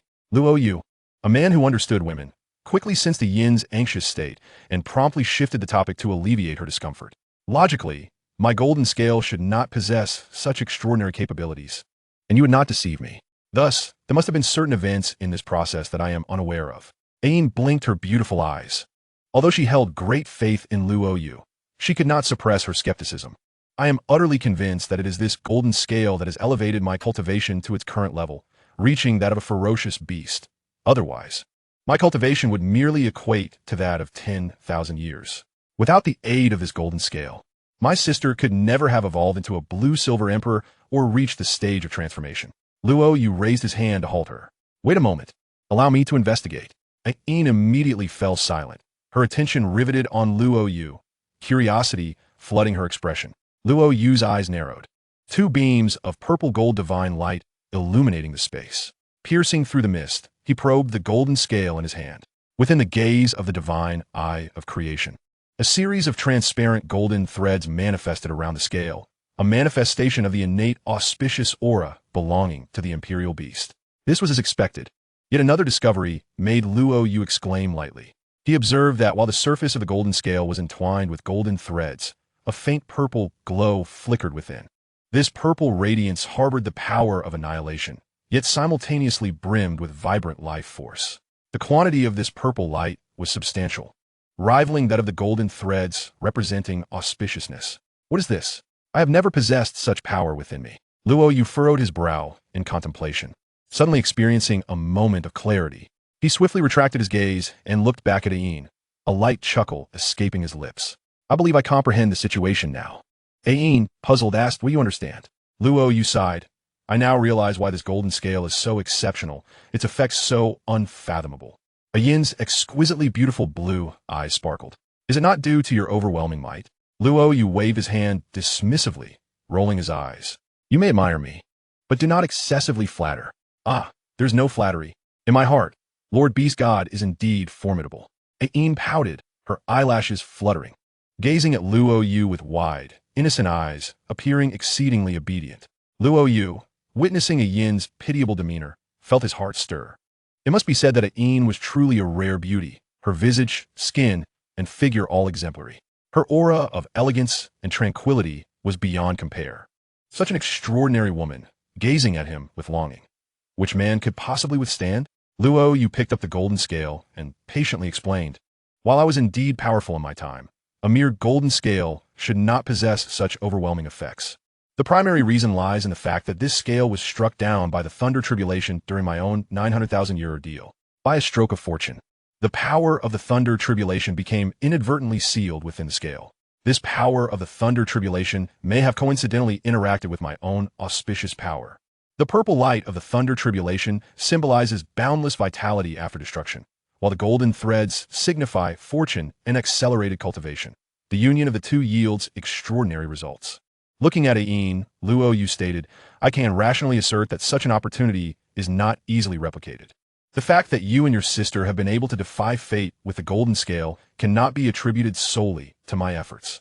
It is also the favor of the heavens." Aine shook her head repeatedly, her hair flowing, exuding a faint fragrance. Luo Yu asked, "Did you not understand?" "I understand perfectly," Aine replied. "Then why are you shaking your head?" Luo Yu was perplexed. Yin's delicate face bore an expression of utmost seriousness as she gazed intently at Luo Yu.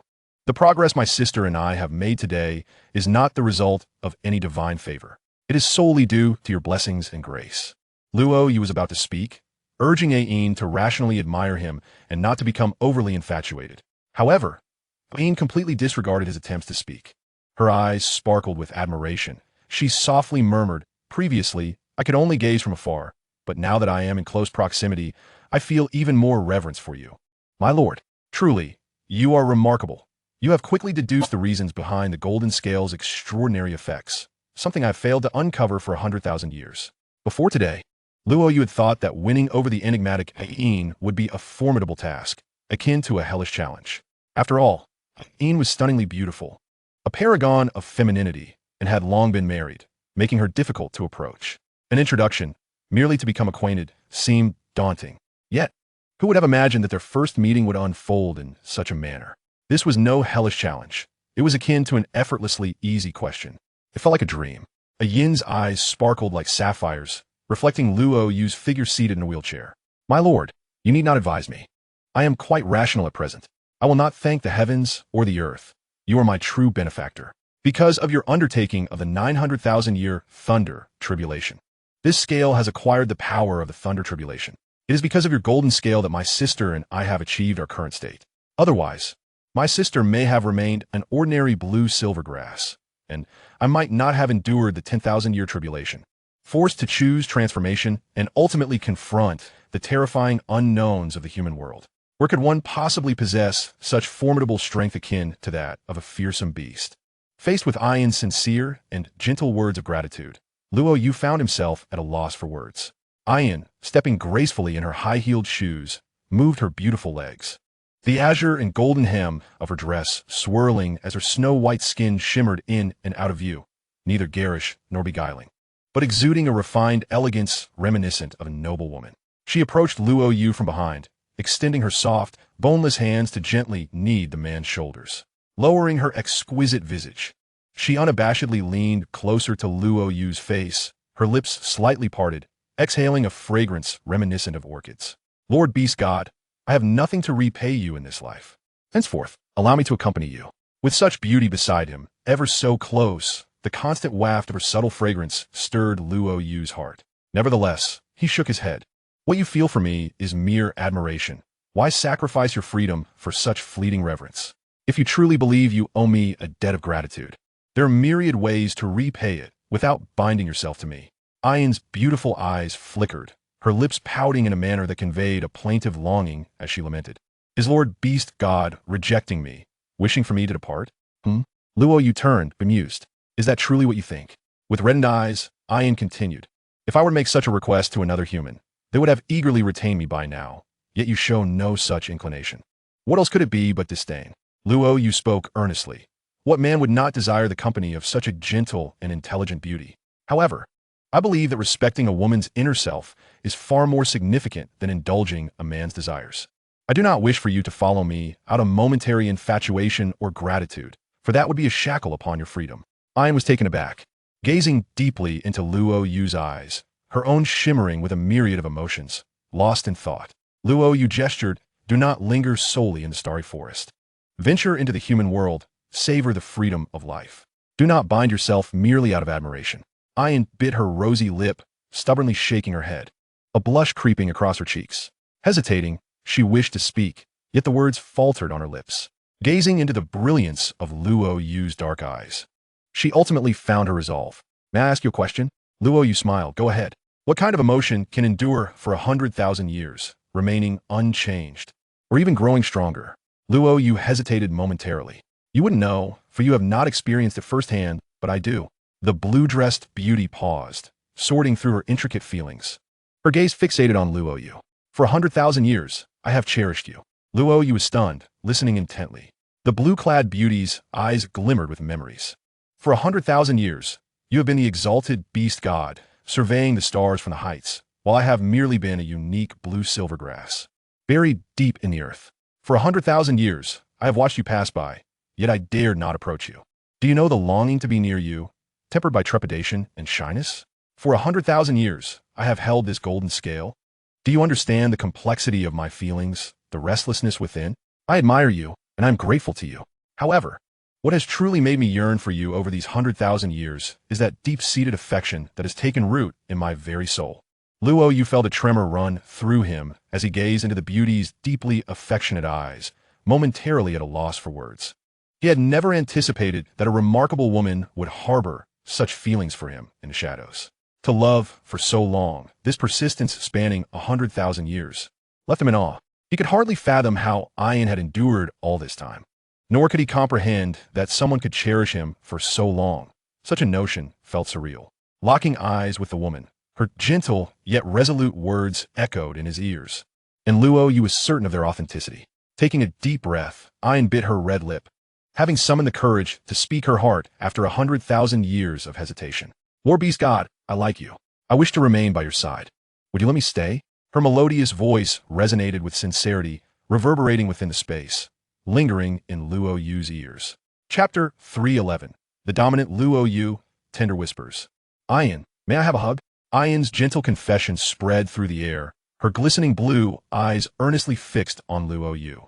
With slightly reddened eyelids and a delicate pout, she appeared utterly endearing. Ayin awaited Luo Yu's response, having long harbored these sentiments within her heart, finally mustering the courage to express them. Her hands, gripping the hem of her dress, had begun to perspire. Luo Yu, moved by Ayin's sincerity, opened his mouth to speak, only to be interrupted by her anxious interjection. Lord Beast God, she bit her lip. I realize my words may seem abrupt, yet they are heartfelt. I could have waited longer to share this with you, but I fear that if I missed a day, I might not know when our paths would cross again. By then, surrounded by the elite beasts of the starry realm, I might lack the courage and worth to confess my feelings. Therefore, I must reveal my heart to you today. Even if you were to reject me, at least I would have no regrets. Luo Yu, seated in his wheelchair, shook his head and beckoned her closer. Come here. What do you mean? Ayin's beautiful eyes flashed with confusion, not quite understanding Luo Yu's intention. Nevertheless, she obediently approached, standing very close to him. The azure and golden hem of her dress brushed against his legs, their proximity almost intimate. Lowering her gaze, Luo Yu spoke in a calm voice devoid of commanding authority, yet steeped in an irresistible dominance. Ayin, completely compliant to his words, leaned forward, the enchanting fragrance of her presence enveloping them. With exquisite features, she drew closer to Luo Yu, her lips slightly parted. Lord Beast God, do you have any commands for me? Luo Yu reached out, his hand grazing the smoothness of her neck, pulling her gently nearer. Their faces were so close that they could almost feel each other's breath. Luo Yu removed his hand from her neck, delicately cupping Ayin's chin between his thumb and forefinger, his dark eyes meeting hers with earnest intensity. Ayin had never experienced such a closeness with a man, her heart racing at an unprecedented pace. Her fair cheeks flushed crimson, her gaze flickering as she averted her eyes from the heat of Luo Yu's stare. Look at me, he instructed. Yes, Ayin nodded, her blue eyes meeting his unwavering gaze. Luo Yu asked, regardless of the strength of the others, I only wish to know. Do you like me? Yes, Ayin replied softly, her flushed cheeks betraying her feelings. Luo Yu smiled warmly. That's all I need to hear. From now on, stay by my side. Ayin's brows lifted, her beautiful eyes sparkling with joy. Do you mean you accept me? Luo Yu rolled his eyes and playfully pinched her soft cheek. Silly girl, is my meaning not clear enough? Ayin beamed with delight. Her hands clasped over her heart, a sweet smile illuminating her face, embodying the feeling of a flower blooming after a long wait. Lord Beast God, you're not deceiving me, are you? Luo Yu's lips twitched slightly as he remarked. Ayin, at your age, why do you still behave like a little girl? Ayin blinked her beautiful eyes and replied, My Lord Beast God, you truly do not understand. For all these years, I have devoted myself solely to cultivation, leaving matters of love entirely untouched. In this regard, how am I any different from a lovesick young girl? Luo Yu crossed his arms, pondering. I believe you should be more self-assured. What does love have to do with strength? There is no need to feel inferior just because you may not match the prowess of Bai Ji and the others. Which man seeks a wife solely for her ability to fight and charge in a battle? With your enchanting beauty and graceful figure, combined with your thoughtful and caring disposition, I ask you, which man would not be fond of you? Ayin pouted her crimson lips and cast a flirtatious glance at Luo Yu. It's not that I lack confidence. It's just that with you, my Lord Beast God, it feels different. Shouldn't the feelings of affection involve a sense of nervousness and hesitation? Even if you were to express your acceptance of me now, I would still find it hard to believe. Luo Yu touched his nose and half-jokingly said, Am I truly so admirable that a stunning beauty like you would feel this way? Ain pouted again and lightly huffed. Of course you are. Is there a man in this world more dazzling than you? I think not. Stop. Luo Yu interrupted, feeling a bit flustered. The enchanting beauty in the blue dress, however, seemed entirely unfazed. If you keep flattering me like this, I might just float away. Ain pouted, a hint of melancholy in her tone. Who flattering? I'm being completely serious here. Now tell me, is there a man more outstanding than you on this continent? Luo Yu found himself momentarily speechless. Should he respond with humility or boastfulness? After a brief hesitation, he waved his hand dismissively at the playful glimmer in Ain's eyes. Don't ask me. Just I'm the best. Ain giggled sweetly. See? I'm not flattering you. You yourself believe you are the greatest man. Luo Yu's eyes widened in surprise. Am I really that great? Indeed, Ain replied, her red lips parting in a smile. Luo Yu began to wonder if he had been deprived of romance for too long, feeling as if he were on the verge of losing himself in fantasy. My Lord Beast God, what is it? Luo Yu inquired. Ain appeared somewhat hesitant, stammering, I wish to ask if you could hold me. She extended a delicate finger, just a brief embrace, please. I would love to, but look at me. Luo Yu gestured toward his wheelchair. Then let me hold you instead. Ain suggested. How would you do that? Luo Yu asked. Ain gracefully pivoted, her skirts swirling around her, and the fragrance of flowers surrounded them. In the blink of an eye, she had settled onto his lap, her delicate arms encircling his neck, gazing deeply into his eyes, as if she wanted to imprint his features into her heart. Her hand gently caressed Luo Yu's cheek as she murmured softly, My Lord Beast God, do you know? I once dreamt of this moment, being able to nestle in your embrace like a little woman, quietly admiring your visage and inhaling your scent. I remember that dream vividly. It was so sweet, so blissful. Yet when I awoke, I felt a pang of emptiness, a bittersweet sorrow. At this point, the beauty in blue broke into a smile. Today, I have finally realized that dream. Luo Yu wrapped one arm around Ain's soft waist while the other playfully pinched her petite nose. I promise you, your life from now on will be filled with beautiful dreams, devoid of any sorrow. My Lord Beast God, Ain called softly, her enchanting eyes filled with longing. Her red lips inching closer to Luo Yu's. Chapter 312. A gentle kiss, the blue-dressed beauty. Let me call you husband. Beneath the warm sun, on the lush green lawn, Luo Yu sat in his wheelchair, gently holding the captivating beauty in his arms. The blue-gold skirt flowed down, her snow-white legs elegantly intertwined. Ain's rosy lips, illuminated by the sunlight, appeared even more pure and translucent as they drew nearer to Luo Yu's. Naturally, the man did not refuse. Everything unfolded seamlessly. At the moment their lips met, Ain's delicate body trembled slightly, a mixture of anxiety, shyness, and overwhelming joy coursing through her. She tightly closed her eyes, her fluttering long eyelashes betraying her emotions. As their lips parted, Ain gazed at Luo Yu, her eyes filled with a dreamy haze. Captivated by the brilliance of his dark, shining eyes and his ethereal charm, she seemed to lay bare her heart. My Lord Beast God, this is my first embrace and first kiss, Ain whispered. Luo Yu nodded, I know. How did you know? Ain asked, puzzled. Luo Yu playfully pointed at her flushed lips. Because your inexperienced technique has betrayed you. Ain, usually composed and graceful, was immediately flustered, her cheeks turning crimson as she buried her face into Luo Yu's chest. He teased, Why are you diving into my arms after just a few flirtatious exchanges? Are you perhaps a bandit who seeks to take advantage of me because of my immobility? I'm starting to feel nervous. Ain nestled closer, softly retorting, Oh dear. My Lord Beast God, you're incorrigible, teasing me when you know I'm shy. Luo Yu smiled, his lips curving upward. In truth, I could be quite mischievous. If you wish to retract your feelings, now would be the time. Ain refused to lift her head, her hair brushing against Luo Yu's abdomen as she shook her head vigorously. I would never retract my feelings, though you may have a bit of a wicked side. I find it utterly delightful. Luo Yu cast a sidelong glance at Ain. If you keep being so affectionate, I assure you, my mischief will escalate beyond mere words. He warned, Let me enlighten you. What I call mischief is merely nibbling on the meat, while true mischief involves gnawing on the bones. Ain initially blinked in confusion, not grasping the implication of his words, until a sudden realization dawned upon her, prompting her to sit upright in alarm. Are you frightened? Luo Yu asked, eyeing her. Ain's cheeks flushed a deep pink as she pursed her lips in silence. Luo Yu chuckled lightly. If you're scared, why not get up quickly? Don't force me to make mistakes. Oh, okay. I'll stand. Ain responded hurriedly, rising to her feet beside Luo Yu, her head bowed. Her small hands clasped tightly in front of her, resembling a dutiful little wife awaiting instructions. You don't need to call me my Lord Beast God anymore. It sounds rather awkward. Ayin inquired. Then what should I call you? You can call me Brother Yu, he suggested. Ayin shook her head. That title doesn't feel right. Doesn't feel right? What is wrong with it? Luo Yu asked, perplexed. Ayin pouted. It feels distant, as if we're not close. If calling me brother feels distant, what do you wish to call me? Daddy? Luo Yu exclaimed, wide-eyed. What kind of daddy? The blue-dressed beauty shot him a disapproving glance. In the human realm, wives refer to their husbands as lord or husband. Wouldn't it be delightful for me to call you husband? That's rather direct. Luo Yu said, taken aback by her boldness. He had not anticipated such a candid suggestion from Ayin. What is wrong with that?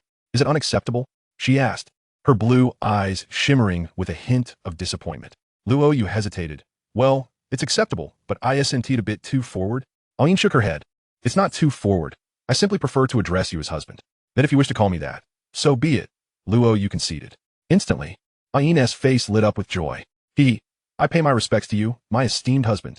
The two shared another tender moment, their feelings intensifying. The task of winning over Ayin in the system's quest progressed without any hindrance. The golden glimmers of Qian Rengshu remained motionless, and Luo Yu surmised that the woman, having suffered defeat at his hands, was likely unwilling to accept her loss. She would retreat to cultivate her strength, biding her time to seek vengeance. Amused, Luo Yu chuckled internally.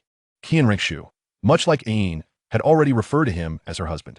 Should she dare to confront him again, could she truly escape unscathed? Suddenly, a startled exclamation rang out from Ayin. What is it? Luo Yu inquired. Ayin, her voice laced with urgency, replied, I was so engrossed in chatting with you, my husband, that I completely forgot about my sister. Unable to restrain his laughter, Luo Yu teased, I have strong reason to suspect that she is not your biological sister. Ayin pouted, her lips forming a delicate pout as she let out a soft huff. You still dare to laugh? If my thoughts weren't consumed by you, why I have forgotten about my sister? Luo Yu shook his head. No need for explanations. You are the quintessential example of one who forgets her sister upon finding a husband. Gritting her teeth, Ayin retorted, humph. She deserves to be forgotten. That girl sneaked out of Xingdou to marry a human behind my back. And now she finds herself in this predicament. Who knows how long it will take her to regain her form? Curious, Luo Yu asked. What happened to her? Ayin explained. It's quite a lengthy tale. Your golden scales have not only propelled my cultivation to unprecedented heights, granting me the ability to withstand the tribulations of the heavens, but they also enabled my sister, who was merely an ordinary blue silvergrass, to evolve into a blue silver emperor. My admiration for you left me utterly disinterested in the human realm. I only wish to elevate my strength to follow in your footsteps. My sister, having never met you, became curious about the human world and easily fell prey to their deceptions, marrying and bearing children. After much turmoil, she has now ended up like this. By the time I traced her through my senses, she had already transformed into a mere blue silvergrass. I buried myself underground, continuously absorbing the essence of the earth to nourish her, aiding her growth and helping her regain her sentience. But this process has proven excruciatingly arduous. It has taken decades, even centuries, and still, there's been no success. As Ayin spoke, she seemed to recall something, her silver teeth clenched in indignation. Not only did this girl marry a human and bear children, but she also took my name, the name of her elder sister, as her own. How utterly outrageous. In that moment, Luo Yu grasped the entire sequence of events. His presence had subtly altered the course of history. Ayin had not married, but by a twist of fate, she had gained a sister who now wandered the human realm. How profound was Tang San's fortune? To have such an impact on history and still be able to have children? Luo Yu shook his head, but it matters not. Your descent into the human world may have been merely to endure my trials. He then inquired, do Tang San and his son know of your existence? Ayin scoffed, shaking her head dismissively. They are not worthy of meeting me. Every time I sense their presence, I feel a wave of annoyance. Ayin, filled with frustration, declared, once I rescue my sister and restore her true form, should she dare to mention her connection with humans again, I would rather revert her to her original state. Luo Yu pressed further. How do you plan to rescue her? Ayin sighed deeply, her voice filled with resignation. How can I rescue her? This girl has foolishly sacrificed all her cultivation. Even if I tirelessly absorb energy from the heavens and earth to provide for her, without hundreds or thousands of years, she will not be able to regain her sentience and transform again. A flash of light danced in Luo Yu's hand as a small mound, upon which grew a blue-silver grass, gently descended to the ground. Since your method is ineffective, why not let me try my own? Ain shook her head despondently. It's futile. Even with your golden scales assisting, it would still require a lengthy period for her to be saved. Luo Yu smiled and shook his head. Who said I intend to use the golden scales? Chapter 3:13. Plastic Sisterly Bonds. The Heartbroken Beauty in Blue. The mound settled on the ground, revealing a special golden-patterned blue-silver grass. Ain and Liu surrounded the mound, discussing the blue-silver grass. The stunning beauty, with her slender waist and shapely figure, exuded elegance, her long legs accentuated by the cascading skirt. Her light blue eyes were filled with confusion. My dear husband, without your golden scales, my sister would require at least a millennium to regain her form, even with my assistance. Liu, grasping the lustrous golden scale, felt its mystical aura pulse, a faint, creamy fragrance wafting from it. He regarded Ain and slowly shook his head, even with the use of this golden scale. Did you not say it would still take hundreds of years for her to transform again?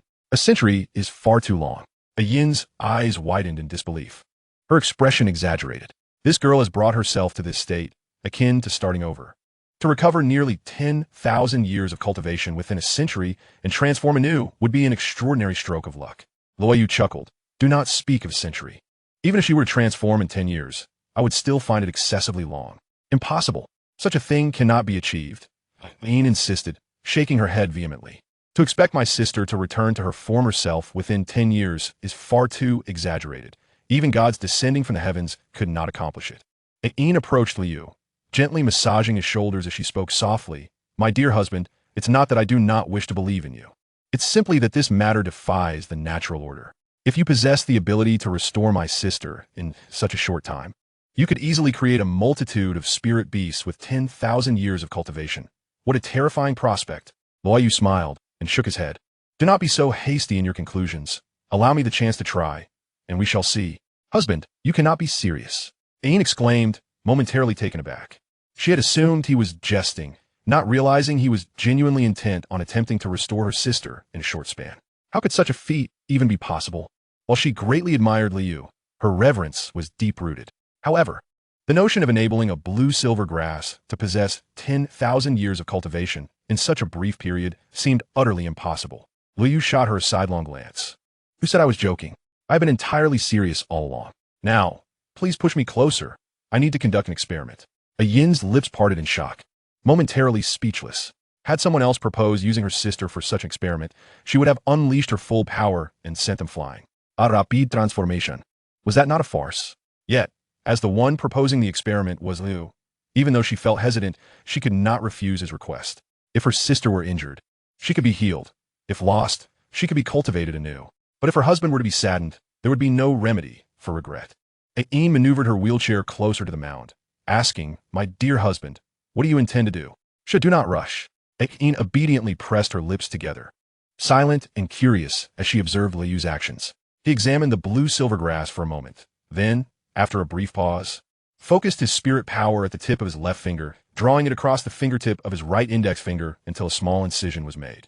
No scent of blood wafted forth. Instead, a refreshing aroma filled the air.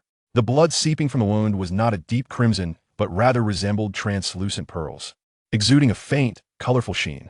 Yin's eyes widened in astonishment, and without a second thought, she rushed to kneel beside Liu, lifting her skirt as she grasped his injured finger, tears welling in her eyes. Husband, why would you harm yourself? Luo Yu, taken aback by her intense reaction to a mere cut, explained, I have consumed some unique celestial herbs and undergone extraordinary experiences. My blood is somewhat unusual, and it may serve as a catalyst for your sister. Ain furrowed her delicate brows, tugging at Luo Yu's fingers and bringing them to her lips. She exhaled softly and cast a pained glance at Luo Yu. No, there is no need for this. She does not deserve such sacrifice from you. The mistakes she made should be borne by her alone. Why should my man shed blood for her? If my sister were on the brink of death, I would surely plead with you to grant her blood. But now, it's merely a matter of her transforming sooner or later. Using my husband's blood for her is truly a bit too much. Seeing Ain pouting her red lips, desperately defending him, Luo Yu felt a pang of emotion. It seems I have indeed chosen the right partner. She clearly cares for her man. Luo Yu chuckled. Is this what they call a plastic sisterhood? Ain shot him a significant eye roll and retorted, How rude. My heart is with you, and yet you mock me. She continued, honestly, have I been unkind to this wretched sister? For so long, I've neglected my own cultivation, channeling the energy of heaven and earth into her. I can bear the cost, but letting my man bleed is unacceptable.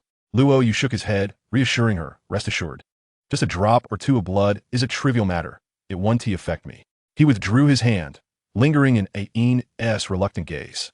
His fingers hovered above the blue-silver grass, channeling his soul power to extract 3 drops of blood. They fell precisely onto the stem and leaves of the grass. Initially, there was no reaction, but soon the blue-silver grass began to tremble slightly, clearly expressing a sense of excitement. The 3 crystalline drops of blood swiftly permeated into the foliage. Subsequently, the entire plant swayed gently, emanating a soft, colorful glow. It seemed to possess an inexplicable allure.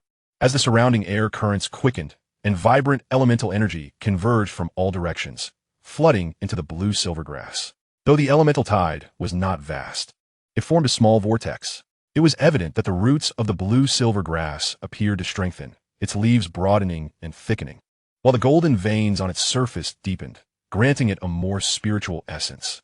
Luo Yu's mere 3 drops of blood had incited such astonishing effects, leaving Ain in awe, her delicate hand covering her mouth in shock. She never anticipated that her man's blood would possess such remarkable efficacy. It was almost unbelievable. How is this possible? Luo Yu turned to the astonished Ain, a smile gracing his lips. See? I told you it would be effective. Yin's red lips parted slightly, swallowing hard. Husband, this is far more than mere effectiveness. Those 3 drops of your blood have surpassed the results of her 70 years of arduous cultivation. It's incredible. But what? Luo Yu raised an eyebrow. Ain hesitated before slowly saying, while it is effective, if you expect to use blood to hasten my sister's transformation, by the time she recovers to her former state, you might be completely drained. That won't do it all. Luo Yu waved his hand, teasingly saying, being drained is no issue. You can always replenish me, right? No. How can you allow this girl to drain you? If anyone should be drained, it should be...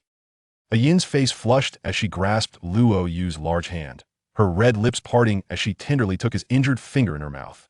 Chapter 314, An Ordinary Earthen Jar. Husband, are you calling this wasteland? Luo Yu gasped, his pupils dilating in astonishment as he felt the incredible sensation at his fingertips. It was an indescribable beauty. Gazing at the stunningly beautiful face looking up at him from the wheelchair, with her striking cold blue eyes, he felt as if he were floating on cloud 9. Ain noticed the increasing fervor in Luo Yu's gaze, her fair face flushing crimson. Flustered, she hurriedly returned his finger, shyly stating, look, husband, the wound has healed. Luo Yu, momentarily snapping out of the astonishing sensation, glanced at the tip of his finger and was indeed surprised to find the wound completely healed, with no trace of blood or scab. You possess such abilities? Ain proudly lifted her chest, a confident smile gracing her lips. Well, I am the Blue-Silver Empress after all. While I cannot bring the dead back to life, healing small wounds for my husband is a simple task. Curious. Luo Yu inquired. So, must this plant essence be released through the mouth? Not all. Ain shook her head. Luo Yu gave her a peculiar look and asked, then why did you suck on my finger? Yin's face turned an even deeper shade of red, as if she might burst into tears. I was just anxious. Oh, Luo Yu drawled, a teasing smile on his face as he regarded the bashful beauty in the blue dress. Ain covered her flushed face. Husband, you're so wicked.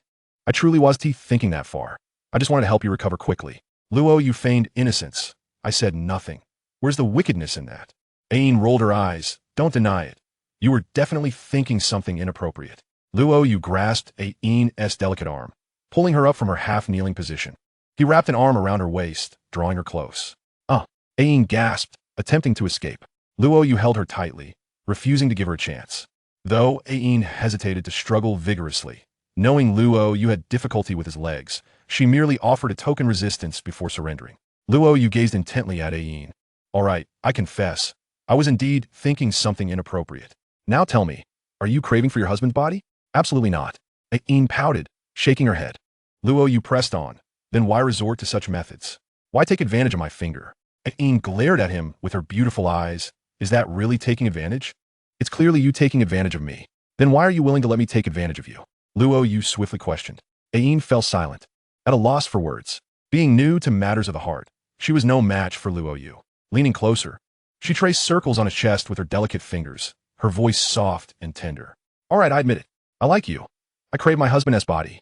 A Yin's candid confession took Luo Yu by surprise. The beauty in his arms, exuding a faint fragrance, ignited a fire within him. Having been deprived of such pleasures for half a year, he glanced around, noting that they were alone in the open plain, and was about to take action when a Yin suddenly leaped from his embrace. Rubbing her waist, she turned back to glare at Luo Yu. Husband, you pinched me. Cough. Cough. Nonsense. It must be your imagination. I don't have any sharp objects in my pocket. Luo Yu replied nonchalantly as he shifted his weight backward, bending his waist casually. Oomph. A Yin cast a sidelong glance downward, inwardly scoffing. You think I don't understand anything? I want to call you out on it this time. A Yin turned her gaze away, a slight smile gracing her lips as she felt a sweetness in her heart. It seemed she was indeed somewhat attractive. Otherwise, her husband wouldn't have bent down. After absorbing Luo Yu's 3 drops of blood, the blue-silver grass's vitality surged. Its spiritual essence markedly enhanced. It swayed gently, as if yearning for Luo Yu to bestow further grace. Just as Luo Yu was about to drop more blood, Ain stopped him. Husband, there is no need for this. It's too much of a loss for you. Don't spoil that girl. Let her steadily absorb the energy of heaven and earth and slowly build her strength. Luo Yu was tempted to retort. How do you know that my blood donation is a loss? Cultivating your sister might turn out to be a profitable venture for me. Surely, she wouldn't turn out to be an ungrateful wretch, would she? Ain pondered. Husband, you don't necessarily have to give blood. If you know of some special sacred grounds, planting my sister there might also accelerate her recovery and evolution. Luo Yu remarked. I indeed know of a treasure that can accelerate the growth of spiritual herbs. However, regrettably, the fortuitous opportunities there have been claimed by me, and the surrounding celestial energy has begun to wane. Ain, filled with excitement, responded, we can go and take a look first.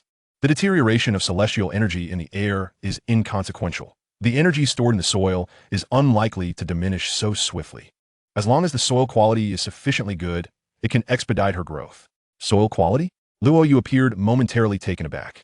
Ain, puzzled, inquired, what is wrong? Is there an issue? Your mention of soil reminded me of something I acquired long ago, Luo Yu replied. What is it? At her question, Luo Yu reached into his storage space. With a flash of light, he produced an object. Ain focused her gaze and saw it was a modest brown clay jar, devoid of any embellishment. It seemed utterly ordinary and unremarkable. Darling, what is this? Ain asked, looking at the tightly sealed jar. Luo Yu glanced at the jar with a disdainful curl of his lips. I obtained this jar previously, expecting it to contain treasures, but it turned out to be filled with useless soil. Useless soil? Ain hesitated. How useless? Luo Yu shook the jar, producing the sound of sand scraping against the jar's wall. I once transplanted a blue-silver grass into it, and it nearly withered away. So useless? A Yin's beautiful eyes sparkled with curiosity. Can we take a look inside? Luo Yu naturally obliged and unscrewed the brown lid, revealing a small mound of yellow earth within. The amount of yellow soil was scant, occupying only a third of the jar's space. Ain let out a soft exclamation. Luo Yu asked, what is the matter? Ain's blue eyes flickered with confusion. Darling, this jar of soil seems rather peculiar. She might not know much, but if asked about the types of soil in the Douluo continent and their origins, she was well informed. Yet, she had never encountered this type of soil before. Luo Yu chuckled. That is not surprising. It may be soil from another continent. Useless soil? Ain extended her delicate hand. With a flash of light, a blue-silver vine appeared, reaching into the jar to contact the soil. As soon as the vine touched the yellow earth, an extraordinary phenomenon occurred. The vine exploded into countless fragments, scattering like confetti. Ain stumbled back several paces, her pupils dilating in sheer astonishment, her voice rising in disbelief. How is this possible? She pointed a trembling finger at the jar, gazing incredulously at Luo Yu. Darling, you're not mistaken, are you? You call this stuff useless soil? Chapter 315. The Throbbing Heart, A Woman's Sixth Sense. Ain struggled to conceal her astonishment. Although she had merely brushed against the yellow earth, it had left her utterly awestruck. She could hardly believe such a treasure existed in the world. It was truly shocking, and the fact that Luo Yu referred to it as useless soil was outrageous. In response to Ain's skepticism, Luo Yu earnestly focused on the jar, inspecting it closely. Yet, he still saw no remarkable features. Aside from the vine that had just exploded, there were no other peculiarities. He tilted the jar, perplexed. Doesn't this thing seem useless? I previously tried to nurture a blue-silver grass in it, and it almost died. Aina's throat moved as she swallowed. Darling, do you truly not know what kind of treasure this is? Luo Yu raised an eyebrow. You know? I don't know. Ain shook her head. Luo Yu was at a loss for words. Then what else with your exaggerated expression? Ain's beautiful eyes sparkled with disbelief as she explained. I just sent out a vine to draw a bit of energy from the yellow earth, and before I could even react, it exploded. From that initial probe, I could sense the terrifying nature of this yellow earth. The energy contained within is astonishing, beyond comprehension. It's truly frightening. This yellow earth, is that formidable? Luo Yu was somewhat taken aback, extending his mental energy to perceive it, but he found no extraordinary discoveries. Darling, you must understand. My woman is a beast-level blue silver emperor. The vine I released just now, with its resilience and solidity, could hardly be broken even by a tidal Douluo.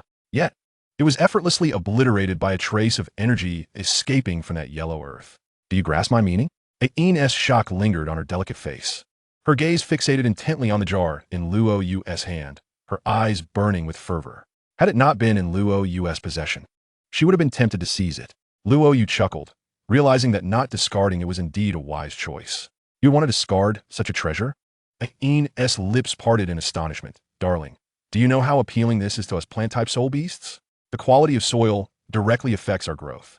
This small jar of yellow earth, despite its limited quantity, contains energy capable of surpassing the amalgamated power of thousands of hectares of land. I deeply suspect that the soil found in the divine realm might not even compare to it. Ain's limited experience had constrained her imagination. Luo Yu waved his hand, yawning. That seems a bit exaggerated. It's just a small jar of soil. It should have its limitations. Seeing Luo Yu's nonchalant demeanor, Ain grew increasingly anxious, stamping her foot in frustration. Darling, this thing is truly extraordinary. I've never seen such a treasure in my life. Please don't underestimate it. Fine. Luo Yu pushed the jar towards Ain. Ain was taken aback. Darling, what is this? Luo Yu rolled his eyes. Why are you dawdling? Since you like it so much, consider it a gift. You're really giving this to me? Is it true? Ain trembled with excitement, her voice faltering. Luo Yu, seated in his wheelchair, casually patted Ain's curvaceous form. It's merely a jar of soil. Don't take it to heart. It's not just a jar of soil. Ain exclaimed, startling Luo Yu. Darling, let me put it this way. This jar of soil is a truly priceless treasure in the eyes of plant-type soul beasts. Something we would go to great lengths to obtain. Luo Yu shrugged. Then it's perfect for you. Ain pouted in dissatisfaction. Darling, do you truly comprehend what I'm conveying? I understand. What is there to misunderstand? Luo Yu replied. You mean to say this thing is precious, and I should cherish it? Exactly. Ain nodded eagerly, her heart entirely devoted to Luo Yu, thinking only of him. Luo Yu took Ain's delicate hand and assertively placed the jar into her grasp. Take it, no matter how precious it is. Can't I let my woman use it without feeling pain? Ain stood frozen in place, her fingertips brushing the jar's rough texture as Luo Yu's generous words echoed in her mind, a warm current surging within her, evoking an indescribable feeling.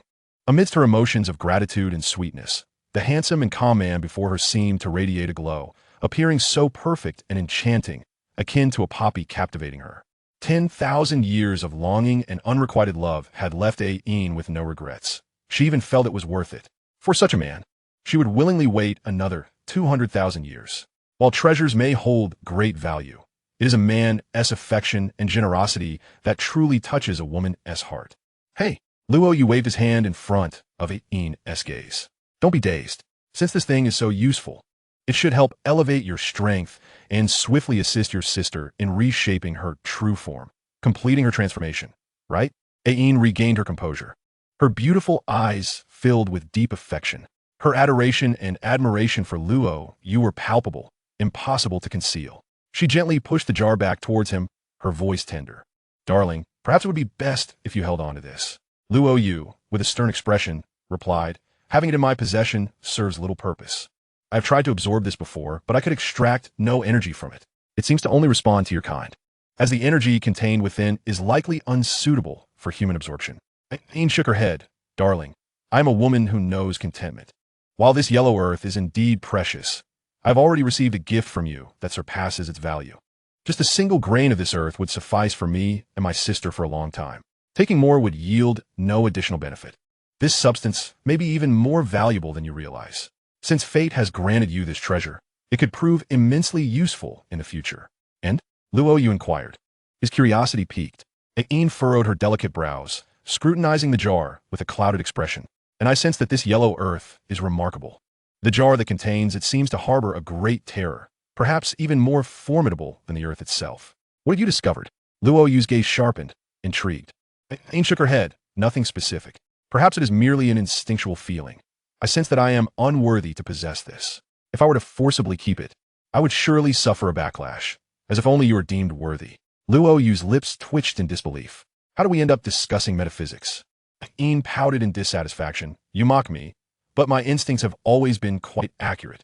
The last time I felt such heart palpitations was when my sister made a sacrifice. Luo Yu's demeanor turned serious. Perhaps this jar is akin to the yellow earth. It is not that they are worthless. It is simply that we have yet to uncover their unique properties. He contemplated the purpose of this jar bestowed upon him by the system, feeling a twinge of frustration at its ambiguity. Aine carefully manipulated her soul energy, delicately extracting a grain of yellow earth from a jar. Observing the minuscule grain, Luo Yu scoffed. Is this tiny amount truly useful? Aine lamented, darling, you truly underestimate it. If I could absorb all the energy contained within this grain, it would not only allow my sister to take form, but I would also benefit immensely. If I were to absorb 2 grains, I fear my body might not withstand it. Is it really that effective? Luo Yu was taken aback. He couldn't help but consider the implications. If that were the case, how many Aines would this jar of yellow earth be capable of producing? Surely the system would not simply provide this jar, hinting at the need for him to cultivate a harem. He shook his head, dismissing such thoughts, and turned his gaze forward, eager to see if Aine could utilize the yellow earth to aid her sister's transformation. Chapter 316, A Miracle. The Enchanting Aine Sisters. Under the warm sun, amidst the lush greenery of the plains, a mound of earth rose, crowned by a golden-veined blue-silver grass swaying in the breeze. Aine stood beside it, her exquisite face etched with seriousness, her hair cascading like a waterfall over her shoulders, clad in a flowing blue and gold gown. With delicate high heels accentuating her flawless legs, she exuded an allure that one could hardly resist. Luo Yu sat nearby, observing quietly. Aine took a deep breath, channeling her soul energy to suspend the minuscule grain of yellow earth in midair. With a flick of her left hand, blue light sparkled as a golden-veined blue-silver vine emerged, enveloping the surface of the yellow earth. Simultaneously, her right hand extended, another blue-silver vine unfurling to entwine the roots of the blue-silver grass. Luo Yu could not help but exclaim in surprise.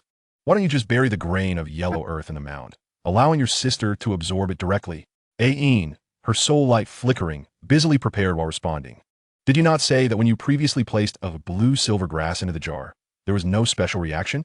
In truth, this yellow earth serves as a prison, locking away immense celestial energy, requiring powerful attraction to extract it. The ordinary blue-silver grass and my sister in her current state lack the capability to absorb it. Simply put, the treasure's level is too high. Without sufficient ability, one is unworthy to absorb it. I must act as a conduit, first drawing the energy from this grain and swiftly transferring it to her.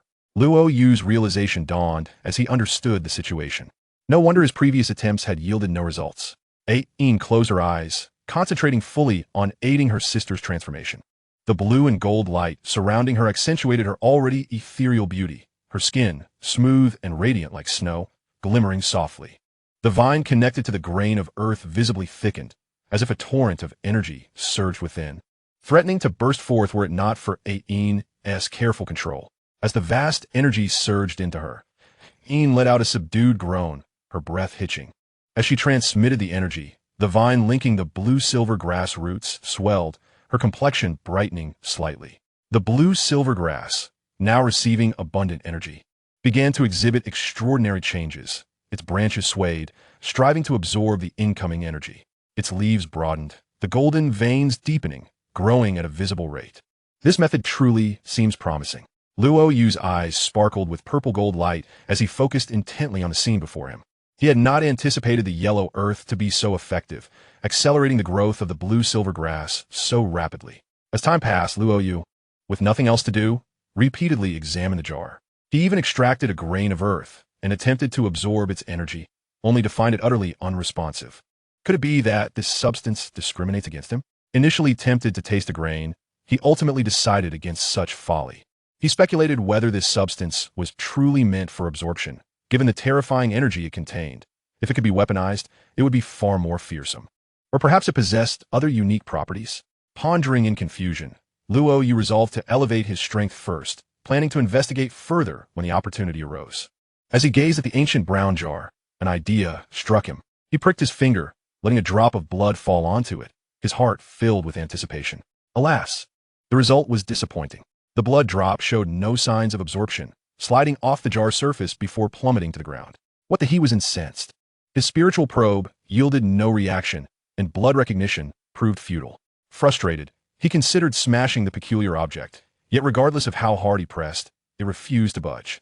Shaking his head, he stored the jar in his spatial storage, unaware of the peculiar shimmer that flashed across its surface, nor the slight movement it made as if rejecting the drop of blood that had clung to it, before settling back into stillness. The storage space once more enveloped in silence. Leaning against his wheelchair, Luo Yu held a fine brew, occasionally sipping from it, half closing his eyes as he basked in the sun, radiating contentment. Meanwhile, the blue-silver grass atop the mound, with a yin's assistance, had grown significantly in both size and energy, rapidly ascending through levels. Yin, her eyes tightly shut, brows furrowed, felt her entire being tense. Unwilling to relent, even for a moment. Her complexion flushed, she was drenched in fragrant sweat, her upper garment clinging to her form, nearly transparent under the moisture. The alluring garments barely concealed her impressive assets, while her long, cascading hair clung to her earlobes and neck, presenting an irresistible allure. A yin's chest rose and fell rhythmically, evidently engaged in a strenuous energy transmission, and fatigue was beginning to take its toll. Nonetheless, the results were profoundly remarkable. Boom! The blue-silver grass on the mound flickered with golden patterns, and its aura erupted, astonishingly reaching a level that surpassed 10,000 years. It radiated a brilliant light. Amidst this brilliance, the blue-silver grass underwent a dramatic transformation, seemingly revealing the graceful outline of a figure. Yin let out a muffled groan, suddenly opened her eyes, and retracted the two tendrils from her hand. With a swift motion, she collected a grain of slightly dimmed yellow soil, retreating to Luo Yu's side to observe the extraordinary sight atop the mound together with him. Luo Yu pointed at the mound surrounded by blue light, his gaze sharp. This aura is still far from the 100,000-year mark. It probably just reached the 10,000-year level. Yin, her hair damp with fragrant sweat, tucked the wet strands behind her ear. Her lips slightly parted as she breathed lightly, exhaling a fragrant sigh. I can't go on any longer. I'm exhausted today and need a rest. That girl is reveling, while I, as her sister, am nearly spent. I shall assist her once I regain my strength. What is happening now? Luo Yu. Yin explained that with her recovery to the 10,000-year cultivation level, her spiritual intelligence should have significantly improved, enabling her to briefly transform into a human form. Oh, Luo Yu raised an eyebrow, about to respond when, from the intense blue light ahead, a pair of pristine, delicate, jade-like feet stepped forth first, followed by long, elegant legs. The woman's figure was perfectly curvaceous, seemingly around the age of 20, with cascading azure hair flowing down her back. The beauty of her presence was transcendent, as if she were the very center of the universe. Breathtakingly beautiful, her stunning visage bore an uncanny resemblance to Yin, the two sisters' features overlapping with an astonishing allure. Luo Yu was momentarily entranced, unable to suppress his astonishment. Watching his sister stride forth unabashedly, Yin flushed, nearly dripping with embarrassment, and dashed forward. Chapter 317. The Resplendent Transformation of the Enigmatic Beauty. You are my father. The extraordinarily beautiful maiden emerged from the blue light, her curves accentuated to perfection. Her silken blue hair danced in the breeze, cascading over her alabaster skin. Luo Yu's mouth fell agape, his gaze fixated, as everything unfolded before him without concealment. In the midst of this visual feast, Yin, filled with embarrassment, rushed forward, exclaiming in a delicate tone, "Sister, why aren't you wearing any clothes?" Huh? The beauty, strikingly similar to Yin, parted her crimson lips, her voice resonating with a melodious clarity akin to a lark. Her light blue eyes, clouded with confusion after years of slumber, failed to grasp the situation unfolding before her. By now, Yin had reached the beauty, biting her lip in indignation. Quickly, put some clothes on. Aren't you ashamed? The beauty glanced at Yin, her jade finger resting on her lips, curiously asking, "Who are you?" Yin was momentarily taken aback. "I am your sister, you silly girl. Don't you recognize me?" Luo Yu, captivated by the enchanting scenery, was also momentarily stunned upon hearing the beauty's failure to recognize Yin, pondering the peculiar circumstances. The beauty pouted, her lips forming a sulky expression. I don't know you. Why are you yelling at me? This. You really don't remember me? Yin was utterly bewildered, struggling to comprehend the situation. Could it be that while her body had recovered, her memory had not? The blue-haired beauty surveyed her surroundings, her gaze drifting past Yin to the wheelchair-bound Luo Yu. Her eyes lit up, and she reached out to push the dazed Yin aside. Grandmaster towards Luo Yu. Luo Yu felt a wave of dizziness wash over him, inhaling sharply. Please, don't come any closer. If you do, I might lose control of my nosebleed. In mere moments, the blue-haired beauty stood directly before Luo Yu, her vacant, bewildered gaze sparkling with newfound clarity upon meeting his. The beauty's proximity was breathtaking, overwhelming even the seasoned Luo Yu. Slightly bending his waist to mask his embarrassment, he queried, Your sister is over there. Why are you coming to me? The blue-haired beauty ignored Luo Yu's words, her pale, rosy knees bending as she came closer, her delicate nose inching toward him. Taking in his scent. This. Luo Yu felt increasingly restless. The woman was too close, a refreshing fragrance wafting from her, enveloping his senses. As she leaned in, the temptation was impossible to resist. The blue-haired beauty sniffed from his knee up to his arm. Luo Yu's throat felt parched. What are you doing? The blue-haired beauty lifted her gaze, her expression innocent and unblemished. I'm smelling the scent. What scent? Luo Yu. The beauty, her lips sucking on her finger, rolled her eyes as if lost in nostalgia. It's the scent of Daddy. Luo Yu was instantly rendered speechless, disbelief washing over him. What scent? The beauty quickly responded. The scent on you is Daddy's scent. So you're Daddy. Before Luo Yu could react, the enchanting beauty leaped into his arms, her lovely face nuzzling against his chest, her arms encircling him tightly. Her azure hair became slightly disheveled in the process, yet retained its charm. Caught off guard by her sudden embrace, Luo Yu's arms hung awkwardly in the air, frozen in confusion. He sought help from Yin, only to find her standing there, mouth agape, looking even more bewildered than he was. The blue-haired beauty settled onto Luo Yu's lap, nuzzling against him like a kitten, her gaze pure and unashamed, radiating a sense of intimacy. Luo Yu felt his cheeks flush. Yin, why are you still standing there? Help me. If you don't come over and pull your sister away, I fear I won't be able to hold myself back. Oh. Upon hearing Luo Yu's plea, Yin finally snapped out of her daze. Without hesitation, she summoned her soul energy, swiftly appearing beside Luo Yu. She raised her hand to unleash 5 tendrils, binding the blue-haired beauty and pulling her away from Luo Yu's embrace, restraining her on the ground like a lamb awaiting slaughter. Luo Yu observed the tendrils digging into the beauty's delicate skin, turning it red, and he winced at the sight. Is this really your sister? That seems a bit excessive. Yin's face turned ashen, green with jealousy. This insufferable sister of hers was far too bold, immediately vying for her man upon regaining her form. The thought of her sister nuzzling against Luo Yu made Yin feel uncomfortable, her jealousy surging. The blue-haired beauty, bound yet unyielding, continued to struggle, rolling across the grass but unable to break free from Yin's tendrils.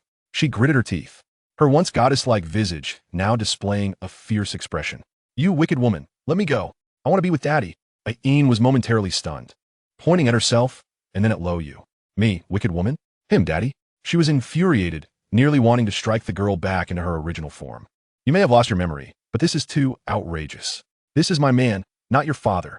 What did a blue-silvered grass come up with a father? The blue-haired beauty declared emphatically, You know nothing.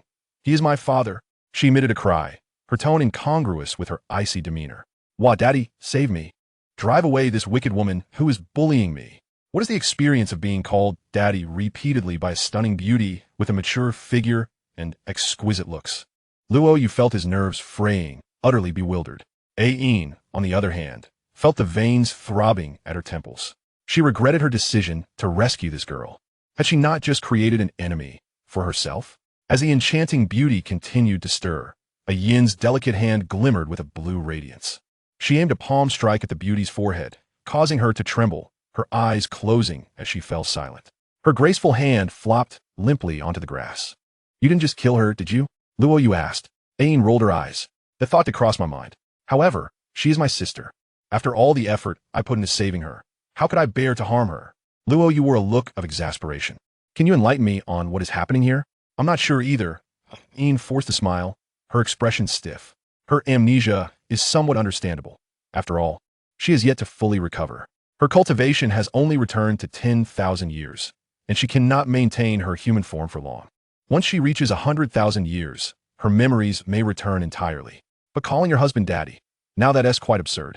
The air fell into a brief silence as Luo Yu's gaze swept over the exquisite beauty bound before him. She appeared to be asleep, her long eyelashes delicately enchanting. She resembled Yin so closely that one could hardly tell them apart. Whoever could win the affection of these two sisters would surely lead a charmed life. Shaking his head, Luo Yu dismissed those chaotic thoughts, delving into contemplation as he attempted to uncover why she had called him daddy upon awakening. Suddenly, he mused, if Tang San had witnessed the scene just now, he would likely have coughed up blood and been driven to fury. Chapter 318. A Yin's intent to train her sister, the frantic Tang Hao and his son. After a prolonged contemplation, Luo Yu's eyes brightened. I believe I might have an inkling of what transpired. Yin quickly leaned in, curiosity sparkling in her eyes. What is it? Luo Yu gestured towards the bound beauty on the ground. Do you recall her mentioning that I bore a familiar scent? Although she has come into contact with my golden scales, I have undergone a transformation, and the aura of the three-eyed golden lion has long been refined from me. Thus, there may only be one possible connection. A Yin's lovely eyes flickered with contemplation.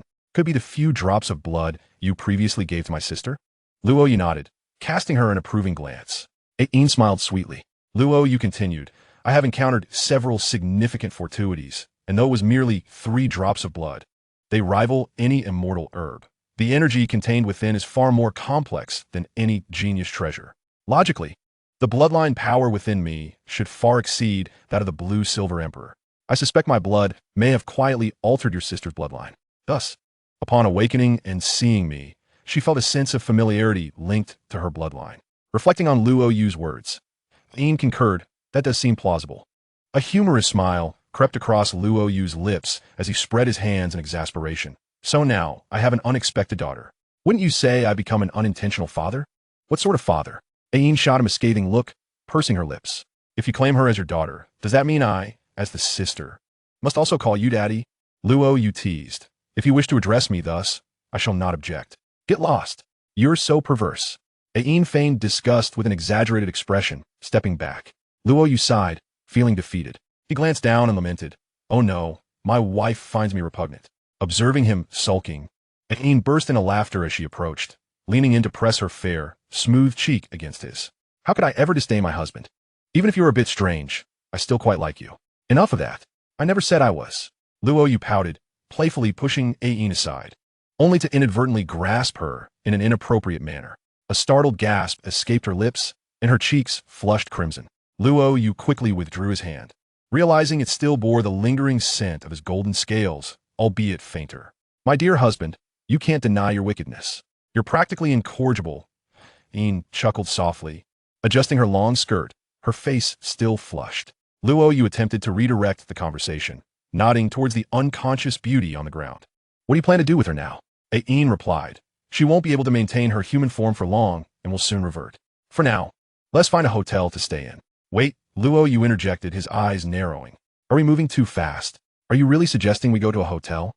Yin stomped her feet in frustration, the blush deepening on her face. What are you implying? Do you think I'm so indiscreet? I merely meant we should find a hotel for your convenience, so you can assist your sister in absorbing the power within that lump of earth. Once her cultivation returns to 100,000 years, her memories should return as well. Luo Yu feigned innocence. I said nothing. Please don't misinterpret my intentions. With a flirtatious glare, Yin shot him a look that clearly conveyed, you think I don't know your ulterior motives? Luo Yu pondered aloud. If your sister regains her memories and recalls chasing after me, calling me daddy and being affectionate, will she not pursue me with a vengeance? She wouldn't dare, Yin retorted, her soft blue eyes flashing dangerously. If she dares to harm my husband, I will break her legs. Is this truly your biological sister? Luo Yu couldn't help but inquire. Yin considered this for a moment. Well, not strictly speaking, no. I have a concern, Luo Yu continued. Your sister's acquaintance with Tang Hao. He is certainly not my ally. Will she not side with him against me upon awakening? Yin waved her hand dismissively. My dear, rest assured, if my sister dares to be disloyal, I will revert her to her original form. She should understand that her opportunity to evolve into the Blue-Silver Emperor and her current revival are all due to your grace. If she lacks gratitude, it would be quite ungrateful of her. She has always held you in high esteem. She simply never had the chance to see your true form.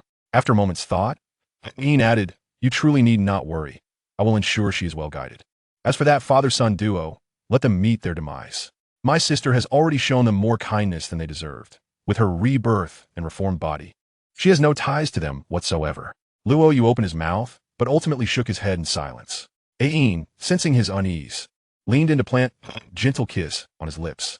Trust me, dear husband, I will handle my sister's matters and ensure a clean break from them. You see, during a life-and-death moment, Tang Hao actually betrayed my sister. She must carry some resentment within her heart. Seeing Ain's unwavering confidence, Luo Yu felt a sense of reassurance. He awaited the final outcome, having invested considerable effort and resources into saving her. If in the end, Tang Hao and his son were to benefit from it, that would be utterly unacceptable. As the time for the blue-haired beauty to maintain her human form came to an end, she was returned to the earth mound. Luo Yu stored both her and the mound into his spatial storage. Ain, like a devoted partner, tenderly assisted him in pushing the wheelchair. Together, they made their way toward the nearest city in search of a hotel. Meanwhile, on the other side, Tang Hao and his son returned to their dark, damp cave. Tang Hao gazed at the deep pit on the ground, alongside the impressions left by a wheelchair. His eyes glowed a blood-red hue, filled with fury. Tang San, equally incensed, breathed heavily, his fists clenched tightly, making a cracking sound. Who had the audacity to steal from me? Tang Hao. If I discover who is responsible, I shall feast upon their flesh and drink their blood. Tang Hao's voice was cold and sharp, like that of a madman. Tang San approached to offer consolation, patting his shoulder. Father, there's no need to be so enraged. We must remain calm in our response. Tang Hao swung his arm in frustration, glaring fiercely. Calm? How can I possibly be calm? What was stolen was your mother. Your mother has been taken. Tang San was momentarily speechless, rooted to the spot. Father, what should we do now? Tang Hao replied, what else can we do? Aside from these wheelchair tracks, we have no leads whatsoever. Shouldn't we start looking for mother? Tang San inquired. Tang Hao shook his head, taking a deep breath to steady his emotions. Not yet. The Continental Advanced Soul Master Tournament begins in a month. I will impart to you the final skill. This is a skill I have recently refined with immense effort, simplifying a technique passed down through generations of our Haotian sect. Once you master it, you will undoubtedly surpass all contemporaries, making your name known throughout the continent and elevating the prestige of our Haotian sect. Another skill? Tang San's eyes sparkled with excitement. Does this mean I can easily subdue that brat Luo Yu? He clenched his fists. Luo Yu, that's all you think about. Tang Hao shook his head repeatedly, appearing exasperated. Look at your pitiful aspirations. I have painstakingly trained you for so long, and your skills are already extraordinary. That fellow is no longer worthy of being your target. Tang San tightened his fists, gazing into the distance, his voice dripping with disdain. I understand, father. However, until I can personally crush him, my heart will remain restless. Chapter 319. Tang San felt capable, believing his husband would not act recklessly. The cavern echoed with Tang San's indifferent voice. His gaze was sharp, as if capable of piercing through stone walls to see afar. Luo Yu, wait for me. I am no longer the same. My strength has undergone a complete transformation. With my twin martial souls unleashed, I am even somewhat afraid of myself in this state.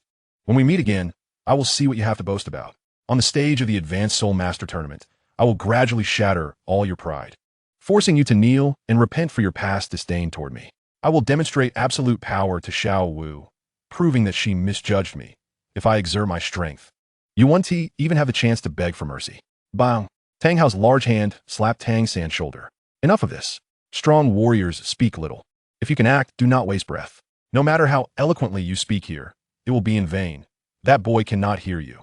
Save your strength for the tournament. Wouldn't it be more satisfying to smash him to pieces? Tang San's eyes sparkled, and he tightened his fist, soul energy surging. Rest assured, father, I shall not bring shame upon you. Tang Hao shook his head, his voice rumbling. If you don't wish to disgrace me, then return with the title of the best in the continent. Have faith, father. I am confident. Should you fail to secure first place, bring your head to me. Tang San replied succinctly, brimming with confidence and vigor. Then I shall await that moment. Tang Hao's face softened, a smile creeping onto his lips.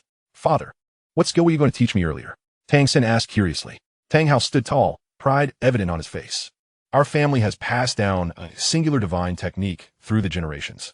This technique is called the Great Sumeru Hammer, capable of shaking the heavens and the earth, manifesting the true power of our Hao Yin hammer. Mastering this technique, when fully unleashed, no one of the same rank can withstand it. Tang San's breath quickened with excitement and longing. So powerful? If I learn it, won't that brat Luo Yu be utterly defeated? Father, you have been hiding such a trump card? Tang Hao shot him a stern glance. You are my son. What good things would I not pass on to you? However, your current strength is insufficient to master the Great Sumeru Hammer. Nevertheless, to ensure you make a stunning impression in the tournament and suppress all adversaries, I have specially simplified this skill for you to learn now. The excitement on Tang San's face began to wane, replaced by a hint of disappointment as he drew out a long sigh. A simplified version. Tang Hao delivered a firm slap to the back of his head, glaring fiercely, disparaging the simplified version. Once you master this skill, I will help you enhance the Hao Yin hammer with 5 high-age 10,000-year soul rings. When all 5 rings explode, even a soul sage would be instantly defeated. It is no exaggeration to say that the Douluo continent will be set ablaze by your talent. At that time, the Hao Yin sect will graciously welcome our return. As for that boy Luo Yu, he is of no consequence. Even without employing divine techniques, you will wield 5 10,000-year soul rings. With your twin martial souls activated, just the sight of you will terrify him. A mere flick of your finger could annihilate him. Tang San expressed his concern. Father, can I really absorb so many 10,000-year soul rings? Tang Hao shot him a glance. If I say you can, then you can. Your mother's soul bone was not absorbed for nothing. Tang San smiled brightly, revealing a set of pearly whites. Luo Yu, I am truly looking forward to our next encounter. It will surely be quite interesting. Tang Hao interrupted. Let us first practice this simplified divine skill, then we shall visit your aunt. My aunt? Tang San queried, puzzled. Tang Hao replied with a smile. Your aunt, Tang Yuehua, though lacking an innate martial soul quality, holds a significant position in Heaven Do City. As luck would have it, the Advanced Soul Master Tournament is also being held in Heaven Do City. We shall visit her while we are there.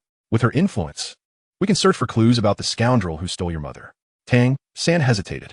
Father, you haven't seen Aunt in many years. Isn't it possible that the bond has faded? Are you certain she will assist us? Silence. Tang Hao's expression grew stern as he shook his head. What kind of jest is this? She is my own sister. Who else would she help if not me? It is impossible. Tang Hao smiled. Once we arrive, she will surely extend a warm welcome to us. We can also enlist her help in tracking down the thief. That would be wonderful, Tang San replied, a relaxed expression crossing his face, though he soon became hesitant. Father, if you have such a good relationship with Aunt, why have you never mentioned her over the years? You have never gone to see her. This, Tang Hao momentia fanto, zendo spitai. He lifted his hand and delivered another firm slap to the back of Tang San's head. Children should not ask so many questions. Hurry and cultivate. Clatter, clatter. On the smooth, official road, wooden wheels rolled, crushing the earth beneath. Seated in a wheelchair was an exceptionally handsome man, his deep black eyes gleaming with an ethereal light. His tied black hair showcasing his transcendent grace, devoid of any sickly pallor. An elegant, enchanting beauty, her delicate feet adorned with pointed high heels, revealed her fair calves beneath a blue and gold skirt. She was diligently pushing the man's wheelchair from behind, her gaze filled with tender affection. A sneeze escaped Luo Yu, and he raised a hand to rub his nose. Internally, he grumbled, who is gossiping about me again? Is it Dong or Zhu Zhuqing, or that pair of oblivious father and son, Tang San? Just then, a light and melodious voice drifted into his ears. Darling, we are nearing the city. Upon receiving a prompt from Ian, Luo Yu lifted his gaze into the distance. A towering city gate loomed 1,000 meters away, exuding an air of grandeur. Curiously, the stones that composed the city walls bore deep blue patterns, and even from afar, one could sense the heightened water elemental energy of this place. Noticing the inscriptions above the city gate, Luo Yu displayed a hint of surprise. Is this Tianshui City? A Yin's blue eyes flickered with curiosity. What's the matter, darling? Have you been here before?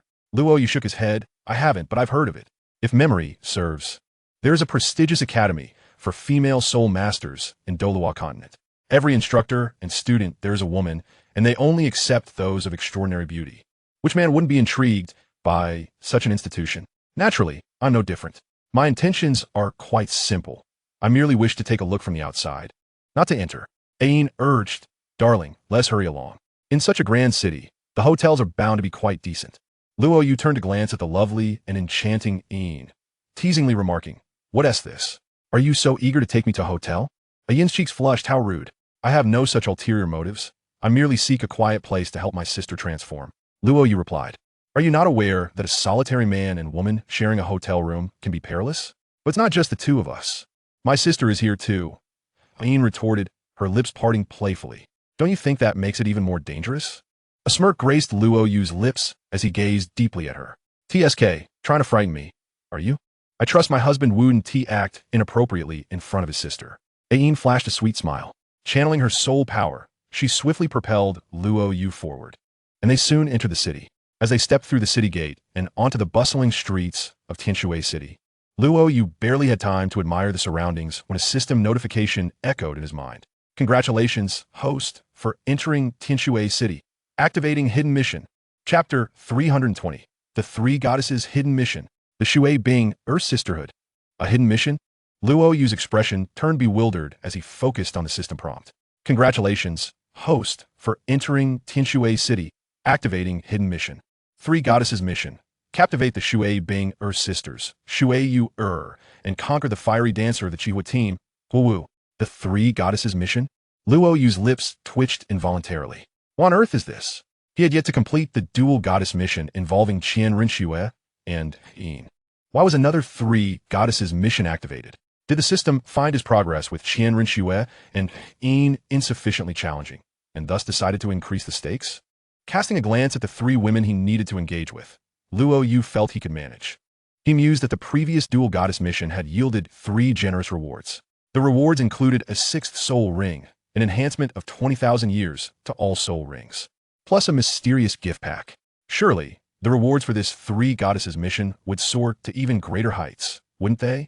Glancing at the transparent system panel, Luo Yu suddenly felt a bitter taste in his mouth. Mission reward. A mysterious map of paramount importance to the host. Just this? What on earth is this map? How is it of vital importance to me? I am utterly unaware. Luo Yu felt as if the system had grown indifferent towards him. Previously, the rewards had been increasingly lavish. Why now did it feel like a form of exploitation? Logically, this shouldn't be the case. Could it be that the secrets hidden behind this map were of greater value than a plethora of rewards? Luo Yu pondered this conundrum, but ultimately decided to shake off the thought and refocus. During his moment of reflection, Ain had already wheeled him to the entrance of a hotel. Upon seeing the 3-story exquisite building, adorned in rose petal hues and marked by the sign Rose Hotel, Luo Yu exclaimed in astonishment. Is this Rose Hotel part of a chain? It seems to be present in every city. Ain guided him inside, and the attendant at the front desk was momentarily taken aback. Firstly, Ain was simply too beautiful, a rare gem of a woman. Her stunning visage complemented by an unparalleled grace. Secondly, he had witnessed various couples checking in, but never had he seen a woman personally pushing a wheelchair for a man to check in. While such a scene might not be extraordinary in an ordinary hotel, this was a couple's hotel. One would typically not wish to pay extra for a romantic atmosphere unless they had intentions to indulge in intimate activities. Meanwhile, the attendant felt a twinge of envy. However, he understood that a beauty like Ain was not something he could covet. Earning a month's salary might not even suffice for a single night stay with such a stunning woman. As Ain approached the counter, her tall, graceful figure towered over the attendant, exuding a powerful aura. Young man, we would like to book a room. Perhaps two? Luo Yu pondered for a moment, thinking that a Yin's assistance for her sister might require a tranquil environment. Ain shot him a disapproving glance. No way if we take 2 rooms. I won't be able to attend to you properly. 1 room is more than sufficient. With swift grace, she produced a blue pouch, spilling several gold soul coins onto the counter. We may need to stay for several days. Please accept this for now, and we can discuss further if necessary. The attendant's jaw dropped, his amazement palpable. He couldn't help but admire Luo Yu, who seemed to embody the pinnacle of success, accompanied by a stunning beauty. With her paying the bill, all while he was to be catered to, was there any greater pleasure than this? He was eager to know how Luo Yu had achieved such a feat to captivate a beauty while seated in a wheelchair. What would happen if he stood up? Would he not break the heavens? Honestly, he didn't even have the courage to make eye contact with such a beauty. A mere glance made him feel inadequate. The attendant swiftly retrieved the room key and handed it to Ain, who he watched with envy as she pushed Luo Yu down the corridor. Upon entering the romantic round bedchamber, a wave of rose fragrance enveloped them. The plush white carpet was arranged in a large heart shape made of roses. The room exuded an atmosphere of intimacy, clearly designed for couples' revelry. A Yin's eyes sparkled. Darling, this hotel is beautifully decorated. One gets used to it. This is simply their style, Luo Yu replied nonchalantly. Instantly regretting his words, he wished to slap himself. As expected, Ain caught on, scrutinizing him with a dangerous glint in her eyes. Darling, what did you just say? One gets used to it. Have you been here many times? Luo Yu's mind raced to him.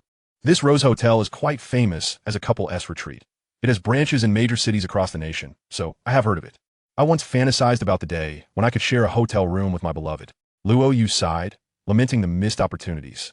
Yin's scrutinizing gaze softened as she closed the door and nestled into Luo Yu's embrace. The blue and gold hem of her dress cascaded down, her smooth, beautiful legs dangling in the air. With her delicate, porcelain-like arms wrapped around the man's neck, she pressed her soft lips against his earlobe, whispering softly, "Darling, why the sighs? Am I not here to keep you company? If you desire, I could stay here with you every day. If necessary, I could even purchase this place." As she nestled closer, enveloped in such an intimate atmosphere, Luo Yu's gaze grew increasingly fervent. His hands began to explore the ambience of the room, gradually transforming into a sensuous haven. Yin's enchanting blue eyes became misty, adding to the allure of the moment. Their breaths quickened, reflecting the rising tension. Chapter 321. Teasing Yin. Amusing hotel antics.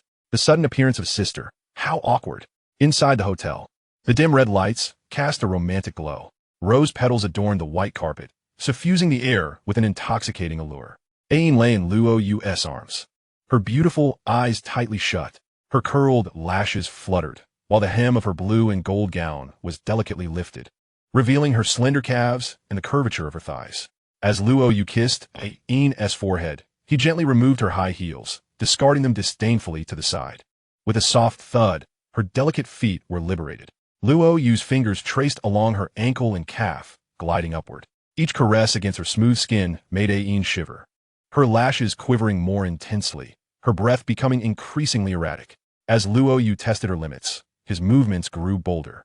Yin let out a soft moan, her beautiful eyes fluttering open, her blue irises veiled with a thin mist, her already stunning visage rendered even more captivating. "Darling, please don't," she murmured, her smooth hand grasping Luo Yu's wrist, halting his playful advances. Luo Yu gazed at her dignified yet bashful demeanor, unable to suppress a smile, leaning closer to her fragrant blue hair. "What do you mean by don't?" Yin bit her lip, her watery eyes pleading with him. She shook her head softly. "I don't want you to." Luo Yu, teasing the beauty in his arms, asked, "Don't want what? Don't stop?" Yin rolled her eyes playfully, giving him a gentle glare. "Darling, you're incorrigibly mischievous. This progress is too swift. I'm not mentally prepared yet." With a firm grip, Luo Yu took control, entwining their fingers. "You called me darling. Surely, we must embrace the moment?"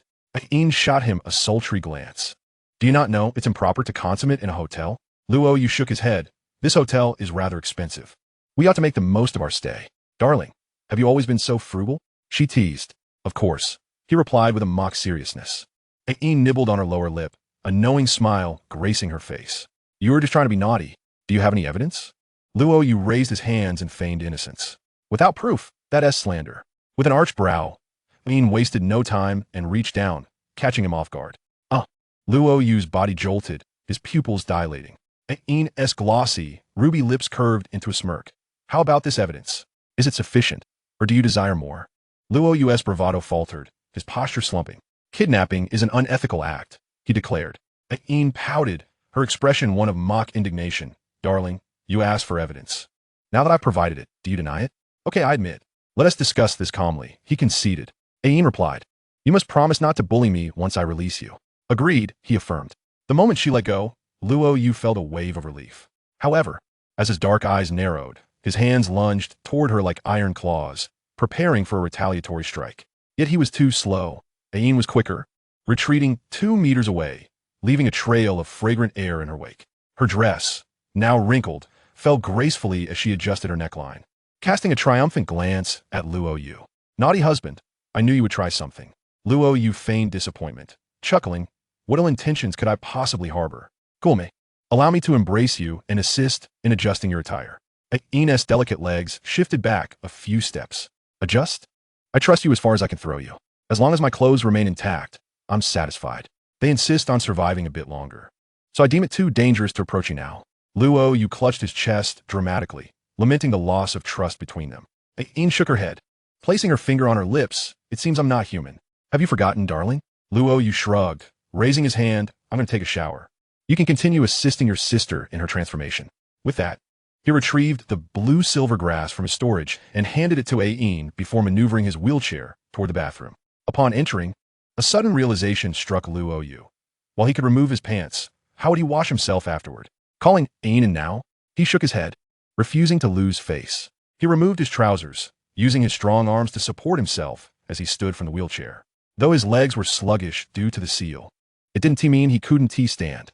Once upright, he approached the large tub filled with warm water, ready to step in when the bathroom door creaked open. Ain entered, her lovely legs moving hesitantly, resembling a bashful bride caught in wrongdoing. Why are you here? Luo Yu inquired. I couldn't help but worry about you.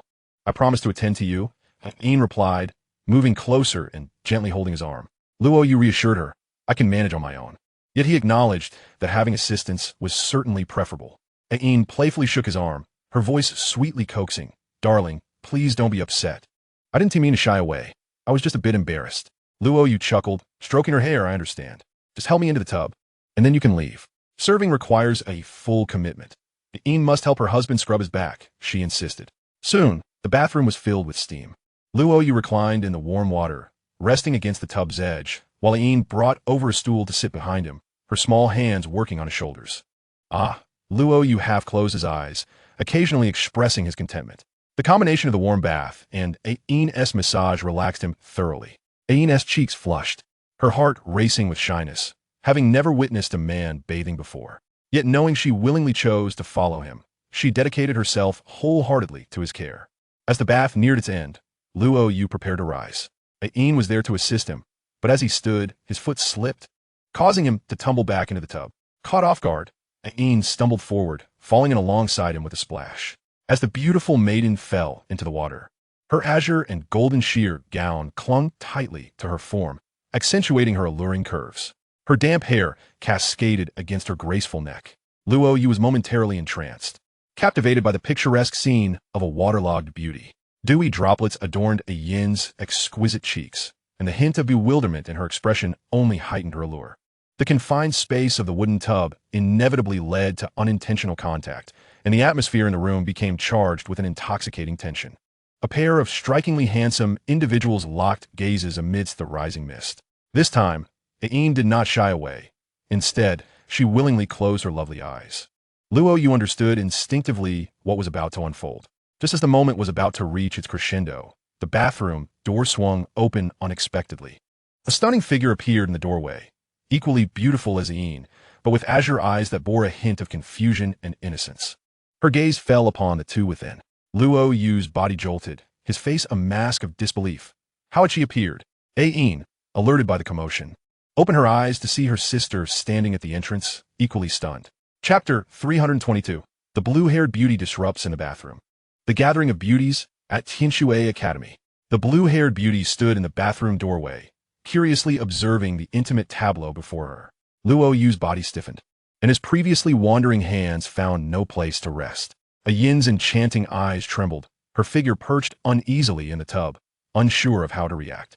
The mood was akin to that of being caught in an illicit affair, rendering the situation profoundly awkward. An unexpected silence enveloped the air as the blue-haired beauty swiftly approached. Standing outside the tub, her captivating gaze scrutinized the amorous scene of Luo Yu and Ain. In a voice as ethereal as it was curious, she inquired, Daddy, why are you and this sister so close? What are you doing? Luo Yu's lips twitched. He had never encountered such a scenario before. With a forced bravado, he replied, We're just playing a game. You should go outside for a moment. Playing a game? The blue-haired beauty's eyes sparkled with delight as she grasped the edge of the tub. Before Luo Yu and Ain could react, she leapt into the water with a splash. Plop! The water erupted, drenching Ain. The blue-haired beauty beamed. I want to play too. Luo Yu inhaled sharply. Though the tub was relatively spacious, with Ain already inside, it had become quite cramped. The addition of a sister made it almost unbearable. The tactile sensations were overwhelming, and he found it increasingly difficult to maintain composure. The two sisters were stunningly beautiful, their features rare in this world. Ain's complexion flushed, embodying the aura of a mature and alluring woman, while the blue-haired beauty, though somewhat naive, held a figure that was no less impressive. At that moment, she mischievously splashed water towards Luo Yu's chest, suppressing the flames of desire rising within him. He turned to Ain and asked, "What is going on? Didn't she revert to blue-silver grass? How did she suddenly barge in here?" Ain sighed. She has now returned to her millennia of cultivation. She can maintain her transformed state for a period each day. As she spoke, a soft moan escaped her lips, glancing down at the restless hand that roamed her body. She shot Luo Yu a reproachful look. "Darling, how can you still be messing around at a time like this?" With a mischievous grin, Luo Yu replied, "What's there to fear? She knows nothing of this. Let's act as if she doesn't exist and continue as we were." "No, darling," Ain protested, twisting her body to evade his wandering hand. What transpired now would surely resurface in her memory once she regained it. What? Luo Yu's eyes widened as he beheld the blue-haired beauty, who was now affectionately clinging to his side, her arm wrapped around his waist, nuzzling against his shoulder. His heart raced. If she were to remember this moment and call him daddy, would she not pursue him with a knife in hand? The blue-haired beauty began to explore within the tub, her eyes lighting up with curiosity. What is this?" She reached out to pull something up. "Don't touch," Luo Yu shouted, his voice laced with urgency. In that moment of struggle, the already crowded tub could no longer withstand the force, and with a resounding crash, it shattered. Splash! Water cascaded across the floor, and Ain, the blue-haired beauty, and Luo Yu all tumbled down together. The three of them, 6 eyes locked in mutual astonishment, were nearly exposed in their vulnerability. Setting aside the embarrassment brought by the blue-haired beauty's arrival, Luo Yu found himself feasting his eyes upon a breathtaking scene. However, the blue-haired beauty's sudden intrusion had disrupted Luo Yu and Yin's intimate moment, preventing them from progressing further. Now, the blue-haired beauty lay unconscious, wrapped in a blanket like a sleeping beauty, peacefully resting on the bed. Luo Yu sat at the head of the bed, having changed into fresh attire. Ain had no other clothing available.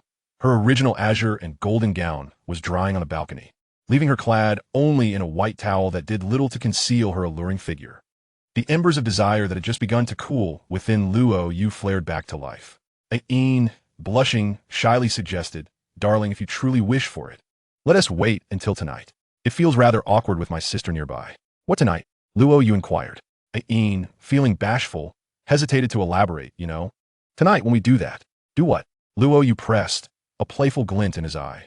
Ain covered her flushed cheeks and exclaimed, "Oh dear, if you don't understand. Then forget it.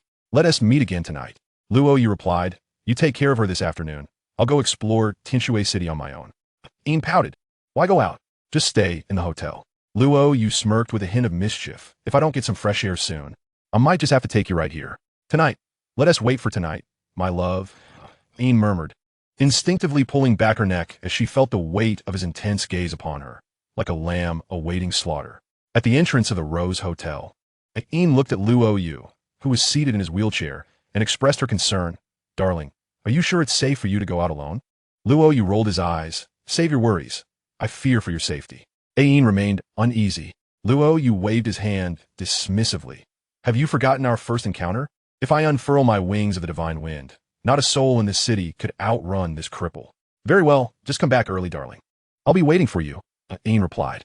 As Luo Yu navigated the streets of Tinshui City in his wheelchair, he soon noticed something amiss. The streets were unusually deserted. It was the afternoon, a time when the marketplace should have been bustling with activity, yet it was eerily quiet. Furthermore, he observed scattered individuals hastily moving in the same direction. Unable to contain his curiosity, he stopped a hurried young man passing by. "Brother, where is everyone rushing off to? Is something happening?" The young man, initially taken aback by the sudden interruption, relaxed upon realizing the question came from a youth in a wheelchair. "Brother, you must be from out of town, right? Why do you say that?" Luo Yu asked, puzzled. The young man's eyes gleamed with eagerness. "Everyone in the city knows that today is the grand opening of the only women's academy, where everyone can enter. It's Tinshui Academy, a haven filled with beauties, a sacred place for men. Who would want to take a peek? What is going on?" Luo Yu questioned, intrigued. The young man continued. "Isn't the prestigious Continental Soul Master competition about to commence? I heard that students from the Academy of Blazing Fire are coming to compete with the girls of Tinshui Academy, honing their skills against one another. It's open for all to watch, probably to help the beauties acclimatize to being observed by a crowd, so they won't be too nervous during the actual competition." The young man scoffed. "Forget about the competition. Who cares about that? Real men are just here to admire the beauties. Those enchanting beauties. Even a distant glance is enough to fill my heart with satisfaction. My friend, I shall take my leave first. If I delay, I may lose the prime vantage point for admiration. With that, the young man jovially patted Luo Yu on the shoulder and hurried off into the distance. At this moment, Luo Yu had already formed a rough understanding. Since the two prestigious academies had sent representatives for a friendly competition, it was reasonable to assume that Shui Bing'er and her sister, along with the captivating Huo Wu, would be gathered together. How intriguing. A smile crept upon Luo Yu's lips. Without a moment's hesitation, he propelled his wheelchair towards the Tianshui Academy. At this juncture, Tianshui Academy was a veritable sea of beauty, bustling with an overwhelming crowd. Chapter 323, A Sea of People, doubting Luo Yu's romantic skills. Upon entering Tianshui Academy, one was immediately greeted by a grand fountain plaza, where mist billowed and sunlight refracted, creating a dazzling display. The academy, typically quiet, was now teeming with life.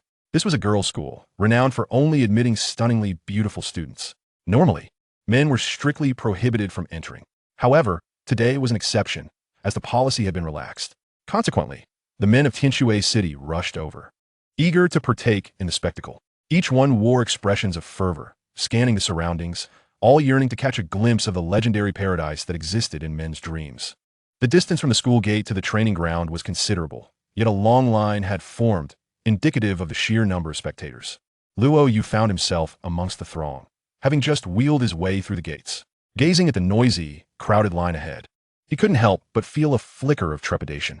There must be at least thousands of people gathered, and were it not for the ample space of Tianshui Academy, it might have been bursting at the seams. Luo Yu murmured to himself, was the allure of the Tianshui team truly this immense? What struck him as even more absurd was that among this multitude, there appeared to be hardly any women. Everywhere he looked, it was all men. Bro, you're truly impressive. I admire you, exclaimed a chubby young man with a round face, approaching Luo Yu and giving him a thumbs up. What is your take? Luo Yu cast a sidelong glance at the chubby fellow. The young man sized Luo Yu up and exclaimed in wonder, bro, I see you as a role model for our generation. Despite your challenges, your spirit remains unbroken. Life is relentless, and so is the heart of a romantic. Do you even know how to speak? Luo Yu shot a glare at the chubby man, thinking that had it not been for his mobility issues, he would have kicked him away for being so irritating. Apologies, I'm just rambling. The chubby man waved his hand, chuckling. Bro, please don't misunderstand. I meant no offense. I was merely expressing my thoughts. In truth, we are alike. I'm a romantic too. Not just me, but all these gentlemen around us, who isn't here to gaze upon beauties, who would come here just to admire flowers and scenery. Luo Yu retorted. You openly label others as romantics without fear of being overheard? Not at all. The chubby man laughed, shrugging and glancing around. Nearby, a few individuals leaned in, whispering to Luo Yu, bro, I'm laying it all out. I'm indeed a romantic. Me too. Another voice chimed in. Luo Yu felt a twitch at the corner of his mouth. In this day and age, shamelessness was no longer concealed. The chubby man shook his head, bro. You shouldn't say that. We admire beauty, we enjoy watching, we like discussing it, but we're not here for nefarious deeds. Men, after all, are not merely lechers or eunuchs. Who doesn't appreciate beauty? Luo Yu wheeled his chair backward, creating some distance. Let us keep our space. We are not the same. What is so different? The chubby man wore a knowing expression, grinning mischievously. You came all the way here in a wheelchair. Aren't you, just like us, wanting to see the beauties? Luo Yu shook his head. We're truly different. You all are merely here to take a glance and then leave, right? Of course. The chubby man replied, taken aback. What else could we do? Luo Yu continued. Don't you aspire to get to know them? To share a meal, engage in conversation, discuss life and dreams? The chubby man was left speechless, and those around Luo Yu fell silent as well. Huh? Luo Yu wondered, why was everyone so stunned? The chubby man regarded him with an odd look and couldn't help but say, bro, are you feeling all right? Or were you just joking with the guys? Luo Yu replied, do I seem like I'm joking? Men should be bold in their affections. He asserted, to merely observe from afar is such a pitiful existence. Doesn't that make your heart ache? The chubby man's jaw dropped in disbelief. Those nearby were equally astonished by Luo Yu's unexpected candor. Bro, do you even know what you're saying? The chubby man stammered. If you have any extravagant thoughts, it's best to dispel them quickly. The girls at Tianshui Academy are not only stunningly beautiful, but also exceptionally talented in soul cultivation. They're not someone we commoners could aspire to. Just getting a chance to see them up close is already a tremendous fortune, though we may be seasoned romantics. We do not dare to disrespect the goddesses of Tianshui Academy. We know our place. Luo Yu smiled and said, Bro, I understand your meaning. However, I believe I possess decent qualities. Surely, I have a chance to share a meal and converse with them. The chubby man scrutinized Luo Yu seriously, first nodding, then shaking his head. Bro, your looks are undeniable, but mere appearance won't suffice. The goddesses of Tianshui Academy are proud and certainly not fond of pretty boys. We must possess both looks and strength. Luo Yu chuckled lightly. I possess a bit of strength as well. Buffed. The chubby man and the nearby men stifled their laughter, concerned for Luo Yu's condition, but their attitudes were unmistakably skeptical. Bro, given your situation, how could you possibly have strength? Are you joking with us? Luo Yu shook his head. Why don't you believe me? How about this? Tell me which goddess at Tianshui Academy is the hardest to pursue, and then watch me perform. As he observed Luo Yu's earnest demeanor, a few around gasped in disbelief. Wow, this is the first time I've seen someone so earnestly boast. To capture the heart of a goddess from Tianshui Academy. Was that not akin to dreaming in broad daylight? With his mobility issues, how could he dare to dream of such heights? The crowd exchanged incredulous whispers, expressing their doubts about Luo Yu. However, Luo Yu remained unfazed, smiling in silence. He certainly wouldn't take offense at the opinions of ordinary folk, and he considered their skepticism a natural response. Perspectives differed, and thus the views of the scenery varied. For them, the girls of the Tianshui team were an unattainable dream. For Luo Yu, even the likes of the female pope or Ain were not beyond his reach. After a moment of astonishment, the chubby man suddenly laughed, pointing at Luo Yu. Bro, you're pulling my leg, aren't you? You must be joking. You're pulling off this joke so convincingly that I almost believed you. The Tianshui team, of course, was personified by the illustrious Shui Binger and Shui Yu, both goddesses in their own right, while the ball queen Shui Wu was the dream of many gathered here. If you have the guts, go pursue them. The chubby man laughed heartily. The surrounding men also began to smile, convinced that Luo Yu was merely jesting. Yet Luo Yu, with utmost seriousness, nodded and uttered a single word. All right. In that instant, the atmosphere thickened with silence as all eyes turned to Luo Yu, wide with astonishment. Chapter 324. The female idol group, the sisters Shui Binger, make their entrance. Alongside the dashing Huo Wu, a multitude of gazes were fixated upon Luo Yu, as murmurs among the men encircled him. This fellow truly dares to speak so boldly. One remarked, I suspect he lives in a dream. Indeed, who would dare entertain such a fanciful notion?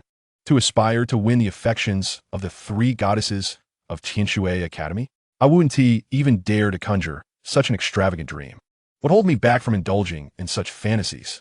A sense of self-awareness, perhaps. It seems this fellow has somewhat lost sight of his own limitations. Don't take it to heart. I reckon he's merely boasting, another chimed in. It's not uncommon for men to exaggerate. Quite right. Another agreed. I believe he is just full of hot air. I can imagine him trembling before a goddess, unable to utter a word. Someone asked, Brother, how can you describe it so vividly? That is simply because when I encounter a goddess, my legs quiver and words escape me. Laughter erupted, a chorus of camaraderie, as the men exchanged banter, creating an atmosphere of merriment. Luo Yu shook his head in resignation, letting out a soft sigh. Why is it that honesty is so often met with disbelief? In truth, he had endeavored to temper his words. Yet, skepticism abounded. A pudgy fellow, with a comical expression, interjected, My brother, it's not that we doubt you. It's just that what you claim is utterly preposterous and entirely unattainable. I fear that if you were to approach a goddess and utter something inappropriate, you might find yourself in a perilous situation. A middle-aged man approached, offering sage advice. Young man, let us engage in our playful banter privately. When the Tianshui team arrives, we must refrain from speaking out of turn. They are exquisite roses. Beautiful but thorny. We cannot afford to offend them. Luo Yu merely nodded, choosing not to elaborate further. Actions speak louder than words, he replied succinctly. The pudgy fellow, observing Luo Yu's calm demeanor and unshakable confidence, remarked, I underestimated you, my friend. You're not just a simple lecher. You sit in a wheelchair, yet harbor ambitions that could shake the heavens. Impressive. Luo Yu chuckled, casting a playful glare at the lively character. If you dare to accuse me of being a lecher again, I shall unleash my wrath upon you. The pudgy fellow smirked. Brother, do you think if I remain silent, others want to see through your facade? I would wager that none present are truly pure-hearted. Who's in favor, and who's against? Ultimately, only Luo Yu voiced dissent. The others readily acknowledged their less-than innocent inclinations, reveling in their shared mischief. Luo Yu surveyed the throng of men, all eagerly vying for a glimpse of the beautiful women. Their exuberance starkly contrasting with his own demeanor. Though he understood their sentiments, he felt somewhat out of place. His aura distinguished him from the crowd. As the throng pressed forward, the men, who had previously mocked Luo Yu's lofty aspirations, began to assist him, offering support as he maneuvered through the crowd. The pudgy fellow pushed his wheelchair, while others cleared a path. When Luo Yu inquired about their newfound attentiveness, the pudgy one replied, "We're all in this together. We're brothers in spirit. Amidst the jesting, we still look out for one another." Eventually, Luo Yu and his companions reached the arena, which was enveloped by a sea of spectators.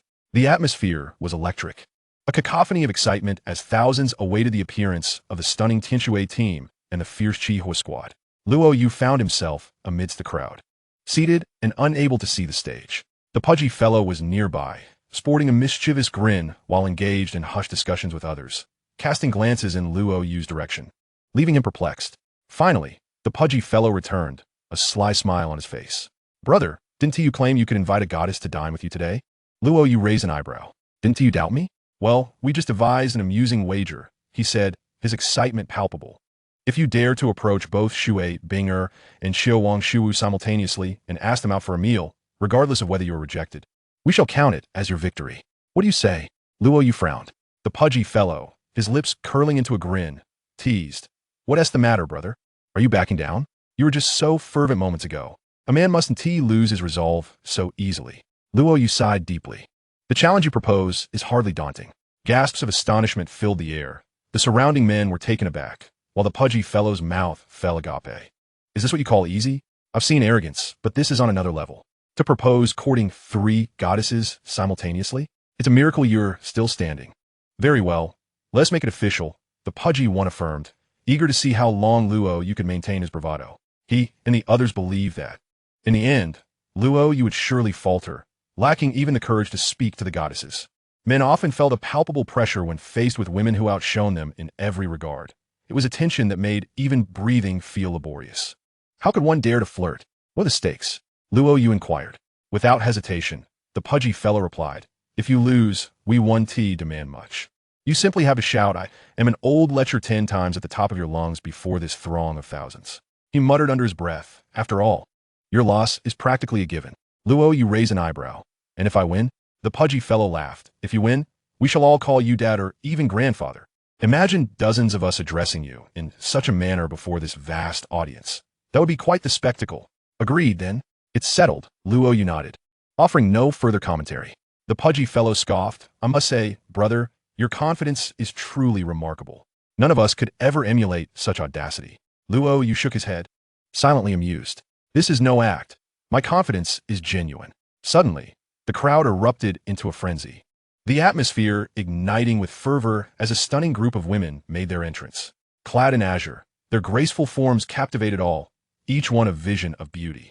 On the right, a breathtaking girl with fiery red hair, adorned in a striking red leather jacket, strode confidently, flanked by a diverse group of admirers.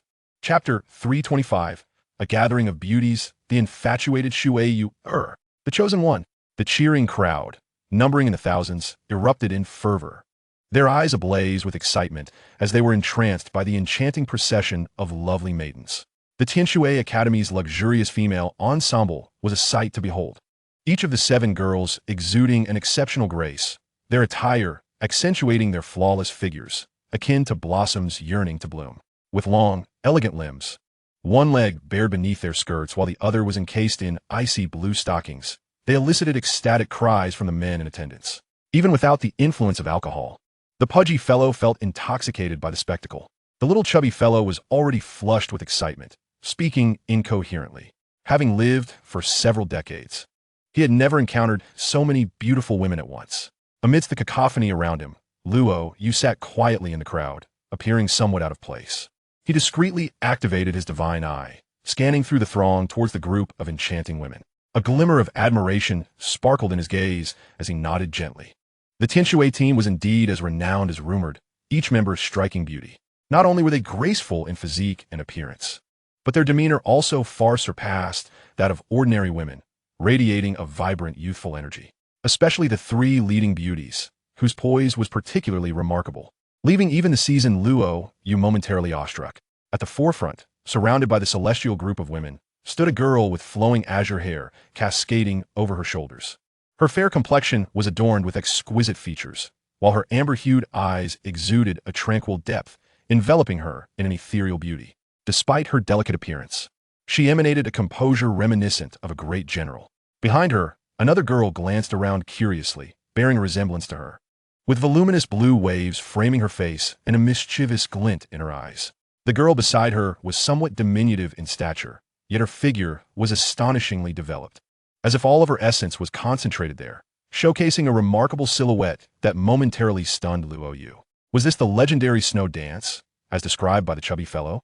Indeed, the reality was as formidable as the tale suggested. The captivating group of women was making their entrance, their powerful aura parting the crowd, creating a spacious pathway. Shui Yu, with her wavy locks, looked around with visible excitement, whispering to Shui Binger, "Sister, our academy is quite lively today." Shui Binger remained focused ahead, admonishing her, "No fooling around. Adjust your mindset. We must be prepared to face the Blaze Academy soon." The principal allowed such a large audience today, fearing that with so many spectators, we might become distracted during the actual competition. Shui Yu pouted, "Sister, don't be so tense. It's not a real competition. Relax a little. Our Tianshui Academy has always been so desolate. With so many handsome young men around today, it's a rare opportunity to take a good look." Shui Binger shot her a sidelong glance. "What are you looking at? If we lose in the sparring match later, just wait until I deal with you tonight." "Oh, you're so boring, sister, always fixated on the competition. Having no interest in men will lead to a life of solitude." Shui Yu teased it, playfully leaning toward the handsome Snow Dance beside her. "What do you think, Sister Snow Dance?" With each step Snow Dance took, her figure swayed enchantingly, and she shot Shui Yu a disapproving look. "Perhaps you should focus. Your sister takes the match with Blaze Academy seriously. If we lose, I want to be able to stop her from punishing you." Shui Yu pouted, unable to suppress a retort. "You're becoming just as dull as my sister. The competition is later. Can't we just enjoy looking at the handsome guys for now?" Snow Dance chuckled. "Spring has arrived. Is our Yu starting to have a crush?" "Don't say that. I'm not." Shui Yu vehemently denied. Snow Dance replied, "If you want to fantasize, wait until we reach Tiando City for the Continental High-Level Soul Master Competition. There, you'll find plenty of talented young men. The men here are lacking in looks and strength. I assure you, you won't find anyone appealing. There's always a chance. What if one of them is my destined soulmate?" Shui Yu protested, her spirits dampened by Snow Dance's words. Snow Dance laughed. "Look around. They're mostly greasy middle-aged men or rugged fellows. We're the handsome young men." Shui Yu, feeling challenged, retorted, "I'll find one right now." Her beautiful eyes darted around the vicinity, only to be met with disappointment. As expected, as Snow Dance had said, the surrounding men, though numerous, were of mediocre quality. Many had unkempt beards or were overly oily. A few youthful faces were present, yet they either looked awkward or had a pallid, delicate appearance. A destined soulmate? Shui Yu thought she could easily knock several of these pretty boys to the ground with a single punch. Snow Dance gently patted Shui Yu's shoulder. "All right, enough of that. What I said is true." Just as Shui Yu was about to approach the stage, her gaze downcast, she inadvertently caught sight of something in a different direction. Her eyes widened in astonishment. There, a strikingly handsome young man sat in a wheelchair, his features seemingly sculpted by divine hands, emanating an otherworldly grace. His calm demeanor stood in stark contrast to the surrounding noise, drawing Shui Yu's attention irresistibly. Unable to tear her gaze away, she tugged at Snow Dance's hand. "Sister, look over there. There, S.A. man." Snow Dance, slightly exasperated, replied, "But there are men everywhere. What are you babbling about?" Shui Yu, her face alight with excitement, as if she had discovered treasure, exclaimed, "That man over there is truly different." Snow Dance laughed teasingly. "What is so special? They all have 2 eyes and 3 legs, don't they?" "No, he is genuinely different. He is so handsome." Shui Yu, in the throes of youthful infatuation, fell completely for Luo Yu's striking features. "You're exaggerating," Snow Dance remarked, shaking her head in amusement while following Shui Yu's gaze. Upon seeing Luo Yu's composed demeanor, she too felt her heart flutter, involuntarily exclaiming, "He is so handsome." Having caught Snow Dance's attention, she too found it hard to look away, having never encountered a man with such a unique aura. His deep, captivating black eyes seemed to possess an extraordinary allure. "Right?" Shui Yu grinned. "He is the handsome guy I found." Snow Dance initially nodded, then shook her head. "What is this? Let us focus on the sparring first. Shui Yuera felt a faint blush on her cheeks, biting her lip. Sister Snow Dance, you all go ahead. I'll wait a moment. What are you up to now? Snow Dance questioned repeatedly. Nothing, just gonna offer some warmth. Stop right there. You're being ridiculous again. Shui Yuera insisted, sitting in a wheelchair, surrounded by people. It would be so lonely for him not to see us compete. I want to help him. Besides, didn't you say we shouldn't reveal our trump cards today? Winning or losing doesn't matter. With that, Shui Yueka summoned her soul power, parting the crowd and making her way directly to Luo Yu. The men on either side were momentarily bewildered, unsure of why she suddenly veered into the throng. The chubby fellow grew increasingly excited, breathing heavily as he exclaimed to Luo Yu, "Dude, look, why is Yuera the goddess suddenly heading our way? Do you think she is looking for me?" Chapter 326, A Slap in the Face. The beauty takes the initiative to invite. Observing the ecstatic expression on the other person's face, he felt compelled to utter something, yet he restrained himself, merely shaking his head in disbelief. Incredible, unbelievable. My friend, look, the goddess Yuera is truly approaching us. The chubby fellow exclaimed, his face flushed with excitement, as if he could hardly breathe. Before him, the crowd parted, revealing a stunning young woman with cascading azure curls, exuding an enchanting aura as she approached with her long, alluring legs clad in sheer stockings. A nearby man, witnessing the chubby fellow's exuberance, couldn't help but douse his enthusiasm with cold water. Wake up. What a daydream. Do you really think the goddess would notice you? Exactly. This is what they call unrealistic aspirations. The chubby fellow immediately bristled. Come on, can't you see? The goddess is indeed headed in my direction. Her gaze has been fixated on me all along. When I locked eyes with her just now, she even smiled at me. The onlookers scrutinized the approaching beauty and found that the chubby fellow's claims were indeed accurate. Seeing the astonishment in their eyes, he beamed with delight, waving his hand in front of Luo Yu's face to capture everyone's attention before a triumphant smile graced his lips. Brothers, at this moment, since the goddess Yuera is coming to me, I shall not keep it a secret any longer. Let's lay the cards on the table. I am the wealthiest loser in Tianshui City. No, I am the richest young master. Zhu Gaoan. What name? Luo Yu's lips twitched, a chill running down his spine. His father was quite the character, bestowing such a flamboyant name upon his son. Boom! The chubby fellow stomped his foot, exuding an air of grandeur. Yellow, yellow, yellow. 3 rings of soul rings spiraled upwards as a dark brown boar shadow with tusks materialized behind him. Soul Master? You are Soul Master? The surrounding men could not contain their astonishment, never expecting the one boasting and sharing lewd jokes to be a Soul Master. The chubby fellow reveled in the attention, brimming with pride. Gentlemen, did you ever imagine that I, your brother, would conceal such depths? Surely you did not expect this. Ha ha ha. The men looked at him with a mix of discomfort and admiration, realizing they had underestimated his capabilities. The chubby fellow relished this moment of vanity, his ego greatly satisfied. However, he suddenly noticed one person who remained utterly unfazed, leaving him feeling somewhat unfulfilled in his display of bravado. He leaned closer to Luo Yu, winking. Brother, are you surprised? Doesn't my strength secure me the top seat in Tianshui City's loser alliance? Luo Yu, unperturbed, continued to gaze steadily at the approaching beauty. His heart a tranquil sea. With his perceptive eyes, he saw through the chubby fellow's facade upon their first meeting and found no inclination to engage in conversation. The chubby fellow, undeterred by Luo Yu's indifference, continued, Let me share another bombshell. My father recently took me to propose to the Shui family, but we were turned down. Now that the goddess Yuera is walking towards me, what do you think that signifies? I need not elaborate. The surrounding men listened intently, growing restless. Incredible, brother. We shall call you the strongest loser. We are convinced. The chubby fellow basked in their praise, his spirits soaring. Yet, he couldn't shake the feeling of incompleteness while observing Luo Yu's calm demeanor. Come on, say something. Luo Yu, feeling annoyed, shot him a sidelong glance. Say it. The chubby fellow's eyes widened, nearly spitting blood in disbelief. Brother, I must say, you're not giving me, a soul master, the respect I deserve. Only someone like me with a good temper would tolerate this. Otherwise, someone else might have knocked you out. Luo Yu nodded in agreement. That's fair. I appreciate your good nature. Luo Yu's indifferent demeanor left the chubby fellow feeling utterly deflated. Shaking his head like an older brother, he declared, All right, little brother, you stay here. I, your brother, shall go sit with the goddess Yuera. He flashed a flirtatious glance at the surrounding men. Brothers, do not envy me. I'm merely a legend. Off I go. At that moment, Shui Yuera navigated through the dense crowd, drawing countless gazes toward her, and approached. The chubby fellow adjusted his collar and brushed aside his bangs, striding confidently toward her. Sister Yuera, I step aside. Shui Yu found her beautiful eyes flashing with displeasure as she interrupted him. She had been gazing at Luo Yu, captivated by his striking features and the unique aura that set him apart from the others. The chubby fellow's sudden interjection obstructed her view, causing her irritation to swell. It's me. You don't remember me?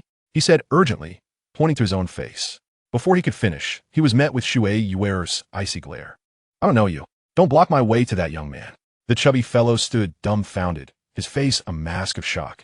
Young man? What young man? Under Shui Yuer's frosty demeanor, he felt like a defeated rooster, utterly dejected. Reluctantly, he stepped aside, allowing her to pass. Shui Yuer, her legs clad in blue boots, walked straight up to Luo Yu. Her beautiful eyes fixed on him, she increasingly felt that there was something unique about this man. She had seen many well-off men, but had never encountered anyone as striking as him.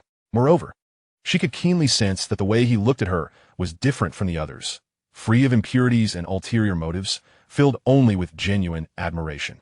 Observing how Shui Yuer ignored everyone else and headed straight for Luo Yu, the chubby fellow's mouth hung open in disbelief. Wasn't she coming to find me? Why is she approaching him instead?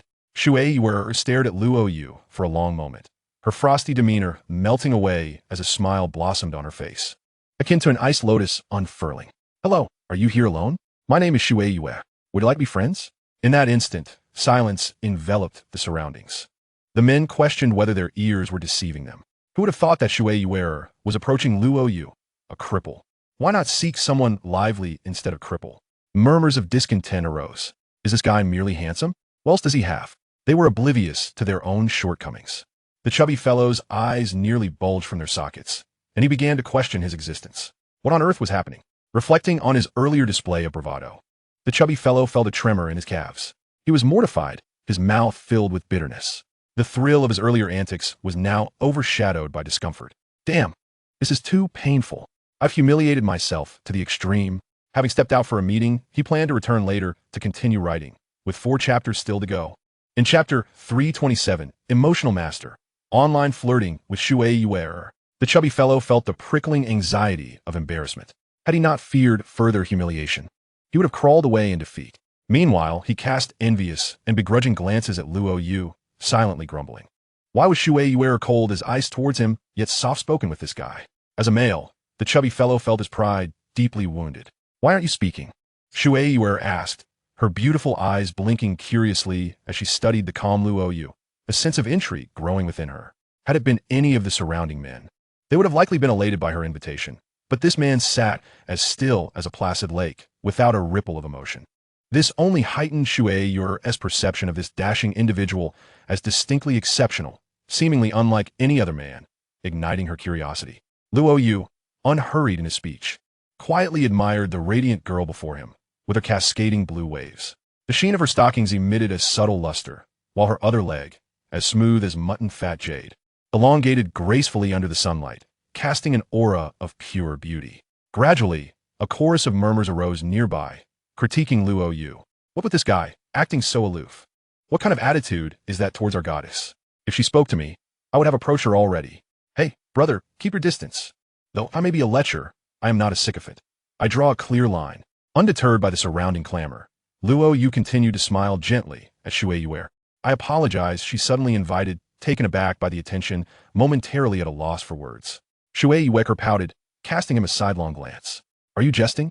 I see no hint of surprise in your eyes. How am I to respond to that? Luo Yu shrugged, raising his hands in feigned helplessness. Congratulations, little beauty. You have successfully extinguished the conversation. Observing the charming smile gracing the man's lips, revealing white teeth in the resplendent sunlight, he exhibited no trace of restraint. With a light-hearted demeanor, he playfully teased himself.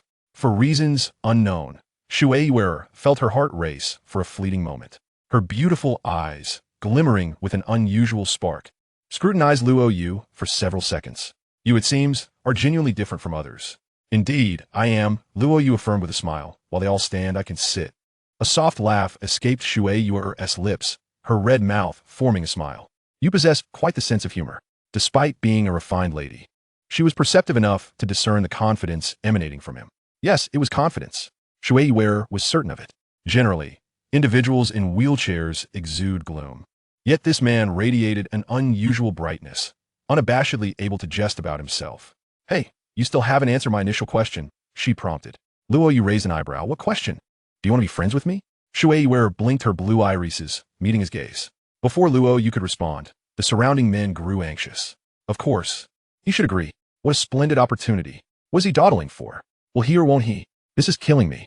Under the watchful eyes of the crowd. The girl revealed a benevolent smile. Luo Yu shook his head. Ah, has he rejected her? This guy has turned down my goddess? Incredible. Shui Yuer was also taken aback. Her confidence leading her to believe that Luo Yu would not refuse a beauty such as herself. At that moment, her feelings were indescribable. Being turned down in front of so many felt somewhat humiliating. Just as her emotions grew complicated, Luo Yu continued, Actually, I'm doing this for your own good. I seldom dare to befriend girls, especially those as beautiful as you.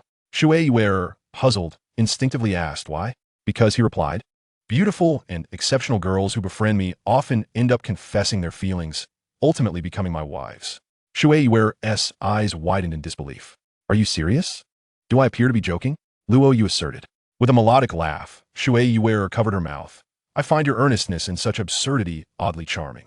Believe it or not, Luo Yu waved his hand dismissively. Then tell me, how many beautiful women have you befriended, and how many wives do you have? Luo Yu feigned deep thought, dramatically counting on his fingers. Ah, your question has thrown me off balance. With so many wives, I must count one by one. 10 fingers won't suffice. A peal of laughter erupted from Shui Yuer, her joyous demeanor captivating the surrounding men, leaving them momentarily spellbound as they swallowed hard. They cursed Luo Yu inwardly, suspecting he was merely boasting to an outrageous degree, confined to a wheelchair as a consequence of his own exaggerations.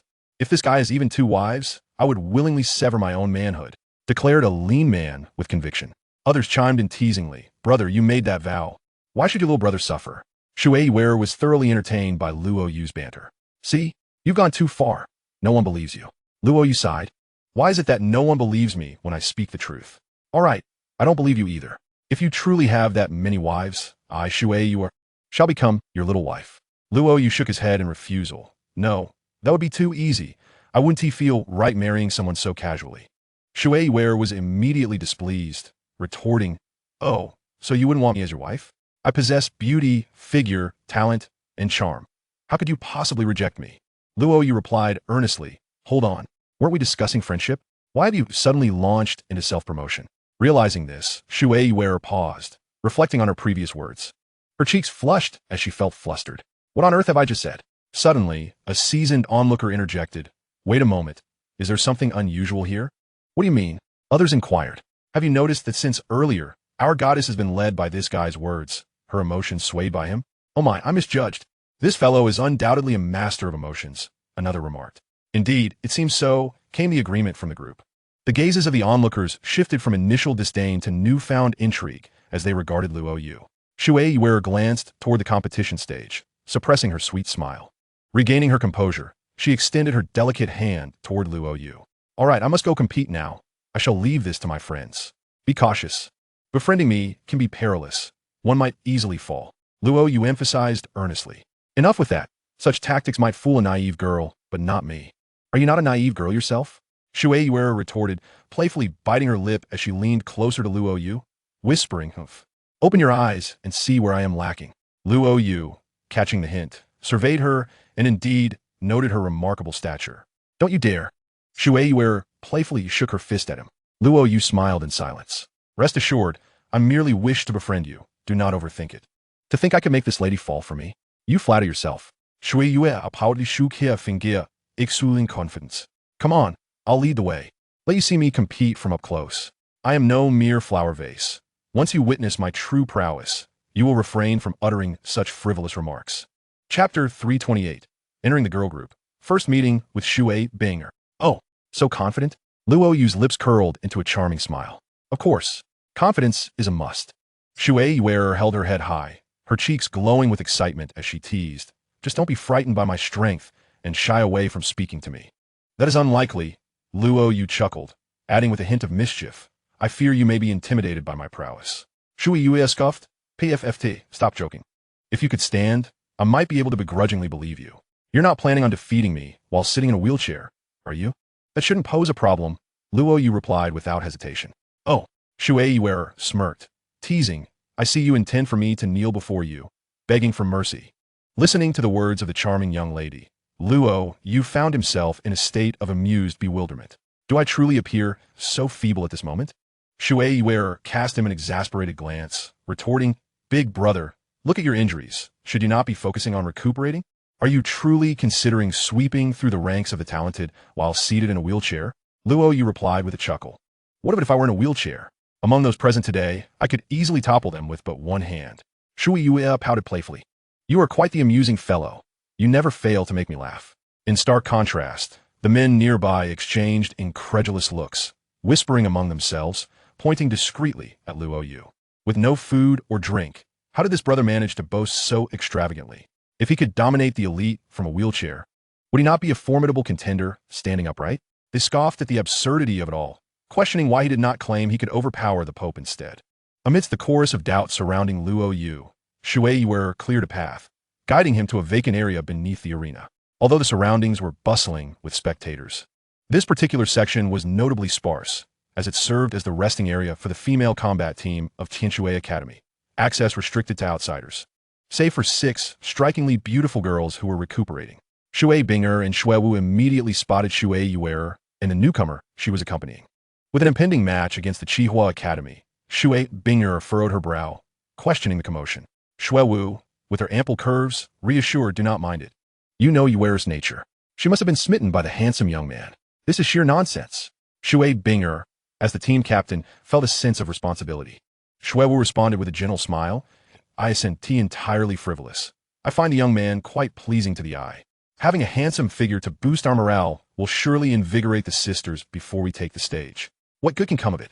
Shui Binger shot her a glance, causing Shui Wu to fall silent. Let me introduce you. This is my new friend. Shui Yuer cheerfully nudged Luo Yu into the inner circle of the female team. Shui Binger interjected, I do not oppose your making friends, but you cannot do so recklessly. Big sister, he is a rare find. Please do not give me the cold shoulder. Shui Yuer pouted, feigning dismay. Shui Binger inquired, do you even know your friend's name? You do not even know his name, yet call him a friend? Shui Yuer was momentarily speechless, turning to Luo Yu. What is your name? Luo Cc. He answered without hesitation. Shui Yuer confidently turned to Shui Binger, saying, See, I know his name. He is Luo Cc. A vein throbbed on Shui Binger's forehead. Is there a scrap collector around? My sister is selling her dignity at a discount. No, it's a bone-crushing sale. Big sister, he is my new friend. If you chase him away, I will lose face and be very upset. Shui Yuer protectively positioned herself in front of Luo Yu. Shui Binger lightly huffed. Who said anything about chasing him away? She gently pushed Shui Yuer aside and approached Luo Yu, apologizing, I am sorry for the disturbance my sister has caused you. Please feel free to rest here. Once our match concludes, I will arrange for someone to escort you away. Luo Yu remained silent, observing the woman before him with intrigue. She seemed to possess a certain charm. Every word she uttered was courteous and graceful, creating a pleasant atmosphere. Yet, it was evident she was subtly distancing Shui Yuer from him. The offer of an escort after the match implied a desire to prevent any further interaction between them. Shui Yuer appeared vibrant and playful, while her sister exuded a mature composure befitting the captain of Tianshui. Luo Yu, however, paid little heed to such nuances. Had he a sister, he too would swiftly ward off any dubious individuals encroaching upon her space. With a brief acknowledgement to Shui Binger, he diverted his gaze from the female team. Beyond the radiant beauty of the Shui sisters, Shui Wu's ample curves were indeed captivating, while the other 4 girls were like a blooming garden, each possessing their unique allure. Their glances lingered on Luo Yu, equally mesmerized by his striking appearance. Before long, the Tianshui team took to the stage, leaving Luo Yu alone in the expanse. Chapter 329, The Crisis of the Sisters, the sizzling little pepper Huo Wu. As they ascended the stage, Shui Binger pulled her sister close, whispering, What is wrong with you? We are about to compete, and you are still acting foolishly. What foolishness? Is it not my freedom to do as I please? Shui Yuer sulked, displeased with her sister's authoritative tone. You return with a man after such a short time. Is that not reckless? Shui Binger glanced toward Luo Yu. Shui Yuer defended herself. Sister, Luo Cc is different. He gives off a unique vibe that I find appealing. Shui Binger a shuk hia hit incredulous. You are fabricating stories. Do you not see that he is limited in mobility? How can he possess any charm? Humph. You just look down on him. Shui Yuer's pride was ruffled. Shui Binger calmly replied, I do not look down on him. He is quite handsome, But alas, he cannot walk. You err. Remember, I am your sister, not your enemy.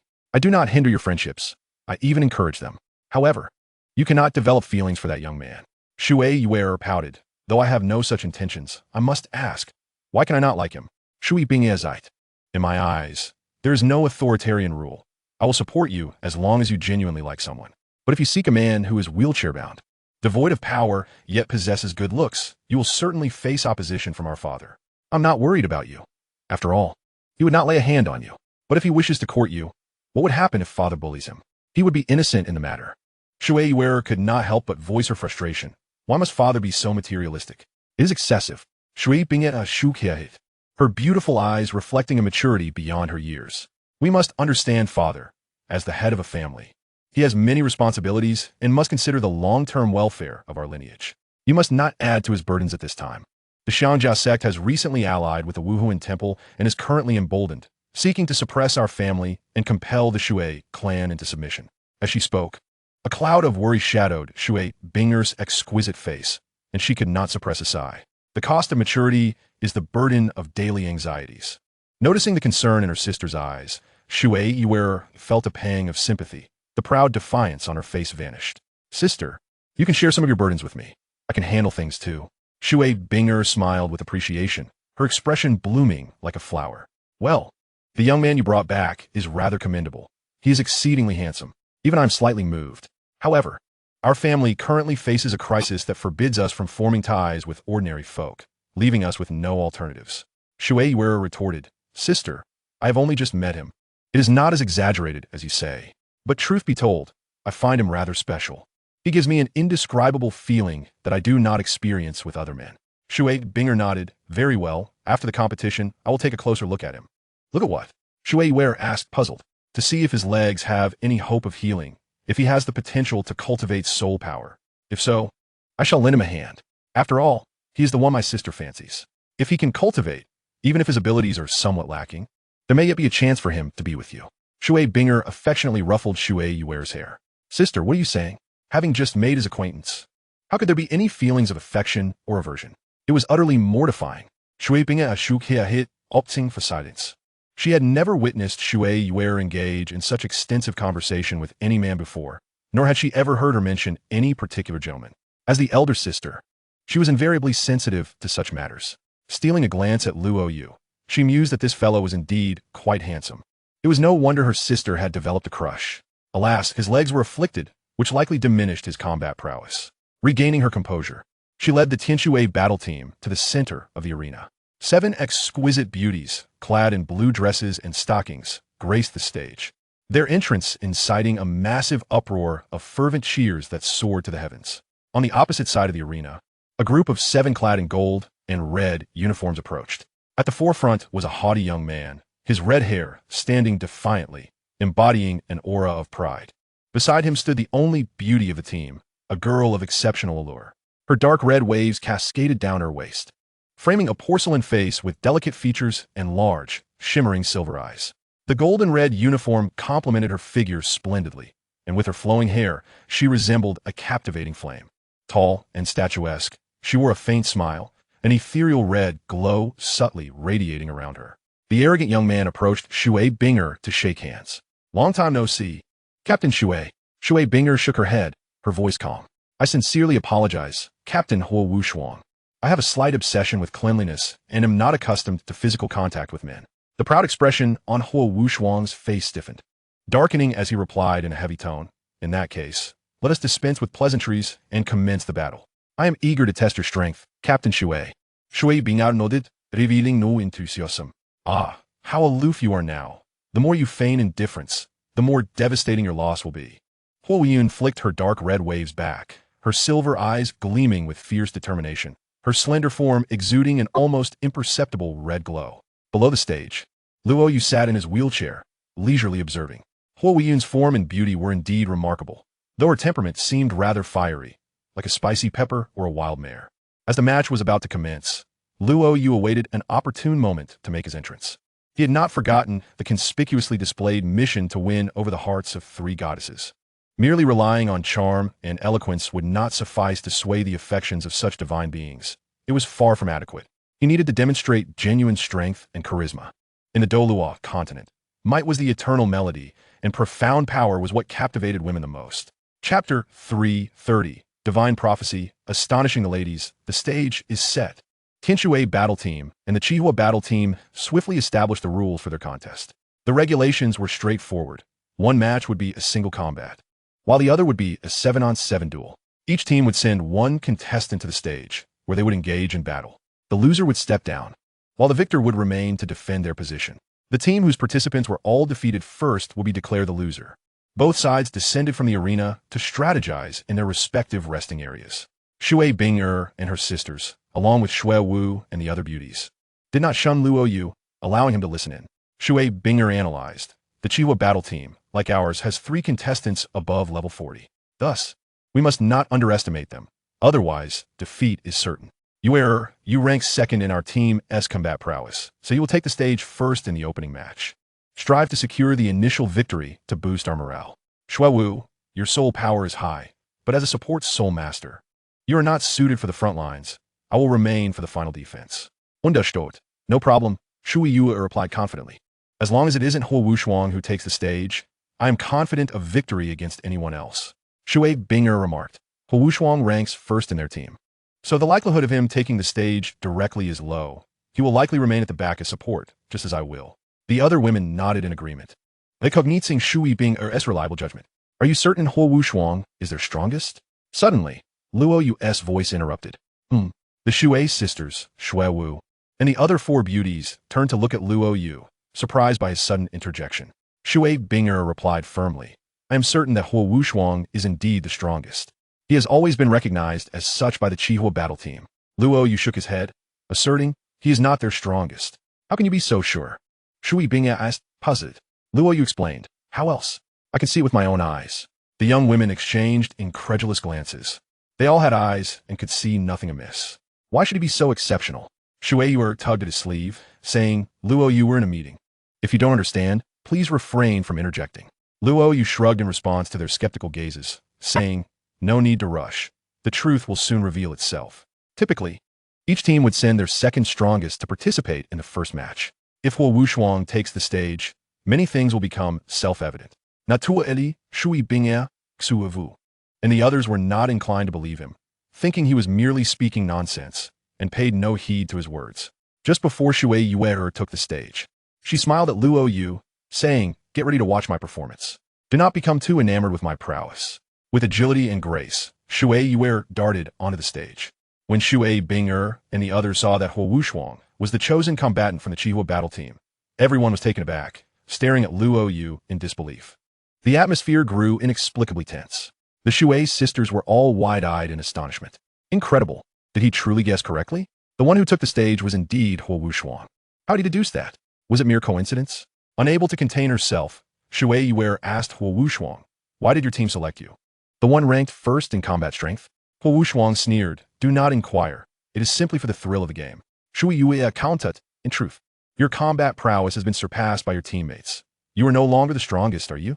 Huo Wushuang's expression shifted in shock. Impossible. How did you discover this? We concealed the information so well. How could you know my sister's strength has recently experienced a breakthrough? Shui Yuer was taken aback. She had merely repeated Luo Yu's words, not expecting such a strong reaction from him. Huo Wushuang's face darkened. There must be an expert in your team guiding you. Otherwise, you would not have been able to discern this. Hearing Huo Wushuang's incredulous tone, the Shui sisters and Shui Wu turned their gazes toward Luo Yu, astonished by his insight. Incredible. He managed to uncover a secret so deeply hidden that their entire team of 7 could not perceive any issues. How did he manage to deduce it? Luo Yu spread his hands, indicating it was no great feat, smiling silently, concealed in humility. On stage, Huo Wushuang sneered. Even if you have guessed, it is of no consequence. My sister's strength has surged. Today, without a doubt, you shall face defeat. The expressions of Shui Bing'er and the others shifted dramatically. With Huo Wushuang entering the fray, Yuer would find it challenging to secure a win. Under the scrutiny of countless eyes, the battle was poised to ignite. With 2 resounding booms, blue light erupted from Shui Yuer, a massive dolphin apparition materializing behind her, the air around her growing inexplicably cold, while yellow and purple soul rings swirled at her feet. Huo Wushuang radiated fiery brilliance, a savage fire-breathing dragon emerging behind him, adorned with the same 4 soul rings. But his aura of soul power was palpably superior to Shui Yuer's. As he summoned his martial soul, flames enveloped him, subtly forming the shape of a dragon behind him. Fire Wushuang's physique expanded significantly, his skin adorned with a layer of blazing dark red scales, and a short horn approximately 3 inches long protruded from his forehead. In the clash of momentum, Shui Yuer evidently found herself at a disadvantage. Chapter 331. Shui Yuer, stop boasting. Arrogant Fire Wushuang. Boom! The arena was a spectacle of alternating red and blue. Water danced through the air while flames surged fervently. Shui Yuer, with her flowing blue hair and a serious countenance, gracefully maneuvered her beautiful legs, constantly seeking opportunities to attack Fire Wushuang. The spectators below held their breath in silence, fearing even the slightest harm might befall their goddess. Boom! Shui Yuer's boot struck the ground as she skillfully evaded an oncoming fireball. In an instant, her second spirit ring shimmered, and with a graceful wave of her delicate hand, she unleashed a blast of icy coldness, transforming it into a swirling tornado directed at Fire Wushuang. The dragon-transformed Fire Wushuang appeared somewhat ferocious, his entire body cloaked in fine red dragon scales, a short horn adorning his forehead. Observing the incoming chill, he did not flinch. With a swift motion of his crimson claws, flames erupted skyward, effortlessly shattering the tornado.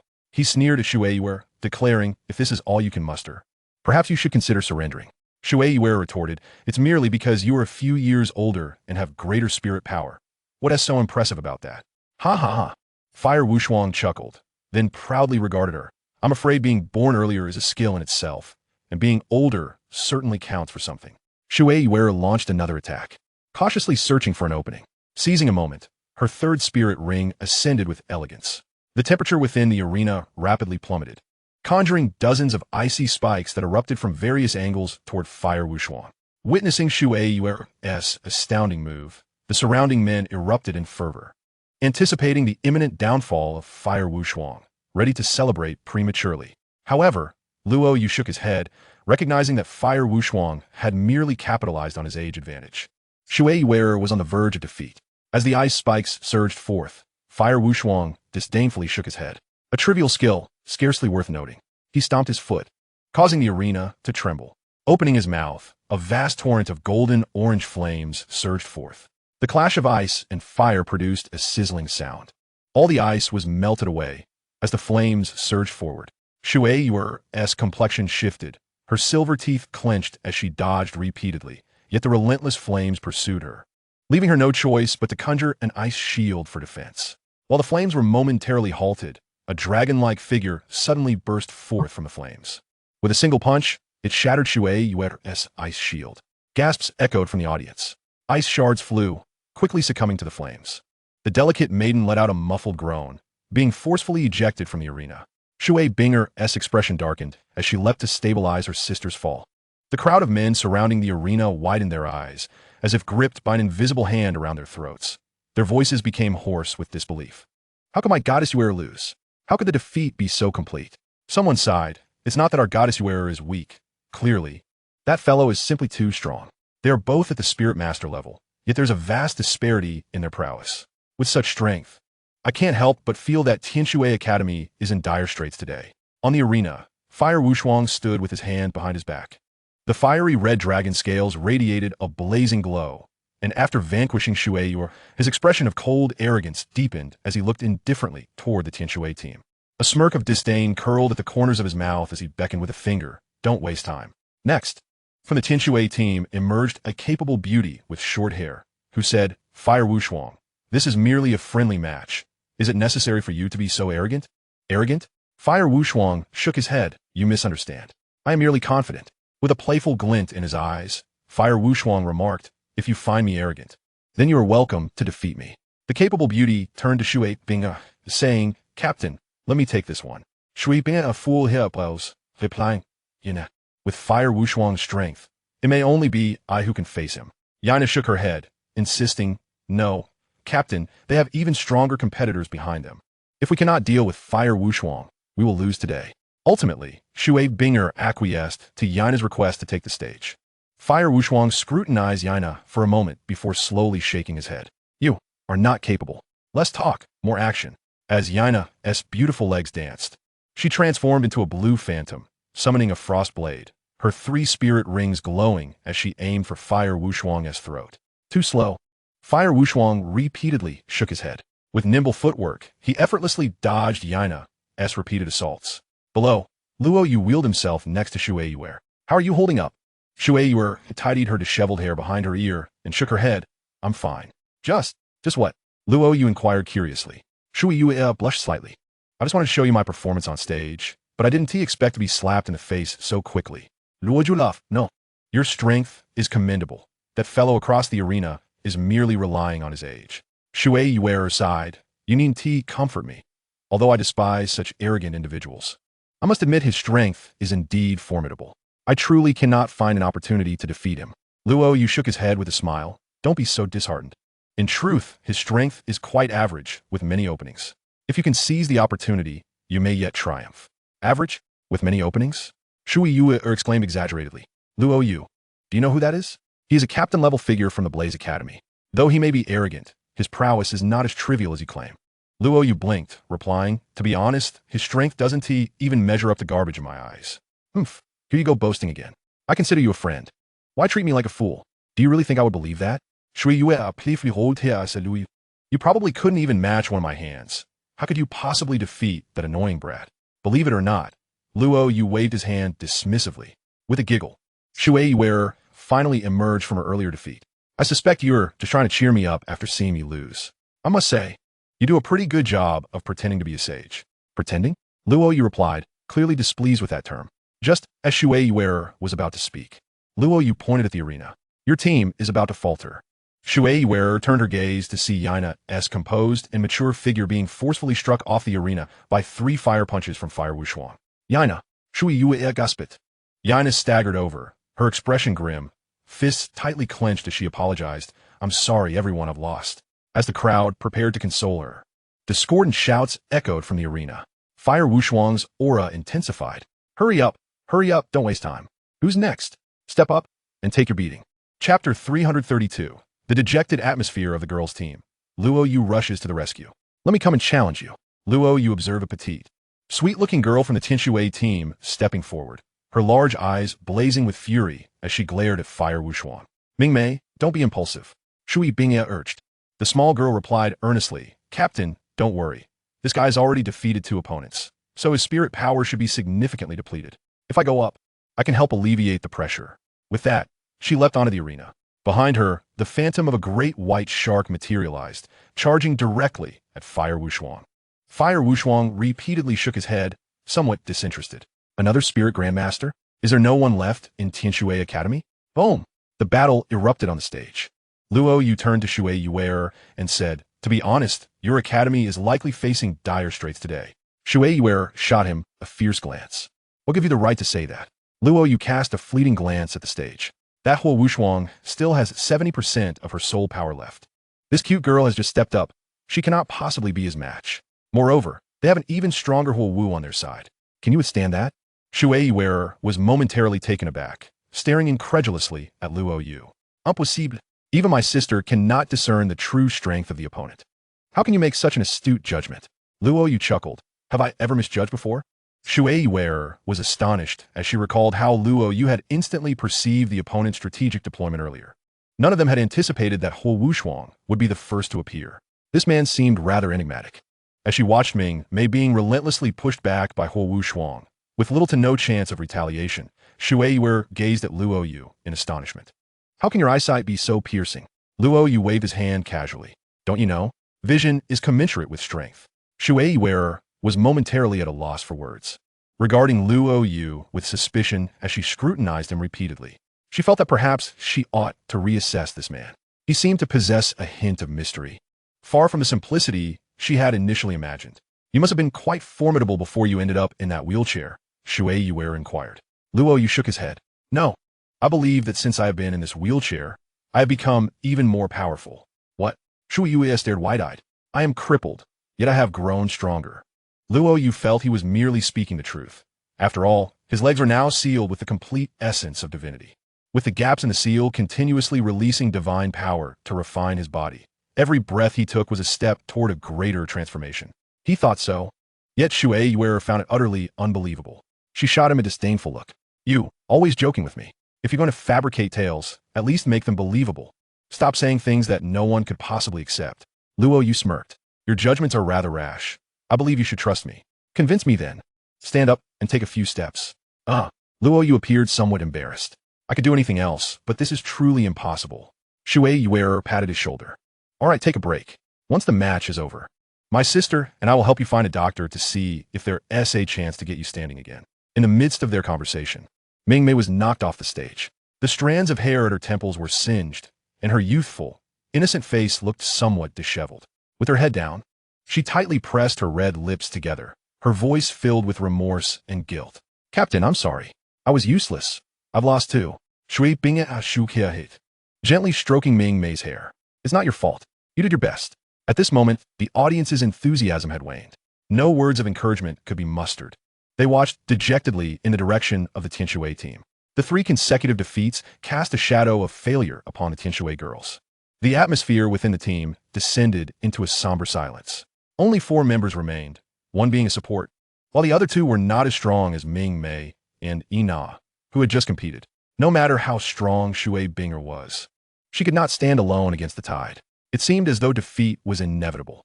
In stark contrast, on stage, Huo Wushuang, having won 3 consecutive matches, radiated an air of arrogance. A sharp aura of strength surrounded him, and his eyes gleamed with overwhelming confidence. A layer of orange-red flames surged around him, and the scales covering his face appeared somewhat menacing as he looked down upon the 7 girls of the Tianshui team. Is there anyone else? Don't waste my time. Let the next one come up quickly.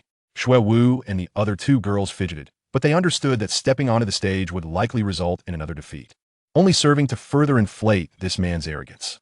Shui Binger realized that if she stepped up now and exhausted her soul power against Huo Wushuang, she would undoubtedly falter against the stronger Huo Wu later.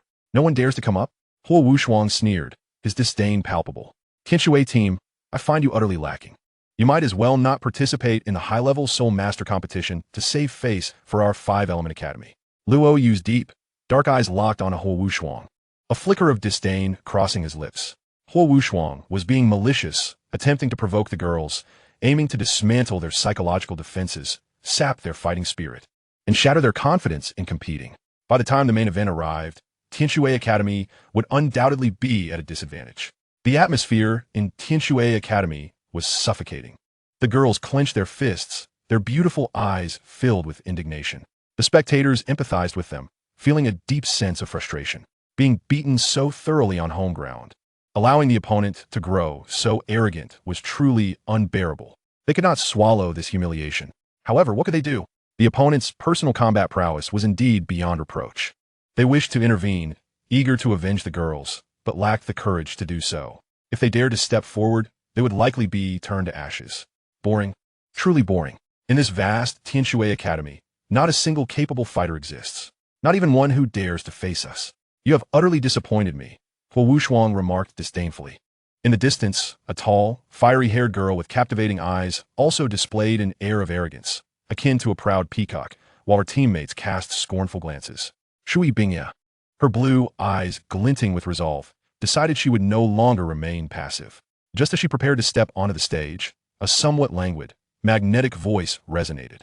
I say, you're quite the man, aren't you? Winning against a few girls and suddenly feeling superior? Have some decorum. Do you not feel any shame? The 7 striking beauties of Tianshui Academy froze, as did Huo Wu and her companions from the Qihua team, along with the throng of men in the audience. With a flurry of attention, all eyes converged on the source of the voice. There, seated in a wheelchair, was a remarkably handsome young man, lazily yawning, his indifferent gaze casually sweeping over the stage. Huo Wushuang was initially taken aback, utterly unprepared for someone to dare to mock him. What are you looking at? Yes, I'm talking about you. You can flaunt your prowess, but don't provoke a crowd. Weren't you the one saying that Tianshui Academy has no capable fighters? Shall we play a game? Luo Yu's lips curved into a charming smirk as he regarded Huo Wushuang with a playful glint in his eyes. Chapter 333. While others cower. I stand proud. Shui Yuya was utterly stunned. At this moment, the expansive Tianshui Academy was eerily silent. No one spoke. The sound of a pin dropping could be heard. All gazes were fixated on Luo Yu, who had just spoken so boldly. Shui Yuer's expression was one of sheer astonishment. She had never expected Luo Yu to speak up for them so suddenly. Shui Binger and Shui Wu exchanged glances, each reflecting the confusion and disbelief in the other's eyes. The other four girls were equally bewildered, struggling to comprehend why Luo Yu, someone they deemed inferior to themselves, would possess such audacity to mock Huo Wuxuang. Was he not afraid for his life? On the other hand, Huo Wu's gaze was fixed on Luo Yu. His strikingly handsome features momentarily distracted her. Yet she sensed no fluctuation of soul power emanating from him. This led her to believe that he might just be a lunatic, unable to grasp the disparity in their strengths. Among the crowd, a chubby boy was utterly flabbergasted by Luo Yu's words. Despite being a soul master, his father had poured resources into him to elevate his status. If he were to face Huo Wuxuang, he would likely be begging for mercy. How could he dare to stand up to him? On stage, after the initial shock, Huo Wuxuang's face, adorned with terrifying red scales, gradually darkened, becoming increasingly sinister as flames flickered ominously around him. Kid, do you even know what you just said? Luo Yu was absorbed in fiddling with his fingers, casting a casual glance at him. What's the matter? Do you have a problem? Huo Wuxuang was entirely incensed by Luo Yu's demeanor. You think you can toy with me? You believe you are worthy? Luo Yu lowered his fingers, slowly raising his head, his dark eyes sweeping over Huo Wuxuang. I advise you to watch your tongue. Winning over a few naive girls does not render you invincible. Some individuals are beyond your reckoning. Huh? Huo Wuxuang was taken aback. He had never encountered such an absurd situation. As the son of the principal of the Blaze Academy, endowed with formidable strength and a multitude of accolades, no one had ever dared to speak to him with such disdainful arrogance. What merit did this boy possess? He glared coldly at Luo Yu. I, Huo Wuxuang, do not require your judgment in my affairs. Are you attempting to instruct me? Luo Yu gently shook his head and chuckled. I suspect you have already 1 foot in the grave. Huo Wuxuang turned his head to look at Huo Wu, a comical smile creeping onto his lips. Sister, did you hear what he just said? Is he actually threatening me? I never imagined I would be belittled and threatened by a cripple. Huo Wu shook her head repeatedly, her red lips parting. Brother, we are both soul masters. It is beneath us to squabble with a madman. Let him be. Just don't take any lives. I understand. Huo Wuxuang nodded. Defeating a soul master holds some merit. Dealing with an ordinary person, especially a cripple, is beneath my dignity. This fellow is unworthy of my effort. He disregarded Luo Yu, casting a domineering gaze over the crowd. Are all the men in Tianshui City worthless, allowing a cripple to mock me here? I defeated your goddess. Is there anyone who dares to challenge? Then send a healthy person up.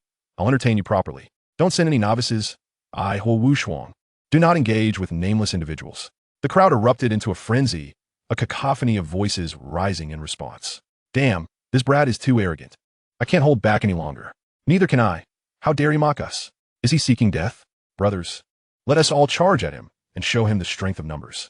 On the count of 3, 1, 2, 3, we all rush him together. All right, damn it. The chorus of agreement surged as the crowd grew fervent. Huo Wuxuang crossed his arms, his indifferent gaze fixated on the crowd, watching their bravado with amusement. 3, 2, 1. As the crowd stirred, even Huo Wuxuang's demeanor shifted slightly. Brothers, follow me. Let us take him down. The thunderous shouts dwindled, and ultimately, only one individual, a chubby boy, dashed forward alone. The crowd parted, revealing the solitary figure rushing to the stage. He suddenly sensed something was amiss, halting abruptly, glancing around to find himself utterly alone. Gazing back at the retreating crowd, he locked eyes with the menacing Huo Wuxuang, leaving him utterly bewildered. A shiver ran down his spine. What the hell? We agreed to rush him together. You all just made me look foolish. You all betrayed me, damn it. Noticing Huo Wuxuang's dangerous gaze and overwhelming aura, the chubby boy trembled, nearly in tears. Oh no, I'm going to be done for. I don't think I can love anymore. I don't want to act tough anymore. It's not only embarrassing, but also life-threatening. Mom, I want to go home. Amongst the crowd, it wasn't merely a few bad apples. It seemed they were all up to no good. Huo Wuxuang couldn't help but burst into laughter at the sight of the retreating crowd and the terrified boy. The onlookers fell silent, their fists clenched tightly, nails digging into their palms. They were mere commoners, lacking the courage to confront a soul master. In that moment, a profound sense of helplessness enveloped each heart. Their faces turned pale, breathing becoming labored, as they dared not meet Huo Wuxuang's gaze, bowing their heads in submission. Creak, creak. The sound of the wheelchair, gliding, echoed. Just when the chubby boy felt most desolate, he felt a gentle pat on his shoulder. He turned, hoping for assistance, only to be met with Luo Yu. causing his spirits to plummet once more. Why are you here now, big brother? Aren't you just making things worse for me? Luo Yu shot him a glance. I'm telling you to find a cooler place to stay. Don't create chaos here. The chubby boy's mouth twitched. I can handle being looked down upon by others, but why do you look down on me as well? Luo Yu remained silent, simply giving his shoulder a light squeeze. The chubby boy shuddered, his eyes nearly popping out of their sockets, as if he had just realized something unfathomable. What the hell? He stammered. Luo Yu shook his head slowly. Stop with the expletives. Focus on what's important. All right, the chubby boy acquiesced obediently. Step aside. He moved aside without a word. His gaze filled with reverence, as if he were beholding his ancestor. Luo Yu maneuvered his wheelchair towards the stage. At that moment, Shui Yu, having regained her composure from a shock, dashed over, blocking Luo Yu's path. Are you insane? Are you going up there to seek death? He might actually kill you. Are you worried about me? Luo Yu chuckled. Shui Yu, placed a hand on her forehead. Goodness, how can you still laugh at a time like this? Do you even know what you're doing? Luo Yu shrugged. I saw someone bullying my future wife and thought I'd join in for some fun. What a heart you must have, making jokes at a time like this, Shui Yu, chided with a smile. Luo Yu winked. All right, I've been stopped. I still want to get on stage. Shui Yu, concerned for his safety, widened her eyes in protest. Get on stage? You can hardly manage getting out of bed. Give me your hand. Luo Yu's gaze hardened. Huh? Shui Yu, instinctively affected by the sudden intensity in Luo Yu's eyes, raised her small hand. As their hands clasped, a surge of incomprehensible power coursed through her, causing her to tremble. Startled, she quickly withdrew her hand. Shui Yu's eyes were filled with disbelief, her lips quivered. Luo Yu's gaze twinkled with amusement. What's wrong with me? Hurry and help me on the stage. We can discuss matters later. Oh, okay, Shui Yu swallowed hard. Her expression complex and filled with curiosity as she gazed at Luo Yu. She channeled her soul energy, lifting Luo Yu onto the stage. All right, you can go down now. Luo Yu instructed. Can you manage? Shui Yu hesitated, eyeing his wheelchair. Luo Yu shot her a sidelong glance. A man cannot utter, I can't. Skeptical. She stepped down, and Luo Yu maneuvered his wheelchair. Creak, creak. It appeared somewhat clumsy as he approached the audacious Huo Wushuang. Chapter 334. The Trust of the Beauties. With a single punch, Huo Wushuang was sent reeling, leaving the crowd in uproar. On the stage, the strikingly handsome youth sat in his wheelchair, exuding an ethereal aura that made him seem harmless and devoid of aggression. Opposite him stood Huo Wushuang, full of fiery intensity. His body adorned with scales, flames erupting from the horn on his forehead, looking as terrifying as a man-eating beast. The two locked eyes, creating a stark contrast that drew murmurs from the crowd below. What is this kid thinking? Does he not see the world clearly? That guy looks like he's ready to devour someone, and he still dares to provoke him? Isn't that courting death? One cannot become so arrogant as to think they can take on such a challenge, even after consuming the heart of a bear and the gall of a leopard. How does one even approach this battle? To sit in a wheelchair and confront the opponent? Surely, this is no jest. It is ludicrous, a blatant act of courting disaster, akin to provoking a tiger. At this moment, any reasonable individual would not hold high hopes for Luo Yu. Dismal predictions echoed, with most beginning to question Luo Yu's intellect. Only the rotund figure stood at the sidelines, astonishment etched upon his face. This was not due to the prowess of Huo Wushuang, but rather because of the mere brush of Luo Yu's presence. In that fleeting instant, he sensed the unfathomable power emanating from Luo Yu. A force so vast that it rendered his own spirit's cultivation insignificant, like a mere drop in an ocean. He swallowed hard, repeatedly glancing in Luo Yu's direction. Rendered speechless, how could such strength be possessed by someone so seemingly impaired? If this man were to unleash his true power, the arena might very well be obliterated. The rotund man suddenly recalled his earlier bravado in front of Luo Yu, a flush of embarrassment washing over him. Had he really flaunted his meager abilities before such a formidable presence? What must Luo Yu have thought of him then? After all that posturing, the fool turned out to be himself. He felt as though he had died a social death. A glance at Huo Wushuang offered him a slight comfort. At least he was not alone in this. However, the more he observed Huo Wushuang's arrogance, the more he felt a twisted sense of schadenfreude. Lost in thought, he suddenly struck himself across the face in regret. What a wasted opportunity. Instead of trying to show off, had he just served this divine being well and forged a connection, he could have soared to great heights. He lamented his foolishness. If only fate would grant him a second chance. He vowed to seize it and become the most fervent sycophant in existence. Alas, such is not the case. He found himself pounding his chest in frustration, feeling a wave of sorrow wash over him. With envy, he gazed toward Shui Yu, marveling at her perceptiveness. How she could so readily discern a man's uniqueness. Was this not a connection forged? Shui Bing regarded her returning sister with confusion, exclaiming, "Sister, how could you allow him to ascend the stage? You are putting him in danger." She felt an urgency to intervene. Shui Wu approached, her ample form swaying with each step. You shouldn't have let him go up." The young lowly, Ming Mei, along with the stylish Ina and two other beautiful girls, looked at Shui Yu in bewilderment, curious about her reasoning. At that moment, Shui Yu seemed somewhat dazed, still lost in the sensation of her earlier contact with Luo Yu. As she noticed Shui Bing about to step onto the stage, she swiftly grasped her sister's arm. "Sister, don't go. Do you wish for him to perish?" Shui Bing's expression turned serious. Shui Yu swallow hard. "Sister, listen to me. The outcome is still uncertain." "What do you mean?" Shui Bing questioned, doubting her own hearing. Shui Yu's enchanting eyes fixed upon Luo Yu on the stage, shimmering with an unusual light. "I believe Wu Shuang may face dire consequences today." This revelation left not only Shui Bing astonished, but also Shui Wu and the other four girls in a state of shock. Shui Yu glanced at them, gauging their disbelief. "I too am perplexed. Let us not interfere. Let us observe quietly for now." Shui Bing struggled to accept this. How can he possibly stand a chance against Wu Shuang? Even the strongest genius of our Five Elements Academy, Feng Xiaotian, would be overwhelmed. Yet ultimately, she chose to heed her sister's counsel, joining the Tian Shui girl group, collectively focusing their doubtful gazes on Luo Yu. Shui Yu whispered softly, her eyes shimmering. "Will you emerge victorious?" Meanwhile, the atmosphere at the Qihua Academy had become increasingly agitated. Voices of derision aimed at Luo Yu echoed throughout the crowd. "Isn't he simply courting death? How could he dare to challenge the elder brother? I wager 1,000 gold soul coins. The elder brother will obliterate him in 3 seconds. I bet 10,000. The elder brother will annihilate him instantly. A small, crippled man seeks to flaunt his strength? When did the world become so absurd?" Amidst the uproar, only one girl with striking silver eyes and an extraordinary aura remained composed, her beauty captivating. She turned to glare at her fellow team members, her dark red waves cascading at her waist. "Quiet down. Is it truly such an accomplishment to mock an ordinary person? He may be bold enough to challenge my brother, and for that courage, he deserves some recognition." One rugged team member muttered, "Sister Wu, what ordinary person would dare to compete with the elder brother? Perhaps he is just a madman." Wu scoffed. "Let's hope he is mad.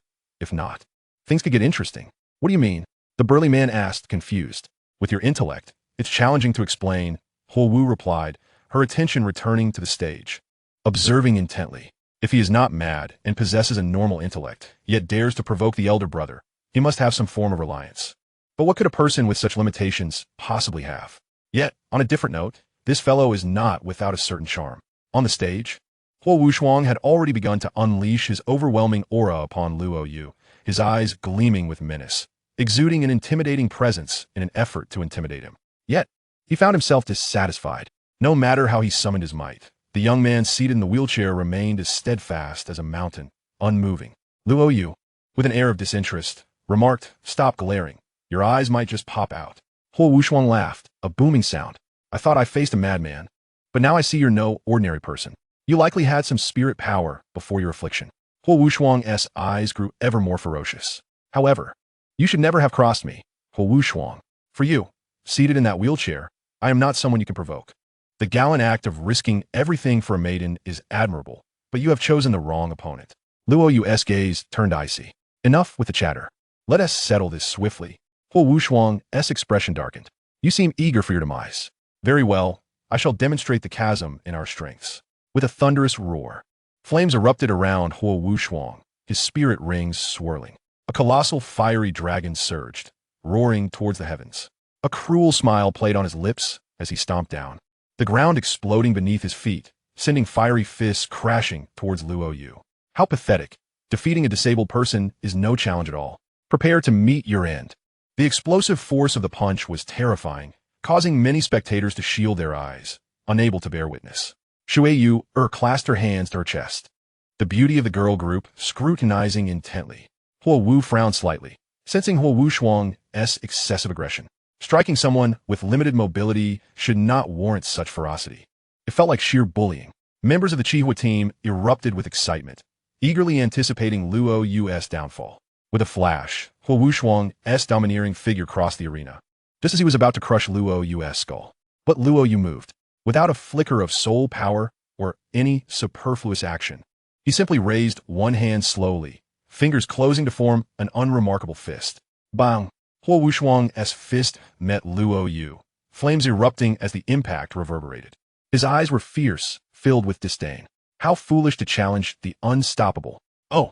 Luo Yu's deep, calm black eyes locked onto his. An inexplicable chill ran through Huo Wushuang. In the next moment, he felt an explosive force emanating from the opponent's fist. Bang!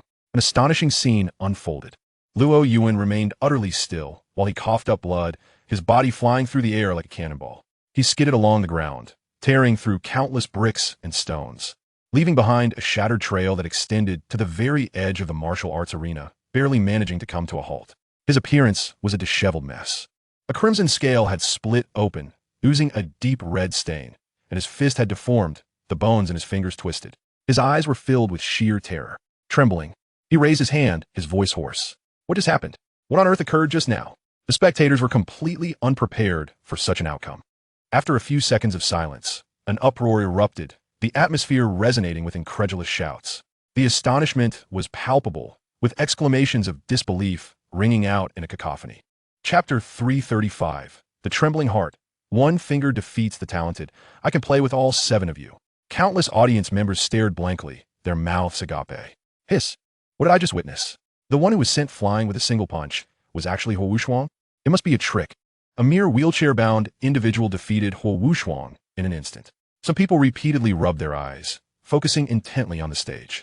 At this moment, the entire Tianshui Academy reverberated with a chorus of astonished gasps. According to the imagined scenarios in the minds of the spectators, it should have been Luo Yu who was scorched by a single blow, with even his wheelchair shattered to pieces. Yet the reality was entirely different. The one sent flying in an instant was the formidable Huo Wushuang, Shui Yu, with her bright eyes and pearly teeth, the youthful and sweet Ming Mei, and the fashionable and elegant Ina all froze in identical postures, their delicate hands covering their lips in shock. They were utterly astonished. They had just sparred with Huo Wushuang and knew well his formidable strength. How could such a fierce and savage individual be knocked out by a man who appeared harmless, seemingly possessing nothing but good looks? With a single punch capable of propelling Huo Wushuang away, what kind of strength did this man possess? Shui Yuoi's beautiful eyes sparkled with an unusual gleam, her slender legs tightly pressed together. Such a handsome young man, yet so powerful. She felt an irresistible urge to scream. Could it be that heaven, seeing her just come of age, had specially rewarded her with a destined prince? This man epitomized her dream lover. Just by stealing a glance in the crowd, she had encountered this man. Shui Yu approached her lips, feeling as if this was fate. Gazing at Luo Yu's composed and elegant visage on stage, she found herself ensnared even deeper. Shui Wu's chest heaved, her heart racing wildly. Incredible. This man was immensely powerful. That punch, devoid of any ostentation, had struck her heart with a profound impact. The absence of grandiosity, coupled with such astonishing destructive potential, left the audience in a state of shock, particularly given that this individual was seated in a wheelchair. Shui Wu was genuinely taken aback. Even Shui Binger, with her typically serene demeanor, found her composure shattered, her mouth slightly agape, revealing her delicate pink tongue, a clear sign of her inner turmoil. This man had shattered her preconceived notions. How could someone in a wheelchair be so formidable? As for the side of the Fire Academy, every face was flushed with embarrassment. They had initially planned to celebrate Huo Wushuang's decisive victory. However, all cheers were lodged in their throats. The burly man's eyes were glazed over, no longer focused. As he muttered, "Boss, our boss was defeated like this? By cripple?" Another slender youth in a crimson and gold uniform struggled to articulate. Is our boss faltering? Or is the opponent just too incredible? It feels like I'm in a dream. The tall and fiery beauty, Huo Wu, stood dazed her long, red waves swaying in the wind, biting her jade lips, her silver eyes fixated intently on Luo Yu, lost in thought. The din of astonished discussions echoed all around, while the protagonist, Luo Yu, sat quietly in his wheelchair. His dark eyes revealed no stirrings of emotion. There was no sign of excitement. His transcendent demeanor suggested that he had not just sent a genius flying, but had merely swatted away an annoying fly. Huo Wuxuang's hair was disheveled as he gazed at his bloodied, deformed fingers, listening to the surrounding murmurs, and his lips began to tremble. Impossible, impossible. I was knocked back by a cripple? How could anyone of my generation possess such strength? The pride and arrogance he had displayed on stage moments ago now morphed into profound inner turmoil, a pain that he could scarcely accept. He suddenly lifted his head, his eyes wide and bloodshot. Impossible! A cripple cannot possess such power. You cheated. You must have cheated. Tell me, what trick did you employ? Or are there experts secretly assisting you? Luo Yu regarded the frenzied Huo Wuxuang with a slow shake of his head. Young man, youthful arrogance is not frightening. Losing is not frightening. What is truly terrifying is the inability to accept defeat. Huo Wuxuang's blood-red eyes seemed to blaze with fury, his voice frantic. I refuse to believe. You must have used some kind of trick. Among my peers, Feng Xiaotian is already at a certain pinnacle. Even he would find it hard to defeat me. Why should you be able to win? Luo Yu smiled, offering no explanation, merely curling his finger slightly. Not convinced. We can go again. Huo Wuxuang roared in rage, his voice echoing across the arena. The colossal phantom of a uniquely fiery dragon merged with his form. Suddenly erupting like a volcano, the explosive, blazing gold-red flames scorching the air. He gritted his teeth, blood seeping from his gums, brutally twisting his broken fingers back into place with a crack, enduring the excruciating pain in silence. Damn, this guy is a wolf among sheep. The audience at the sidelines was drenched in sweat from the heat emanating from Huo Wuxuang's explosive flames. And the sight of him resetting his fingers sent chills down their spines. Just moments ago, I had let my guard down and didn't unleash my full power. I refuse to believe I will lose to a cripple today. Damn! Huo Wuxuang's voice was fierce as he stomped the ground, causing it to crack. He transformed into a uniquely fiery dragon, engulfed in intensely burning flames, extending a pair of dragon claws, charging fiercely towards Luo Yu, aiming to strike at his vital points. The beautiful girls of the audience and other spectators furrowed their brows, not wanting to miss a single detail. Meanwhile, Luo Yu appeared remarkably relaxed. Even as the violent assault approached, he simply raised a hand to his mouth, stifling a yawn, lazily casting a glance at Huo Wuxuang. Too weak, too slow. As Huo Wuxuang's attack reached him, his voice turned icy. Seated in a wheelchair, without even unleashing my martial soul. What a joke. Even a titled Douluo cannot match your pretense. Today, I will beat you to death. Boom! The red light shot into the sky. The dragon roared. Huo Wuxuang unleashed a flurry of punches, each one powerful and overwhelming, akin to a torrential storm. Luo Yu leaned back in his wheelchair, propping his chin with his right hand, his gaze still languid, not even bothering to look at Huo Wuxuang. With his left hand, he merely extended a single finger, moving swiftly, each time it appeared directly in the path of Huo Wuxuang's punches, effortlessly blocking them, rendering his attacks utterly ineffective. Bang, bang, bang. The dull sounds of impact rang out as Huo Wuxuang, once frenzied, grew increasingly alarmed. Who exactly is this person? How could he be so terrifying? No. Is this person even human? The Tianshui girls team, Huo Wu, and the thousands of spectators within the arena all held their breaths, as Luo Yu's breathtaking maneuvers were simply beyond belief. Huo Wuxuang remained resolute, relentlessly pressing the attack. Luo Yu furrowed his brow, a flicker of annoyance crossing his face. Enough of this incessant leaping about. It was quite tiresome. With precision, he extended the other 4 fingers of his hand, seizing an opportune moment to deliver a swift backhand that resounded with a sharp crack, landing squarely on Huo Wuxuang's face. Boom! Huo Wuxuang was sent spiraling through the air, rotating a full 360 degrees. His grotesque visage flushed and swollen at an alarming rate, ultimately collapsing to the ground like a tattered sack. Blood and foam spewed from his mouth as his gaze bore into Luo Yu with unyielding intensity, filled with resentment. He pointed a trembling finger towards him. You. Luo Yu interjected, a playful smirk gracing his lips. What about me? Still not convinced? If you're not satisfied, why not some of your other 6 teammates? I wouldn't mind engaging all 7 of you at once. Huo Wuxuang spat out a mouthful of blood foam. You are insufferably arrogant. Luo Yu shook his head, looking down at the defeated Huo Wuxuang. It was rare for him to feel inclined to take the stage, and without even activating his martial spirit. He found it all rather dull. Chapter 336. Huo Wu's unusual emotion. The king of balls suddenly had an idea. Huo Wuxuang gritted his teeth and rose from the ground, spitting blood onto the earth. One side of his face bore a glaring handprint, swollen and grotesque. He glared fiercely at Luo Yu, his heart brimming with humiliation. You are strong, stronger than anyone I have ever encountered. I, Huo Wushuang, have never been so thoroughly defeated in my life. However, if you think you can take on 7, you are deluding yourself. Luo Yu chuckled, shaking his head with an amused expression. Is it really that difficult to take on 7? The only reason I can take on 7 is that you only have 7 members. Otherwise, what difference would it make if 7 more joined? Huo Wushuang's anger nearly choked him. He clenched his fists, seething with frustration. You truly don't regard the talents of this world with any respect. Oh. Luo Yu raised an eyebrow, glancing at his palm. Is it that I am out of touch with the times? Is it truly the case that those who can be toppled with a single slap are worthy of being called talents? You. Huo Wushuang found himself at a loss for words. He realized with despair that not only was he unable to defeat Luo Yu, but he also could not articulate a proper retort. Very well, very well. 1 against 7, as you say. Let us see how you defend yourself. Huo Wushuang declared fiercely, signaling towards the direction of the Blaze Academy.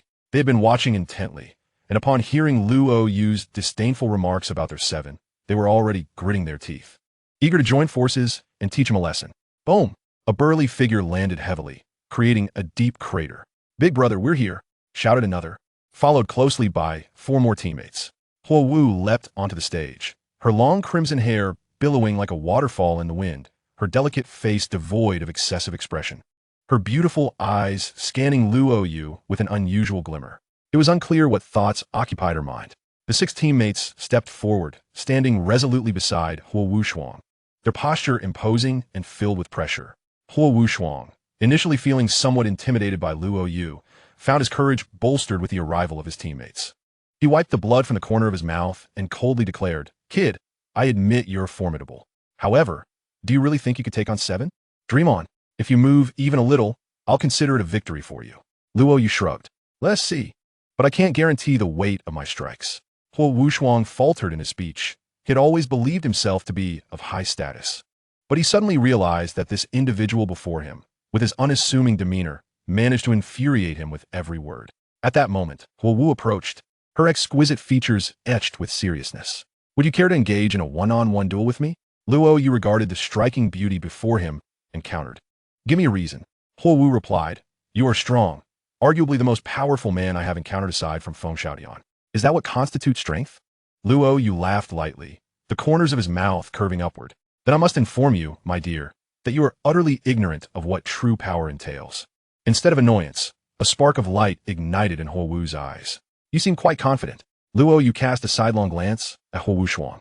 Compared to your brother, I consider myself rather low-key. You. Huo Wushuang was incensed by the ridicule. Huo Wu raised a hand to silence her brother, her beautiful eyes fixed intently on Luo Yu. A flicker of blazing white fire danced in her gaze. Shall we engage in a one-on-one battle? I, Huo Wu, am drawn to strong men, particularly those capable of conquering me through their prowess. Luo Yu shot her a glance. My dear lady, we are not familiar enough for your preferences in men to concern me. Huo Wu was momentarily taken aback. She was immensely popular at the 5-Element Academy, pursued by countless suitors, all of whom were young and talented, led by the strongest genius, Feng Xiaotian. Each one sought to cater to her whims, never daring to refuse her requests. Why had she ever been so coldly dismissed? The men she had encountered before had never captured her interest. Possessing exceptional strength herself, she sought men who excelled in every aspect. Yet, she had never before encountered someone like Luo Yu. His prowess piqued her interest, igniting a challenge within her. Little sister, he is foolishly challenging us to a 1-on-7. Why must you single him out? Huo Wushuang was acutely aware of Luo Yu's strength and certainly did not wish for his sister to be sacrificed needlessly. Moreover, he sensed something was amiss with her emotions, though he could not quite articulate it. Huo Wu looked at Luo Yu and asserted, You'll find no opportunity to defeat us 7. We will attack you from all directions, and you won't even be able to move. How will you defend against that? I, Huo Wu, possess my own pride and would never stoop to bullying a defenseless opponent. Huo Wushuang leaned in closer to Huo Wu, speaking urgently in a voice meant only for her ears. Sister, are you foolish? This is a golden opportunity to crush him. If we don't teach him a lesson, how will I regain my dignity from earlier? For my sake, can't we join forces to bring him down? Huo Wu shot him a glance. Brother, while I sympathize with you, you are a man. Can you not exhibit some backbone? Huo Wushuang snorted. Huo Wu pouted. 7 against 1, especially against a disabled person? That's too shameful. I cannot bring myself to do it.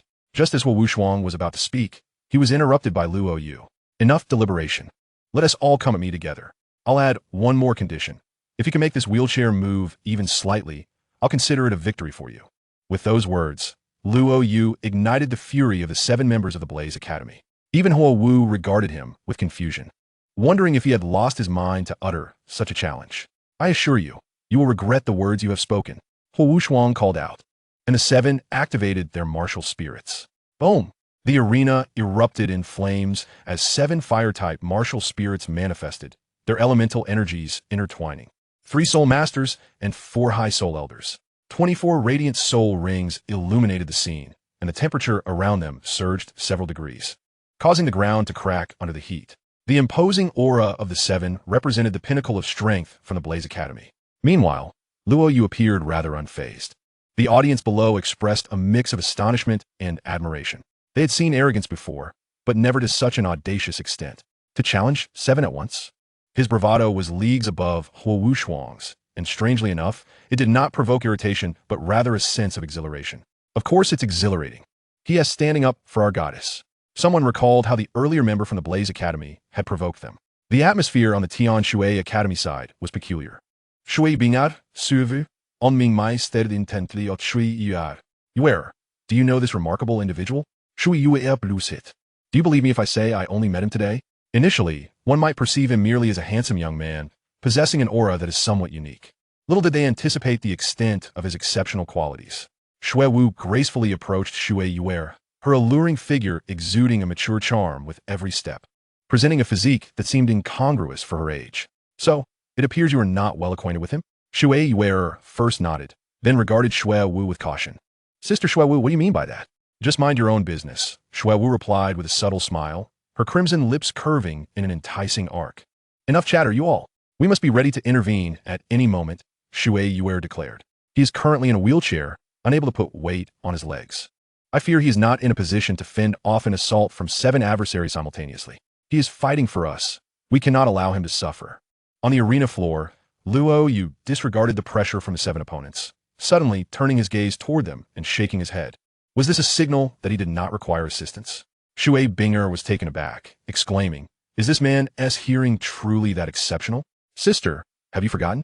He has yet to unleash his martial soul," Shui Yuer reminded her, causing the members of the Tianshui female team to shudder in unison, their eyes widening in shock as they observed the scene. At that moment, Luo Yu's robe billowed, a radiant aura emanating from him, slowly coalescing. In Chapter 337, the overbearing soul ring shines brightly, astonishing sword techniques piercing through 7. On the stage, the 7 members of the Fire Academy, with Huo Wuxuang stepping back, were led by Huo Wu. Behind her, a golden-orange flame phantom materialized, surrounded by 4 vividly colored soul rings that pulsed with formidable energy. Her presence eclipsed that of the peak Huo Wuxuang. Accompanied by her 6 comrades, they formed a threatening formation, their eyes fixed intently on Luo Yu.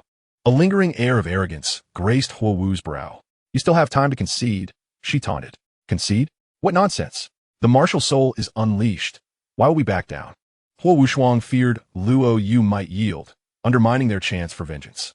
Without hesitation, he charged forward. As he did, a burly man from their ranks surged forth, riding a flaming brown bear, prompting the others to follow suit, encircling Luo Yu from all sides. 6 individuals advanced with formidable force from 6 different directions. This is outright bullying a disabled individual. The audience erupted in outrage, voices rising in disapproval. Yet, the Fire Academy team, undeterred by the jeers, maintained their fierce onslaught against the wheelchair-bound Luo Yu. Their attacks were poised to land, each face alight with confidence. Huo Wuxuang boasted, "Dreaming of taking on 6? Keep dreaming." With a sudden clarity, Luo Yu's languid demeanor shifted. A resounding sword cry shattered the air.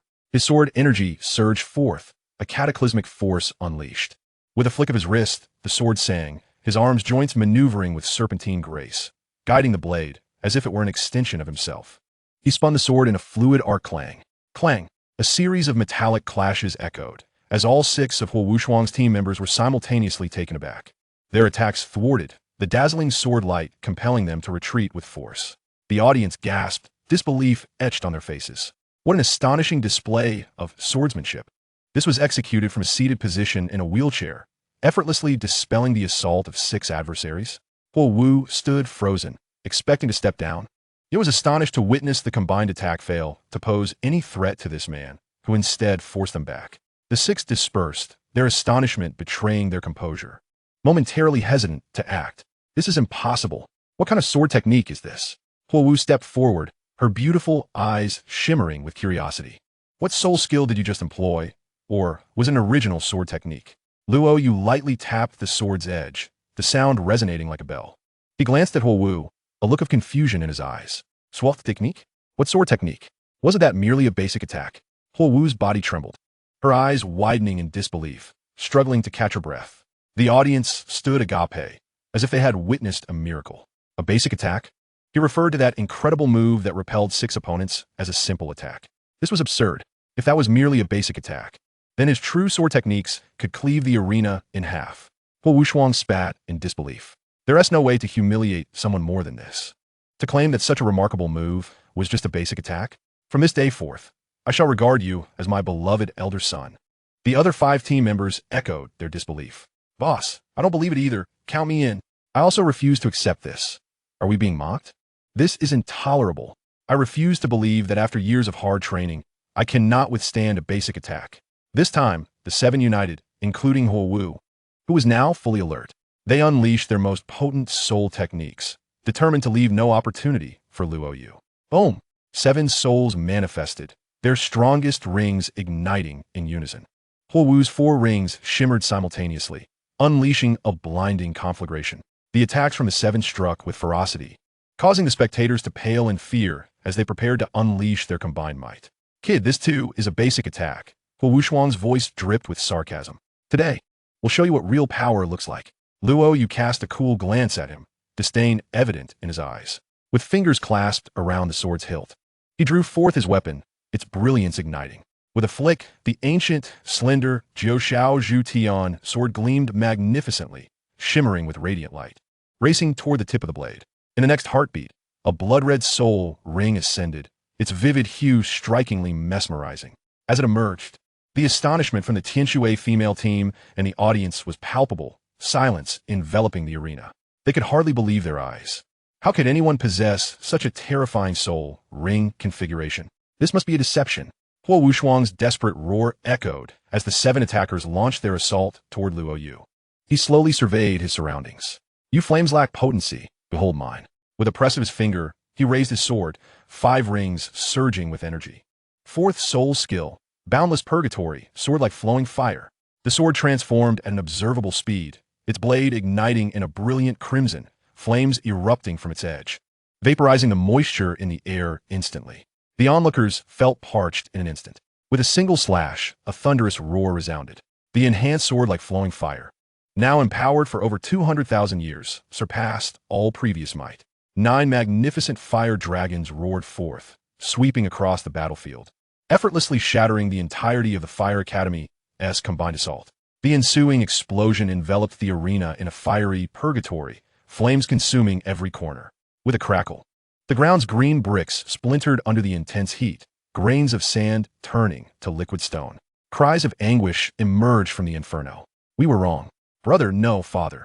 It is our folly. Quickly extinguish the flames. Luo Yu remained unmoved, quietly observing the scene before him. Luo Cc, don't truly burn them to death.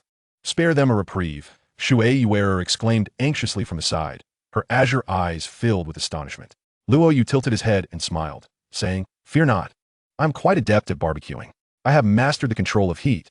They shall not perish. Shui Yue's crimson lips twitched.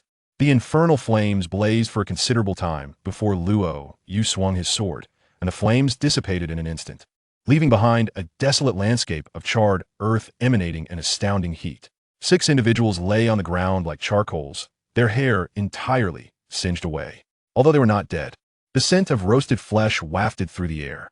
Only Huo Wu, with her magnificent flowing red locks, remained unscathed, standing dazed and wide-eyed, as if she were still in shock from the horror she had just witnessed.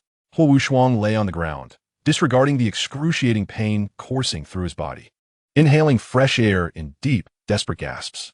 Suddenly, He felt a surge of gratitude for being alive. The group could never have imagined that, despite their expertise in fire, they would one day find themselves so utterly humiliated by flames. Had it not been for their opponent's evident restraint, they would have met their demise.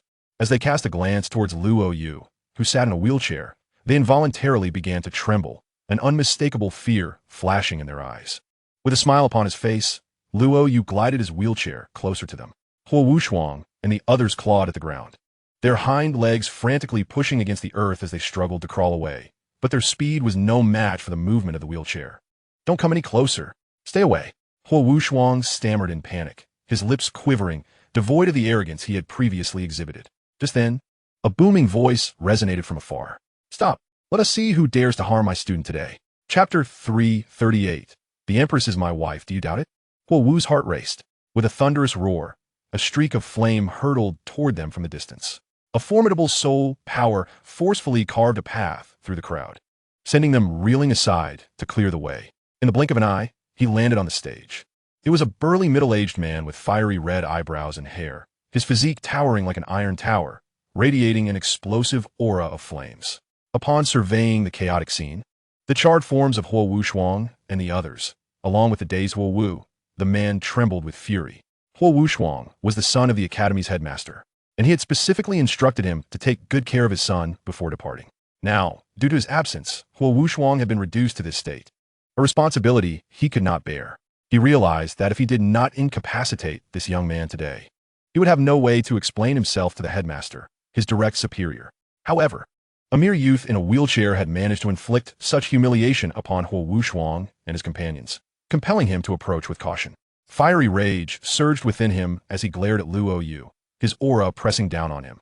"Is it you, brat, who has inflicted such harm upon my student?" Faced with the overwhelming pressure of the soul power, Luo Yu chuckled. "This is hardly a riddle, is it? Your question leads me to doubt your intellect. Are you mocking me?" Huo Kuang's deep voice struggled to contain his wrath. "You seem to enjoy asking the obvious. How bold you are to ridicule anyone. Do you even realize with whom you are speaking?" Huo Kuang's massive frame trembled. Luo Yu remarked playfully, "I only know that your presence is more imposing than that of the high priestess." Huo Kuang sneered dismissively. "Young man, you are truly ignorant and fearless. The Empress holds an esteemed position. You are not even worthy of an audience, yet you dare to make comparisons?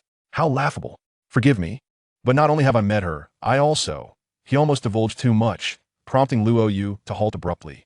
"You need not know more. It suffices to say that she is my wife." Huo Kuang's pupils widened in shock at Luo Yu's words. "Madness. Utter madness. How dare you utter such claims? If this reaches the ears of the Empress, it could cost you your life. Prepare to face the relentless pursuit of the Spear Hall." Luo Yu shrugged nonchalantly. "Feel free to report me. I do not mind. I wish you a pleasant reporting experience." A sharp click echoed. It was Huo Kuang grinding his teeth. "Rest assured, everyone here has heard it. They are all witnesses. I will certainly report you. However, you seem to be asking for a beating, young man. I had no intention of bullying the young, but since you disrespect me, I shall step in to teach you a lesson on behalf of your elders." Luo Yu glanced at the Zhou Shao Zhu Tian sword in his hand, which had just settled down as if preparing to sheath it. "If you wish to act, do so quickly. Losing 7 is no great loss if you join them. Are you speaking to me?" Huo Kuang found it absurd that a young junior would dare to act so audaciously. "Teacher, be cautious of this one. He is peculiar." Huo Wushuang attempted to rise, but his arms weakened, and he collapsed back to the ground, face first. "Do not worry. I understand." Huo Kuang waved dismissively. "Hold on a moment. He is merely a junior. I shall take care of this." "No, teacher, you do not understand." Huo Wushuang was cut off mid-sentence by Huo Kuang. "There is no need to elaborate. I understand. No matter how talented a junior may be, they cannot overturn the heavens in my presence. Watch how I deal with him." Seeing his teacher's unwavering confidence, Huo Wushuang's earlier panic began to ease. He suddenly felt that they might prevail. "Teacher, avenge me. He is insufferable. Watch me. He will be easy to handle."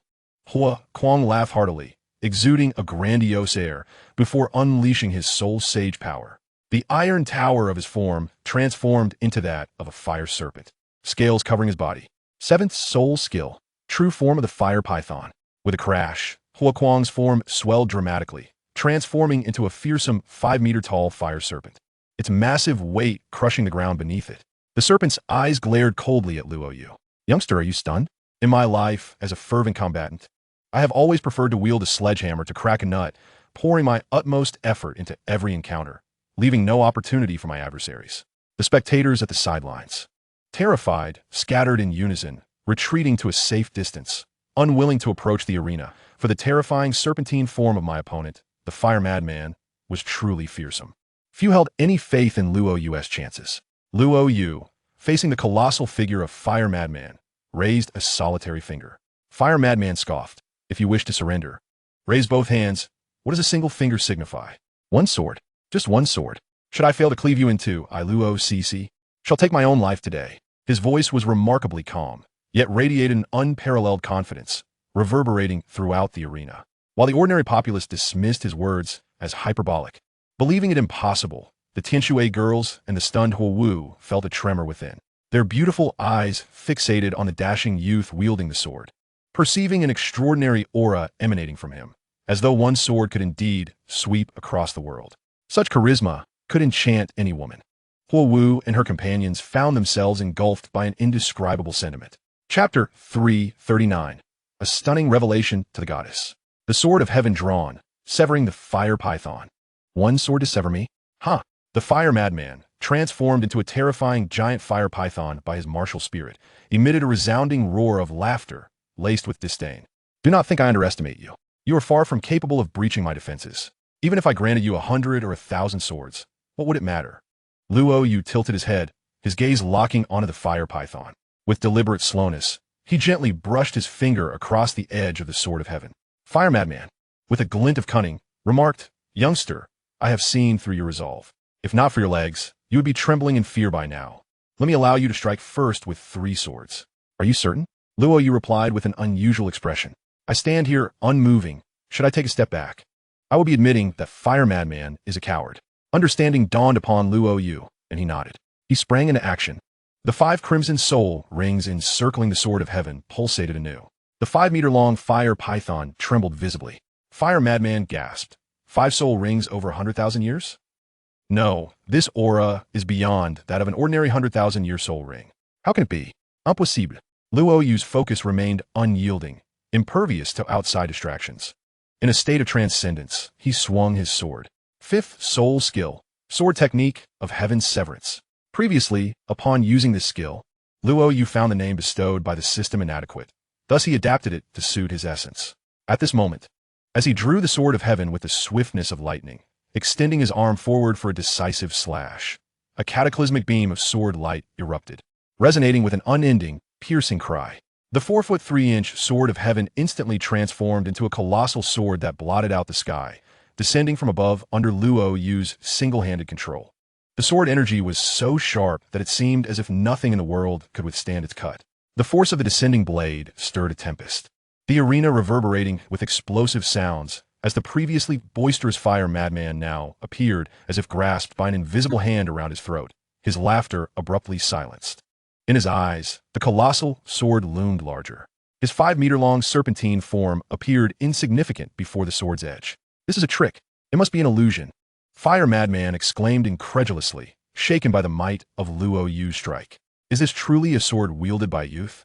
Even a titled Douluo would not be this terrifying. In that moment, he completely forgot his earlier bravado, realizing how ludicrous it had been to offer Luo Yu 3 strikes. This was not merely a concession. It was a gamble with his life. Fire Madman, unwilling to meet his end, put aside his pride and prepared to defend himself. He opened the fire python's gaping maw, unleashing a robust beam of flame aimed directly at the colossal sword, descending with unstoppable force. Yet, as the fiery beam collided with the sword's edge, it was effortlessly cleaved in 2, disintegrating into a flurry of burning sparks under the overwhelming might of the blade. This sight sent a shiver down Fire Madman's spine. The colossal sword continued its relentless descent, and sensing the overwhelming momentum, Fire Madman felt his heart race with dread. Regret washed over him. He wished he had never provoked this opponent. How could he have underestimated such a prodigy? Boom! Fire Madman fought and retreated, desperately channeling his soul power, exhausting his reserves, unleashing every technique at his disposal. Yet the immense sword continued its inexorable trajectory, its speed unfathomable. Fire Madman found himself unable to evade. His eyes turned bloodshot, and in his ultimate terror, he descended into madness. "Damn it! I shall fight you to the end," he bellowed, twisting his colossal serpentine form, each scale glowing with a crimson light as he ignited the essence of his soul power, unleashing the most dazzling flames. "Huh," Luo Yu sneered, his arm coiling like a dragon, veins bulging. The already overwhelming sword momentum intensified, becoming an unstoppable force, resonating with a piercing cry that compelled the audience to cover their ears. With a resounding clang, the sword soared high into the sky, channeling its might to cleave downward. A brilliant arc flashed through the air, dispelling the flames as the sword struck the giant python. The sound of slicing echoed as Fire Madman, in disbelief, thought he still had a chance to fight back. Yet, he had gravely miscalculated. The sturdy scales could not withstand the blade for even a moment. In an instant, they were severed, the immense fire python divided in two, its halves collapsing lifelessly to the ground. The colossal sword, having cleaved the python, continued its descent with unrelenting force, crashing heavily into the earth. Boom! In an instant, the ground trembled, dust and debris soaring into the air. Thousands of spectators, even those who had retreated to a distance, staggered under the tremors, their footing compromised. The Tianshui girls and the onlookers struggled to maintain their balance. As the haze began to dissipate, they eagerly peered forward. When the scene before them became clear, their expressions paled, shock coursing through them as they beheld the spectacle. The vast arena of Tianshui Academy had been cleaved in two, the chasm resembling a profound gorge rather than a mere crack. On either side of the fissure, Huo Wu, her silver eyes wide with disbelief, gasped, her mouth agape as she struggled to catch her breath. Huo Wu Shuang lay prone on the ground, less than half a meter from the crack, trembling uncontrollably, wishing desperately to strike himself for his earlier delusions of victory. Why had he ever thought they could win? Why had he entertained such a delusion? Now he understood. This was a force beyond reckoning, a figure he could never hope to challenge. As for Fire Madman, who had once boasted so grandly, now lay like a dead dog upon the ground, his martial spirit extinguished, his soul light shattered, immersed in a pool of his own blood, his eyes wide with terror, his soul trembling. At the origin of the fissure, a wheelchair stood, upon which sat an ethereal youth, exuding an otherworldly aura, calmly observing the chaos around him. In the midst of the tumult, he alone remained composed, appearing as if he belonged to another realm, utterly unique. He slowly sheathed his sword, his indifferent gaze suggesting that the formidable strike that had felled the soul saint was nothing more than the swatting of a mere insect. Countless eyes, regardless of gender, were drawn irresistibly to him. Chapter 340. Captivating thousands, enchanting women, Huo Wu's heart aflame. Before the throngs of spectators, numbering in the tens of thousands, all gazes converged upon the youth in the wheelchair. The astonishment and awe in their eyes lingered long after the moment. Reflecting on the astonishing sword that had severed a soul saint and split the earth, even those who were not directly involved felt a lingering dread.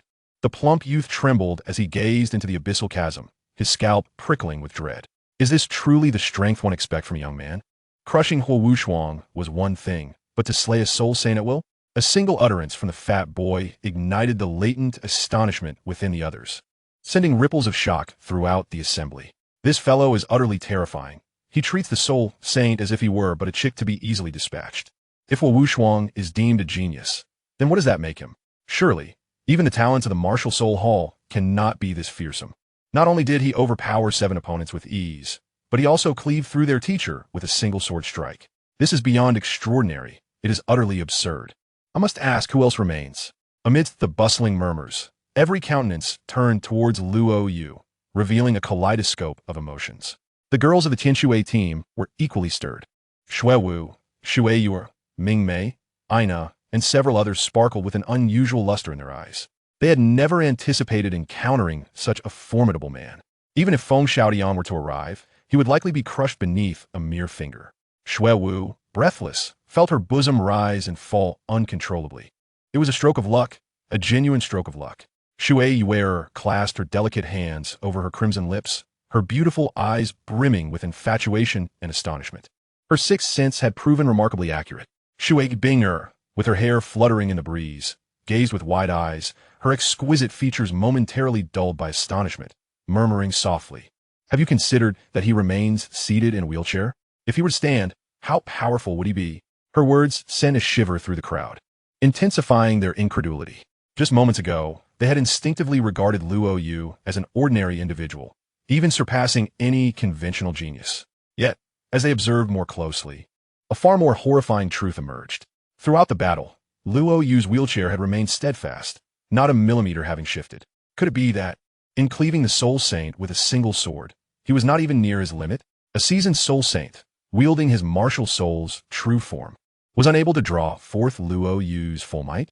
Each person who grasped this terrifying reality fell into a stunned silence, their hearts tumultuous with unease. This was genuinely alarming. For the younger generation to attain the rank of Soul Venerable is already a mark of distinction. To break through into Soul Sovereign is a rarity indeed. To achieve the prowess of a Soul King, such prodigies are scarcely found across the continent. Yet this fellow, seated in a wheelchair, effortlessly dispatches a Soul Saint as if it were nothing more than a trifle. What then is his true battle strength? At this moment, no one dared to speculate further. How could one even begin to guess? Could he be a Soul Douluo, a title Douluo? How could such extraordinary power be attained at such a tender age? The myriad gazes fixated on Luo Yu, once filled with mockery and skepticism, now transformed into a complex amalgamation of curiosity, reverence, fear, and admiration. Creak, creak. The wheelchair glided across the arena, capturing the attention of all. Don't come any closer. Please don't. Huo Wushuang lay sprawled on the ground, frantically clawing at the earth, heedless of the blood trickling from his fingertips, desperately attempting to escape. He could not bear to confront this terrifying harbinger of death. His trembling eyes held no trace of pride, only sheer terror. The other 5 team members quaked in fear. It was not that they did not wish to flee, but Luo Yu's onslaught had left them with no strength to even crawl. Luo Yu paid no heed to Huo Wushuang's panicked pleas, his gaze not even flickering in the boy's direction as he glided past. In that moment, Huo Wushuang realized that he no longer felt the humiliation of being ignored. Rather, he experienced a profound relief at having escaped the brink of death. Thank the heavens for his disdain. He gasped for breath, looking up at Luo Yu's retreating figure with awe. Huo Wushuang swore that if he were to survive this day, he would never again indulge in arrogance. As Luo Yu continued to advance, Huo Wu watched as he approached her direction. The shock and daze in her eyes gradually transformed into a glimmer of excitement. Recalling the man's astonishing display of power, slaying 7 foes and cleaving a Soul Saint with a single strike, she gazed upon his exquisite, transcendent features, radiating an unspoken confidence that was both humble and immensely valuable. Her light silver eyes sparkled with infatuation and rapture. Is this not the kind of man one only dreams of? Such a man, does he possess any flaws? Huo Wu, who prided herself on her discerning eye, found it impossible to pinpoint even a single defect in him. Even seated in a wheelchair, he exuded an irresistible charm. As he drew ever closer, her heart raced uncontrollably. This was the first time in her life that she felt this way. The tall and fiery young woman instinctively touched her fair visage, her cheeks warming, making her acutely aware of a new sensation. Could it be that she too could blush? That she, too, could feel nervous? That she could experience a sense of submission to a man? As she gazed into his profound black eyes, Huo Wu's heart fluttered like a startled fawn, her thoughts becoming a chaotic whirlwind. What is he approaching me for? What does he wish to say? The usually bold and fiery Huo Wu now displayed a hint of shyness. Her small hands clutched the edge of her gold-red team uniform, feeling somewhat displaced. Luo Yu drew near, halting his wheelchair. Huo Wu's body trembled. He was indeed coming for her. She cast a complex gaze at Luo Yu, her heart racing as she shyly murmured, "If you desire me." Luo Yu lifted his gaze, casting a fleeting glance at her, and abruptly interrupted. "Do not obstruct my path. I have already shown mercy. Do you wish to invite further punishment?" Huo Wu stood frozen, her body stiffening in shock. He was not here to seek me out. Had she merely been imagining things? Huo Wu had never felt so embarrassed in her life. She couldn't bear to face anyone. Luo Yu raised a dismissive hand, brushing her aside, and made his way directly to the fallen Soul Saint Master. Observing him in silence, Hua Kuang lay in a pool of blood, coughing up frothy crimson, still unable to fathom his defeat. How could a mere youth possess such strength? A person confined to a wheelchair, unable to utilize his legs, should have seen their battle prowess dwindle to nothing. Luo Yu flashed a toothy grin, a friendly smile gracing his features. "You are correct. My sincerest apologies. It seems my measly 0.1% strength has startled you." Chapter 341. The jealousy provoked by Luo Yu. Shui wearer is on the brink of tears. 0.1%? This paltry 0.1% power has wrought such chaos? Huo Kuang's expression turned blank. After years of traversing the martial world, He had encountered countless pretentious individuals and ostentatious displays, yet he had never witnessed anything so vulgar. This time, however, Luo Yu had truly outdone himself. The youth's handsome features bore no trace of arrogance, and his tone was not brash, yet every word struck deep. In a moment of inexplicable confusion, Huoquang suddenly found himself engulfed by an illusion, believing that his soul's sage cultivation was utterly worthless. "Which faction do you belong to?" he timidly inquired. Luo Yu cast a nonchalant glance in his direction. "What? Do you wish to take revenge on me?" "And no, how could I dare?" Huoquang replied, his voice trembling as if adorned with the mask of suffering, his fingers quivering. "My humble background is inconsequential.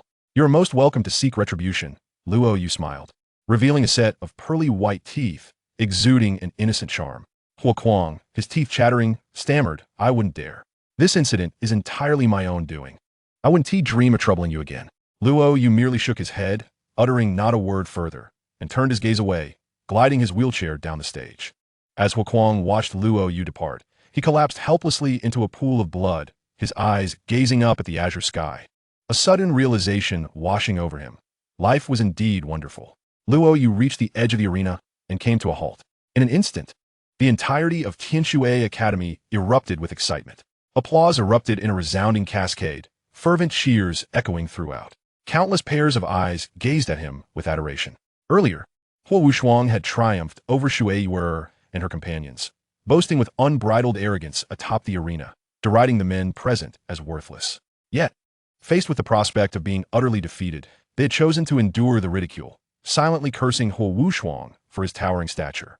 However, Luo Yu's appearance provided a sense of vindication for the male spectators, salvaging the Tianshui female team from what seemed to be a predetermined defeat.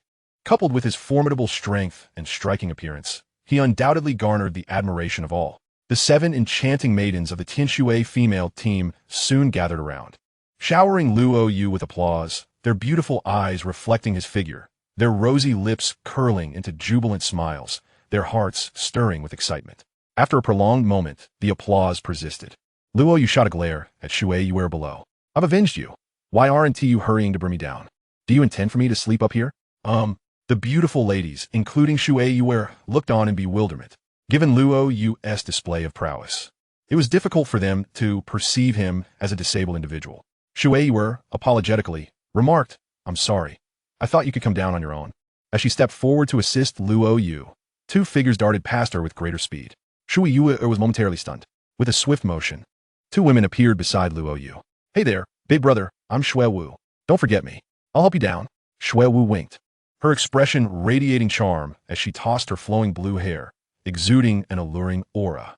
The heavy snowball, dazzling in appearance, was unlike anything Luo Yu had ever witnessed. Another petite and sweet girl approached. "I'm Ming Mei. Thank you for avenging me against that annoying fellow. I'm here to help you as well." Luo Yu, taken aback by the sudden and enthusiastic introductions from both girls, found himself at a loss for words. Yet, Shui Wu and Ming Mei seemed unconcerned, channeling their soul power to merrily assist Luo Yu off the stage. Shui Yuer approached, her slender legs encased in stockings standing tall, like a spoiled princess. She placed her hands on her hips, her face adorned with an expression of discontent, as if her beloved had been snatched away. "Shu Weiyu, Ming Mei, what exactly are you 2 up to?" "He is my boyfriend." Shui Wu feigned innocence, her expression brimming with sincerity. "Big brother helped us, and he can't get down on his own. What is wrong with lending a hand?" "Exactly," Ming Mei chimed in, her voice laced with doubt. "But you just met him. How can he be your boyfriend?" Shui Yuer's cheeks flushed as she retorted, "He is my male friend. Is there anything wrong with that?" Ming Mei shook her head, sweetly stating, "The term boyfriend carries a different meaning. You shouldn't throw it around carelessly." Shui and his sharply, his eyes widening. "Goodness. Is this what they call a plastic sisterhood? For man, the friendship boat capsizes so easily. It stings." Watching the 2 girls inch closer to Luo Yu, Shui Yuer pouted, a strong sense of unease welling up within her, her small hands clenched tightly. "Don't think I'm oblivious to your intentions. You both are aiming to steal my little brother." Simultaneously, Shui Wu and Ming Mei exchanged puzzled glances. "What's she talking about?" Ming Mei asked, bewildered. "I don't understand either," Shui Wu replied, equally perplexed. Annoyed, Shui Yuer hastened over, pushing Luo Yu's wheelchair as she intended to leave. Shui Wu and Ming Mei swiftly positioned themselves on either side of the wheelchair. "What are you doing, Uf? Where are you taking Big Brother? He just helped us." and we haven't even properly thanked him. How could she not perceive that the two girls harbored intentions beyond mere gratitude? They clearly sought to seize the opportunity to interact with the man. She forced a smile, saying, Shui Wu, Ming Mei, it's all right when I express my gratitude. I'll include both of you. Shui Wu and Ming Mei, now visibly anxious, protested. That one do. That would lack sincerity. To an outsider, the three girls appeared to be in a trivial dispute, but beneath the surface, they were competing fiercely. This spectacle left the surrounding men in utter disbelief. Were these the goddesses they had idolized, now embroiled in a rivalry over a single man? They had long been willing to play the role of devoted admirers. Yet here were the goddesses vying for the attention of one man, lowering themselves to such a level. The men who had previously wagered against Luo Yu stood dumbfounded. Betting? What was the point? Given the current situation, they would even have the courage to invite the goddesses out for a meal. Even without uttering a word, the goddesses might very well take the initiative to cook for him. Was the disparity between people truly this vast? They felt envious, yet recognized that such envy was futile. For Luo Yu's prowess had not only conquered the hearts of women, but had also earned their respect. One hefty man glanced at the coveted Luo Yu, then cast his gaze downward at his own bulging belly. So, the fool was actually me? He recalled his earlier attempts to impress Luo Yu, and found it hard to fathom how ridiculous he must have appeared. At that moment, Luo Yu was utterly preoccupied, ensnared in a circle of women. The competition among the three for his attention intensified, and soon others began to join the fray. Chapter 342, Enchanting Maiden Surrounding Him, Fire Dance's Unique Declaration of Affection. Luo Yu sat in his wheelchair, astonished by the scene unfolding before him. He was now encircled by a throng of enchanting women. Not only were the Ball King Shui Wu and the Petite Ming Mei vying for his attention, but the fashionable Ina and the curvaceous Mo Shui, akin to a ripe peach, had also approached. They seemed to stand united on a battlefield, collectively thwarting Shui Yu's attempts to whisk Luo Yu away for a private conversation. What woman would refuse the opportunity to engage with such a striking, capable man, devoid of any airs of arrogance? The admiration in the eyes of Shui Wu and the others was palpable, their curiosity towards this man growing ever stronger.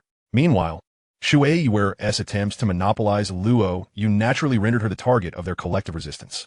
Alone, she was no match for the united front of Shui Wu and her companions. Pouting her red lips, she approached the quiet Shui Binger, clutching her sister's arm. Sister, you must help me. They conspired against me. Shui Binger gently stroked her hair and smiled softly. What have they bullied you about? Sister, you saw it all, didn't you? They won't let me take my little brother away.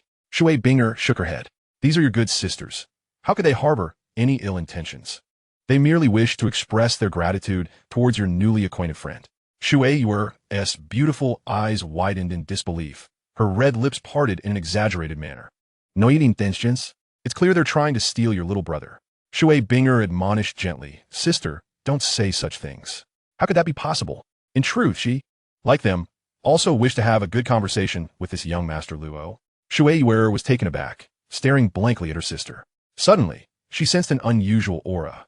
Sister, why do I feel as if you're in cahoots with them? Shui Binger smiled, pressing her lips together, and patted her shoulder. How could that be? I am your biological sister. Why would I compete with you for a man? Shui Yu fell silent, feeling despondent and on the verge of tears. The peculiar glimmer in her sister's eyes could not be concealed, as if it were telling her, you guessed correctly. Your sister indeed intends to compete for a man with you. Shui Yu glanced at the group of girls, now chattering excitedly with Luo Yu, then turned her gaze to her sister, and her composure shattered. Surrounded by wolves, how could she protect her beloved? No, she could not succumb to this group of little vixens. Biting her red lips, she rushed forward. Eyes of numerous men were fixated on this area, all watching Luo Yu, who was so well received by the goddesses, their expressions twitching. It felt as though they had consumed several tons of lemons, so sour it made their teeth ache. Yet they dared not voice their dissatisfaction. The astonishing sword strike from Luo Yu had not only terrified Huo Wuxuan's group, but had thoroughly intimidated the onlookers as well. At this moment, to intervene would be tantamount to courting death. Luo Yu felt as though his breath was being stifled. Directly in front of him was Shui Wu. To his left was Ming Mei, to his right was Ina, and behind him was Mo Shui. The distinct sense of the women enveloped him, wafting into his nostrils due to their proximity. As he sat low, the girls, with the exception of the petite Ming Mei, were all stunningly proportioned beauties with long legs. Their alluring legs, clad in seductive blue stockings, were tantalizingly close, almost within reach. As Luo Yu conversed with the girls, he memorized each of their names, casting a discreet glance downward.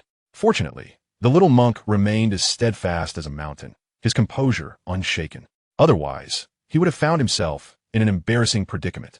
Suddenly, Xue Wu let out a startled exclamation, her delicate form leaning towards Luo Yu, toppling directly into him. Luo Yu barely had time to react before he was assaulted by a waft of milky fragrance, followed by 2 hefty meteors crashing against his face. What was this woman trying to do? Suffocate me? Luo Yu felt a sensation of suffocation, akin to a drowning person. He suddenly gained a new understanding of the phrase, a broad-minded person. He reached out his hands, pushing against Xue Wu's shoulders in an attempt to extricate himself. However, he had underestimated someone's breadth of spirit. The astonishing sensation sent a shiver through him. This was terrifying.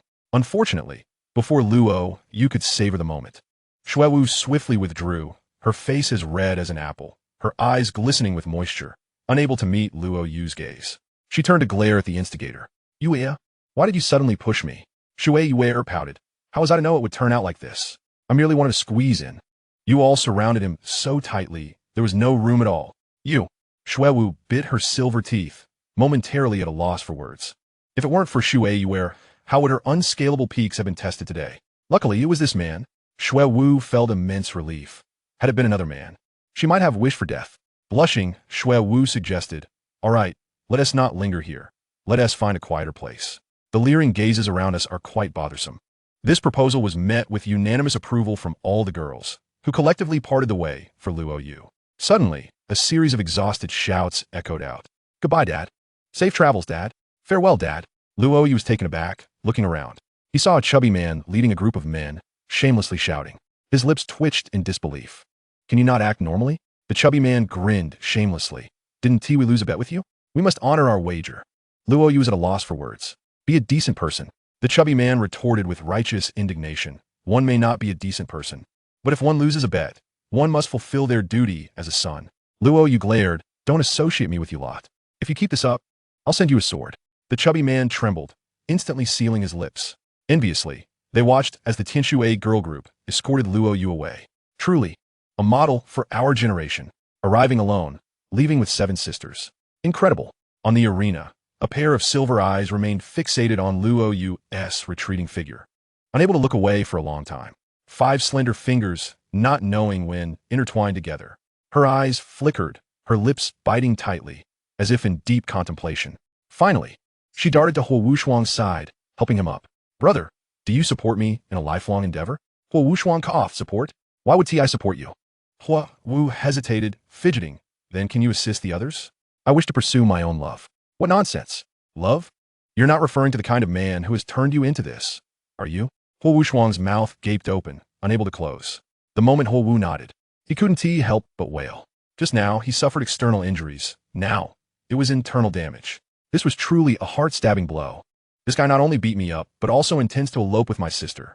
Chapter 343, Huo Wu, brother, prepare my dowry. The 7 girls take Luo Yu to a tavern. Huo Wushuang watched his sister, determined to pursue Luo Yu, and continuously let out wails. The dual impact on his body and mind left him feeling oxygen-deprived, with a wave of dizziness. Huo Wu cast a glance. Luo Yu was gradually being surrounded by the Tianxue girls, moving further away, about to vanish from her sight. Her beautiful eyes suddenly flashed with urgency. Brother, stop shouting. We've already embarrassed ourselves enough. Shouting would only add to that embarrassment. What? Huo Wushuang stood dumbfounded, mouth agape, questioning. You're not angry that your brother has been beaten like this? You don't want to seek revenge on that guy? Huo Wu shook her head. Brother, you are a man. One must honor their bets and stand tall when beaten. Have you forgotten that it was you who boasted on the stage? Huo Wushuang's expression was one of utter shock. Are you still my sister? You're not even of marrying age, and you're already turning your elbows outward? That guy is so despicable. Huo Wu shook her head and shot him a glare. Brother, I want to allow you to speak ill of him. Haven't you noticed he showed us mercy? Huh? Huo Wushuang's expression turned comical as he pointed to the charred handprint on his face. Sister, are you not speaking nonsense with your eyes wide open? Is this what you call mercy? Sighing, Huo Wu opened her lips. Brother. He casually struck a sword that shattered the true essence of our teacher's martial soul. Do you believe your physique surpasses that of our teacher? I find myself somewhat skeptical. Was he perhaps holding back during our sparring, fearing that even a slight excess of force might inadvertently lead to our demise? Within Huo Wushuang's heart, a thunderous realization struck, prompting him to instinctively survey his surroundings. Though all appeared incapacitated and seemingly gravely injured, none had sustained any damage to their very essence. This revelation ignited an overwhelming shock within him. He had thought he had glimpsed nearly all of this individual's combat prowess, only to discover that he had merely scratched the surface. Had he merely been toying with him? He even feared that his playful demeanor might inadvertently cause harm. Huo Wu's expression turned complex. Do you understand now, brother? Be grateful for his mercy. At his age, possessing such terrifying power, do you truly think he spared us out of concern for our academy? Huo Wushuang's eyes widened in disbelief as he bowed his head, his spirit diminished. You speak the truth. I lack even the right to harbor hatred towards someone like him. I have been utterly defeated. Huo Wu's gaze softened as she patted his shoulder. Brother, do not be disheartened.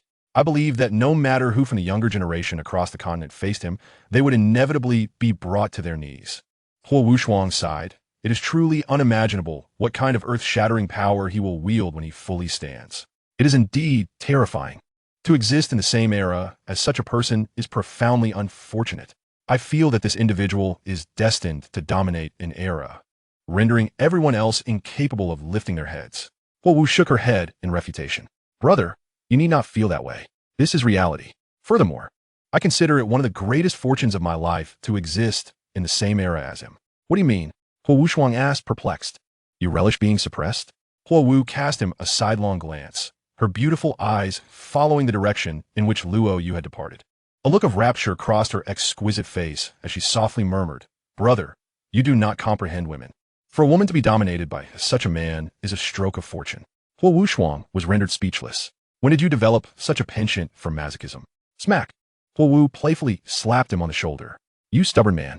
If you cannot speak wisely, then do not speak at all. As women, especially I, Huo Wu, we cherish powerful men above all else in this lifetime. If he cannot even defeat me, how could he possibly be worthy of being my man? Huo Wushuang instinctively retorted.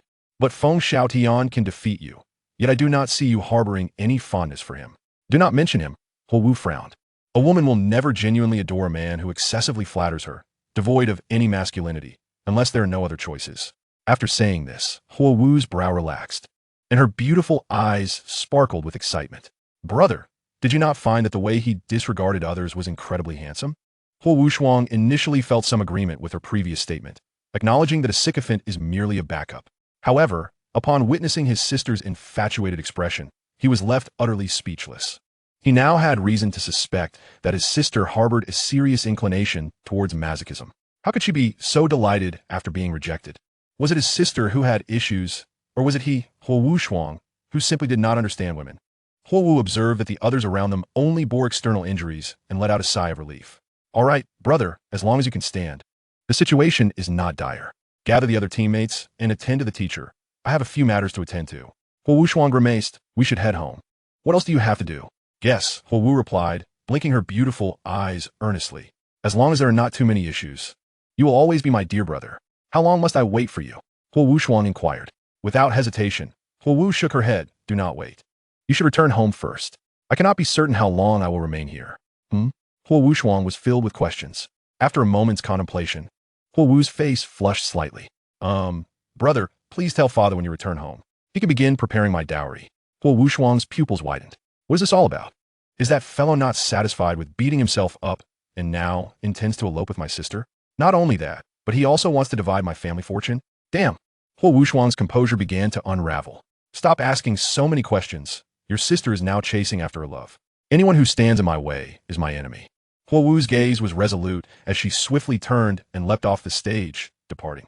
Huo Wushuang watched his sister, head over heels in love, quickly distance herself from him.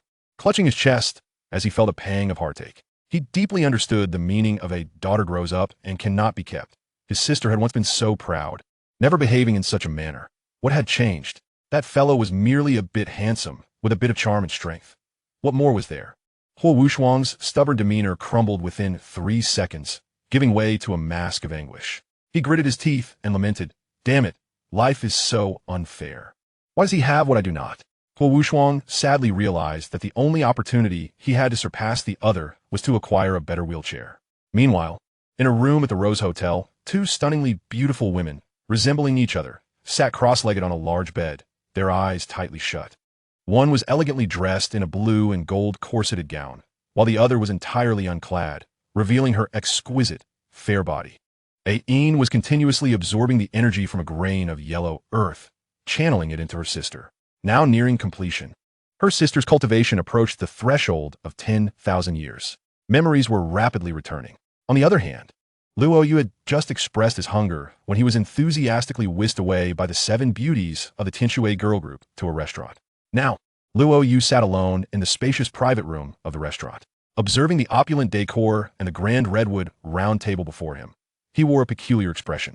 Moments ago, Shui Wer and the other beauties had brought him here, only for one after another to concoct flimsy excuses to step out. He had no idea what they were up to. After waiting for an eternity with no sign of their return, he began to wonder, where has everyone gone? Surely the Haven tea all slipped away, leaving me to dine alone? Shaking his head, he dismissed the notion, reflecting on the expressions of the women as they left. He sensed something was amiss, though he could not pinpoint what exactly. Dear guest, all the dishes have been served. Please enjoy, the waiter respectfully addressed Luo Yu. Filled with deference and awe, they did not underestimate him simply because he was seated in a wheelchair. Their profession required them to be keenly observant. Earlier, the arrival of 7 stunning beauties accompanying Luo Yu had created quite a stir. With such a presence, it was impossible for him to be an ordinary person. Very well. Thank you for your hard work, Luo Yu replied politely, surprising the young waiter who had not anticipated such a gentle response from him. In Douluo continent, class divisions were stark, and soul masters typically looked down upon commoners. If you require anything, please do not hesitate to call. I will be waiting outside. Okay. Luo Yu nodded. Once the door closed, the private room fell into silence. Luo Yu gazed at the table laden with dishes, noticing that the women showed no intention of returning. Just as he was about to pick up his chopsticks, the door creaked open and the sound of footsteps echoed. Turning his head at the sound, Luo Yu's gaze froze. Entering was Shui Yuea. In just a brief moment apart, Shui Yuea had completely transformed her appearance. Her blue hair was impeccably arranged, cascading gracefully over her shoulders, and she adorned her ears with silver hoop earrings. Her lashes were long and lustrous, and her lips appeared to have been painted, glistening with a rosy sheen. Bright eyes and pearly teeth, her lips adorned with a touch of pure yet alluring smile. She resembled a porcelain doll. The short skirt and stockings of her school uniform had vanished, replaced by a light-colored trench coat, revealing her fair navel and a delicate waist that seemed almost too fragile to grasp. Below, a short skirt hugged her hips, exposing her slender white legs, which were elegantly encased in black ankle boots. Shui Yu noticed Luo Yu's gaze lingering upon her, a subtle curve gracing her lips. She approached gracefully, enveloped in a fragrant breeze, and took a seat beside him. Luo Yu, astonished, remarked, "So you spent half the day just to change your outfit?" Shui Yu rested her hands on her knees, her sweet smile radiating charm. Of course, wearing a school uniform at the academy when meeting someone important called for something beautiful. The beauty's playful demeanor piqued Luo Yu's admiration. He could now detect a delightful fragrance emanating from Shui Yu, leading him to suspect that she had not only changed clothes, but perhaps also taken a refreshing bath. "Do you find my outfit beautiful?" Shui Yu asked, her cheeks flushing as her enchanting eyes blinked. Luo Yu smirked, "Not beautiful." Instantly, Shui Yu's radiant face dimmed. It's impossible for it not to be beautiful. Transforming her frown into a pout, she teased, "You're so mean." She huffed dramatically. Luo Yu inquired, "Do you know where they went?" "No idea." Her brows furrowing in confusion. "Where did they leave?" "The moment you walked away, they found excuses to slip out too, and haven't returned since." Shui Yu was momentarily stunned before biting her lip, internally cursing. If her intuition was correct, they too had gone to change into new outfits. How outrageous! They're not true sisters. They're just scheming girls. She had originally planned to return, apply some makeup, and emerge looking splendid, hoping to stand out among her peers and leave a lasting impression on Luo Yu. However, she soon realized that her other friends were equally cunning. As anticipated, the door swung open, revealing a parade of exquisitely dressed beauties. The first to enter was Shui Wu, stepping in with slender crystal strap high heels, her legs encased in glossy black stockings that molded to her form, accentuating her perfectly rounded derriere, completely enveloped by a dark crimson gown. The upper half showcased a deep-colored strapless top, contrasting sharply with her fair shoulders, and most notably, Her striking bosom was barely concealed, seemingly unashamedly accentuated by her attire. Luo Yu, though well acquainted with beauty, was taken aback by the breathtaking sight before him. The sheer allure of what was on display was enough to make him question the magnitude of what lay beneath her sweater. He glanced at his own hand, feeling as if it had shrunk in comparison. As Xuewu gracefully approached and claimed the spot to Luo Yu's right, she smiled sweetly. Sorry to keep you waiting. Big brother, I was sweating in my school uniform, and it felt rude to wear that while accompanying you, so I quickly changed into something else. Xueyu, overhearing, rolled her eyes. Yeah, right? You were sweating, huh? You just threw on whatever you could find. If you didn't know better, you'd think you were dressed to play ball. Now seated, Luo Yu could not only appreciate the fresh fragrance from Xueyu, but also detected a hint of sweetness wafting through the air. His peripheral vision caught sight of her captivating curves. Just as he thought that was enough stimulation, the door swung open once more, and 3 more women entered. Yuena appeared clad in a black leather jacket, her legs snugly wrapped in leather pants, her high heels accentuating her stylish short hair and fringe, emanating an air of fashion and confidence. Ming Mei, petite and charming, wore a fluffy pink dress, her beautiful legs adorned with white patterned stockings that exuded an undeniable allure. Mo Shui opted for a refreshing midriff-bearing outfit, featuring a white crop top and beige shorts, her long legs clad in casual sandals. Her cute toes painted a delicate shade of purple. As the trio entered, they immediately aimed for Luo Yu's side, only to find their seats already taken by Xuewu and Xueyu. Frustration flared, and their lips formed a discontented pout. Luo Yu, surprised, asked, "You 3 too? Just sweaty and casually change your outfits?" Yuena, Ming Mei, and Mo Shui exchanged glances before chuckling. Exactly. We were drenched in sweat. How could we sit with you like that? With envy, they glanced at the 2 occupied spots beside Luo Yu, realizing they had no choice but to seek other seats. Just then, Shui Bing entered, having transformed her innocent appearance into a sophisticated, mature visage, adorned with purple crystal earrings and a sultry shade on her lips. Her blue stockings hugged her shapely legs, embellished with shimmering rhinestones that sparkled under the lights, while her dark high heels accentuated her alluring ankles. She flashed Luo Yu a gentle smile before elegantly taking a seat across from him. Finally, the last member of the group made her grand entrance. With 1 man and 7 women gathered in the room, Luo Yu felt somewhat overwhelmed by the sheer beauty surrounding him. It was as if they had donned their finest attire, leaving him questioning whether this gathering was meant for a meal or a test of allure. Yet, the atmosphere seemed somewhat tense, as if the 7 enchanting flowers were silently competing, each aware of the other's interest in the man present. Brother, this is the house specialty. Secret recipe sweet fish. Do give a try. Xueyu chimed cheerfully, continually placing food onto Luo Yu's plate. Xuewu turned, whether intentionally or not, her curves brushing against Luo Yu's elbow. You mustn't miss this dish. It's sweet and delicious, with tender meat that's rich yet not greasy. As Xueyu and Xuewu engaged in a friendly competition, Luo Yu's plate began to overflow with food. The 5 beauties from Tianshui watched eagerly, wishing to join in but hindered by their distance. Ahem, Shui Bing interjected. You and Wu, you both need to behave. This is hardly appropriate. We wouldn't want to embarrass our guest. Xueyu pouted. She just wanted to serve her brother some food. What's wrong with being friendly to our guest? Xuewu defended. You could let him choose what he wants to eat instead. Shui Bing countered. TCH, Xueyu muttered under her breath, jealousy evident. If only you had seen more men, you wouldn't be so uptight. Are you trying to undermine me, sister? Shui Bing shot back, narrowing her eyes. Clearing his throat, Luo Yu intervened. Let's all enjoy our meal first, and if there's anything to discuss, we can chat while eating. His suggestion had an unexpectedly calming effect.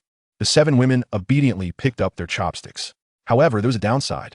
All 7 pairs of eyes were fixed on him, making Luo Yu feel slightly uncomfortable, reminiscent of Tang San entering the spider demon cave, always on the verge of being devoured by enchanting beings. Each exquisitely adorned Tianshui beauty seemed to have something to say. Yet, the presence of others caused her to hesitate, longing to speak but refraining. At that moment, a knock echoed from outside. Come in, Shui Bing responded. The door swung open, and Luo Yu, expecting a server, was taken aback by the unexpected arrival. Clad in a fiery red team uniform, with a captivating and sultry figure, it was none other than Huo Wu from the Qihua Academy. The 7 stunning women furrowed their brows, and Xueyu arose immediately to question, what brings you here? Huo Wu first noticed Luo Yu, her lips curving into a smile. Then, her gaze swept across the room, taking in the women's extravagant attire. Her brows knitted in concern. a sense of crisis blossoming within her. She glared at Shui Yu. Why am I not allowed to come? Is this restaurant owned by your family?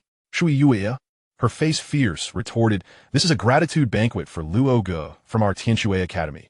What business do you have here? Are you saying that only you are allowed to express gratitude, while I am not? Huo Wu defiantly lifted her chin. After I give you a beating, you still want to express gratitude? Shui Yu exclaimed in astonishment. Without a moment's thought, Huo Wu replied, he helped cure my brother's ostentatious behavior and has spared us. Shouldn't he? I come to express my gratitude? Shui Yu was momentarily stunned. Was that even permissible? His Shui Bing and Shui Wu exchanged glances, silently marveling at Huo Wu's audacity.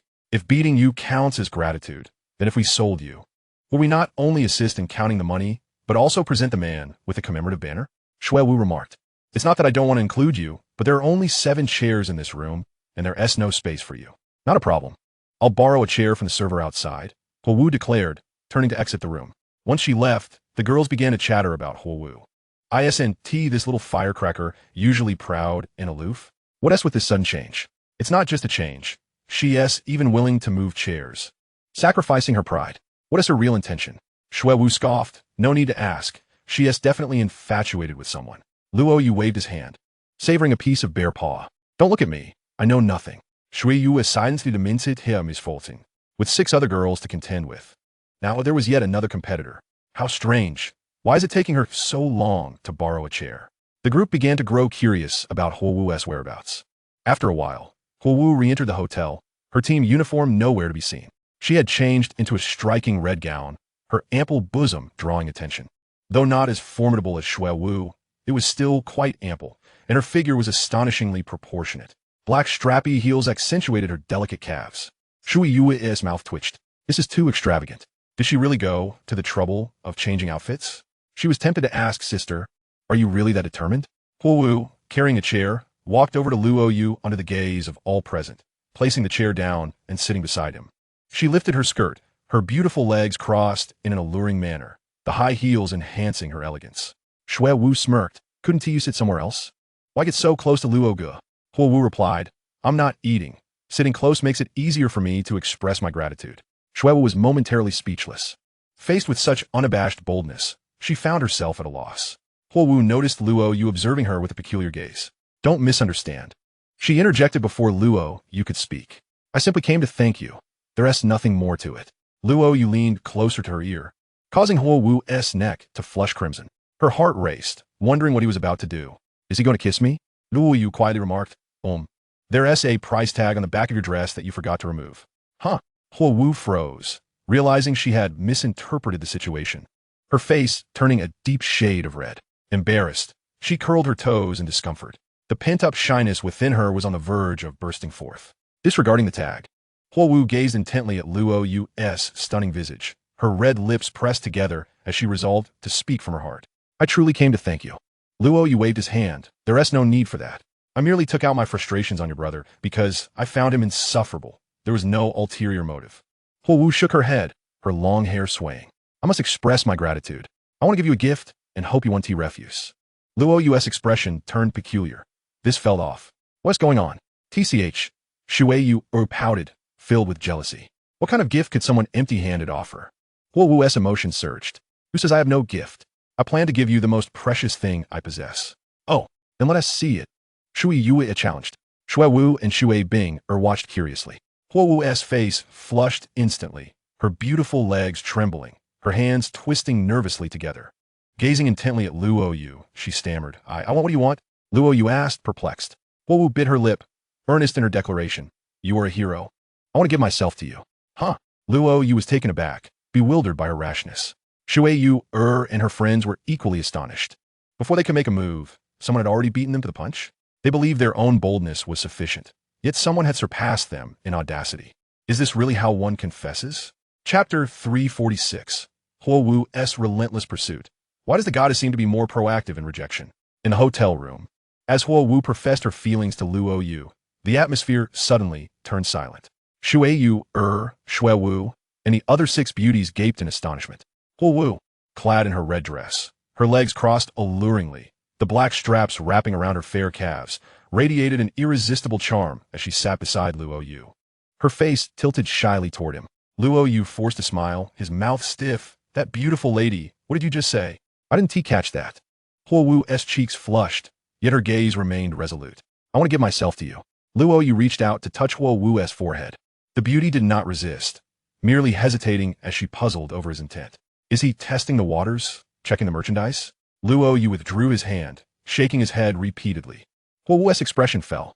What did this mean? Did he find her lacking after feeling her? Luo Yu hesitated. You're not feverish. So why would you suddenly come here to say such things? This is strange. Huo Wu's pale face flushed with color, her cheeks puffing up in indignation. This is too much. You're rejecting my confession and suggesting I'm feverish. Luo Yu's relaxed demeanor vanished, his expression serious. While I appreciate your admiration, I must clarify, we hardly know each other. We've only met once, and you claim to like me?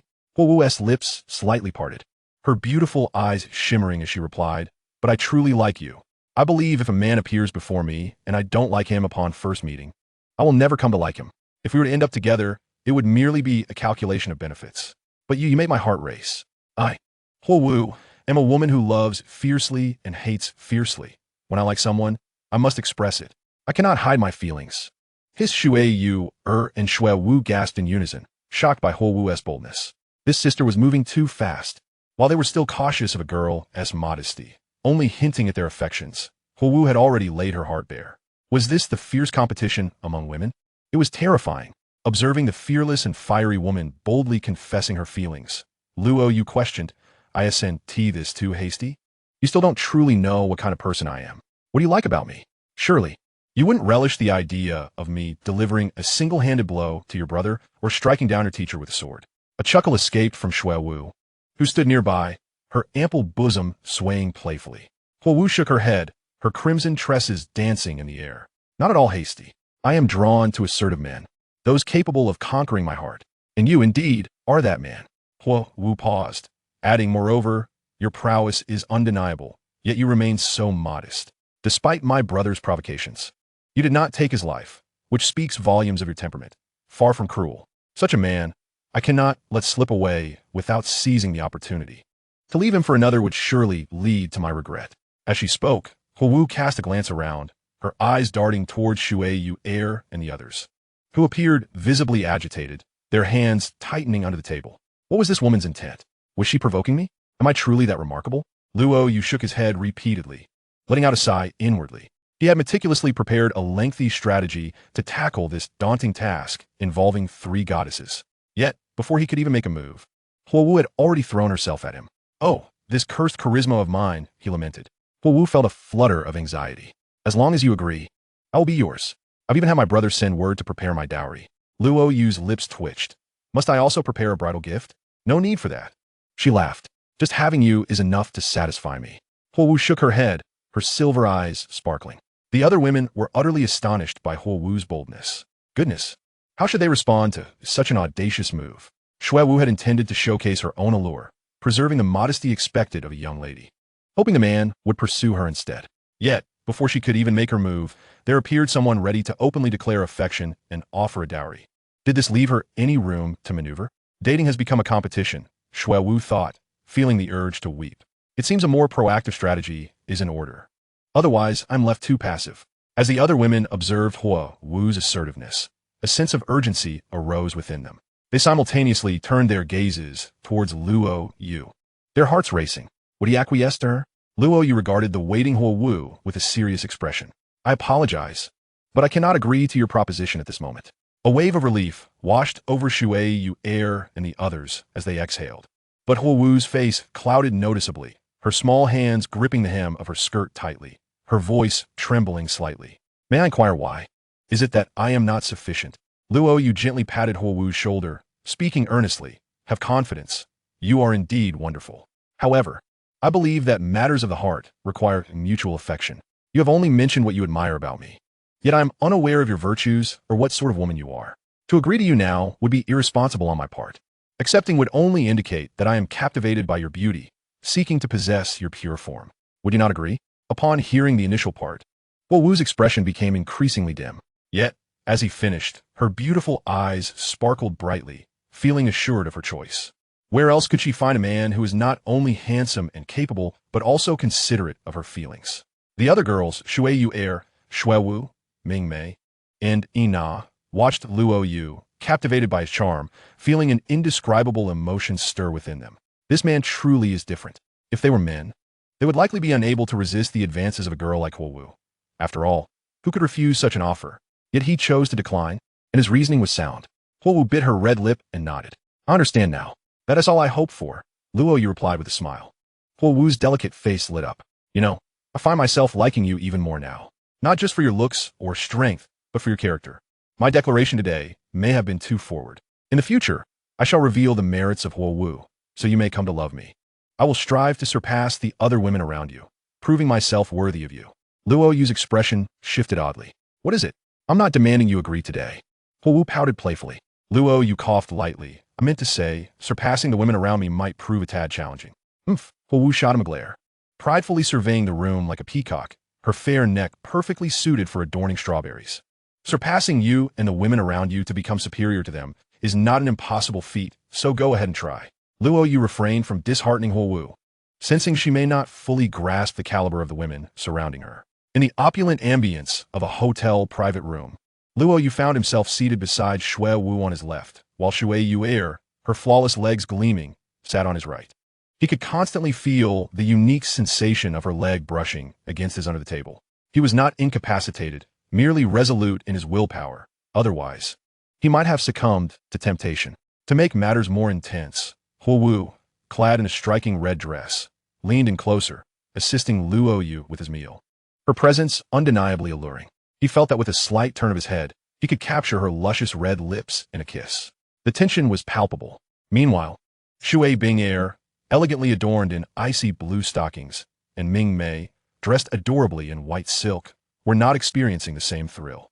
They could only watch, enviously, as Shui Wu, Shui Yu Er, and Huo Wu drew nearer to Luo Yu, feeling increasingly distant and constrained in their positions. To approach them abruptly would seem too forward. Not all girls possess the audacity of Huo Wu.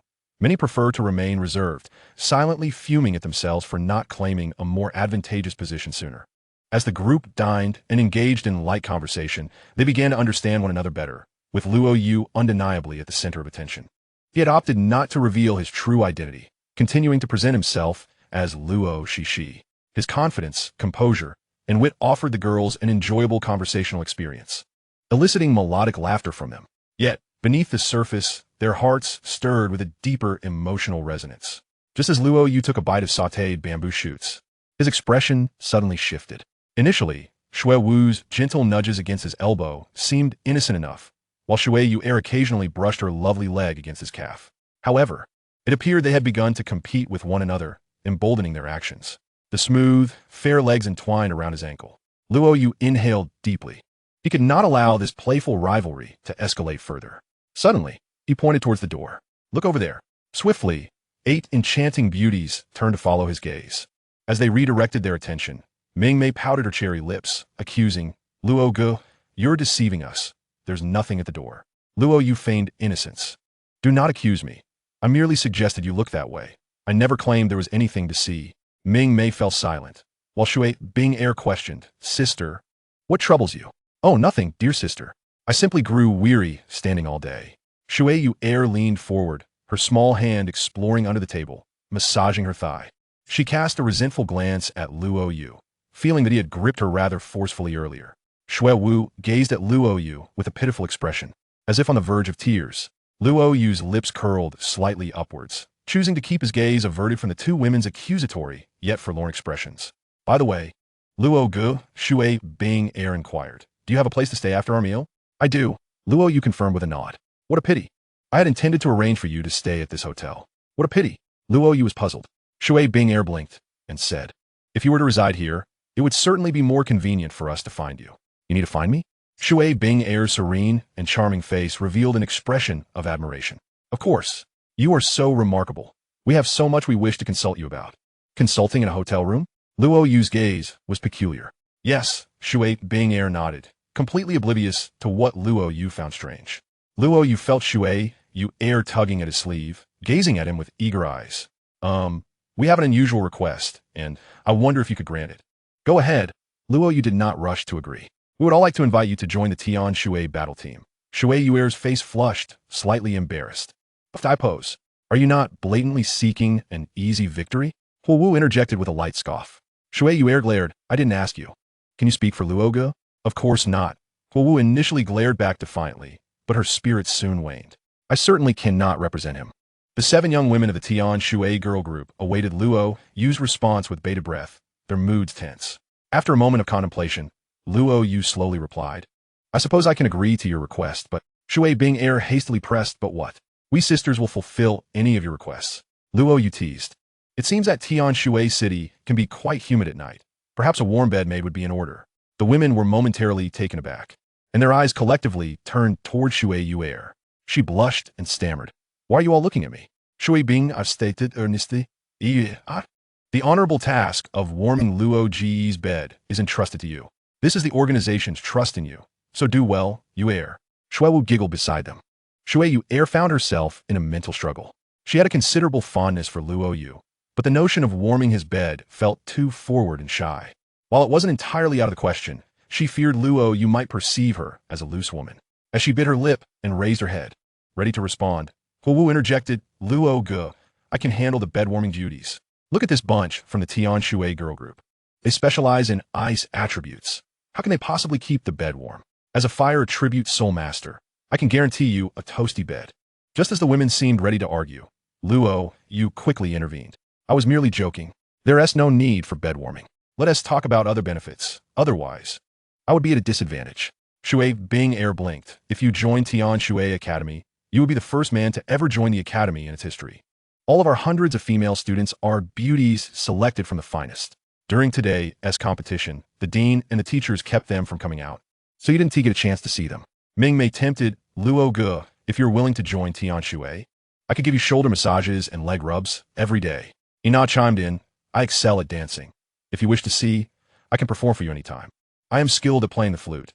If you wish to listen, I can play for you. Mo. Shui smiled sweetly. Huo Wu gritted her teeth from the side. Shameless. This Tian Shui battle team is utterly shameless for using such sweet enticements to win over the man I like. She suddenly felt a sense of helplessness. She was but 1 against 7. Shui Yuer said, Luo Gu, after we finish training each day, we could go out for drinks together. I've never had alcohol before. With you around, I want to be afraid of encountering any bad people. Luo Yu thought to himself, when you get drunk, I might just be the biggest bad person. Chapter 348, The Goddess's Warm Invitation, Mysterious Surprise. Night meeting with Ain. As the evening banquet concluded and the night deepened, countless passers-by outside the hotel began to fix their gazes on a particular scene, displaying a complex mix of astonishment, admiration, and envy. There, a young man sat in a wheelchair, surrounded by 8 exceptionally beautiful young women, each possessing a unique charm, yet equally stunning. Each of these girls was a goddess in her own right, all of whom were actively drawing closer to the man, causing onlookers to be perplexed and envious to the point of bursting. Even if they were granted just one of these beauties, they would have no regrets. Luo Yu, why don't you come back to the academy with us to sleep? We have plenty of empty dormitories at Tian Shui. Shui Yu air tugged at Luo Yu's sleeve. Pouting, Shui Wu nodded, her hair flowing. Yes, Luo Gu, just come back with us. We will definitely arrange a comfortable environment for you. Come on. Ming Mei, Yina, and several other enchanting young women began to chime in, looking eagerly at Luo Yu. Before Luo Yu could respond, Huo Wu interjected, her lips pursed. Each one of you has ulterior motives. How can anything good come from Luo Gu coming back with you? Shui Yu air glared with sparkling eyes, huffing, Huo Wu. What do you mean by that? What bad intentions could we possibly have? I know exactly what you're thinking, Huo Wu sneered. Shui Yu air's face flushed slightly, but her resolve did not falter. We simply want Luo Gu to have a better stay. Those who speculate maliciously may be the ones with unclean thoughts. Stubborn. Huo Wu raised her neck defiantly, declaring, I admit it. I'm upfront about my intentions. I'm after Luo Gu. I desire him physically. So what? I dare to admit it. Do you dare to do the same? Gasp. The women collectively inhaled sharply. Shui Yuer found herself speechless, her words caught in her throat. Huo Wu's fierce manner had left her momentarily at a loss. The 7 beauties of the Tian Shui girl group fell silent, none possessing Huo Wu's audacity. Huo Wu smirked, casting a triumphant glance at them before turning her attention back to Luo Yu. Luo Gu, come with me. In Tian Shui City, wherever you wish to stay. I will arrange it. I have the funds. Luo Yu's lips twitched. Are you implying that you wish to support me? Huo Wu smiled lightly. Of course not. But if you were willing to be my boyfriend, I could entrust all my money to you, and you could support me. Luo Yu felt a wave of confusion wash over him. Is this even an option? As he looked at the striking woman with the cascading waves of hair, clad in a red dress with fair legs, who was so enthusiastic and proactive, Luo Yu suddenly recalled something. If memory served correctly, the strongest genius of the Five-Element Academy, Feng Xiao Tian, had been desperately pursuing Huo Wu. If Feng Xiao Tian were to discover Huo Wu's current demeanor towards him, he might rush over at full speed to confront Luo Yu. Ultimately, Luo Yu did not acquiesce to the Tian Shui girl group's request, nor did he agree to share a room with Huo Wu. He was well aware of certain matters. Relying solely on looks or strength might garner a woman's fleeting affection. But to earn her profound love, one must showcase one's character. If he were to act too hastily with the girls, even rushing into a room with them on the first day, it would undoubtedly tarnish his image in their hearts. However, after a period of time for buffering and settling, everything would naturally change. What awaited him then would be a profound connection, a woman truly devoted to him.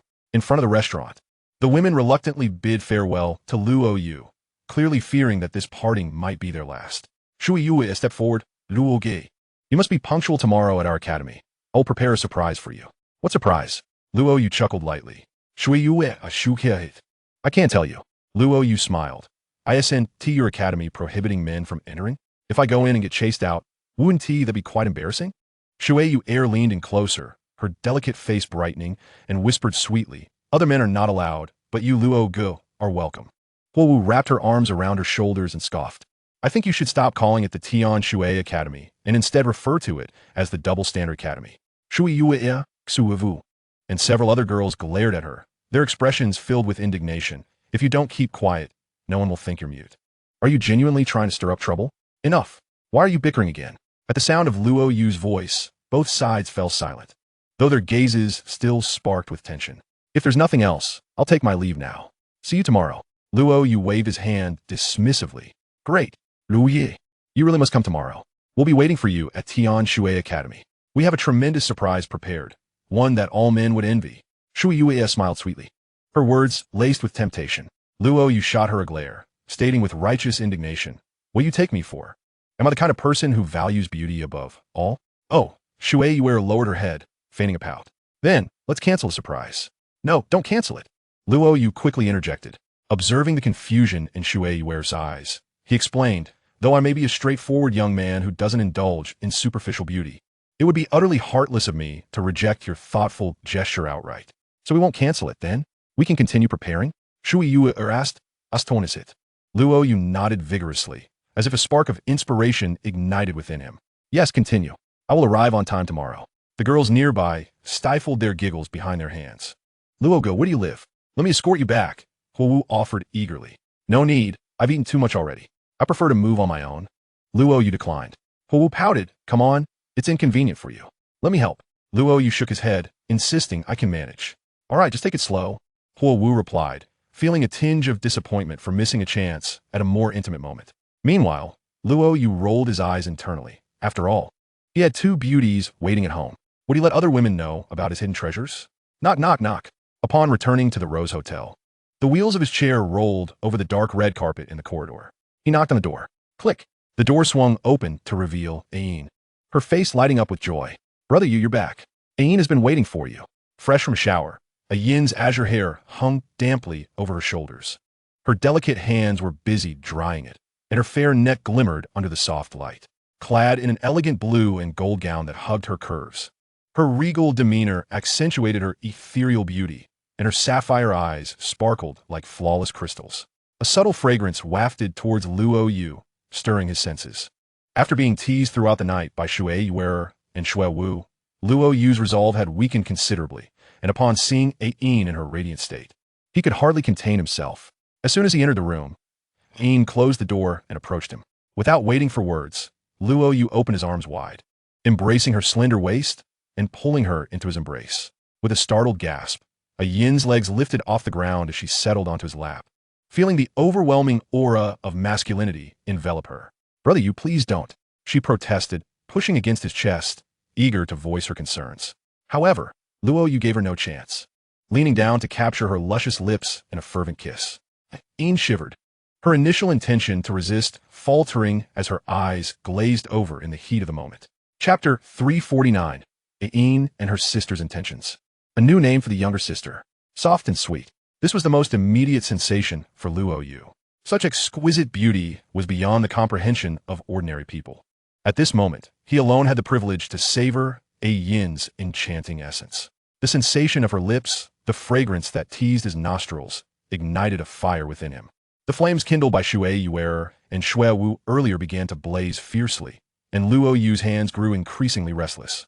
Ain squirmed in his embrace, but there was no escaping the grip of his strong fingers. "Brother Yu, please." Ain whimpered. A wicked smirk curled at the corners of Luo Yu's mouth, his grip silencing her protests. "Don't? What do you mean by that? Don't stop?" Ain shook her head repeatedly, her beautiful eyes darting to the side. Luo Yu lowered his head, planting gentle kisses on her forehead, whispering, "Don't worry, your man isn't that crude. He will cherish you." Instead of relaxing, Yin's body tensed even further. "Why were you so unresisting in the bathroom during the day? Had it not been for your sister's interruption, it would have been smooth sailing. Why the sudden change tonight? Could it be that our Ain enjoys a little drama?" Ain writhed, struggling against him, playing her part convincingly. The fire in Luo Yu's eyes intensified, the earlier teasing from Shui Wu and Ho Wu converging into a singular eruption of desire, shattering his reason. With a playful grin, he taunted, "Scream as much as you like. No one will come to your aid today." He kissed her again, but noticed something was amiss. Typically, during a kiss, one would close their eyes. Ain, however, had her eyes wide open, staring intently in one direction. Curious, Luo Yu followed her gaze and froze. The bedroom door had been left ajar, revealing a tall beauty wrapped in a white towel, her figure curvaceous and alluring, with cascading blue hair. Her delicate features, including a small nose and exquisite features, bore a striking resemblance to Ain, albeit with a youthful innocence that softened her allure. At that moment, the blue-haired beauty was fixated on the unfolding scene between Luo Yu and Ain. Luo Yu was left dumbfounded, realizing he had been unwittingly broadcasting a live performance. Yin's face flushed crimson, her cheeks radiant with embarrassment as she scrambled from Luo Yu's embrace, standing upright with her legs crossed. Her lips quivered, too shy to utter a word.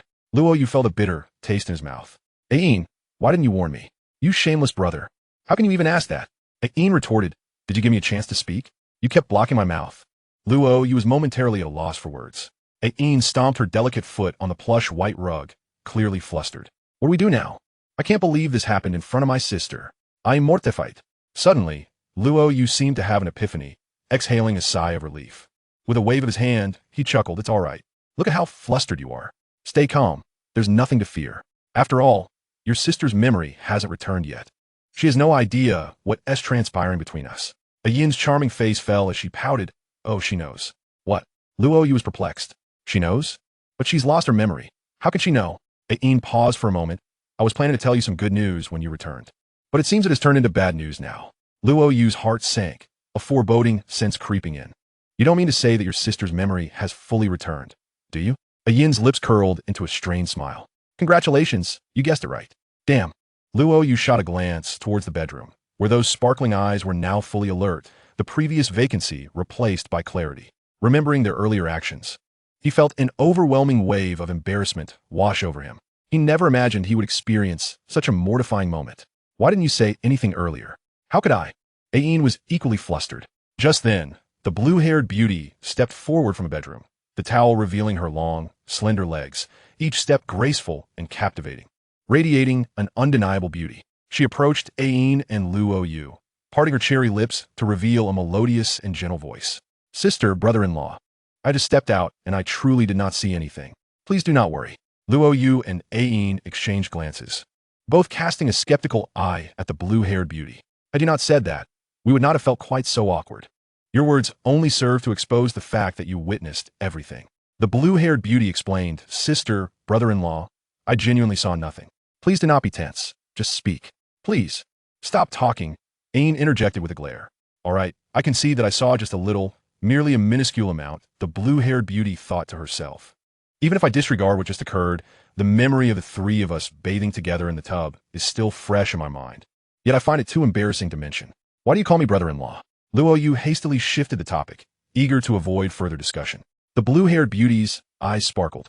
My sister is your woman, so you are undoubtedly my brother-in-law. If you dislike this appellation, I can always refer to you as Lord Beast God. Luo Yu turned to Ayin. Have you divulged my identity to her? Ayin nodded. It was necessary. She not only told me that you saved her, granting her a second chance at life, but also shared many other things. The blue-haired beauty smiled. For instance? For instance, the blue-haired beauty bit her lip, ultimately sighing. Never mind. They are merely unpleasant memories, best left unmentioned. Thanks to your assistance, I have been reborn. The past is of no consequence to me now. I only wish to accompany my sister and repay your kindness. Luo, you shot a glance at Ayin. Your sister isn't coercing you into saying this, is she?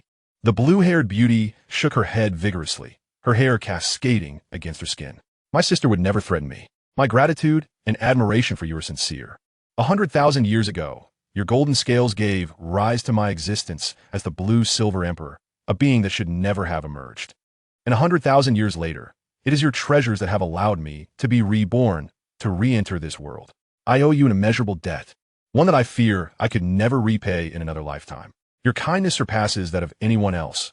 You are the one I must cherish most. Gazing into the genuine eyes of the beauty, Luo Yu found himself momentarily lost in thought. It seemed he had done little to warrant such fervor, merely lost a scale and gifted a grain of sand. Why such excitement?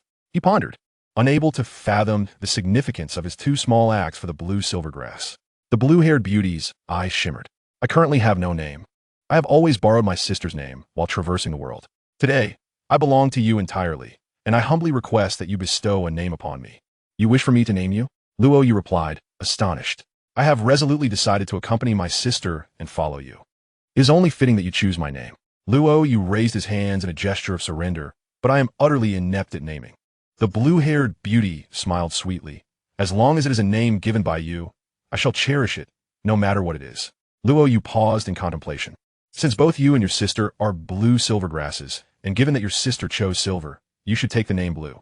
You dwell in the Star Doe Forest, nourished by the abundant spiritual energy it provides.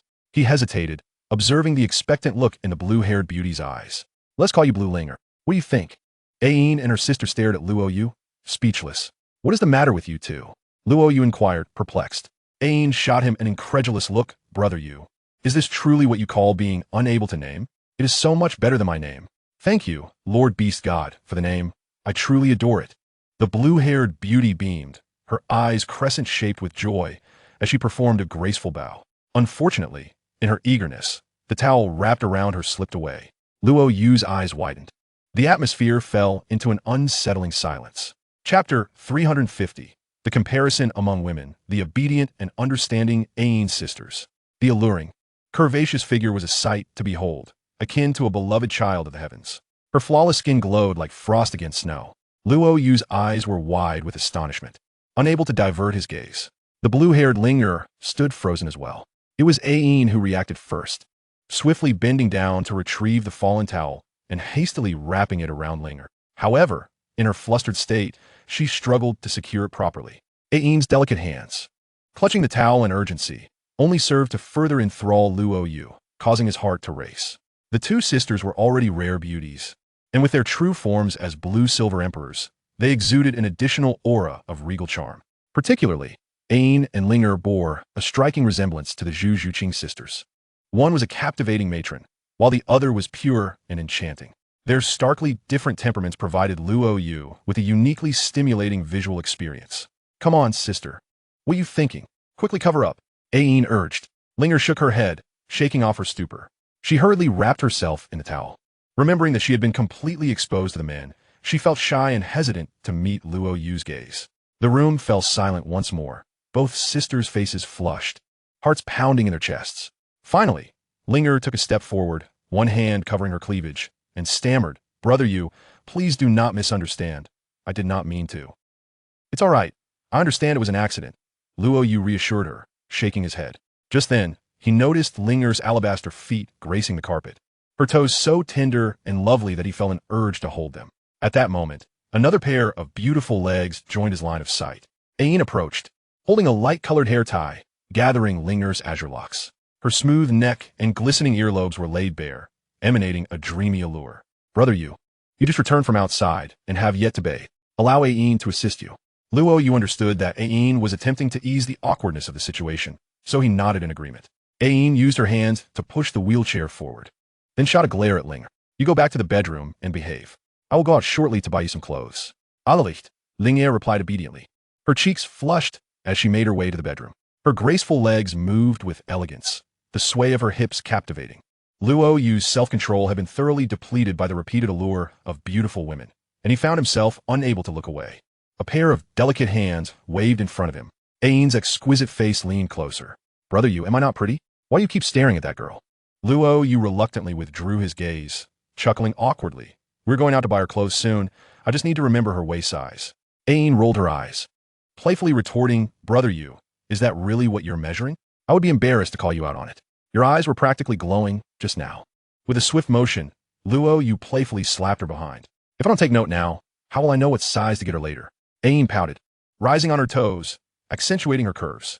She pointed at her own ample behind and then at her conspicuous bosom, hands resting on her slender waist. Just take my measurements and reduce a size. That would fit her perfectly. Luo Yu's expression turned peculiar. If he recalled correctly, although Linger appeared somewhat youthful due to her rebirth, her figure was quite impressive, likely comparable to Yin's. Was this truly a competition between sisters? Luo Yu's gaze was keenly observed by Yin, who, feeling a pang of jealousy, pouted her rosy lips and playfully questioned, You go. What does that look in your eyes mean? Do you think a Yin's figure pales in comparison to that girl? All is well. All is well. Luo Yu replied with a smile. Ain shook her head defiantly. Not at all. My figure is undoubtedly superior to hers. The corners of Luo Yu's mouth curled upwards as he feigned curiosity. Oh, is that so? Perhaps I have seen her with my own eyes. While yours remain confined by that dress. A Yin's pouting lips elevated even further, and her delicate face revealed a hint of anxiety. You don't actually think that girl's figure surpasses mine, do you? I never said such a thing. Luo Yu waved his hand dismissively, his voice melodious, as he deliberately adopted a tone of consolation. In truth, I believe your physique should, perhaps, maybe, be somewhat better than Lan Ling's. However, I haven't seen it firsthand, so I wouldn't dare make any bold claims. Ain, feeling indignant, retorted, Humph, you needn't doubt. My figure is indeed better than that girl's. If you don't believe me, I'll show you, and you can see for yourself whether I'm lying. Luo Yu nodded seriously. Very well. I shall reluctantly take a look to verify. Ain pushed Luo Yu into the bathroom and closed the door. Standing straight on the floor, she delicately grasped the silky waistband and pulled it sharply. The silk belt gracefully fell away. As Ain loosened her attire, the flames in Luo Yu's deep black eyes flared even more intensely. However, a Yin's movements suddenly halted. She looked at Luo Yu with suspicion. Yuga, something feels off. Didn't you already see me in the bathroom? You even mischievously pulled me into the bathtub. Luo Yu shook his head repeatedly, his handsome face radiating innocence. Did I? Is that true? I don't recall. Perhaps you're mistaken. No. Ain shook her head, biting her delicate lip. I'm certain I'm not mistaken. You've already touched me. How could you not know what my figure is like? Luo Yu sighed. I was in a hurry back then. It slipped my mind. You're so mischievous. Yuga, coaxing me to take off my dress.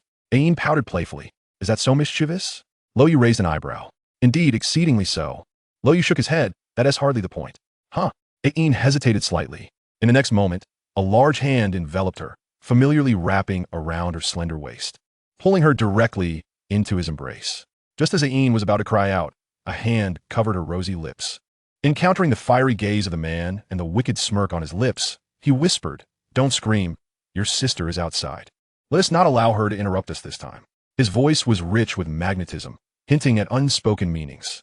Ain felt Luo Yu's restless energy and the overwhelming aura of masculinity enveloping her, making her feel like a lamb ready for slaughter, vulnerable to being devoured at any moment. Luo Yu's palm surged with soul power, manipulating it with exquisite precision. With a resounding bang, a Yin's blue and gold gown was instantly torn to shreds. Luo Yu gazed at the beautiful woman in his arms, her blue eyes wide with shock. See? Am I wicked enough now? Chapter 351. The Beauty Eavesdrops. Ain, the unpredictable sister. Lan Linger sat on the large bed in the bedroom, her slender, rounded legs gently swaying. Her beautiful eyes were slightly lost in thought as they fixated on her fair, delicate feet. Her heart fluttered, releasing a soft sigh. Sometimes, fate truly is inexplicable. The first time she met Lord Luo Yu, he granted her a new life, transforming her from an ordinary blue silver grass into a blue silver emperor, allowing her to better experience this world. The second time, he rejuvenated her fading spirit, providing her with another opportunity to return to the mortal realm.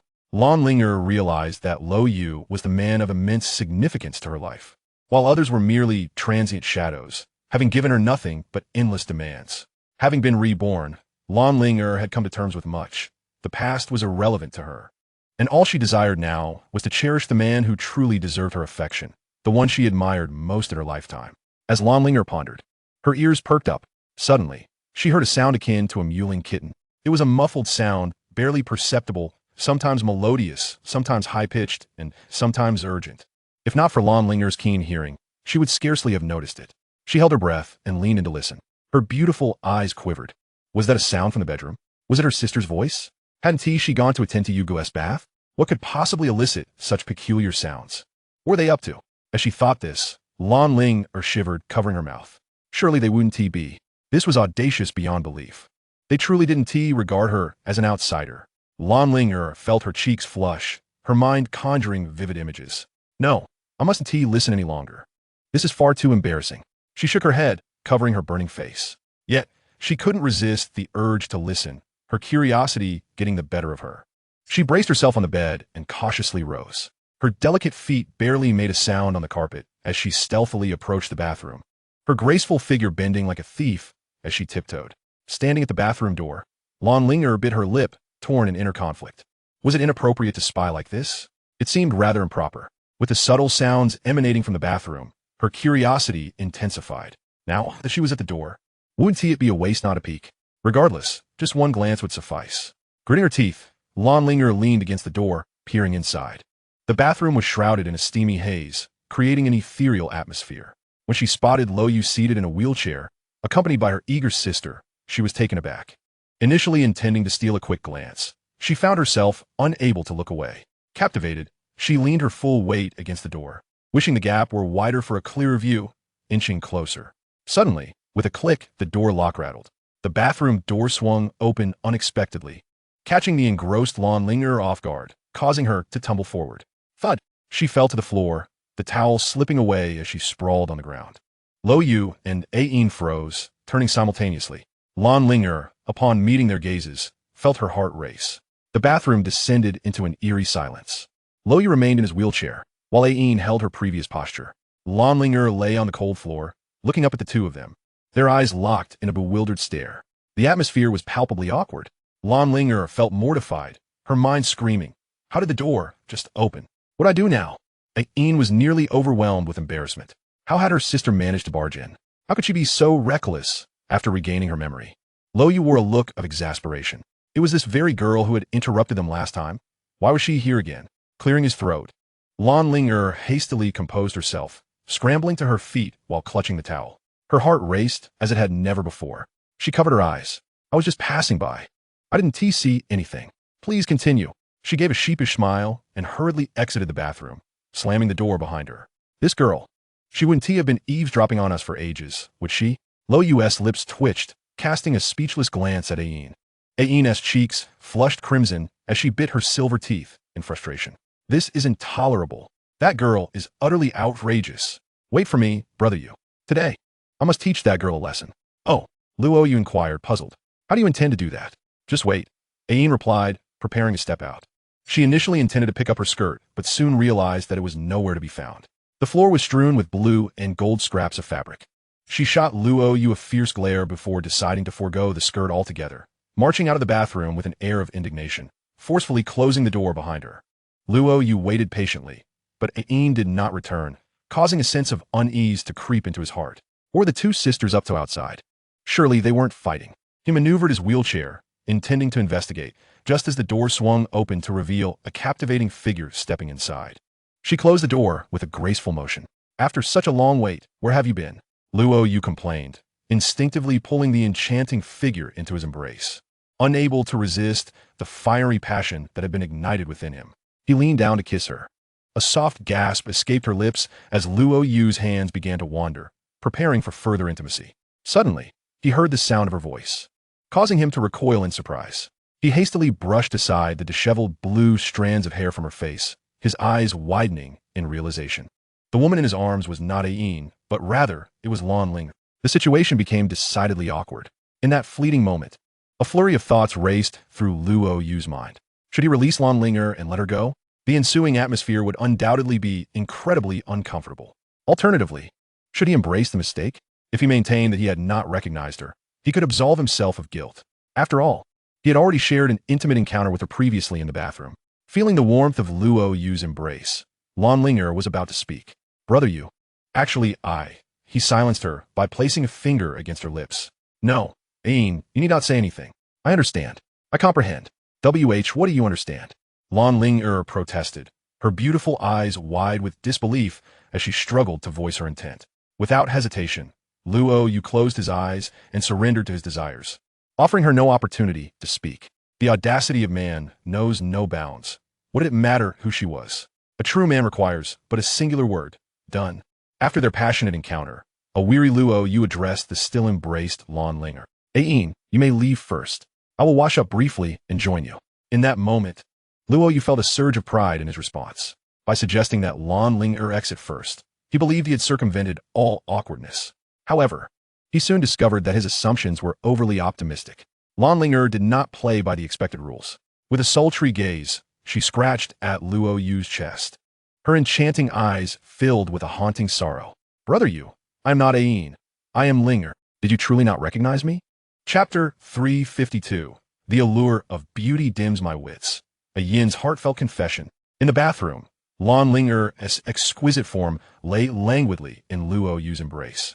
Her delicate features turned towards him, her gaze pleading. Brother Yu, did you truly not recognize me? Luo Yu's lips twitched, a hint of guilt surfacing within him. He possessed the divine eye of transformation, a power unparalleled in the world. It was inconceivable that he could not distinguish between the two sisters, even if they appeared before him in their natural state. Yet could he admit this now, having feigned ignorance and inadvertently crossed boundaries?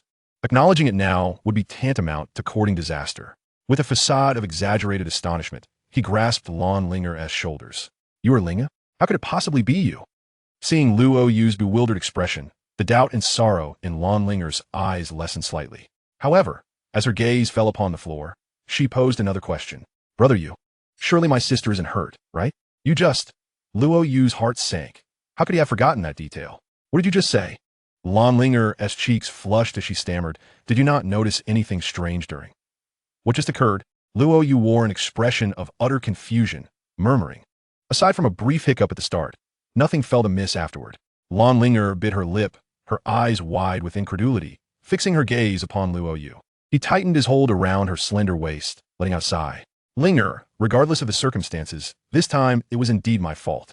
I mistook you for your sister. A grave error has been made. Speak your mind. I shall accept any punishment or compensation you desire. Upon witnessing Luo Yu's remorseful demeanor, Lan Linger's expression darkened further. Her teeth clenched against her red lips, resembling a volcano on the verge of eruption. Luo Yu continued his attempts at damage control. You and your sister look so alike. And with the steam in the bathroom, enough. Lan Linger interrupted, shaking her head to silence him. Luo Yu held her firmly, acknowledging the reality of the situation. What has happened cannot be undone. I am at fault. Whatever you wish, just ask. You decide nothing, Lan Linger retorted. What do you want then? Luo Yu asked, perplexed. Raising an elegant finger, Lan Linger pressed her slender nail against Luo Yu's throat, revealing her playful yet fierce demeanor. Brother Yu, regardless of what you do to me, I willingly accept it. I would offer you my most treasured possession. But Lan Linger took a deep breath, her seriousness palpable. The air in the bathroom felt as though it had solidified. Feeling a wave of nervousness wash over him, Luo Yu knew he had erred. But she continued, her voice trembling with indignation. I possess a figure far superior to my sister's. Can you not discern that by mere appearance? After all this time, you still cannot tell the difference? Her nail slid gently down Luo Yu's throat, tracing over his collarbone and down to his chest, eliciting an exquisite sensation.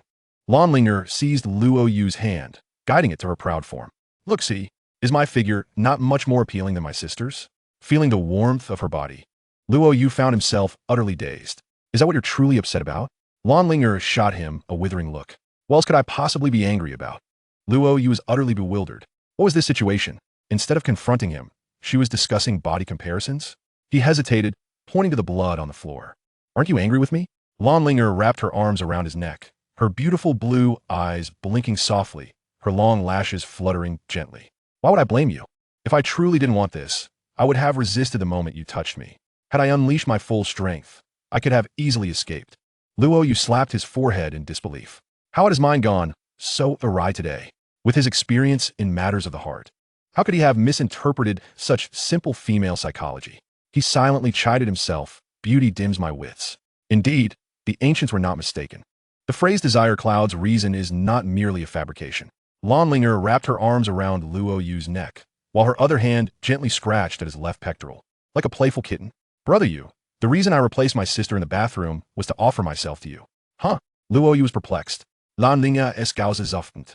Her eyes shimmering with warmth. Is there anything strange about that? You are the exalted beast god, the supreme being of the Stardow forest.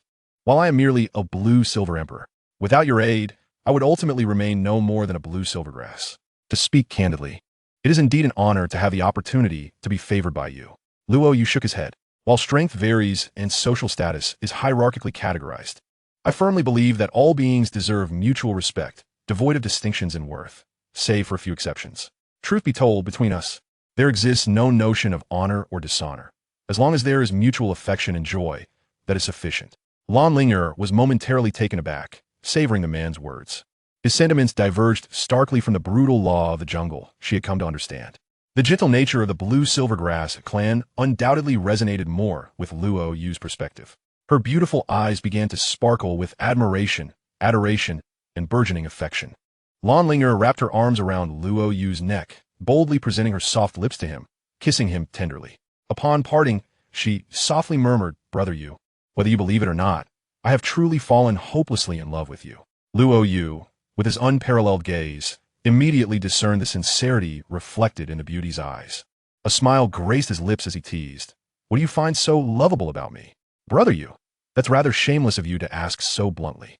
Lanlinger blushit, burying her head into Luo Yu's embrace. Isn't that mere curiosity? Luo Yu chuckled. Your beauty, your strength, your character, your magnanimity, and the kindness you show me. What reason could one possibly have to dislike you? There are hardly any men in this world who can compare to you. Is that all? Luo Yu shook his head. Lanlinger pouted her crimson lips and began to act coy in his arms. What more do you wish to hear? I can tell you directly. Luo Yu sighed dramatically. Alas, it seems you have forgotten my greatest virtue. What virtue? Luo Yu looked earnestly at the beauty in his arms and lamented. Is it truly not evident? What is not evident? Lanlinger gazed up at him, her eyes filled with confusion. Chapter 353. A special surprise from the Tianshui girl group, a college full of beauties. Luo Yu made a teasing expression. Yet Lanlinger remained oblivious, until his gaze shifted downward, and hers followed suit. Her delicate body trembled, and her face flushed crimson, as if she might burst into tears. She playfully smacked Luo Yu's chest. Brother Yu, you are utterly wicked. How can you be so naughty? Luo Yu began to demonstrate what it meant to be earnestly mischievous, his hands firmly pinning Lanlinger down. He gently caressed the delicate lobes of her ears. Do not jest. I am posing a serious question. Is this not a virtue? Lanlinger, blushing, playfully scolded. What virtue? If you hadn't mentioned it, I would have forgotten. That thing nearly cost me my life. Luo Yu rolled his eyes. Are you scolding me or praising me? Lanlinger, with a playful glint in her eyes, lightly tapped his arm and teased. Brother Yu, should you encounter an enemy without a weapon, I believe you could simply pull that out and defeat them effortlessly. If they were a tad slower, they wouldn't even escape its range. Luo Yu raised an eyebrow. Is it truly that formidable? Lanlinger, suppressing her laughter, replied, Of course. My brother Yu's treasure must be strong. Ah, so you dare to tease me, do you? Let us see how I shall discipline you now. Luo Yu reached out to tickle her sides, leaving no part untouched. Brother Yu, please stop. You're making me very ticklish. If you don't stop, I shall retaliate. As it became evident that Luo Yu had no intention of relenting, Lanlinger extended her small hand to counterattack. In the midst of their playful banter, the atmosphere in the bathroom grew increasingly intimate. Their breaths became heavier and more rapid. Eventually, they seemed to reach a certain threshold. Luo Yu and Lanlinger froze. Locking eyes. Is it permissible? He inquired. Yes. Lanlinger replied with a shy nod, her cheeks flushed with warmth. In the bedroom, Aine sat at the edge of the bed, her long, fair legs elegantly crossed. Her porcelain feet resembled exquisite jewels. Her damp blue hair had now dried, and her sapphire-like eyes remained fixed on the bathroom, although she could not see what was unfolding within. The faint sounds emanating from it painted a vivid picture in her mind. At that moment, there was no trace of jealousy on her flawless face. Rather, a maternal glow shone through her beautiful eyes, filled with a sense of contentment. She softly murmured, "Sister, having faced death once. To have the chance to be reborn is a blessing for you. To accompany Lord Luo Yu is a fortune. Cherish it well. Together, as sisters, I wonder if we can occupy a place in Lord Luo Yu's heart. For our competitors are exceptionally formidable." Ain sighed softly, a hint of melancholy in her demeanor. In the Stardow Forest, whether it be ZG by G or other alluring and fierce beasts, who does not admire the beast god Luo Yu? Yet, none dared to pursue him openly, fully aware of the affections that the Silver Dragon King, Gu Yuena, harbored for him. Ain clenched her small hand. It was essential to collaborate with her sister to better serve Lord Luo Yu. With a creak, the door swung open, and Lan Linger emerged, wrapped in a towel. As she stumbled forward, each step on the carpet made her delicate brows furrow. Ain observed her sister's youthful countenance, now adorned with a hint of maturity, and a twinge of jealousy stirred within her. Approaching her knowingly, she inquired, "What took you so long?" Lan Linger bit her lip. "What else could I have been doing? I was serving Lord Luo Yu while he bathed and changed." "Oh," Ain drawled, having been in there for so long. "One might think you were busy making a child." "Sister," Lan Linger exclaimed, stomping her foot in embarrassment. "Was that intentional?" Ain replied candidly, "Yes, it was quite deliberate. I'm feeling a bit jealous, after all." Luo Yu remained silent, quietly observing the playful exchange between the two sisters. It was best not to interfere at such a moment. As night deepened, the silvery moonlight streamed through the window, illuminating the romantic red circular bed. Luo Yu lay with his eyes closed, resting his head upon a yin's soft, smooth legs. A yin's eyes sparkled with affection as she gently massaged his head, applying a comforting pressure to soothe the tension in his temples. Meanwhile, at the foot of the bed, Lan Linger knelt on the white fur rug. Her hair cascading over her shoulders, her knees slightly flushed, with her ankles bent and adorable toes touching the ground. She diligently massaged the acupoints on Luo Yu's feet, carefully manipulating each toe and gently kneading the pads, her touch tender and meticulous. As Luo Yu's breathing steadied, indicating he had slipped into a deep slumber, Lan Linger slowly rose from her kneeling position, standing gracefully, her alluring figure captivating and exquisite. She stretched languidly, preparing to yawn. Ain placed a finger to her lips, signaling her to be quiet. Lan Linger nodded, even channeling her soul power to control her movements as she quietly climbed onto Luo Yu's bed. Her delicate form nestled against him, savoring the faint fragrance of his post-bath scent. Her eyes filled with warmth and satisfaction, she gradually closed her eyes. Ain smiled softly, exuding the charm of a mature woman. She remained seated there, allowing the man to rest his head on her lap, gently continuing her massage. Even as he slept, she was reluctant to cease her ministrations. Thus, the night passed without slumber.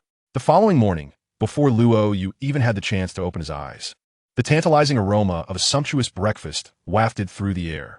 As he lifted his eyelids, he was greeted by the sight of two stunning sisters, gracefully crouched at the head of his bed, gazing at him with quiet admiration. "Brother Yu, brother-in-law, you're awake." They chimed softly. Luo Yu, puzzled, inquired, "What are you doing?" "We just wanted to admire your handsome features," the sisters replied with gentle smiles. Ain pointed towards the living room. "Brother Yu, hurry and get up for breakfast. We've prepared a delightful meal for you." Linger had dashed around the finest restaurants in Tianshui City early that morning, collecting a variety of specialty dishes. As Luo Yu sat up, he noticed that both sisters were adorned in exquisite blue and gold long gowns, complemented by skin-tone stockings and elegant black strappy high heels, embellished with star-like diamonds. "Where did you get those outfits?" he asked. Ain explained, "This morning, I manipulated the blue-silver grass to weave a dress for my sister. She went out to buy it." With an approving thumbs up, Luo Yu relished a lavish breakfast, served with care by the sisters. After a leisurely chat, they made their plans. Ain would temporarily leave to reassure Xiao Wu and her mother, Ning Rongrong, as well as Lu Erlong and the others. They arranged to meet again at the upcoming Advanced Soul Master competition in Tiando City. Meanwhile, Lan Linger chose to immerse herself in the waters of the River of Forgetfulness, shedding her past and committing her heart solely to Luo Yu, thus attaining a true rebirth. Once all arrangements were settled, Luo Yu set off towards Tianshui Academy, curious about the surprise Shui Yuer had mentioned. Chapter 354. A grand welcome from the beauties of Tianshui. The fierce one is among you. Creak, creak. The wheelchair glided smoothly as Luo Yu admired the scenic streets of Tianshui City. Eventually, he arrived at the entrance of Tianshui Academy. Unlike the bustling crowds of the previous day, the gates of the academy stood firmly shut, reinstating the policy that forbade men from entering. A quick glance revealed several clusters of men gathered at the entrance, whispering among themselves, oblivious to the reason behind their gathering. Curious, he edged closer. In the midst of a group stood a middle-aged man with a scruffy beard, clutching his chest as he lamented, casting pained glances towards the closed gates of Tianshui Academy. Why did they have to open the academy yesterday? I was out of town working. Now that I'm back, not only do I miss the beauties, but I haven't even had the chance to catch a glimpse. A scruffy young man beside him retorted, "Stop whining. We are all in the same boat." What a great opportunity it was for Tianshui Academy to finally open its doors, and we missed it. Luo Yu's understanding dawned. These men were akin to the lecherous fatty, only they had missed the spectacle due to prior engagements and were now facing disappointment. In hushed tones, one of them said, "Hey brothers, have you heard? Not only were there beauties yesterday, but a fierce individual also made an appearance." What fierce individual? The group's attention sharpened. They say this guy single-handedly crushed the genius Huo Wushuang from the Blaze Academy with a single punch, effortlessly defeating the 7 members of the Blaze team. The men gasped, their disbelief palpable. Is that even possible? Can someone be that strong? The earlier speaker animatedly continued, "Of course it's true. Not only did he defeat the Blaze team, but he also unleashed a breathtaking sword strike that felled a Soul Sage mentor." The crowd's astonishment grew, their voices rising in disbelief. "Are you joking? This can't be real. Who could possess such talent? Simon, if such a genius existed, I would wash my hair upside down today. If it's true, I'd even urinate while standing on one leg." Their banter erupted into hearty laughter. "My cousin wouldn't lie to me. Why don't you believe me?" The young man who had been speaking previously appeared increasingly awkward. The men chuckled. "It's not that we don't want to believe you, but your tale is simply too far-fetched. Why don't you say that all the girls from Tianshui Academy lined up to welcome him?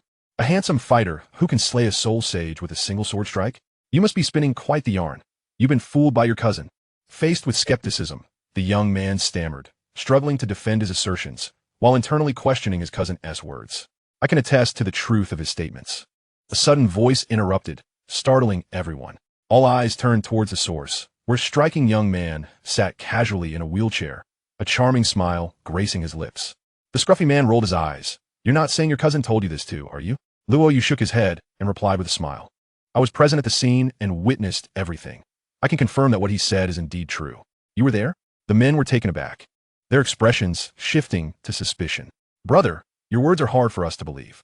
With so many thirsty souls crowding around, how could you, sitting in a wheelchair, have possibly seen anything?" Luo Yu shrugged, "But I was seated right at the front." "Come on, the front row was notorious for being chaotic. Why don't you claim you even fought in the ring?" Luo Yu nodded. "I did step up to join in for a bit." "What's wrong with that?"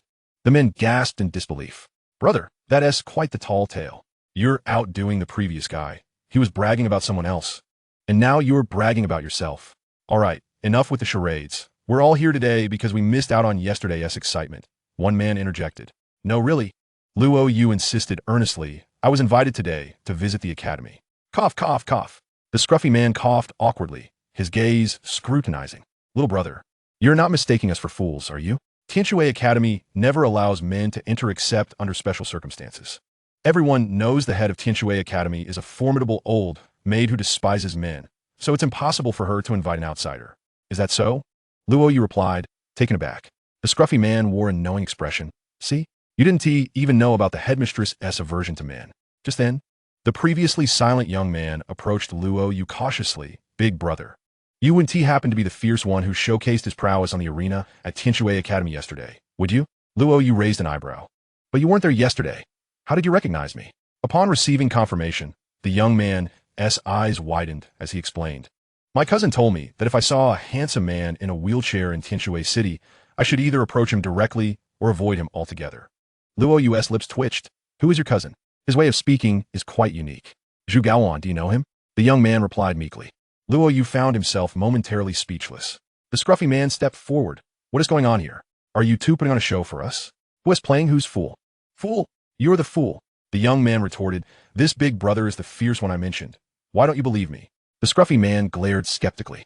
"Is this a never-ending joke? Ask everyone here if they believe your story. If anyone truly had such formidable strength, would they be so approachable with a bunch of ordinary guys?" The young man grew anxious and turned to Luo Yu. Big brother, show us a demonstration. Let them see for themselves. Luo Yu chuckled and shook his head, refraining from making any moves. Believe it if you wish, or dismiss it if you prefer. Given his stature and perspective, he would certainly not indulge in petty disputes with ordinary folk over trivial matters. The man with stubble chuckled, see? Even they remain silent. Why are you still extolling their virtues? The young man, momentarily speechless, found himself at a loss for words. Suddenly, the sound of the grand gate opening resonated, capturing everyone's attention. Brothers, look! The gates of Tianshui Academy have swung open. As the doors parted, a procession of enchanting young ladies clad in blue stockings and short skirts emerged, each more stunning than the last, exuding an effortless charm. They held bouquets of fresh flowers, forming an impressive line on either side of the entrance, as if preparing to welcome esteemed guests. Chapter 355. The warm reception of the beauties, an astonished assembly of men. The gates of Tianshui Academy continued to yield one exquisite girl after another, each holding flowers and arranged neatly along the pathway. The sheer number of beauties, with their captivating visages and alluring figures draped in mini skirts, drew the gaze of every passerby. Gulp, gulp. The men surrounding Luo Yu were transfixed, their eyes wide with disbelief. A few of them could be heard swallowing nervously. The stubbled man, utterly flabbergasted, murmured, "What on earth is happening? Surely, all the beauties of Tianshui Academy have come out." Someone nearby marveled, "It's magnificent, truly magnificent. I've never seen so many beautiful women in my life. What day is it that they all appear? Could it be that they know we, the men, missed out yesterday and have come to mend our wounded spirits?" Uft. "Stop dreaming," another interjected with a dose of reality. "What does this have to do with us?" The scale of this spectacle clearly indicates they are here to welcome some important figure. The stubbled man stared in disbelief, exclaiming, "Who could command such grandeur? Worthy of having all the beauties of Tianshui Academy in attendance?" Another voice chimed in, "Who knows? But it's certainly ISNTA man. Their old maid of headmistress would never send girls to greet a man entering the academy." The stubbled man spat in frustration. "Damn, it's infuriating. If only they were here to welcome me, I would die a happy man right here." Others nodded in agreement. Indeed, to die under the peony blossoms is to become a ghost of elegance. Which man could enter Tianshui Academy without living a life of indulgence and pleasure? Enough dreaming. Keep your chatter to a minimum. If you don't seize the moment to behold these beauties, it may be a lifetime before you see such a gathering again. The stubbled man lamented, "Ah, how humble my existence is. In my next life, may I be reborn into a noble lineage, perhaps even as a soul master. In this life, I lack the qualification to be the foremost admirer beneath a goddess." Suddenly, the men's attention fixed on the gates of Tianshui Academy, their breaths quickening as they beheld the final 7 graceful figures stepping forth. The members of the Tianshui battle team were not dressed in uniforms, but had each donned their most exquisite attire, adorned with jewelry and resplendent makeup. The Shui Bing Air sisters wore delicate crystal heels, their lovely legs enveloped in sheer stockings, while flowing fringed gowns elegantly accentuated their alluring forms. The skirts swayed, revealing glimpses of their exquisite legs. Shui Wu donned a dark red bodycon dress, her hair flowing with every step, revealing a stunning figure as she strode in black stockings and high heels that accentuated her curves, exuding an intoxicating allure. Ming Mai sported charming twin ponytails, clad in a white princess gown and ethereal floral stockings, her dainty feet adorned with round-toed black heels, radiating sweetness. Ina, with her chic bob haircut, wore a stylish trench coat and form-fitting leather pants, her diamond-studded stiletto heels clicking with every step, embodying both beauty and confidence. The beauties of Tianshui Academy held flowers, their faces alight with curiosity and sweet smiles, forming a narrow passageway. The breathtaking Tianshui girl group emerged from the corridor, poised and expectant, seemingly awaiting someone special. Passers-by were utterly mesmerized. Never had they witnessed such a dazzling display of beauty. Each individual beauty was stunning, but together, they created an overwhelming aura. The stubbled man felt his heart racing, and he wiped his nose in disbelief. "This is too exhilarating. I might just bleed out from my nose." A bystander teased, "Stop being a loner and find yourself a girlfriend. Look at how pent up you are." The stubbled man pursed his lips, shaking his head in resignation after seeing these beauties. "How could I possibly find interest in any other woman? Let us face reality. Brothers, these women are from a different world. I can't even imagine what kind of men could capture their attention." Observing the spectacle at the academy gates, Luo Yu was equally taken aback. Could this be the surprise that Shui Yu Air had prepared for him? It indeed piqued his interest. He nodded to the men and said, "Gentlemen, I must take my leave." The men turned to him in unison. "Are you out of your mind? This is a once-in-a-lifetime opportunity, with so many beauties before you. And you choose to leave? Why not stay and indulge your eyes a little longer? You could even have a theme for your dreams tonight." Luo Yu chuckled and shook his head, maneuvering his wheelchair away from the crowd. The stubbled man shook his head in disbelief. This guy truly doesn't know how to enjoy life. Why not stay and revel in the beauty? Then he paused, realizing that Luo Yu's direction seemed amiss. The stubble man called out, "Hey, you're heading the wrong way. What are you doing approaching the academy gate? Those women are no pushovers. It's fine to admire from a distance, but getting too close could land you in trouble." Luo Yu waved dismissively. "Relax, it's all good. If all goes as expected, they are indeed waiting for me." Not only was the stubbled man taken aback, but so were the other men, stunned into silence. "What did you just say? You mean all these girls are standing by the gate waiting for you? You must be joking. That's impossible."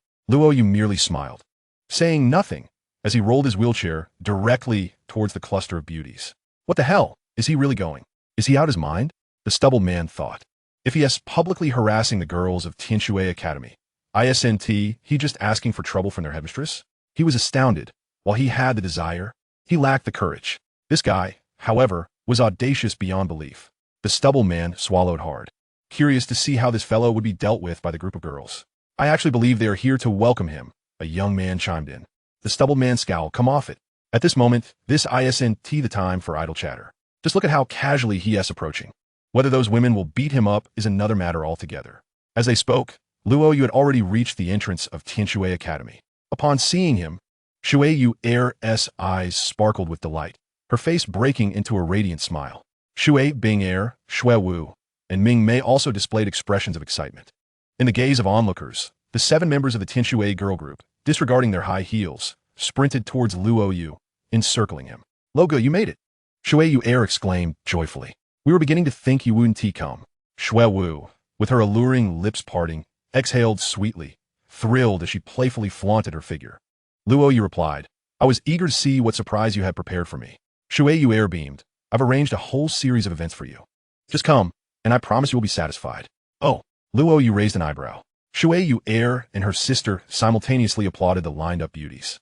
Hundreds of radiant young women in stockings, their legs crossed gracefully, held flowers in one hand and bowed in a gesture of invitation, their voices ringing melodiously. "Welcome, Logo, to Tianshui Academy." Hundreds of enchanting beauties simultaneously bowed in unison, leaving the surrounding pedestrians utterly astonished. Particularly, the men who had previously stood beside Luo Yu, including the bearded fellow who had questioned him, found themselves in a state of bewilderment, completely dumbfounded. After a few seconds, one of them finally managed to exclaim, "What on earth?" with an expression of sheer amazement. So many stunning women were here to greet him. This was beyond extravagant. I would dare to call him the ultimate king of allure.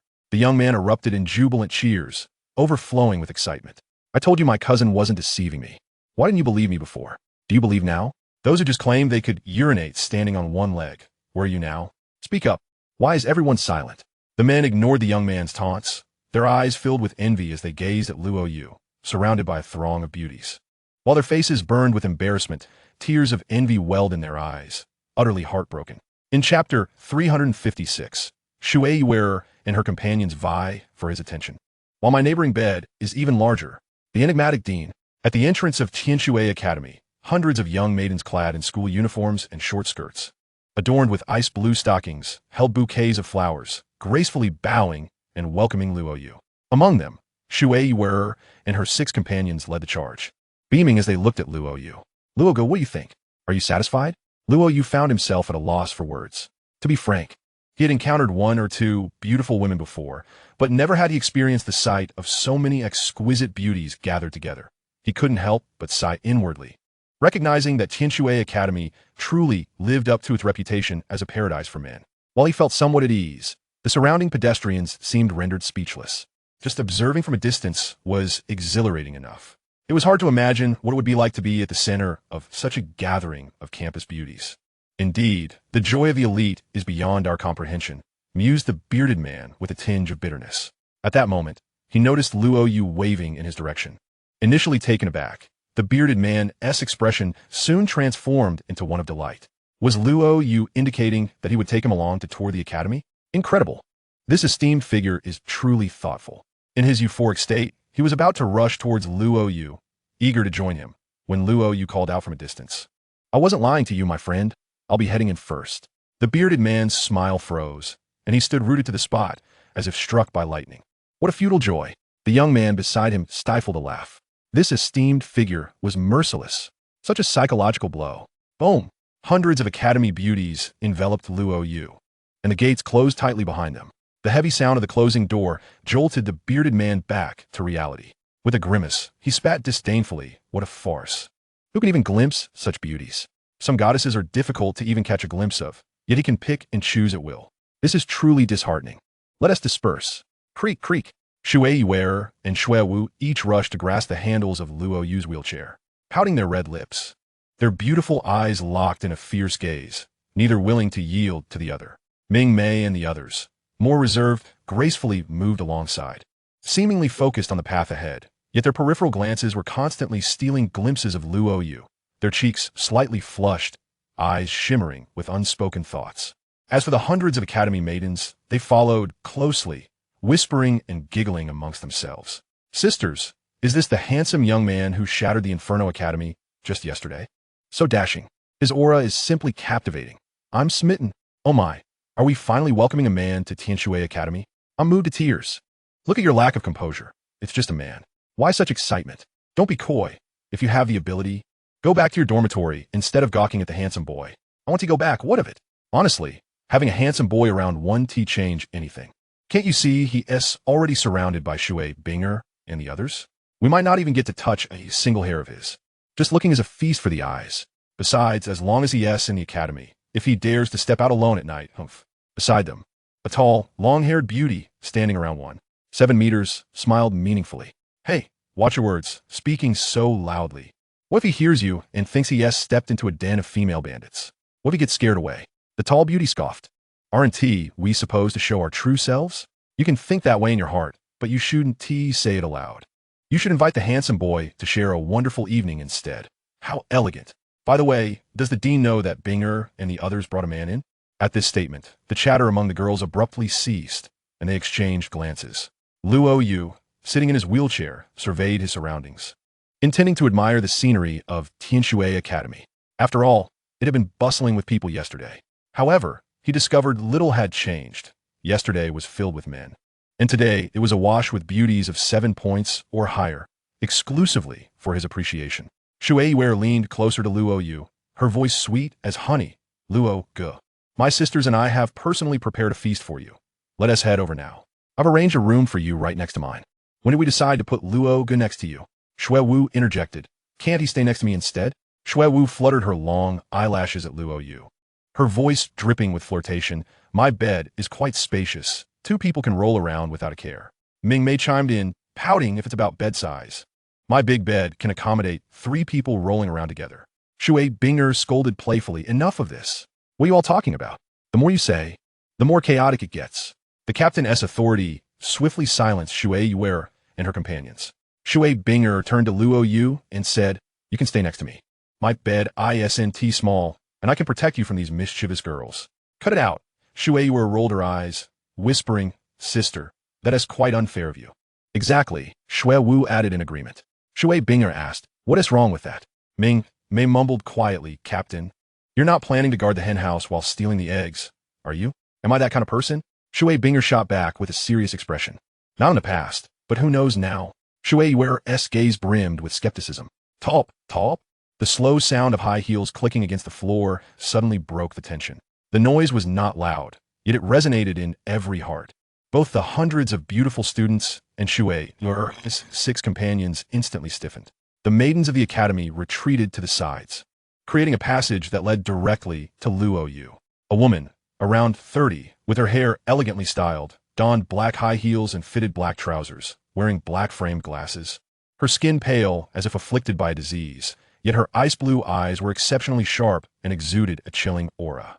Who is she? Luo Yu sensed the unusual atmosphere around him and inquired of Shui Yuer and her companions, but no one responded.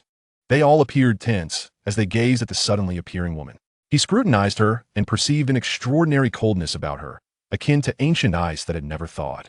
Her ice blue eyes seemed to disdain everything, filled with a sense of world weariness and jealousy. Observing her closely, Luo Yu's heart stirred with a sense of peculiarity. This woman's beauty seemed quite remarkable, yet her austere black attire and glasses concealed it. Moreover, that was not the crux of the matter. He sensed something unusual about her aura. It was an indescribable quality, almost inhuman. Just as he contemplated activating his divine gaze for further observation, the woman had already approached. It would be somewhat impolite to probe directly, so he decided against it. The woman coldly regarded Luo Yu for a moment before shifting her gaze to Shui, Yuer, and the others. Her lips parted, and her voice was melodious, yet carried an inexplicable chill. Dare you bring a man into the academy? Have you forgotten the rules of Tianshui Academy? Shui Yue trembled slightly, as if she held a profound fear of the woman. Shui Binger stepped forward, elucidating Dean Shun. We were previously uncertain whether Brother Luo would accept the invitation to come here, hence we refrained from disturbing you. In truth, we intended to surprise you. Brother Luo is exceptionally powerful, truly formidable. With his addition, our Tianshui Academy is bound to triumph in the prestigious Continental Advanced Soul Master Competition. Dean Shun shook his head, casting a glance at Luo Yu, her eyes as calm and deep as an ancient well. Regardless of who he was or how strong he might be, Tianshui Academy has a strict rule forbidding the presence of men. Now, please ask him to leave.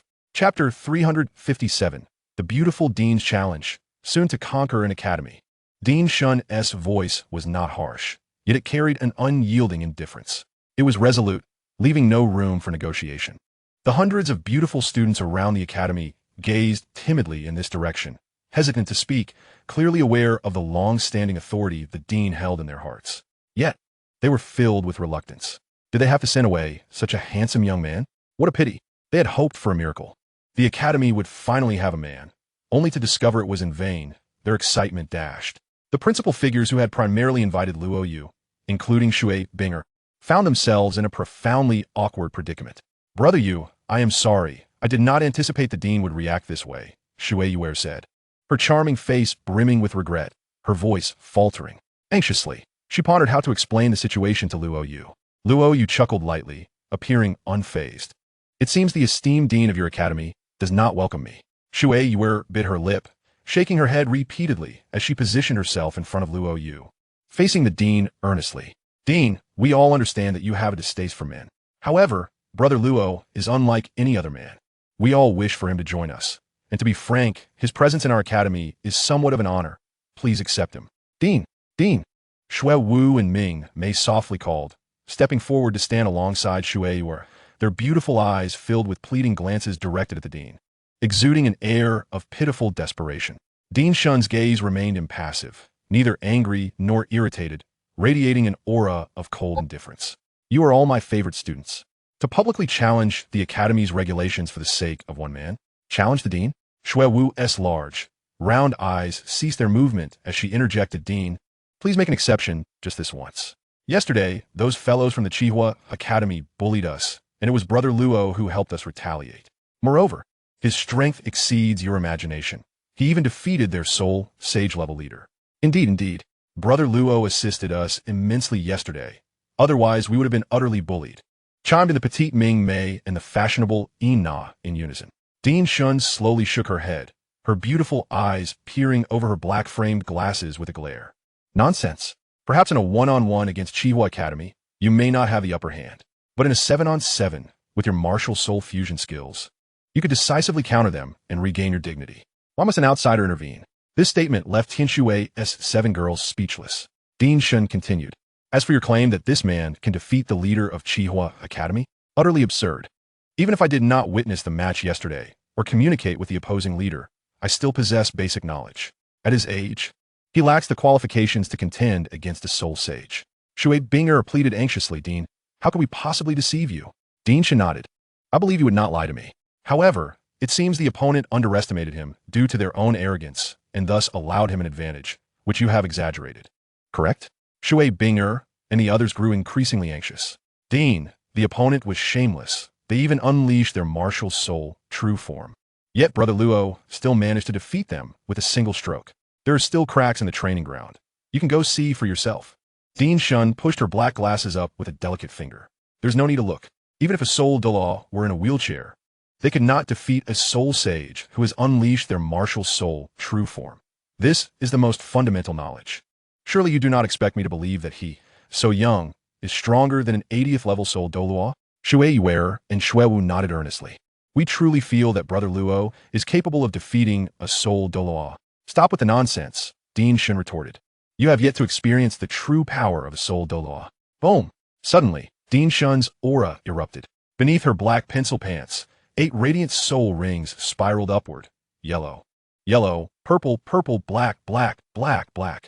The entire assembly of young women staggered, their eyes filled with astonishment. Dean Shun slowly surveyed her surroundings, her voice icy yet calm.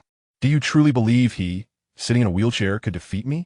Witnessing the fierce aura exuded by the Dean and the 8 soul rings surrounding her, Shui Binger and the others experienced firsthand what it meant to feel the pressure of a soul Douluo. Dean Shun turned her gaze to Luo Yu, her expression remaining indifferent. Though I harbor a dislike for men, I respect objective facts and will not suppress or ridicule. My students have exaggerated your abilities. That is their lack of discernment. Rest assured, I will not harm you, but I ask that you leave this place promptly. Luo Yu, intrigued, observed the situation. Just as he was about to speak, he was preempted by Shui Yuer's urgent call. Dean, this cannot be.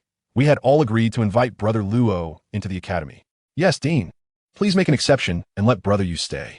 We all genuinely like him. Shui Wu exclaimed, her breath quickening, her ample bosom swaying. Silence. Dean Shun turned her head sharply, emitting a cold huff, and the surrounding air seemed to chill instantly. I have yet to hold you accountable for inflating this man's strength. And now you dare to make demands? Dean Shun's demeanor was sufficiently stern and frigid, amplified by the overwhelming aura of a soul Douluo, creating an intense pressure. The girls of the Tianshui team found it increasingly difficult to breathe. This lady has no cause for dispute. I can attest that they have not misrepresented his abilities.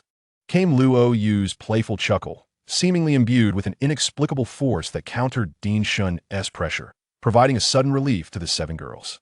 What did you just call me? Dean Shun turned back, her gaze sharp as ice. Beautiful lady, Luo Yu replied with a smile. Though your attire may be somewhat conservative, it cannot hide the fact that you are, without a doubt, an extraordinary beauty. Gasp. Hundreds of beautiful students collectively held their breath. Shui Yuer and Shui Wu exchanged astonished glances, utterly shocked. Brother Luo has such audacity to jest with the Dean. Is there truly a man unafraid of the Dean? Dean Shun's voice turned cold. You possess quite the audacity. You are the first man to dare speak such words to me. Luo Yu pondered for a moment before responding. Perhaps it is not that I am bold, but rather that others are too timid. Are you not afraid of my potential retaliation? Dean Shun inquired. Luo Yu's lips curled into a smile. I sincerely hope not. I suspect you would be the one to suffer in the end. Dean Shun scrutinized Luo Yu deeply. You appear to be quite confident, but this is not a place for your bravado. Luo Yu shook his head, his smile fading slightly as he focused. His gaze sharp and challenging. This is not bravado. Given how much Yuer and the others defend me, I must prove myself to them, even if confined to a wheelchair. Dealing with the soul Douluo is not beyond my capabilities. Dean Shun's eyes narrowed as she locked her gaze with Luo Yu. Is Brother Luo truly standing up for us? How reassuring. The 7 girls, along with hundreds of the Academy's beautiful students, felt their hearts flutter as they were captivated by the aura emanating from Luo Yu.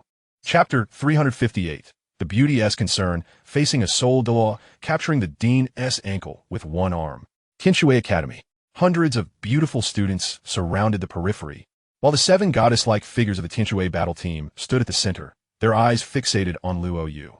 The formidable Dean Shun, who dares to openly challenge the level of a soul Douluo, possesses an aura of defiance against authority that captivates and enthralls the women around her. Dean Shun regarded Luo Yu with a cold, penetrating gaze, advising him to reconsider his stance. A strong individual must not be taken lightly, and merely expressing a desire to fight does not confer the right to engage in combat. Depart from this place, given that you're not a trespasser. I shall not hold it against you. The gates of Tianshui are wide open, allowing for your departure. Luo Yu, fingers interlaced, smirked playfully. And if I choose not to leave? Dean Shun's eyes narrowed as she surveyed him, her demeanor shifting with a palpable intensity. I am uncertain from where you derive your confidence. Today, if it is pain and education you seek, I shall accompany you to the end. Very well. Shall we take this to the arena for some amusement? Luo Yu responded with a light chuckle. Dean Shun shook her head, diverting her attention to Shui Yuer and her companions. I presumed your admiration was for a different kind of man. To my surprise, you seem to favor a mere madman. One who dares to disregard even a soul Douluo. As Shui Binger attempted to interject, she was halted by Dean Shun's raised hand.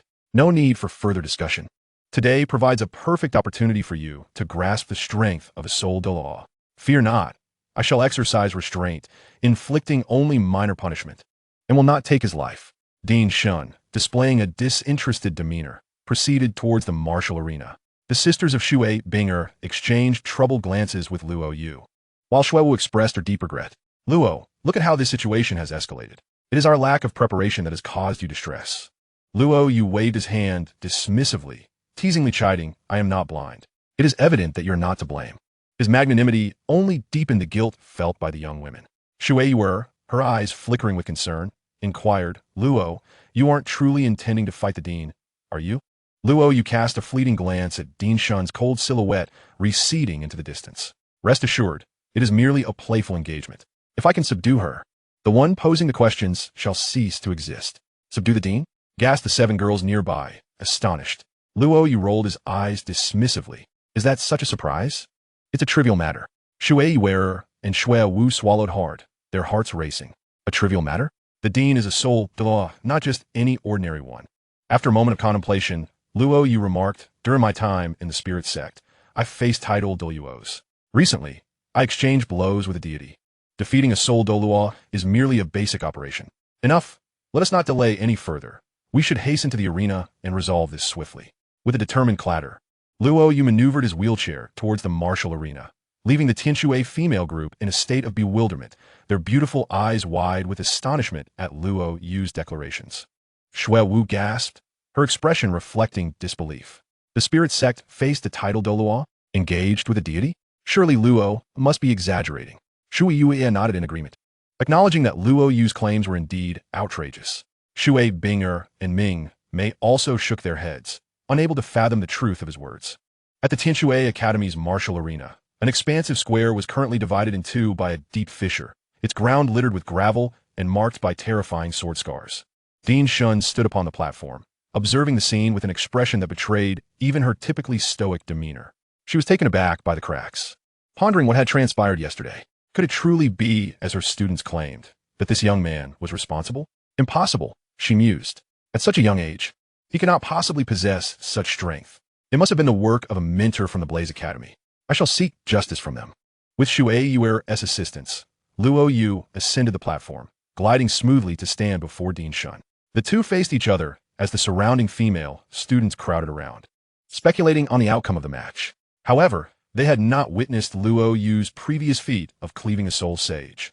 They had only seen the terrifying 8 soul rings of Dean Shun, leading them to doubt Luo Yu's chances. Dean Shun's icy gaze sharpened behind her black-framed glasses. I do not appreciate dilly-dallying. Let us commence without delay. Luo Yu nodded, resting his hands casually on the armrests. You may strike first. Dean Shun's expression darkened, the aura around her intensifying. What do you mean by that? Luo Yu replied with a smile. It is nothing of consequence. After all, this is your academy. It is only fitting that you have the first 2 moves to save face. Should I strike first, you may not even get a chance to retaliate. With a thunderous roar, Dean Shun unleashed her power, a blue light erupting as frost coalesced around her. The temperature plunged, and a towering phantom of an ice-blue king scorpion emerged behind her. 8 soul rings shimmered brilliantly in the air. Dean Shun, empowered, adjusted her glasses with a graceful finger, her phoenix-like eyes narrowing. I have no fondness for men, especially arrogant ones.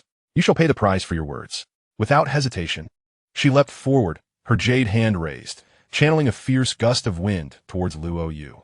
The overwhelming pressure of a soul Douluo caused the ground to fracture, leaving the surrounding female students in shock, fearing that Luo Yu would be sent flying with the next strike. However, as Dean Shun's attack descended, Luo Yu merely raised his arm, extending a finger as smooth and warm as jade to effortlessly deflect the assault. A resounding crash echoed through the arena, leaving the onlookers in a state of disbelief. Luo Yu exhibited no fluctuation of soul power, seated in his wheelchair. Yet he had effortlessly countered an attack of soul Douluo caliber with nothing but the strength of his finger. Stunned gasps erupted from the surrounding female students, and even Dean Shun experienced a fleeting moment of confusion. Faced with a young man like Luo Yu, She had been reluctant to exert her full strength. Yet even a casual strike should not have been so easily countered. The realization struck her. This individual had repelled her with a mere finger? Hey, focus on the fight. Don't get distracted. Take this seriously, a voice urged, snapping Dinshin back to reality as she regarded the relaxed demeanor of Luo Yu. She found it absurd and recognized she needed to reassess his capabilities. Quickly retracting her hand, Dinshin executed a swift kick with her long, slender leg clad in black trousers, akin to the whip of a wind god, aimed at Luo Yu's neck. Luo Yu shook his head, yawning. In a flash, he executed a cloud-like hand technique, precisely seizing Dinshin's ankle. A loud thud resounded as Dinshin's offensive faltered, her balance disrupted. One foot grounded while the other remained captured. Let go of me, you rascal, she exclaimed coldly. As you wish, Luo Yu replied, his arm bulging with sinewy strength as he effortlessly hurled Dinshin away. The onlooking girls were astounded, having never anticipated Luo Yu gaining the upper hand so decisively from the outset. Yet their astonishment was far from over. Dinshin regained her footing and steadied herself, her expression now grave. Without a word, her seventh soul ring ascended, shimmering with brilliance. With a resounding boom, a massive ice-blue king scorpion ascended from the ground, its formidable pincers radiating an aura of terror, and its raised tail glimmering with deep blue light. Dinshin stood atop the colossal creature, acknowledging, you are strong. I concede I underestimated you. I now believe you err and the others did not deceive me. Now, will you not reveal your sword spirit? Luo Yu appraised the imposing, fierce ice-blue king scorpion, shaking his head with a smile. Sword spirit? Perhaps another time. My mood is quite pleasant today. Allow me to show you something entertaining. With that, Luo Yu's aura erupted forth, his hair billowing wildly, as draconic might surge within him. As the anticipation mounted, the audience, led by Shui Yuer and the Seven Maidens, erupted with excitement at the prospect of Luo Yu unleashing his formidable sword martial soul. The 5 crimson soul rings he bore were sure to astonish the Academy's dean. Hundreds of beautiful students gathered, their hearts filled with eager expectation to witness the legendary young man's sword martial soul capable of toppling a soul sage. Standing atop the colossal ice-blue Emperor Scorpion, Dinshin braced herself, sensing an extraordinary aura emanating from Luo Yu. However, the phenomenon that unfolded before them left everyone in a state of shock, frozen in place. Instead of the anticipated resounding clang of a sword, a thunderous dragon roar reverberated, its ferocity overwhelming and unparalleled. As the audience quivered in bewilderment, Luo Yu erupted with a dazzling 9-colored radiance, a magnificent dragon silhouette soaring from his back, ascending towards the heavens. The 9-colored dragon hovered majestically in the air, casting a shadow that blotted out the sun. Its formidable presence spiraled overhead before settling behind Luo Yu. At that moment, silence enveloped the venue. The female students stood in stunned disbelief, unable to utter a word. The Shui sisters and the 7 maidens were left speechless, astonished that instead of the remarkable sword martial soul they expected, a dragon figure had manifested. Shui Geist of Luo Yu, who appeared to be the center of the universe at that instant. Her breath quickened as she beheld the soaring 9-colored dragon god, its scales shimmering and claws unfurling amidst the clouds.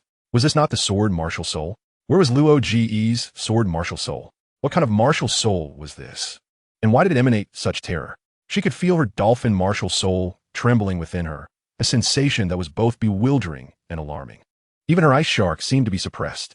Ming Mei, her legs ensconced in white patterned stockings, pressed them tightly together, her body quivering slightly, her radiant visage paling. Shui Binger struggled to articulate her thoughts, grappling with the realization that the dragon figure Luo Yu had summoned was of an unfathomable level. Even her ice phoenix was trembling in fear. Shui Wu's ample bosom quaked, her ice-blue eyes wide with disbelief. Her blue waves of hair were tousled by the wind, brushing against her stunningly shocked face. Shouldn't they be concerned about the might of this martial soul? Luo Gu had unleashed his second martial soul. This was a twin martial soul. The realization struck the women like a thunderclap, their hearts racing, eyes widening, mouths agape. Luo Yu, with his ability to slay a soul sage with a single sword strike, possessed a twin martial soul? This was utterly inconceivable. Shui Yuer had never imagined Luo Yu had concealed such depths. She had thought she had witnessed the entirety of his strength, only to discover that what he had previously displayed was merely the tip of the iceberg. Just how terrifying was this man? At that moment, it was not only the surrounding female students who trembled in awe, Dinshin, directly facing the pressure of Luo Yu's dragon might, was equally astonished. Her previously calm demeanor shattered. She could feel her very blood trembling uncontrollably, an inexplicable urge to worship this man surging within her. Even the ice-blue Emperor Scorpion beneath her quivered uncontrollably. Ding Shun bit her lip, her pearly teeth sinking into her flesh. How could this be possible? What level of martial soul was this? Sitting in his wheelchair, with the imposing dragon god behind him and the nine-colored radiance surrounding him, Luo Yu resembled a terrestrial emperor, exuding an inexpressible aura of nobility. He did not respond to Ding Shun's inquiry, but instead urged, "Your martial soul's true form has already manifested. Why do you hesitate? Are you afraid?" Had this been before, Ding Shun would have dismissed him contemptuously, not even casting him a glance. Yet, at this moment, she found herself grappling with an unfamiliar sensation of trepidation towards a man's martial soul. She hesitated to act. Seeing her reluctance, Luo Yu felt disheartened. Bathed in divine light, he shook his head repeatedly. Hadn't Tishi expressed confidence earlier? I haven't even exerted my strength, and you are already backing down? Ding Shun's eyes widened, a hint of agitation creeping into her usually icy voice. Is this not exerting strength? Luo Yu sighed deeply. Exerting strength? Merely summoning my martial soul for a warm-up. He decided to be bold today, given the presence of so many beautiful women. Allow me to showcase my talents. The Academy's beauties were fully captivated, their curiosity piqued, all eyes fixated on Luo Yu, brimming with anticipation. Suddenly, rings of soul energy began to rise around him. What kind of celestial soul rings were these? Shui Yuer's eyes reflected the shimmering rings, her pupils contracting in disbelief. As every female student in attendance held their breath in awe, Ding Shun's beautiful eyes trembled violently, her composure shattered, as the chilling aura that had defined her demeanor crumbled under the weight of astonishment. 6 million-year divine soul rings encircled Luo Yu, each ring seemingly harboring a miniature dragon that released different roars, radiating dazzling brilliance that illuminated the shocked faces around her. The crowd erupted into a frenzy, excitement coursing through them. One by one, stunning young women expressed their disbelief. How could this be possible? What kind of terrifying soul ring configuration was this? Was it the red soul ring the pinnacle of human achievement? Were there even golden soul rings beyond that? Some youthful maidens, overwhelmed, gazed at the divinely illuminated Luo Yu, feeling lightheaded, unable to contain their cries of admiration. Mom, don't ask me why I want to kneel and watch the match. Just know this man is too handsome. On stage, Luo Yu disregarded the surrounding exclamations, gently rubbing his wrist, his gaze locked on Ding Shun. At that moment, the massive ice-blue Emperor Scorpion, which represented Ding Shun's martial soul, was swaying precariously, its soul power unstable under the pressure of the dragon's might. A devilish smile curled on his lips, revealing a set of pristine white teeth, his strikingly handsome face exuding an air of harmlessness. Ding Shun, given my current level, I should be able to exchange blows with a soul Douluo, shouldn't I? Luo Yu's words pierced Ding Shun's heart, leaving her at a loss for words. How could she have anticipated that a young man would casually display such astonishing power? Was there even a need to engage in combat? Ding Shun found herself in a dilemma. Her pride would not allow her to concede in front of so many students. Yet she questioned her chances of victory if they were to fight. Ultimately, she decided to push aside her reservations. After all, she was an 8-ringed soul Douluo. No matter how peculiar his martial soul and soul rings were, he could not possibly defeat her utterly. With a determined bite of her silver teeth, she unleashed her soul power without reservation. The towering ice-blue Emperor Scorpion emitted a piercing screech, its sound waves reverberating as it raised its long tail, preparing to strike Luo Yu with its massive pincers. Facing the monstrous ice-blue Emperor Scorpion, which charged at him with a violent gust, Luo Yu remained as steady as a mountain, seated firmly, neither flinching nor retreating. He gathered his energy, his gaze piercing, with a bent arm and a powerful punch. He declared, "Dragon Emperor." Stunning fist. A resounding dragon roar echoed as a radiant 9-color dragon silhouette coalesced into a massive fist imprint, imbued with a cataclysmic force, hurtling towards the ice-blue Emperor Scorpion. Chapter 360. The Mysterious Origin of the Beautiful Ding, the male god of the Women's Academy. In an instant, the ice crystal Emperor Scorpion's movements froze, countless fissures appearing upon its form, violently shaking and trembling before ultimately shattering into myriad sparkling motes of light. Ding Shun let out a muffled groan, her once icy demeanor replaced by sheer astonishment. her crystal-like, beautiful eyes reflecting the relentless onslaught of the multicolored dragon shadow converging into a fist imprint. She swiftly rolled back, evading its sharp edge with haste. However, the fist shadow lingered in the air, the dragon's punch spinning as it twisted into a radiant arc of 9 colors, seemingly intent on striking its target without respite. Relentlessly pursuing Din Shun and continuously closing the distance. How could this be possible? Din Shun's complexion paled, her crimson lips clenched tightly, utterly taken aback by Luo Yu's prowess. The fist shadow pursued her unyieldingly, showing no signs of waning. She sensed her soul power rapidly depleting, realizing she was on the brink of collapse, and would soon have to confront this terrifying punch head-on. No longer evading, she stood resolute upon the ground, bracing for the fearsome 9-colored dragon punch. Surrendering was out of the question. She would never yield to a man in her lifetime. Din Shun began to extract every ounce of soul power from her meridians, even preparing to unleash a forbidden technique, ready to draw upon the very life force from every inch of her flesh.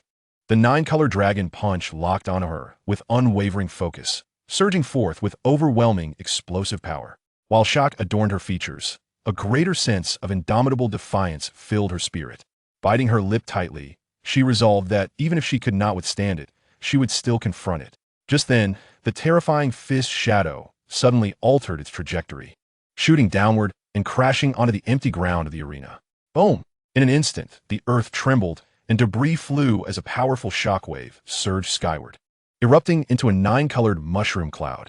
Surrounding the arena, hundreds of female students watched in awe, their hair whipped up by the gust, brushing against their pure, delicate cheeks.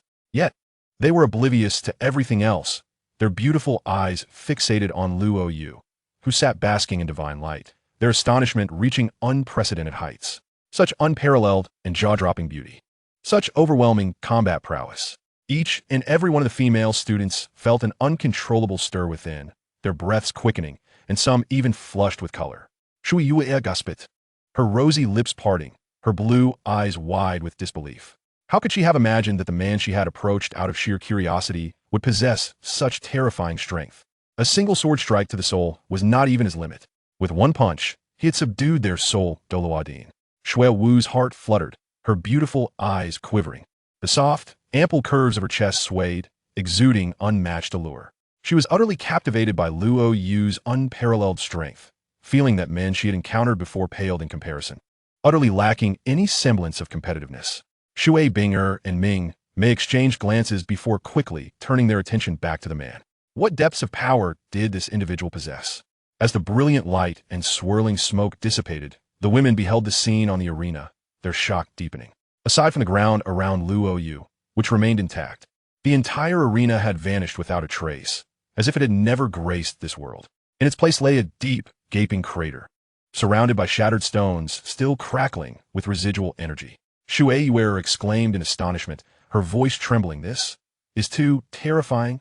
While others engage in battles to defeat opponents, Luo Gu obliterates the arena itself. Shui Binger, growing anxious, asked, "Where's the dean? Is she all right?" "Over there," Shui Wu replied, pointing towards the edge of the crater. The group of women turned their gazes, instantly struck by awe. Din Shin's black-framed glasses had been blown away, as if the seal had been lifted, revealing a pair of exquisite blue-amber eyes. Her previously tied hair now cascaded like a waterfall, gliding down her fragrant shoulders to her hips, exuding an indescribable beauty.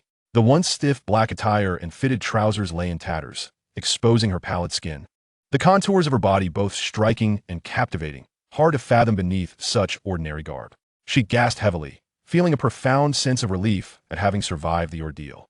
Her beautiful eyes were locked onto Luo Yu, her emotions a tumultuous sea. Being so effortlessly defeated in front of the entire academy was a bitter pill to swallow, especially as she grappled with the reality of her earlier words. Nevertheless, Luo Yu's techniques were honorable, and she acknowledged her defeat with grace. Din Shun leapt onto the stage, disregarding her disheveled appearance. "Why didn't you unleash that punch earlier? Do you look down on me?" Luo Yu retracted the aura surrounding him, concealing the essence of his dragon, god, martial soul. He regarded Din Shun, shaking his head slowly. It was merely a spar, not a life-and-death struggle. There was no need for such extremes. Din Shun asserted, "You have won. I concede that even a soul Douluo could not best you." "You're too kind." Luo Yu chuckled lightly. "It was just a spar. There's no need to dwell on victory or defeat. There's no need to spare my pride. Today, I acknowledge my fault. The girls did not lie. You are indeed formidable, far more so than they indicated. Luo Yu gestured towards the crater, this obliterated arena. There is no need for compensation, right? Din Shun shook her head. No need for compensation, but you must answer me one question. Luo Yu replied, you may ask first. I will decide if I can answer. Din Shun paused, her gaze piercing as she scrutinized Luo Yu, laced with skepticism. Are you human? Luo Yu's eyes widened in disbelief. What kind of question is that? If I am not human, then what could I possibly be? Do not misunderstand, Din Shun clarified. I merely feel that no human could possess such strength at your age. You must be either a reincarnated deity or a remnant of a soul beast. No, even a soul beast reborn could not achieve this level of power. Luo Yu uttered a soft exclamation. It was inconceivable that a dean of Soul Douluo rank would possess such insight. Recalling his earlier impression of her unusual aura, he did not hesitate to deploy his divine eye. Din Shun, I apologize for my rudeness. As Luo Yu's words fell, his eyes shimmered with a purple-golden glow. The golden light erupted, the power of perception reaching its zenith as it illuminated Din Shun from head to toe. What do you intend to do? Din Shun's demeanor shifted to one of alarm, her delicate face paling as she exclaimed. Her soul power surged forth, attempting to block Luo Yu's probing. Yet, it was too late. Luo Yu's divine gaze was not so easily thwarted. In a matter of seconds, he had thoroughly scrutinized her inner being. Luo Yu withdrew his gaze, a sudden realization dawning upon him. Din Shun furrowed her brows, regarding him with confusion. What were you just doing? Luo Yu smirked. What do you think? I do not comprehend your words. Din Shun's face momentarily displayed panic, only to quickly regain her composure. Thump, thump. Luo Yu maneuvered his wheelchair closer to Din Shun, leaning in and lowering his voice. Din Shun, you don't quite seem human to me. Din Shun trembled, her pupils constricting as she regarded Luo Yu in disbelief. Chapter 361. All-knowing and all-powerful, the astonished Beauty Din, the twin kings of the far north. Luo Yu stared intently into the eyes of the liberated Beauty Din, a charming smile gracing his lips tinged with a hint of mischief. Din Shun inhaled deeply, her gaze regaining its icy demeanor. What are you insinuating? I do not understand. Luo Yu gestured towards his eyes. There are few things in this world that can elude the gaze of these eyes. Din Shun took a step back, her demeanor icy as she remarked, if you continue to spout nonsense, do not blame me for my lack of courtesy. Oh, Luo Yu raised an eyebrow, spreading his hands and replying, if you wish to be uncivil towards me, feel free to act. I have no objections. Din Shun shot him a cold glare for several seconds before her resolve faltered. Through their brief skirmish, she had discerned that his martial soul rings, and strength were astonishingly formidable. Even if they were to engage 1,000 times, her chances of victory were infinitesimal. Her expression shifted from one of authority to uncertainty as she gritted her teeth and stepped closer. Leaning in, she lowered her voice. What exactly do you want? If your intention is to remain at the Tianshui Academy, I shall not hinder you. Luo Yu shook his head, glancing at her strikingly beautiful visage in close proximity. I'm merely curious. The Ice Emperor Scorpion hails from the extreme north. How could it possibly find its way to a southern nation, such as the Tiando Empire?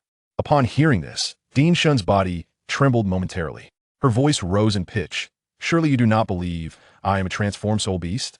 How could that be? She continued. Once a soul beast reaches the age of 80, it bears no distinction from a human. Even a titled Gu wouldn't discern anything. How can you so boldly assert that I am a soul beast? Luo Yu cast her a sidelong glance. Whether you are or not, you are aware of the truth within yourself. Just because a titled Douluo cannot perceive it does not mean I cannot. Rest assured, I shall not divulge this to anyone, nor will I act against you. To be frank, I have little interest in your 100,000-year soul bones and rings. After his words, Din Shun fell silent. On the surface, she appeared unfazed, yet within, tumultuous waves surged. She had never anticipated that after concealing her identity in the human realm for so long, having just transformed and cultivated to the level of Soul Douluo, she would be so easily seen through by this man before her. In addition to her shock and disarray, she felt an acute discomfort at his dismissive words regarding her 100,000-year soul bones and rings. After all, she was an Ice Emperor Scorpion, second only to the Ice Emperor itself. The bloodline talent she possessed meant that her 100,000-year soul bones and rings were far from mundane. As her inner turmoil brewed, she suddenly recalled Luo Yu's 6 resplendent and terrifying soul rings, leaving her momentarily speechless and despondent. Was it possible that her soul rings and bones were truly worthless? However, this realization did serve to diminish her wariness of Luo Yu considerably. Dean Shun glanced at the beautiful female students in the distance and spoke urgently in a hushed tone. What else do you know? Luo Yu interlocked his fingers beneath his chin, a hint of curiosity evident in his voice. Since you are a soul beast from the extreme north, you must have encountered the 3 kings of the extreme north, correct? Upon hearing his words, Dean Shun's serene countenance instantly transformed, her previously tranquil mind now a whirlwind of chaos. Her eyes widened in astonishment. Who are you? What is your background? How do you know of matters concerning the extreme north? Yet, Dean Shun hesitated and asked, but there are only 2 kings in the extreme north. Where does the 3rd come from? Luo Yu smacked his forehead, nearly forgetting that he had crossed over during the Dou era. At this time, the Titan Snow Demon King had yet to rise. I must have been mistaken. The rulers of the extreme north are the Ice Emperor and the Snow Emperor, correct? You may not have seen the Snow Emperor, but you must have encountered the Ice Emperor, given your form as an Ice Emperor Scorpion. Dean Shun's delicate hands clenched as she scrutinized the man seated in the wheelchair before her. How could he possess such extensive knowledge of a place where no humans tread? Surely, he could not be omniscient. In the past, she had looked down upon humans from her lofty perch, often deriding their ignorance. Yet today was different. This man left her feeling unmoored, shrouded in an impenetrable fog that evoked a sense of reverence within her. The Ice Emperor is my clan leader, of course. I have met her, Luo Yu expressed, intrigued. After you took on a human form, did the Ice Emperor cease to care for you? Dean Shun shook her head vigorously. The clan leader is very kind. She has visited me numerous times over the years. If any human dares to bully me, she would never let them go unpunished. Upon sensing an underlying implication in her words, Luo Yu chuckled in surprise. Did she fear him and invoke the Ice Emperor's name to deter him? He waved his hand dismissively. Let's end our conversation here for today. We should keep our distance. It is best for you not to harbor any ill intentions towards me. If you provoke me, the Ice Emperor's arrival would not spare you. Dean Shun's eyes widened in disbelief. Do you have any idea what level of power the Ice Emperor possesses? Do you comprehend the terror that arises when the Ice Emperor and Snow Emperor join forces? Luo Yu cast her a sidelong glance, his tone unperturbed. Do not question my words. Do you believe that the Black Dragon under my command would not be able to subdue both of them? Dean Shun was momentarily taken aback, finding his statement utterly absurd. A Black Dragon? Defeating the 2 emperors of the extreme north? You must be jesting. Seeing the seriousness in Luo Yu's expression, Dean Shun suddenly paused, recalling a legend she had heard long ago. It was said that within the Stardow Forest, there resided a golden-eyed Black Dragon King, Emperor Tian, whose power far surpassed that of the 2 emperors of the extreme north. Her face twitched for a moment as she considered the absurdity of the situation and tentatively asked, could the Black Dragon you mentioned earlier be the golden-eyed Black Dragon King? Oh, has my little brother gained such notoriety? Luo Yu raised an eyebrow. Dean Shun scoffed lightly. Even if you possess vast knowledge and exceptional strength, you should not exaggerate. You cannot possibly think I am naive enough to believe you. That golden-eyed Black Dragon King, with his legendary skill, the Black Dragon Claw, is said to be capable of capturing any soul beast. You claim he is your little brother? Have you lost your senses? Or have I? Luo Yu waved his hand, a hint of amusement in his voice. If you possess the ability to summon the Ice and Snow Emperors here, I shall call upon the golden-eyed Black Dragon King for you to witness. Are you serious? Dean Shun's mouth fell open in disbelief. Absolutely. Dean Shun shook her head. Enough of this. I do not believe you. You may come and go freely at Tianshui Academy, but you must keep my secret and refrain from disturbing me unnecessarily. With that, she did not wait for Luo Yu's response, nor did she engage with the students, swiftly departing. As Luo Yu turned, he was met with the fervent gazes of the gathering female students. The 7 beautiful girls from the Tianshui girl group eagerly rushed to the stage, their legs adorned in stockings. Luo Yu smiled faintly, preparing to embrace the delightful surprises orchestrated by Shui Yuer. Chapter 362. The Enthralled Admirers, Attentive Service, and Imperial Experience. Beneath the arena, hundreds of beautiful female students stood in silence, their gazes fixed upon Luo Yu. When Shui Yuer pushed him off the stage, the atmosphere erupted into a frenzy. To the ordinary observer, these heavenly beauties appeared flushed, their eyes shimmering with excitement as they let out ecstatic shrieks, akin to fervent fans.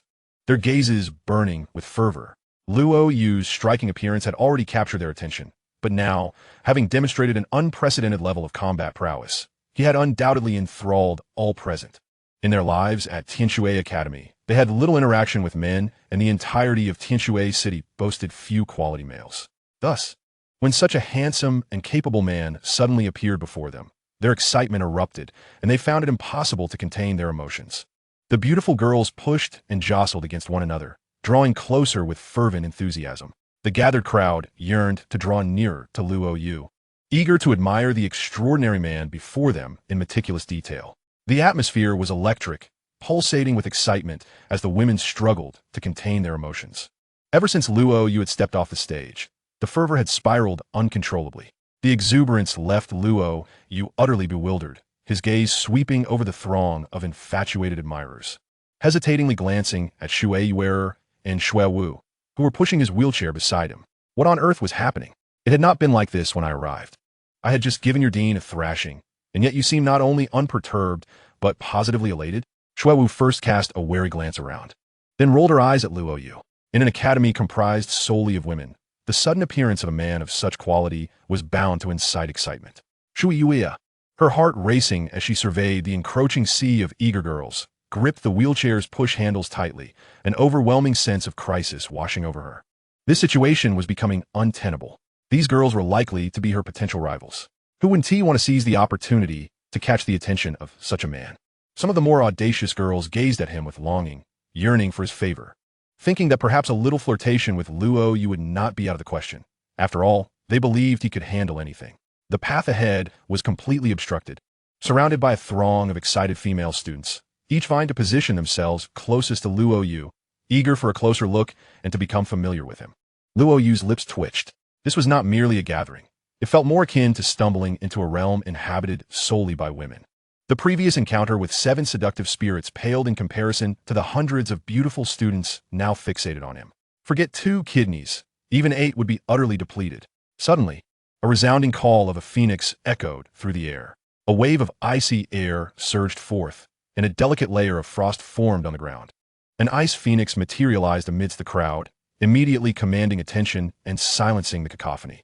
The ethereal specter of the ice phoenix hovered protectively behind Shui Binger, who wore a stern expression, her piercing gaze fixed on the surrounding girls. You are the elite of Tianshui Academy, not mere vendors at a marketplace. Is it merely because this man is slightly more handsome, more powerful, and possesses better charisma that you are so stirred? Have you all lost your sense of decorum? Some of you appear on the verge of drooling. Can you be any more excessive? The crowd erupted into a flurry of whispers, their voices a murmur of astonishment. I've seen men before, but never one quite like him. I want to bear his children. Decorum? Who needs decorum? I want a man. I want that handsome boy. With a surge of icy energy radiating from Shui Binga, she demanded, who was just speaking. The crowd fell silent, no one daring to utter another word. As the captain of the Tianshui battle team, Shui Binger wielded considerable authority within Tianshui Academy, and none dared challenge her wrath. Once the atmosphere quieted, Shui Binger spoke clearly. Everyone appreciates an exceptional man. If you wish to pursue him, I will not stand in your way. However, today is not the day. This is his first visit, and your predatory demeanor may frighten him away. Where will you go to weep if that happens?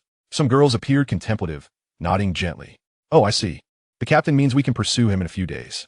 Ladies, there are too many rivals. We must strategize collectively from our dormitory to eliminate our competitors and win over the handsome boy. We need to investigate what type he prefers, who has the most ample bosom, who possesses the biggest heart. Hearing the hushed discussions around her, Shui Binger shook her head with a wry smile. Such brazen thoughts. It seemed that with Luo Yu's arrival, the days of tranquility at Tianshui Academy would be irrevocably altered. Luo Yu, at a loss for words, remained amidst the chaos, his ears fully attuned to the conversations unfolding around him. He longed to address the trio of tall, tattooed young women to his left. Could you perhaps keep your plans of luring me out for a drink and then, a little quieter? I would hate to overhear your intentions. Previously, he had believed he was the lone wolf amidst a flock of sheep, given that Tianshui was replete with stunning women. Yet he now realized that the distinction between sheep and wolves was far from clear. Eventually, Shui Yuer and her entourage of 7 led Luo Yu to a magnificent, resplendent hall, adorned with vibrant decorations. The stage was covered with a crimson carpet, and a grand circular table laden with an array of exquisite delicacies and beverages awaited below. A colossal banner hung at the hall's apex, proclaiming, "A warm welcome to Brother Luo Zhuqing, who has come to our academy for guidance." Luo Yu found himself seated at the primary position closest to the stage. Is this truly necessary? He queried in astonishment. Shui Yuer blinked, of course.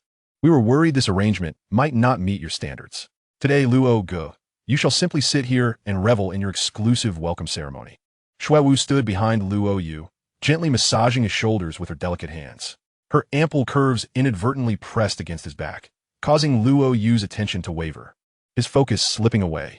As the welcome ceremony commenced, Luo Yu suddenly grasped the meaning of imperial treatment.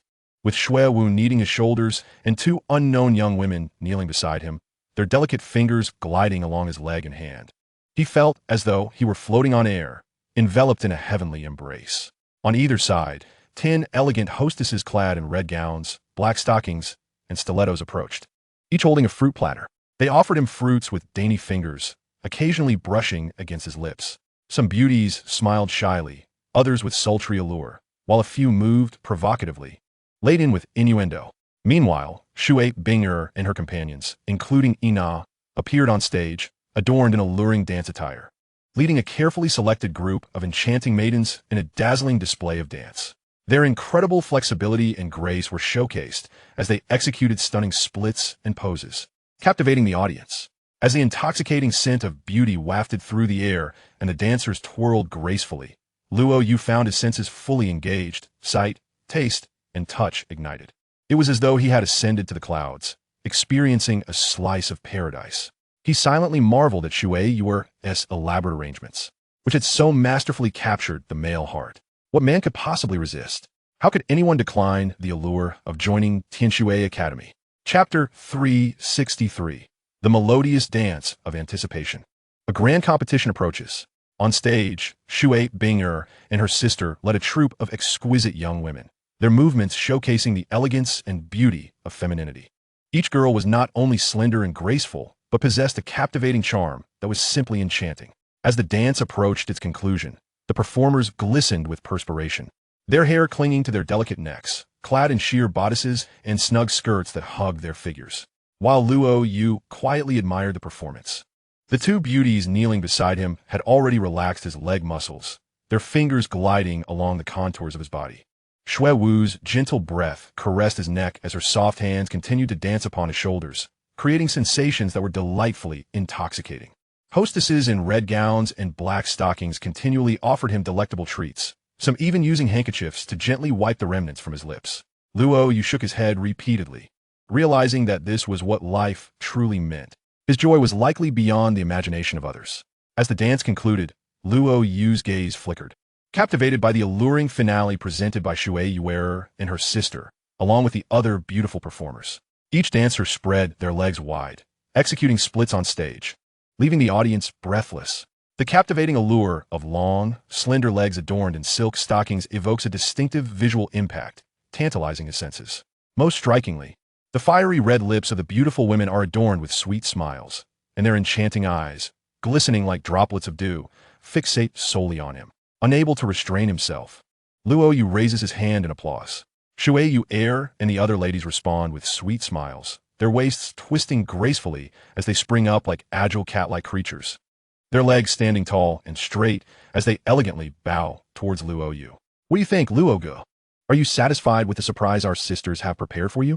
Shui Yuer, with her silk-clad feet perched in high heels, hops down from the stage and swiftly approaches Luo Yu. With a chuckle, Luo Yu replies, if I were to express dissatisfaction, wouldn't all these lovely ladies swarm over me, eager to claw me to death? Shui Yuer gathers her damp, silky hair behind her, revealing her pristine neck and delicate, glistening earlobes, and beams with a soft smile. Not only would I be unwilling, but they would be too. At most, you might feel a bit invigorated. Luo Yu blinks, momentarily taken aback. Did he misinterpret her words? Luo Gu, have you considered our offer? Will you join us at Tianshui Academy? Shui Yuer gazes earnestly at him. Shui Bing'er, Shui Wu, and Ming Mei also gather around, their beautiful eyes sparkling with hope. Rolling his eyes, Luo Yu chuckles. Indeed, there is no such thing as a free lunch. The pleasures of life aren't too easily attained. So it appears you've been waiting for me here. Shui Yuer playfully tugs at his sleeve, gently shaking it as she coos, Luo Gu, look at how sincere our sisters are. We wholeheartedly invite you to join us. Come on, Luo Gu, just join us at Tianshui. Shui will provide you with massage services every day, Shui Wu adds, her large eyes blinking innocently. Whenever you wish, I can be at your service. No matter the hour. Luo Yu rubs his nose, feeling the underlying ambiguity of her words. Was he too lewd in his interpretation? Clearing his throat, he adopts a serious tone. I am a man of integrity. Do you think I could be swayed by mere beauty? Are you attempting to entice me with your allure? We also wish to win you over with other means. Shui Yu air pouts adorably, her hair flicking as she playfully complains. But it seems we have nothing left but our beauty. Loga, you may not know, but Tianshui Academy is the only one among the 5 major elemental academies willing to accept commoners. We are all descendants of the impoverished. Shui Bing Air explains with a hint of sadness. Luo Yu feels his eyelids twitch. If you're poor, can we please refrain from flaunting it? He glances around, noticing the eager yet anxious gazes of the beautiful girls. Finally, he nods. All right, I'll agree. For this upcoming Continental Senior Soul Master competition, I will be your guardian. With me around, no one shall bully you. In an instant, the Tianshui beauties burst into joyous smiles, akin to a blooming garden, their cheers echoing. Shui Yu air clasps Luo Yu's hands tightly. I knew you were the best, Luo Gu. Shui Wu and Ming may beam with delight, while Shui Bing air gestures for silence. Her voice soft, Luo Gu, I truly did not expect you to join us. I am genuinely excited and grateful. May I ask you for a favor? Luo Yu raises an eyebrow, chuckling. What is it that you find so difficult to voice? Shui Bing air's cheeks flush with color. Could you spare a little time to guide us? Guide? Luo Yu is puzzled. Yes, Shui Bing air nods, explaining I don't want to impose. Asking you to lead us 7 to victory. That feels too presumptuous. We wish for your guidance in our training so that we may strive for the championship through our own efforts. Oh, Luo Yu smiles, seeing her in a new light. For most, the allure of an easy victory would be irresistible. Yet it is evident that the Tianshui girls possess a strong sense of pride and a desire for personal growth. Very well, I will assist you. However, but what? The girls' faces light up with joy, eager to hear more. Luo Yu chuckles. Let us keep the conditions open for now. I'll let you know when I think of something I desire. That's fine, Shui Bing air agrees, as long as it's something we can provide. What if it's a person? Luo Yu gives her a meaningful glance. Shui Bing air bursts into laughter. Did you not see how these girls are going wild today? If you like anyone, just say so. You won't even need to make the first move. They rush to you on their own. Luo Yu finds himself momentarily speechless. Eventually, he settles into life at Tianshui Academy, residing in the girls' dormitory, the only man in the entire building. Situated on the 3rd floor, right in the middle, he must pass numerous beautiful students each day, many of whom do not regard him as an outsider, casually striding about in revealing attire. It must be said, these lovely girls are incredibly tempting and bold, some even hinting at more. On several occasions, Luo Yu has felt the urge to pull someone into a secluded space for a more intimate encounter. But he managed to retain his rationality and refrain from crossing any lines. Akin returned to Heavendo City to relay messages, while Lan Ling Air, still not fully recovered, remained at the Rose Hotel for recuperation. Luo Yu occasionally visits her, relishing in her tender warmth. Upon learning of his enrollment in Tianshui Academy, Huo Wu became infuriated, persistently sneaking into the academy each night to search for him, only to return the next day, undeterred, even after being chased away.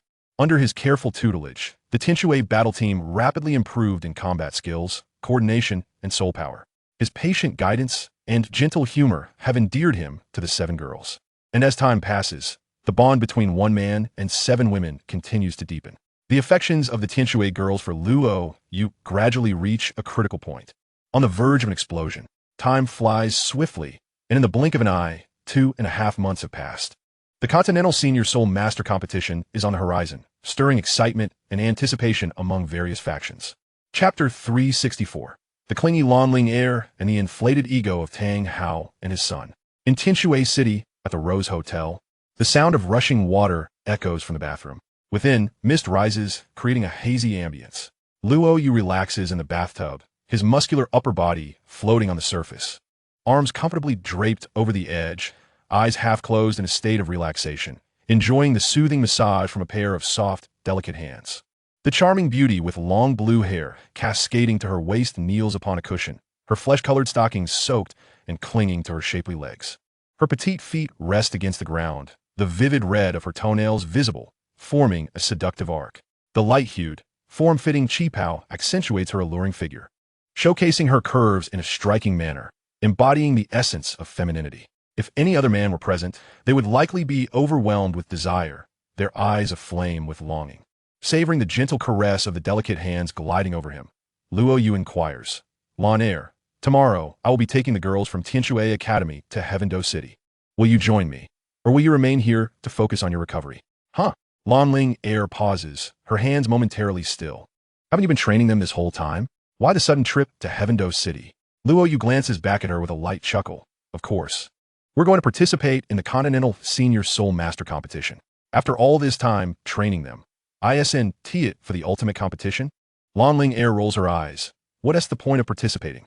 With your strength, it's like a tiger entering a flock of sheep.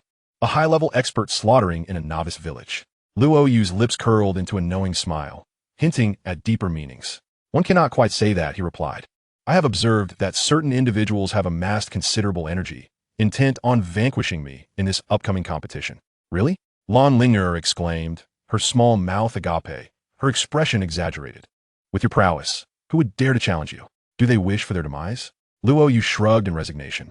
"There will always be those who become overconfident, deluding themselves into believing they are destined for greatness. It seems I must assist in dispelling their illusions. How unfortunate for them to provoke you. They must be prepared for a lesson in humility." Lan Er giggled, covering her mouth with her hand. Luo Yu shook his head. "Let's not dwell on this. Do you intend to accompany me, or will you remain here? Is that even a question?" "I shall undoubtedly follow you," Lan Er replied without hesitation. "You helped me reshape my body and forget my past. From that moment on, I have been yours." "Very well," Luo Yu nodded. "Your sister should be over there as well. It seems we shall reunite this time." "Ah," Lan Er extended the sound, her lips pursed. "Tomorrow, I will meet my sister? What's wrong? Do you not wish to see her?" Luo Yu inquired. Lan Er shyly sucked on her finger, stammering, "I do wish to see her. But once I lay eyes on her, I fear I shan't have the chance to enjoy a world for two with you. Yu. I have a request for you today." "What is it?" Luo Yu asked, perplexed. "Could you please satisfy my hunger?" Lan Er blushed, lowering her gaze to touch her flat stomach. "What do you mean by satisfy?" Luo Yu's lips quirked upward slightly. "How naughty. You are being quite wicked." Knowing full well what I imply, Lan Er shyly nudged his arm, her cheeks flushed with color. "I am uncertain," Luo Yu replied, raising his hands in feigned innocence. "Unless you articulate your desires clearly, I find it difficult to assist you." Lan Er, her dampened stockings brushing against the ground, stood from her kneeling position, her 5 adorable toes and slightly reddened knees pushing her up. She wrapped her delicate arms around Luo Yu's neck. "I merely wish to walk with a limp tomorrow. Could you please assist me?" With a swift motion, Luo Yu grasped her small arm, his strength propelling her into the air, ultimately landing her precisely into the bathtub, splashing water everywhere and causing the wooden tub to creak. You are too forceful. You startled me." Lan Er playfully hit his chest, her chi-pao and sheer stockings thoroughly soaked, resembling a beautiful lotus emerging from water. 3, 2. Lan Er, curious, asked what Luo Yu was looking up. 1. With a sharp crack, spiderweb-like fissures swiftly appeared on the wooden tub. "The tub, I am cracking." The entwined Luo Yu and Lan Er quickly lost their balance, tumbling to the ground. Given their physical prowess, they were unharmed, yet the scene became quite enchanting. Their gazes locked in silence for an extended moment. Eventually, the exquisite beauty's ice-blue eyes grew hazy, reflecting the strikingly handsome face before her as she leaned in for a kiss. Luo Yu tightened his embrace around Lan, his mind preoccupied with another matter. Tomorrow, they would set off to the Heavendo Empire, and tonight, Shui Yu and the others insisted on inviting him for drinks. It seemed he needed to expedite his efforts to tame the clingy little kitten in his arms. Soon, within the bedroom, amidst the sound of flowing water, a melodious tune emerged. While Luo Yu savored Lan, the sun began its descent. In a remote jungle illuminated by the golden hues of sunset, a magnificent waterfall cascaded from a great height, producing a deafening roar. Beneath this waterfall stood a tall young man with blue hair, his eyes closed, wielding a black-patterned giant hammer, accumulating a tempestuous energy within him. As the power reached its zenith, he opened his eyes, which gleamed with blinding purple light. 5 soul rings, yellow, purple, and black, appeared on the hammer, swelling rapidly. With each successive explosion of the soul rings, the young man's aura soared, his robes fluttering violently, and his blue hair danced in the wind. With a roar, he swung the radiant black hammer, instantly reversing the course of the majestic waterfall as it soared skyward. With a thunderous boom, It seemed as though half the cliff had been obliterated, rocks thundering down in a cacophony. As the young man concluded his display of power, a hearty laugh echoed nearby, filled with immense pride. Ha ha! Excellent, splendid. My son, Tang Hao, truly unparalleled. In such a brief time, you've mastered my simplified divine skill. The great Shumi Hammer. Among all the talents across the world, my son's aptitude is second to none. Tang San landed lightly on the shore, his face illuminated with astonishment. Father, how's my strength now? Tang Hao stood. Isn't that obvious? What a question. Even without competing, you are undoubtedly the strongest among your peers. Should anyone withstand your hammer and survive, I would commend their talent. To be frank, the upcoming Continental Advanced Soul Master competition has no worthy opponents. It is merely a stage set for you to shine, with all others merely your supporting cast. Witness the rise of the new king of Douluo continent. Having just broken through, Tang San had been training tirelessly without a sparring partner, thus failing to recognize his true strength. However, under Tang Hao's passionate declaration, he felt a surge of excitement. He clenched his fists tightly. Father, I can hardly wait to participate in the competition. I can already envision the look of shock on Luo Yu's face when he sees my transformation, my dual martial souls, my 5 soul rings, and my godly skills. Tang Hao chuckled, scolding him playfully. You little rascal, how many times must I emphasize this? Your vision should not be so narrow. You ought to broaden your horizons. That fellow is insignificant. You have long surpassed him. You should be grateful to even glimpse your back. What you need to do is aim for true supremacy, not fixate on someone so trivial. Tang San shook his head, staring into the distance, his eyes narrowing. He bit down hard, his gums seeming to bleed from the pressure. Father, I shall become the number 1 in the world, and I will surely crush that fellow. He has taken my beloved Xiao Wu from me, and this grudge is unforgivable. In this competition, I will stand before him and declare that my past failures mean nothing. I am now fully capable of suppressing him in every aspect. I will show Xiao Wu that I, Tang San, have undergone a complete transformation. Not only do I surpass Luo Yu in looks, but I also possess an additional martial soul and a strength that can easily overwhelm him. I will bring Xiao Wu back to my side, without fail. Tang San trembled all over, the veins on his temples bulging, the ground beneath him cracking under the pressure. Tang Hao patted his shoulder. Do not fixate solely on that other person. We must also find your mother. Tang San sighed. With just a wheel imprint, it will be quite challenging to locate her. How could you stoop so low as to deceive even your own mother? Tang Hao et Gulim, take a moment to rest. We shall depart for Tiando City tomorrow to seek your aunt's assistance in uncovering the whereabouts of your missing mother. Very well, Tang San replied, nodding gravely. He gazed towards the direction of Tiando City, a cold smile playing on his lips. Luo Yu, do not let me down. You must participate in the competition. If you do not show up, what meaning does it hold for me to unleash my powers upon others? At the Rose Hotel, Luo Yu donned his indigo attire, and, as he exited, Lan Linger was too weak to see him off. She curled up her soft, pink blanket, her hands limply resting on the bed, her eyes filled with a haze of confusion. The blush on her fair cheeks lingered, refusing to fade.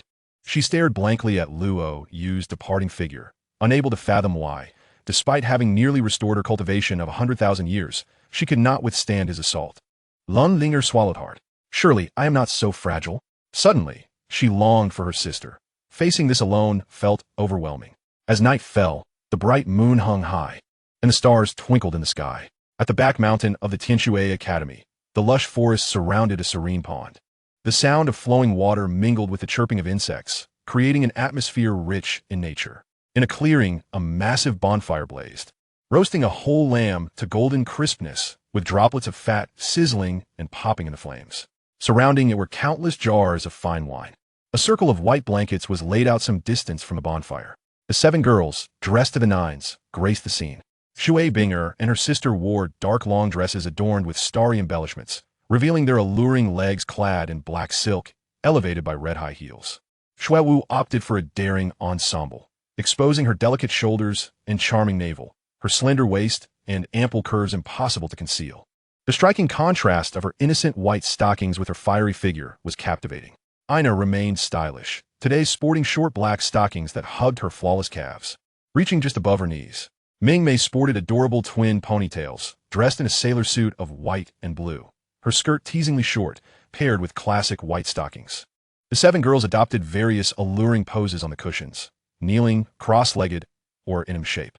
Their graceful legs showcased stunning curves that exuded an extraordinary beauty. "Where's brother Yu?" Shui Yuer frequently gazed into the distant woods, yet no sound came. Shui Wu pouted her fiery red lips. "He wouldn't really stand us up, would he? Oh, please. Shui Wu, can't you refrain from tempting fate? What if he truly doesn't come?" Ming Mei remarked, rolling her eyes, her playful ponytails swaying. "You all needn't worry. Brother Yu will undoubtedly arrive," Shui Binger interjected, casting a knowing glance at the others. "When has he ever failed to keep his promises?" Shui Yuer blinked, smiling sweetly. "Indeed. We're just a tad too eager and arrived too early." Shui Wu rolled her eyes again. "Don't drag us into this. You were the one who rushed over before dusk." Shui Yuer retorted, "You only came a little later than I did, so don't pretend you are any better." Just as Shui Wu was about to respond, the sound of a wheelchair brushing against leaves echoed from the woods. "He's here!" the girls exclaimed in unison. Rising from their cushions, their silk-clad legs elegantly moving in unison. As Luo Yu emerged from the forest, the girls rushed towards him, their long, silk-clad legs converging at his feet. "Did I arrive late?" Shui Yuer playfully stuck out her tongue. "Not at all. We just got here too." "Oh, please." Shui Wu secretly scoffed. Some people turn into lovesick fools the moment they see Luo Yu. Luo Yu, warmly welcomed by the 7 girls, took his place. His gaze swept over the golden roasted meat and the rows of wine jars surrounding them. A hint of confusion crossed his features, if memory served him right. None of the 7 girls were known to indulge in alcohol. What could possibly be the reason for such an abundance of wine? Surely, it could not merely be for show. Just as Luo Yu began to sense something amiss, Shui Wu approached, her alluring figure accentuated by her bold attire. With a charming smile that radiated innocence, she was the first to extend a drink to him. Chapter 366, The Goddess's Subtle Intentions. A new beauty emerges from the dormitory, as the moon and stars shimmered above, casting their glow upon the back mountain of Tianshui Academy. The tranquil sounds of a babbling brook mingled with the calls of birds and insects. A great bonfire crackled, roasting a whole lamb to golden perfection. Luo Yu sat amidst the 7 exquisitely dressed beauties, laughter and merriment filling the air as they savored their feast under the moonlight. Shui Yuer delicately untied the straps of her high heels, rising gracefully. With her dainty feet clad in black silk, she approached with a platter of perfectly roasted lamb. Her lips, adorned with a hint of gloss, broke into a smile, revealing pearly white teeth. "Luo Gu, do try my culinary skills. I marinated this whole lamb with 18 different spices, following a secret recipe from the restaurant." Luo Yu found himself momentarily entranced. He could swear that Shui Yuer had taken considerable time to prepare herself before coming here. The earrings dangling from her fair earlobes and the necklace around her neck harmonized beautifully with her exquisite makeup, radiating a blend of innocence and mature allure. In that fleeting moment of distraction, Shui Yuer had already settled beside him. Her long, black silk legs folded elegantly as she sat down, unabashedly inching closer to Luo Yu, her skirt subtly brushing against him, creating an intimate atmosphere. Has she even applied perfume today? Luo Yu mused as he caught a whiff of a sweet scent. Delightful, yet not overwhelming. "Open your mouth, Luo Gu.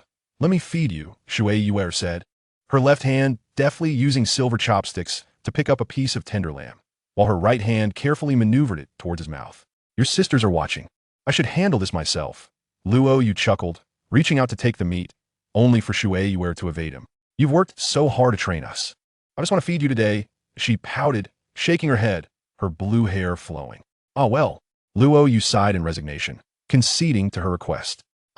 Shui Yuer opened her delicate lips, her voice sweet as she delivered the lamb into his mouth. Then, as if conjured from thin air, she produced a handkerchief to wipe the grease from his lips.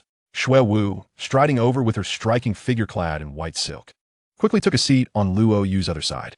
In her hands, she held a platter of fresh, juicy fruits, neatly peeled and cut into bite-sized pieces. With toothpicks she had just inserted moments before. "Luo Gu, the lamb is quite oily. Do try this crystal lychee I prepared for you. It's exceptionally refreshing and will cleanse your palate." Unbeknownst to her, as she brushed against Luo Yu's arm while offering the fruit, she seemed to unintentionally invite further closeness. "I think I'll manage on my own," Luo Yu replied, feeling a stirring in his heart as he sensed the proximity of her touch. He thought it best to maintain some distance, lest he succumb to temptation. "Luo Gu, how biased you are." Shui Wu pouted, her fiery red lips forming a playful frown. "You allow Yuer to feed you, but not me. How unfair." At a loss for words, Luo Yu could only chuckle in astonishment, reluctantly accepting their generous offerings. As he savored a piece of fruit and a morsel of meat, it seemed as though Shui Yuer and Shui Wu were transforming him into a delectable sandwich. Despite the ample space on either side, they still pressed closer together. Luo Yu found his hands awkwardly searching for a place to rest. As any position, he chose wrist brushing against the alluring curves of both women. Ahem. As the two women's movements grew increasingly bold, the surrounding five beauties, including Shui Binger, watched intently. Luo Yu adopted a serious demeanor, clearing his throat and casting a glance around. Shui Yuer and Shui Wu's faces instantly flushed crimson. Upon lowering their heads, they realized they were practically draped over Luo Yu. Avoiding eye contact, they gradually withdrew their bodies. Shui Binger rose, dragging 2 jars of wine. Her long skirt adorned with starry sequins reflecting the flickering flames, while her sheer black stockings accentuated her slender, alluring legs. She approached elegantly, a gentle smile gracing her lips. Luo Gu, how can one enjoy meat without wine? On behalf of the Tianshui Battle Team and Tianshui Academy, I raise a toast to you, expressing our gratitude for your training over the past 2 months. Luo Yu smirked slightly, silently pondering. Is she really proposing a toast? This clearly seems like an offering of an entire jar. Shui Binger presented a jar of wine to Luo Yu, her charming eyes twinkling. Luo Gu, I'll drink first. You take your time. With that, Shui Yuer embraced the jar, her cherry lips parting as she poured the fragrant, clear liquor into her mouth. Her throat undulated as her delicate chest rose and fell, and soon, the entire jar of exquisite wine was consumed. A rosy flush spread across Shui Binger's cheeks as she daintily wiped her mouth with her hand, tilting the now empty jar upside down, her enchanting gaze fixed on Luo Yu. Given that even a lady inebriated herself, so, what could Luo Yu possibly say? He resignedly exerted his fingers, pinching the jar's mouth like a vice.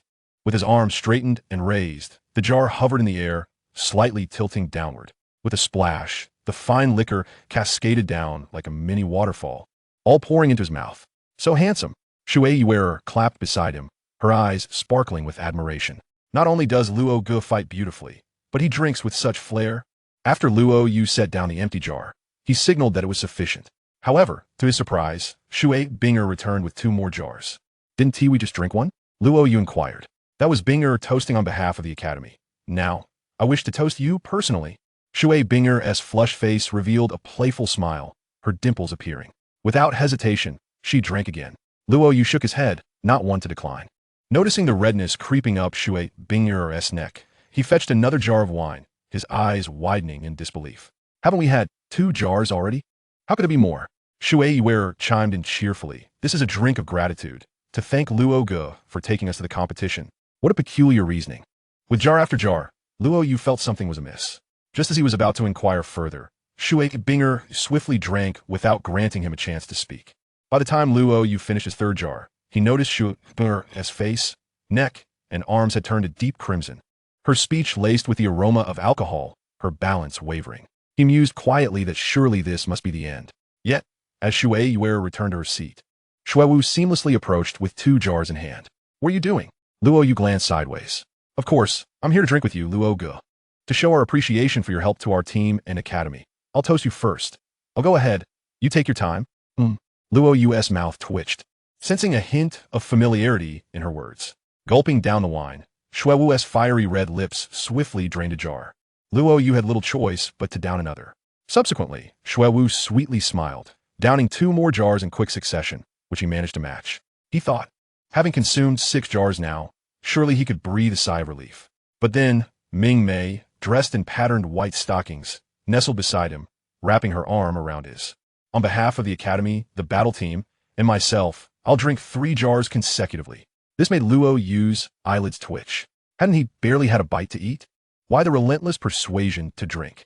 Did they not fear his drunken transformation? He sensed a trap, the scent of a scheme wafting through the air.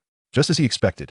After Ming Mei swayed away with her flushed cheeks, Dina approached with her innocent smile, gracefully folding her long, slender legs clad in black stockings. Leaning closer to Luo Yu's shoulder, 3 jars of liquor gleamed enticingly before him. Luo Yu, recognizing the predicament, was determined not to succumb easily. However, the fashionable and icy-cool Dina began employing all her charms, pouting, pleading, and acting adorably to persuade him to drink. Initially, he remained steadfast, having withstood Ning Rongrong's coquetry and encountered various goddess-level beauties. His resistance was still intact. Yet, when faced with 6 or 7 divinely beautiful women, each with distinct styles, how could he hold firm? Shui Binger and Ming Mei flanked him, whispering sweetly, while Shuewu massaged his back tenderly. Shui Yu danced gracefully by the campfire, her elegant movements reminiscent of a peacock, a sprite beneath the moonlight. Who could withstand such an onslaught? Even an old monk would falter under this pressure. Luo Yu inwardly lamented his fate. He downed 12 jars of fragrant wine in quick succession. Were it not for his remarkable physique, constantly dissipating the effects of alcohol, he would have found himself utterly inebriated by now. Brother, how amazing! Hee, Luo Gu is the strongest. Ming Mei clapped excitedly beside him, her hands growing red from the applause, her eyes slightly glazed over. Luo Gu has an incredible capacity. Truly a man. Shuewu leaned in closer, her sultry voice mingling with the scent of wine and her alluring presence. Shui Binger's ice blue eyes took on a dreamy hue, a perfect smile gracing her lips as she laughed. With everyone having indulged in wine, the atmosphere shifted, infused with a hint of allure. Luo Yu, not intentionally channeling his soul power to fend off the alcohol, found himself gradually enveloped in the moment, his body floating, skin warming as he watched Shui Yuer dance under the night sky. Noticing Luo Yu's gaze, Shui Yuer's luscious red lips curled into a smile. Her beautiful legs twirled as she gracefully approached him, a fragrant breeze trailing in her wake. With an enticing glance, she leaned back, arching into his embrace, her delicate black stocking feet clasping a jar of wine. With a swift motion, she presented it to him. Luo Gu, you must drink this. It would be remiss of me not to toast you. The enchanting scene was both innocent and tantalizing, stirring Luo Yu's heart. With a single hand, he seized the jar, while his other hand grasped Shui Yu's ankle, savoring the silky touch, and with a mischievous grin, he drank deeply. Witnessing Luo Yu down 6 jars with such ease, Shui Yu's eyes sparkled with admiration, becoming even more entranced. Ultimately, after consuming 21 jars of wine, even with Luo Yu's impressive capacity, he felt a swelling in his stomach and a slight fog in his mind. Just when he thought it might finally end, he realized he had underestimated the resolve of the 7 women, who were clearly well prepared. Luo Gu, the 7 of us sisters wish to toast you with 3 more jars. Shui Binger led the charge, with Shui Yuer, Shuewu, and others chiming in. Luo Yu's eyelids twitched again. Were they not satisfied with the relentless barrage? 7 elegantly dressed, tipsy goddesses encircled him, each laying a jar of wine on their stockings. Gazing at him with watery eyes, if you were in his position, would you refuse? Luo Yu's gaze sharpened. Very well. Let us see what tricks you 7 girls have up your sleeves today. He raised the wine jar with great bravado, confident that he would not be outdone by 7 young maidens. Shui Yuer cast him a flirtatious glance. Luo Gu, how could we harbor any ill intentions? Surely, you won't be angry with us for urging you to drink, will you? We sisters only wish to care for you. Shuewu chimed in with a playful laugh. Luo Yu remained speechless, once again pouring down 3 large jars of exquisite wine, showcasing his unparalleled gallantry. The 7 maidens, however, visibly struggled. Their drinking was not as effortless. Even though they had not consumed much previously, their tolerance paled in comparison to that of Luo Yu. In fact, the sight of him downing 24 jars without so much as a sway had long left them in astonishment. At that moment, Shui Yuer raised the jar high, forcibly gulping down half of it. Her movements became increasingly erratic, and her neck and cheeks flushed a deep crimson. Cough, cough. Shui Yuer choked on the wine. The liquid splashed, soaking her collar and clinging to her form. Meanwhile, Shui Binger trembled, losing her grip. The remaining wine cascaded down her black stockings, glistening and slick. Luo Yu stared, captivated. Such a spectacle was a rare treat for anyone to behold. On the other side, Shuewu, her eyes glazed with intoxication, noticed Luo Yu's undivided attention on Shui Yuer and her sisters. Her cheeks flushed a rosy hue, jealousy igniting within her. With eyes sparkling crimson, she grasped the wine jar with both hands and, heedless of everything, tilted it towards her chest. Splash! Luo Yu turned his head, his eyes widening in shock. Previously, he had only known of Shuewu's nickname. Casual encounters had offered him glimpses of her allure, but now, with the wine having drenched her, her beauty was strikingly vivid and undeniable. TCH, Gu, your eyes are practically glued to Sister Shuewu. Shui Yuer a poodle, here Transmigration suddenly resolute. Yuer is not pleased. She retrieved a full jar of wine from the side and aimed it directly at her head. Splash! The azure waves of her long hair were entirely soaked, droplets of wine sliding down her cheeks, neck, and flowing dress, creating an intoxicating beauty as the aroma wafted through the air. What do you think, Luo Gu? I'm not lacking in charm either. Upon noticing Luo Yu's gaze turn towards her, Shui Yuera lifted her chin and flashed a sweet smile. Seeing Luo Yu captivated elsewhere, Shui Wu's lips pursed in discontent. Jealousy transformed a woman's demeanor. With a determined shake of both hands, she seized 2 jars of fine wine and upended them. Splash, splash. She was thoroughly drenched in the wine. Luo Yu's skin twitched. Were these 2 maidens truly inebriated? It was not just Shui Yuera and Shui Wu who began to indulge in their wine. Mei Ming and Ina, too, grew restless, striking graceful poses to capture Luo Yu's attention in the same manner. Luo Yu stood dumbfounded. What was happening? Wasn't today supposed to be about them joining forces against him? How had it suddenly transformed into this? Ultimately, Luo Yu summoned several female students from the academy to escort the inebriated 7 maidens back to their dormitories. He himself returned to the sole male dormitory of the girls' building, reeking of wine. With a click, he closed the dormitory door. And before he could even turn on the lights, he noticed the window ajar. Instinctively, he glanced towards the bed. There, seated on his bed, was a stunning beauty with cascading red waves of hair, clad in a striking black evening gown, red heels, and black fishnet stockings. Her silvery eyes gazed at him with a blend of sorrow and defiance. Meanwhile, Shui Yuera and the others had been delivered back to their dormitory. Initially intoxicated, they brightened upon entering. Thoughts of Luo Yu's indifference after the feast filled their minds, and they felt a sense of despondency wash over them.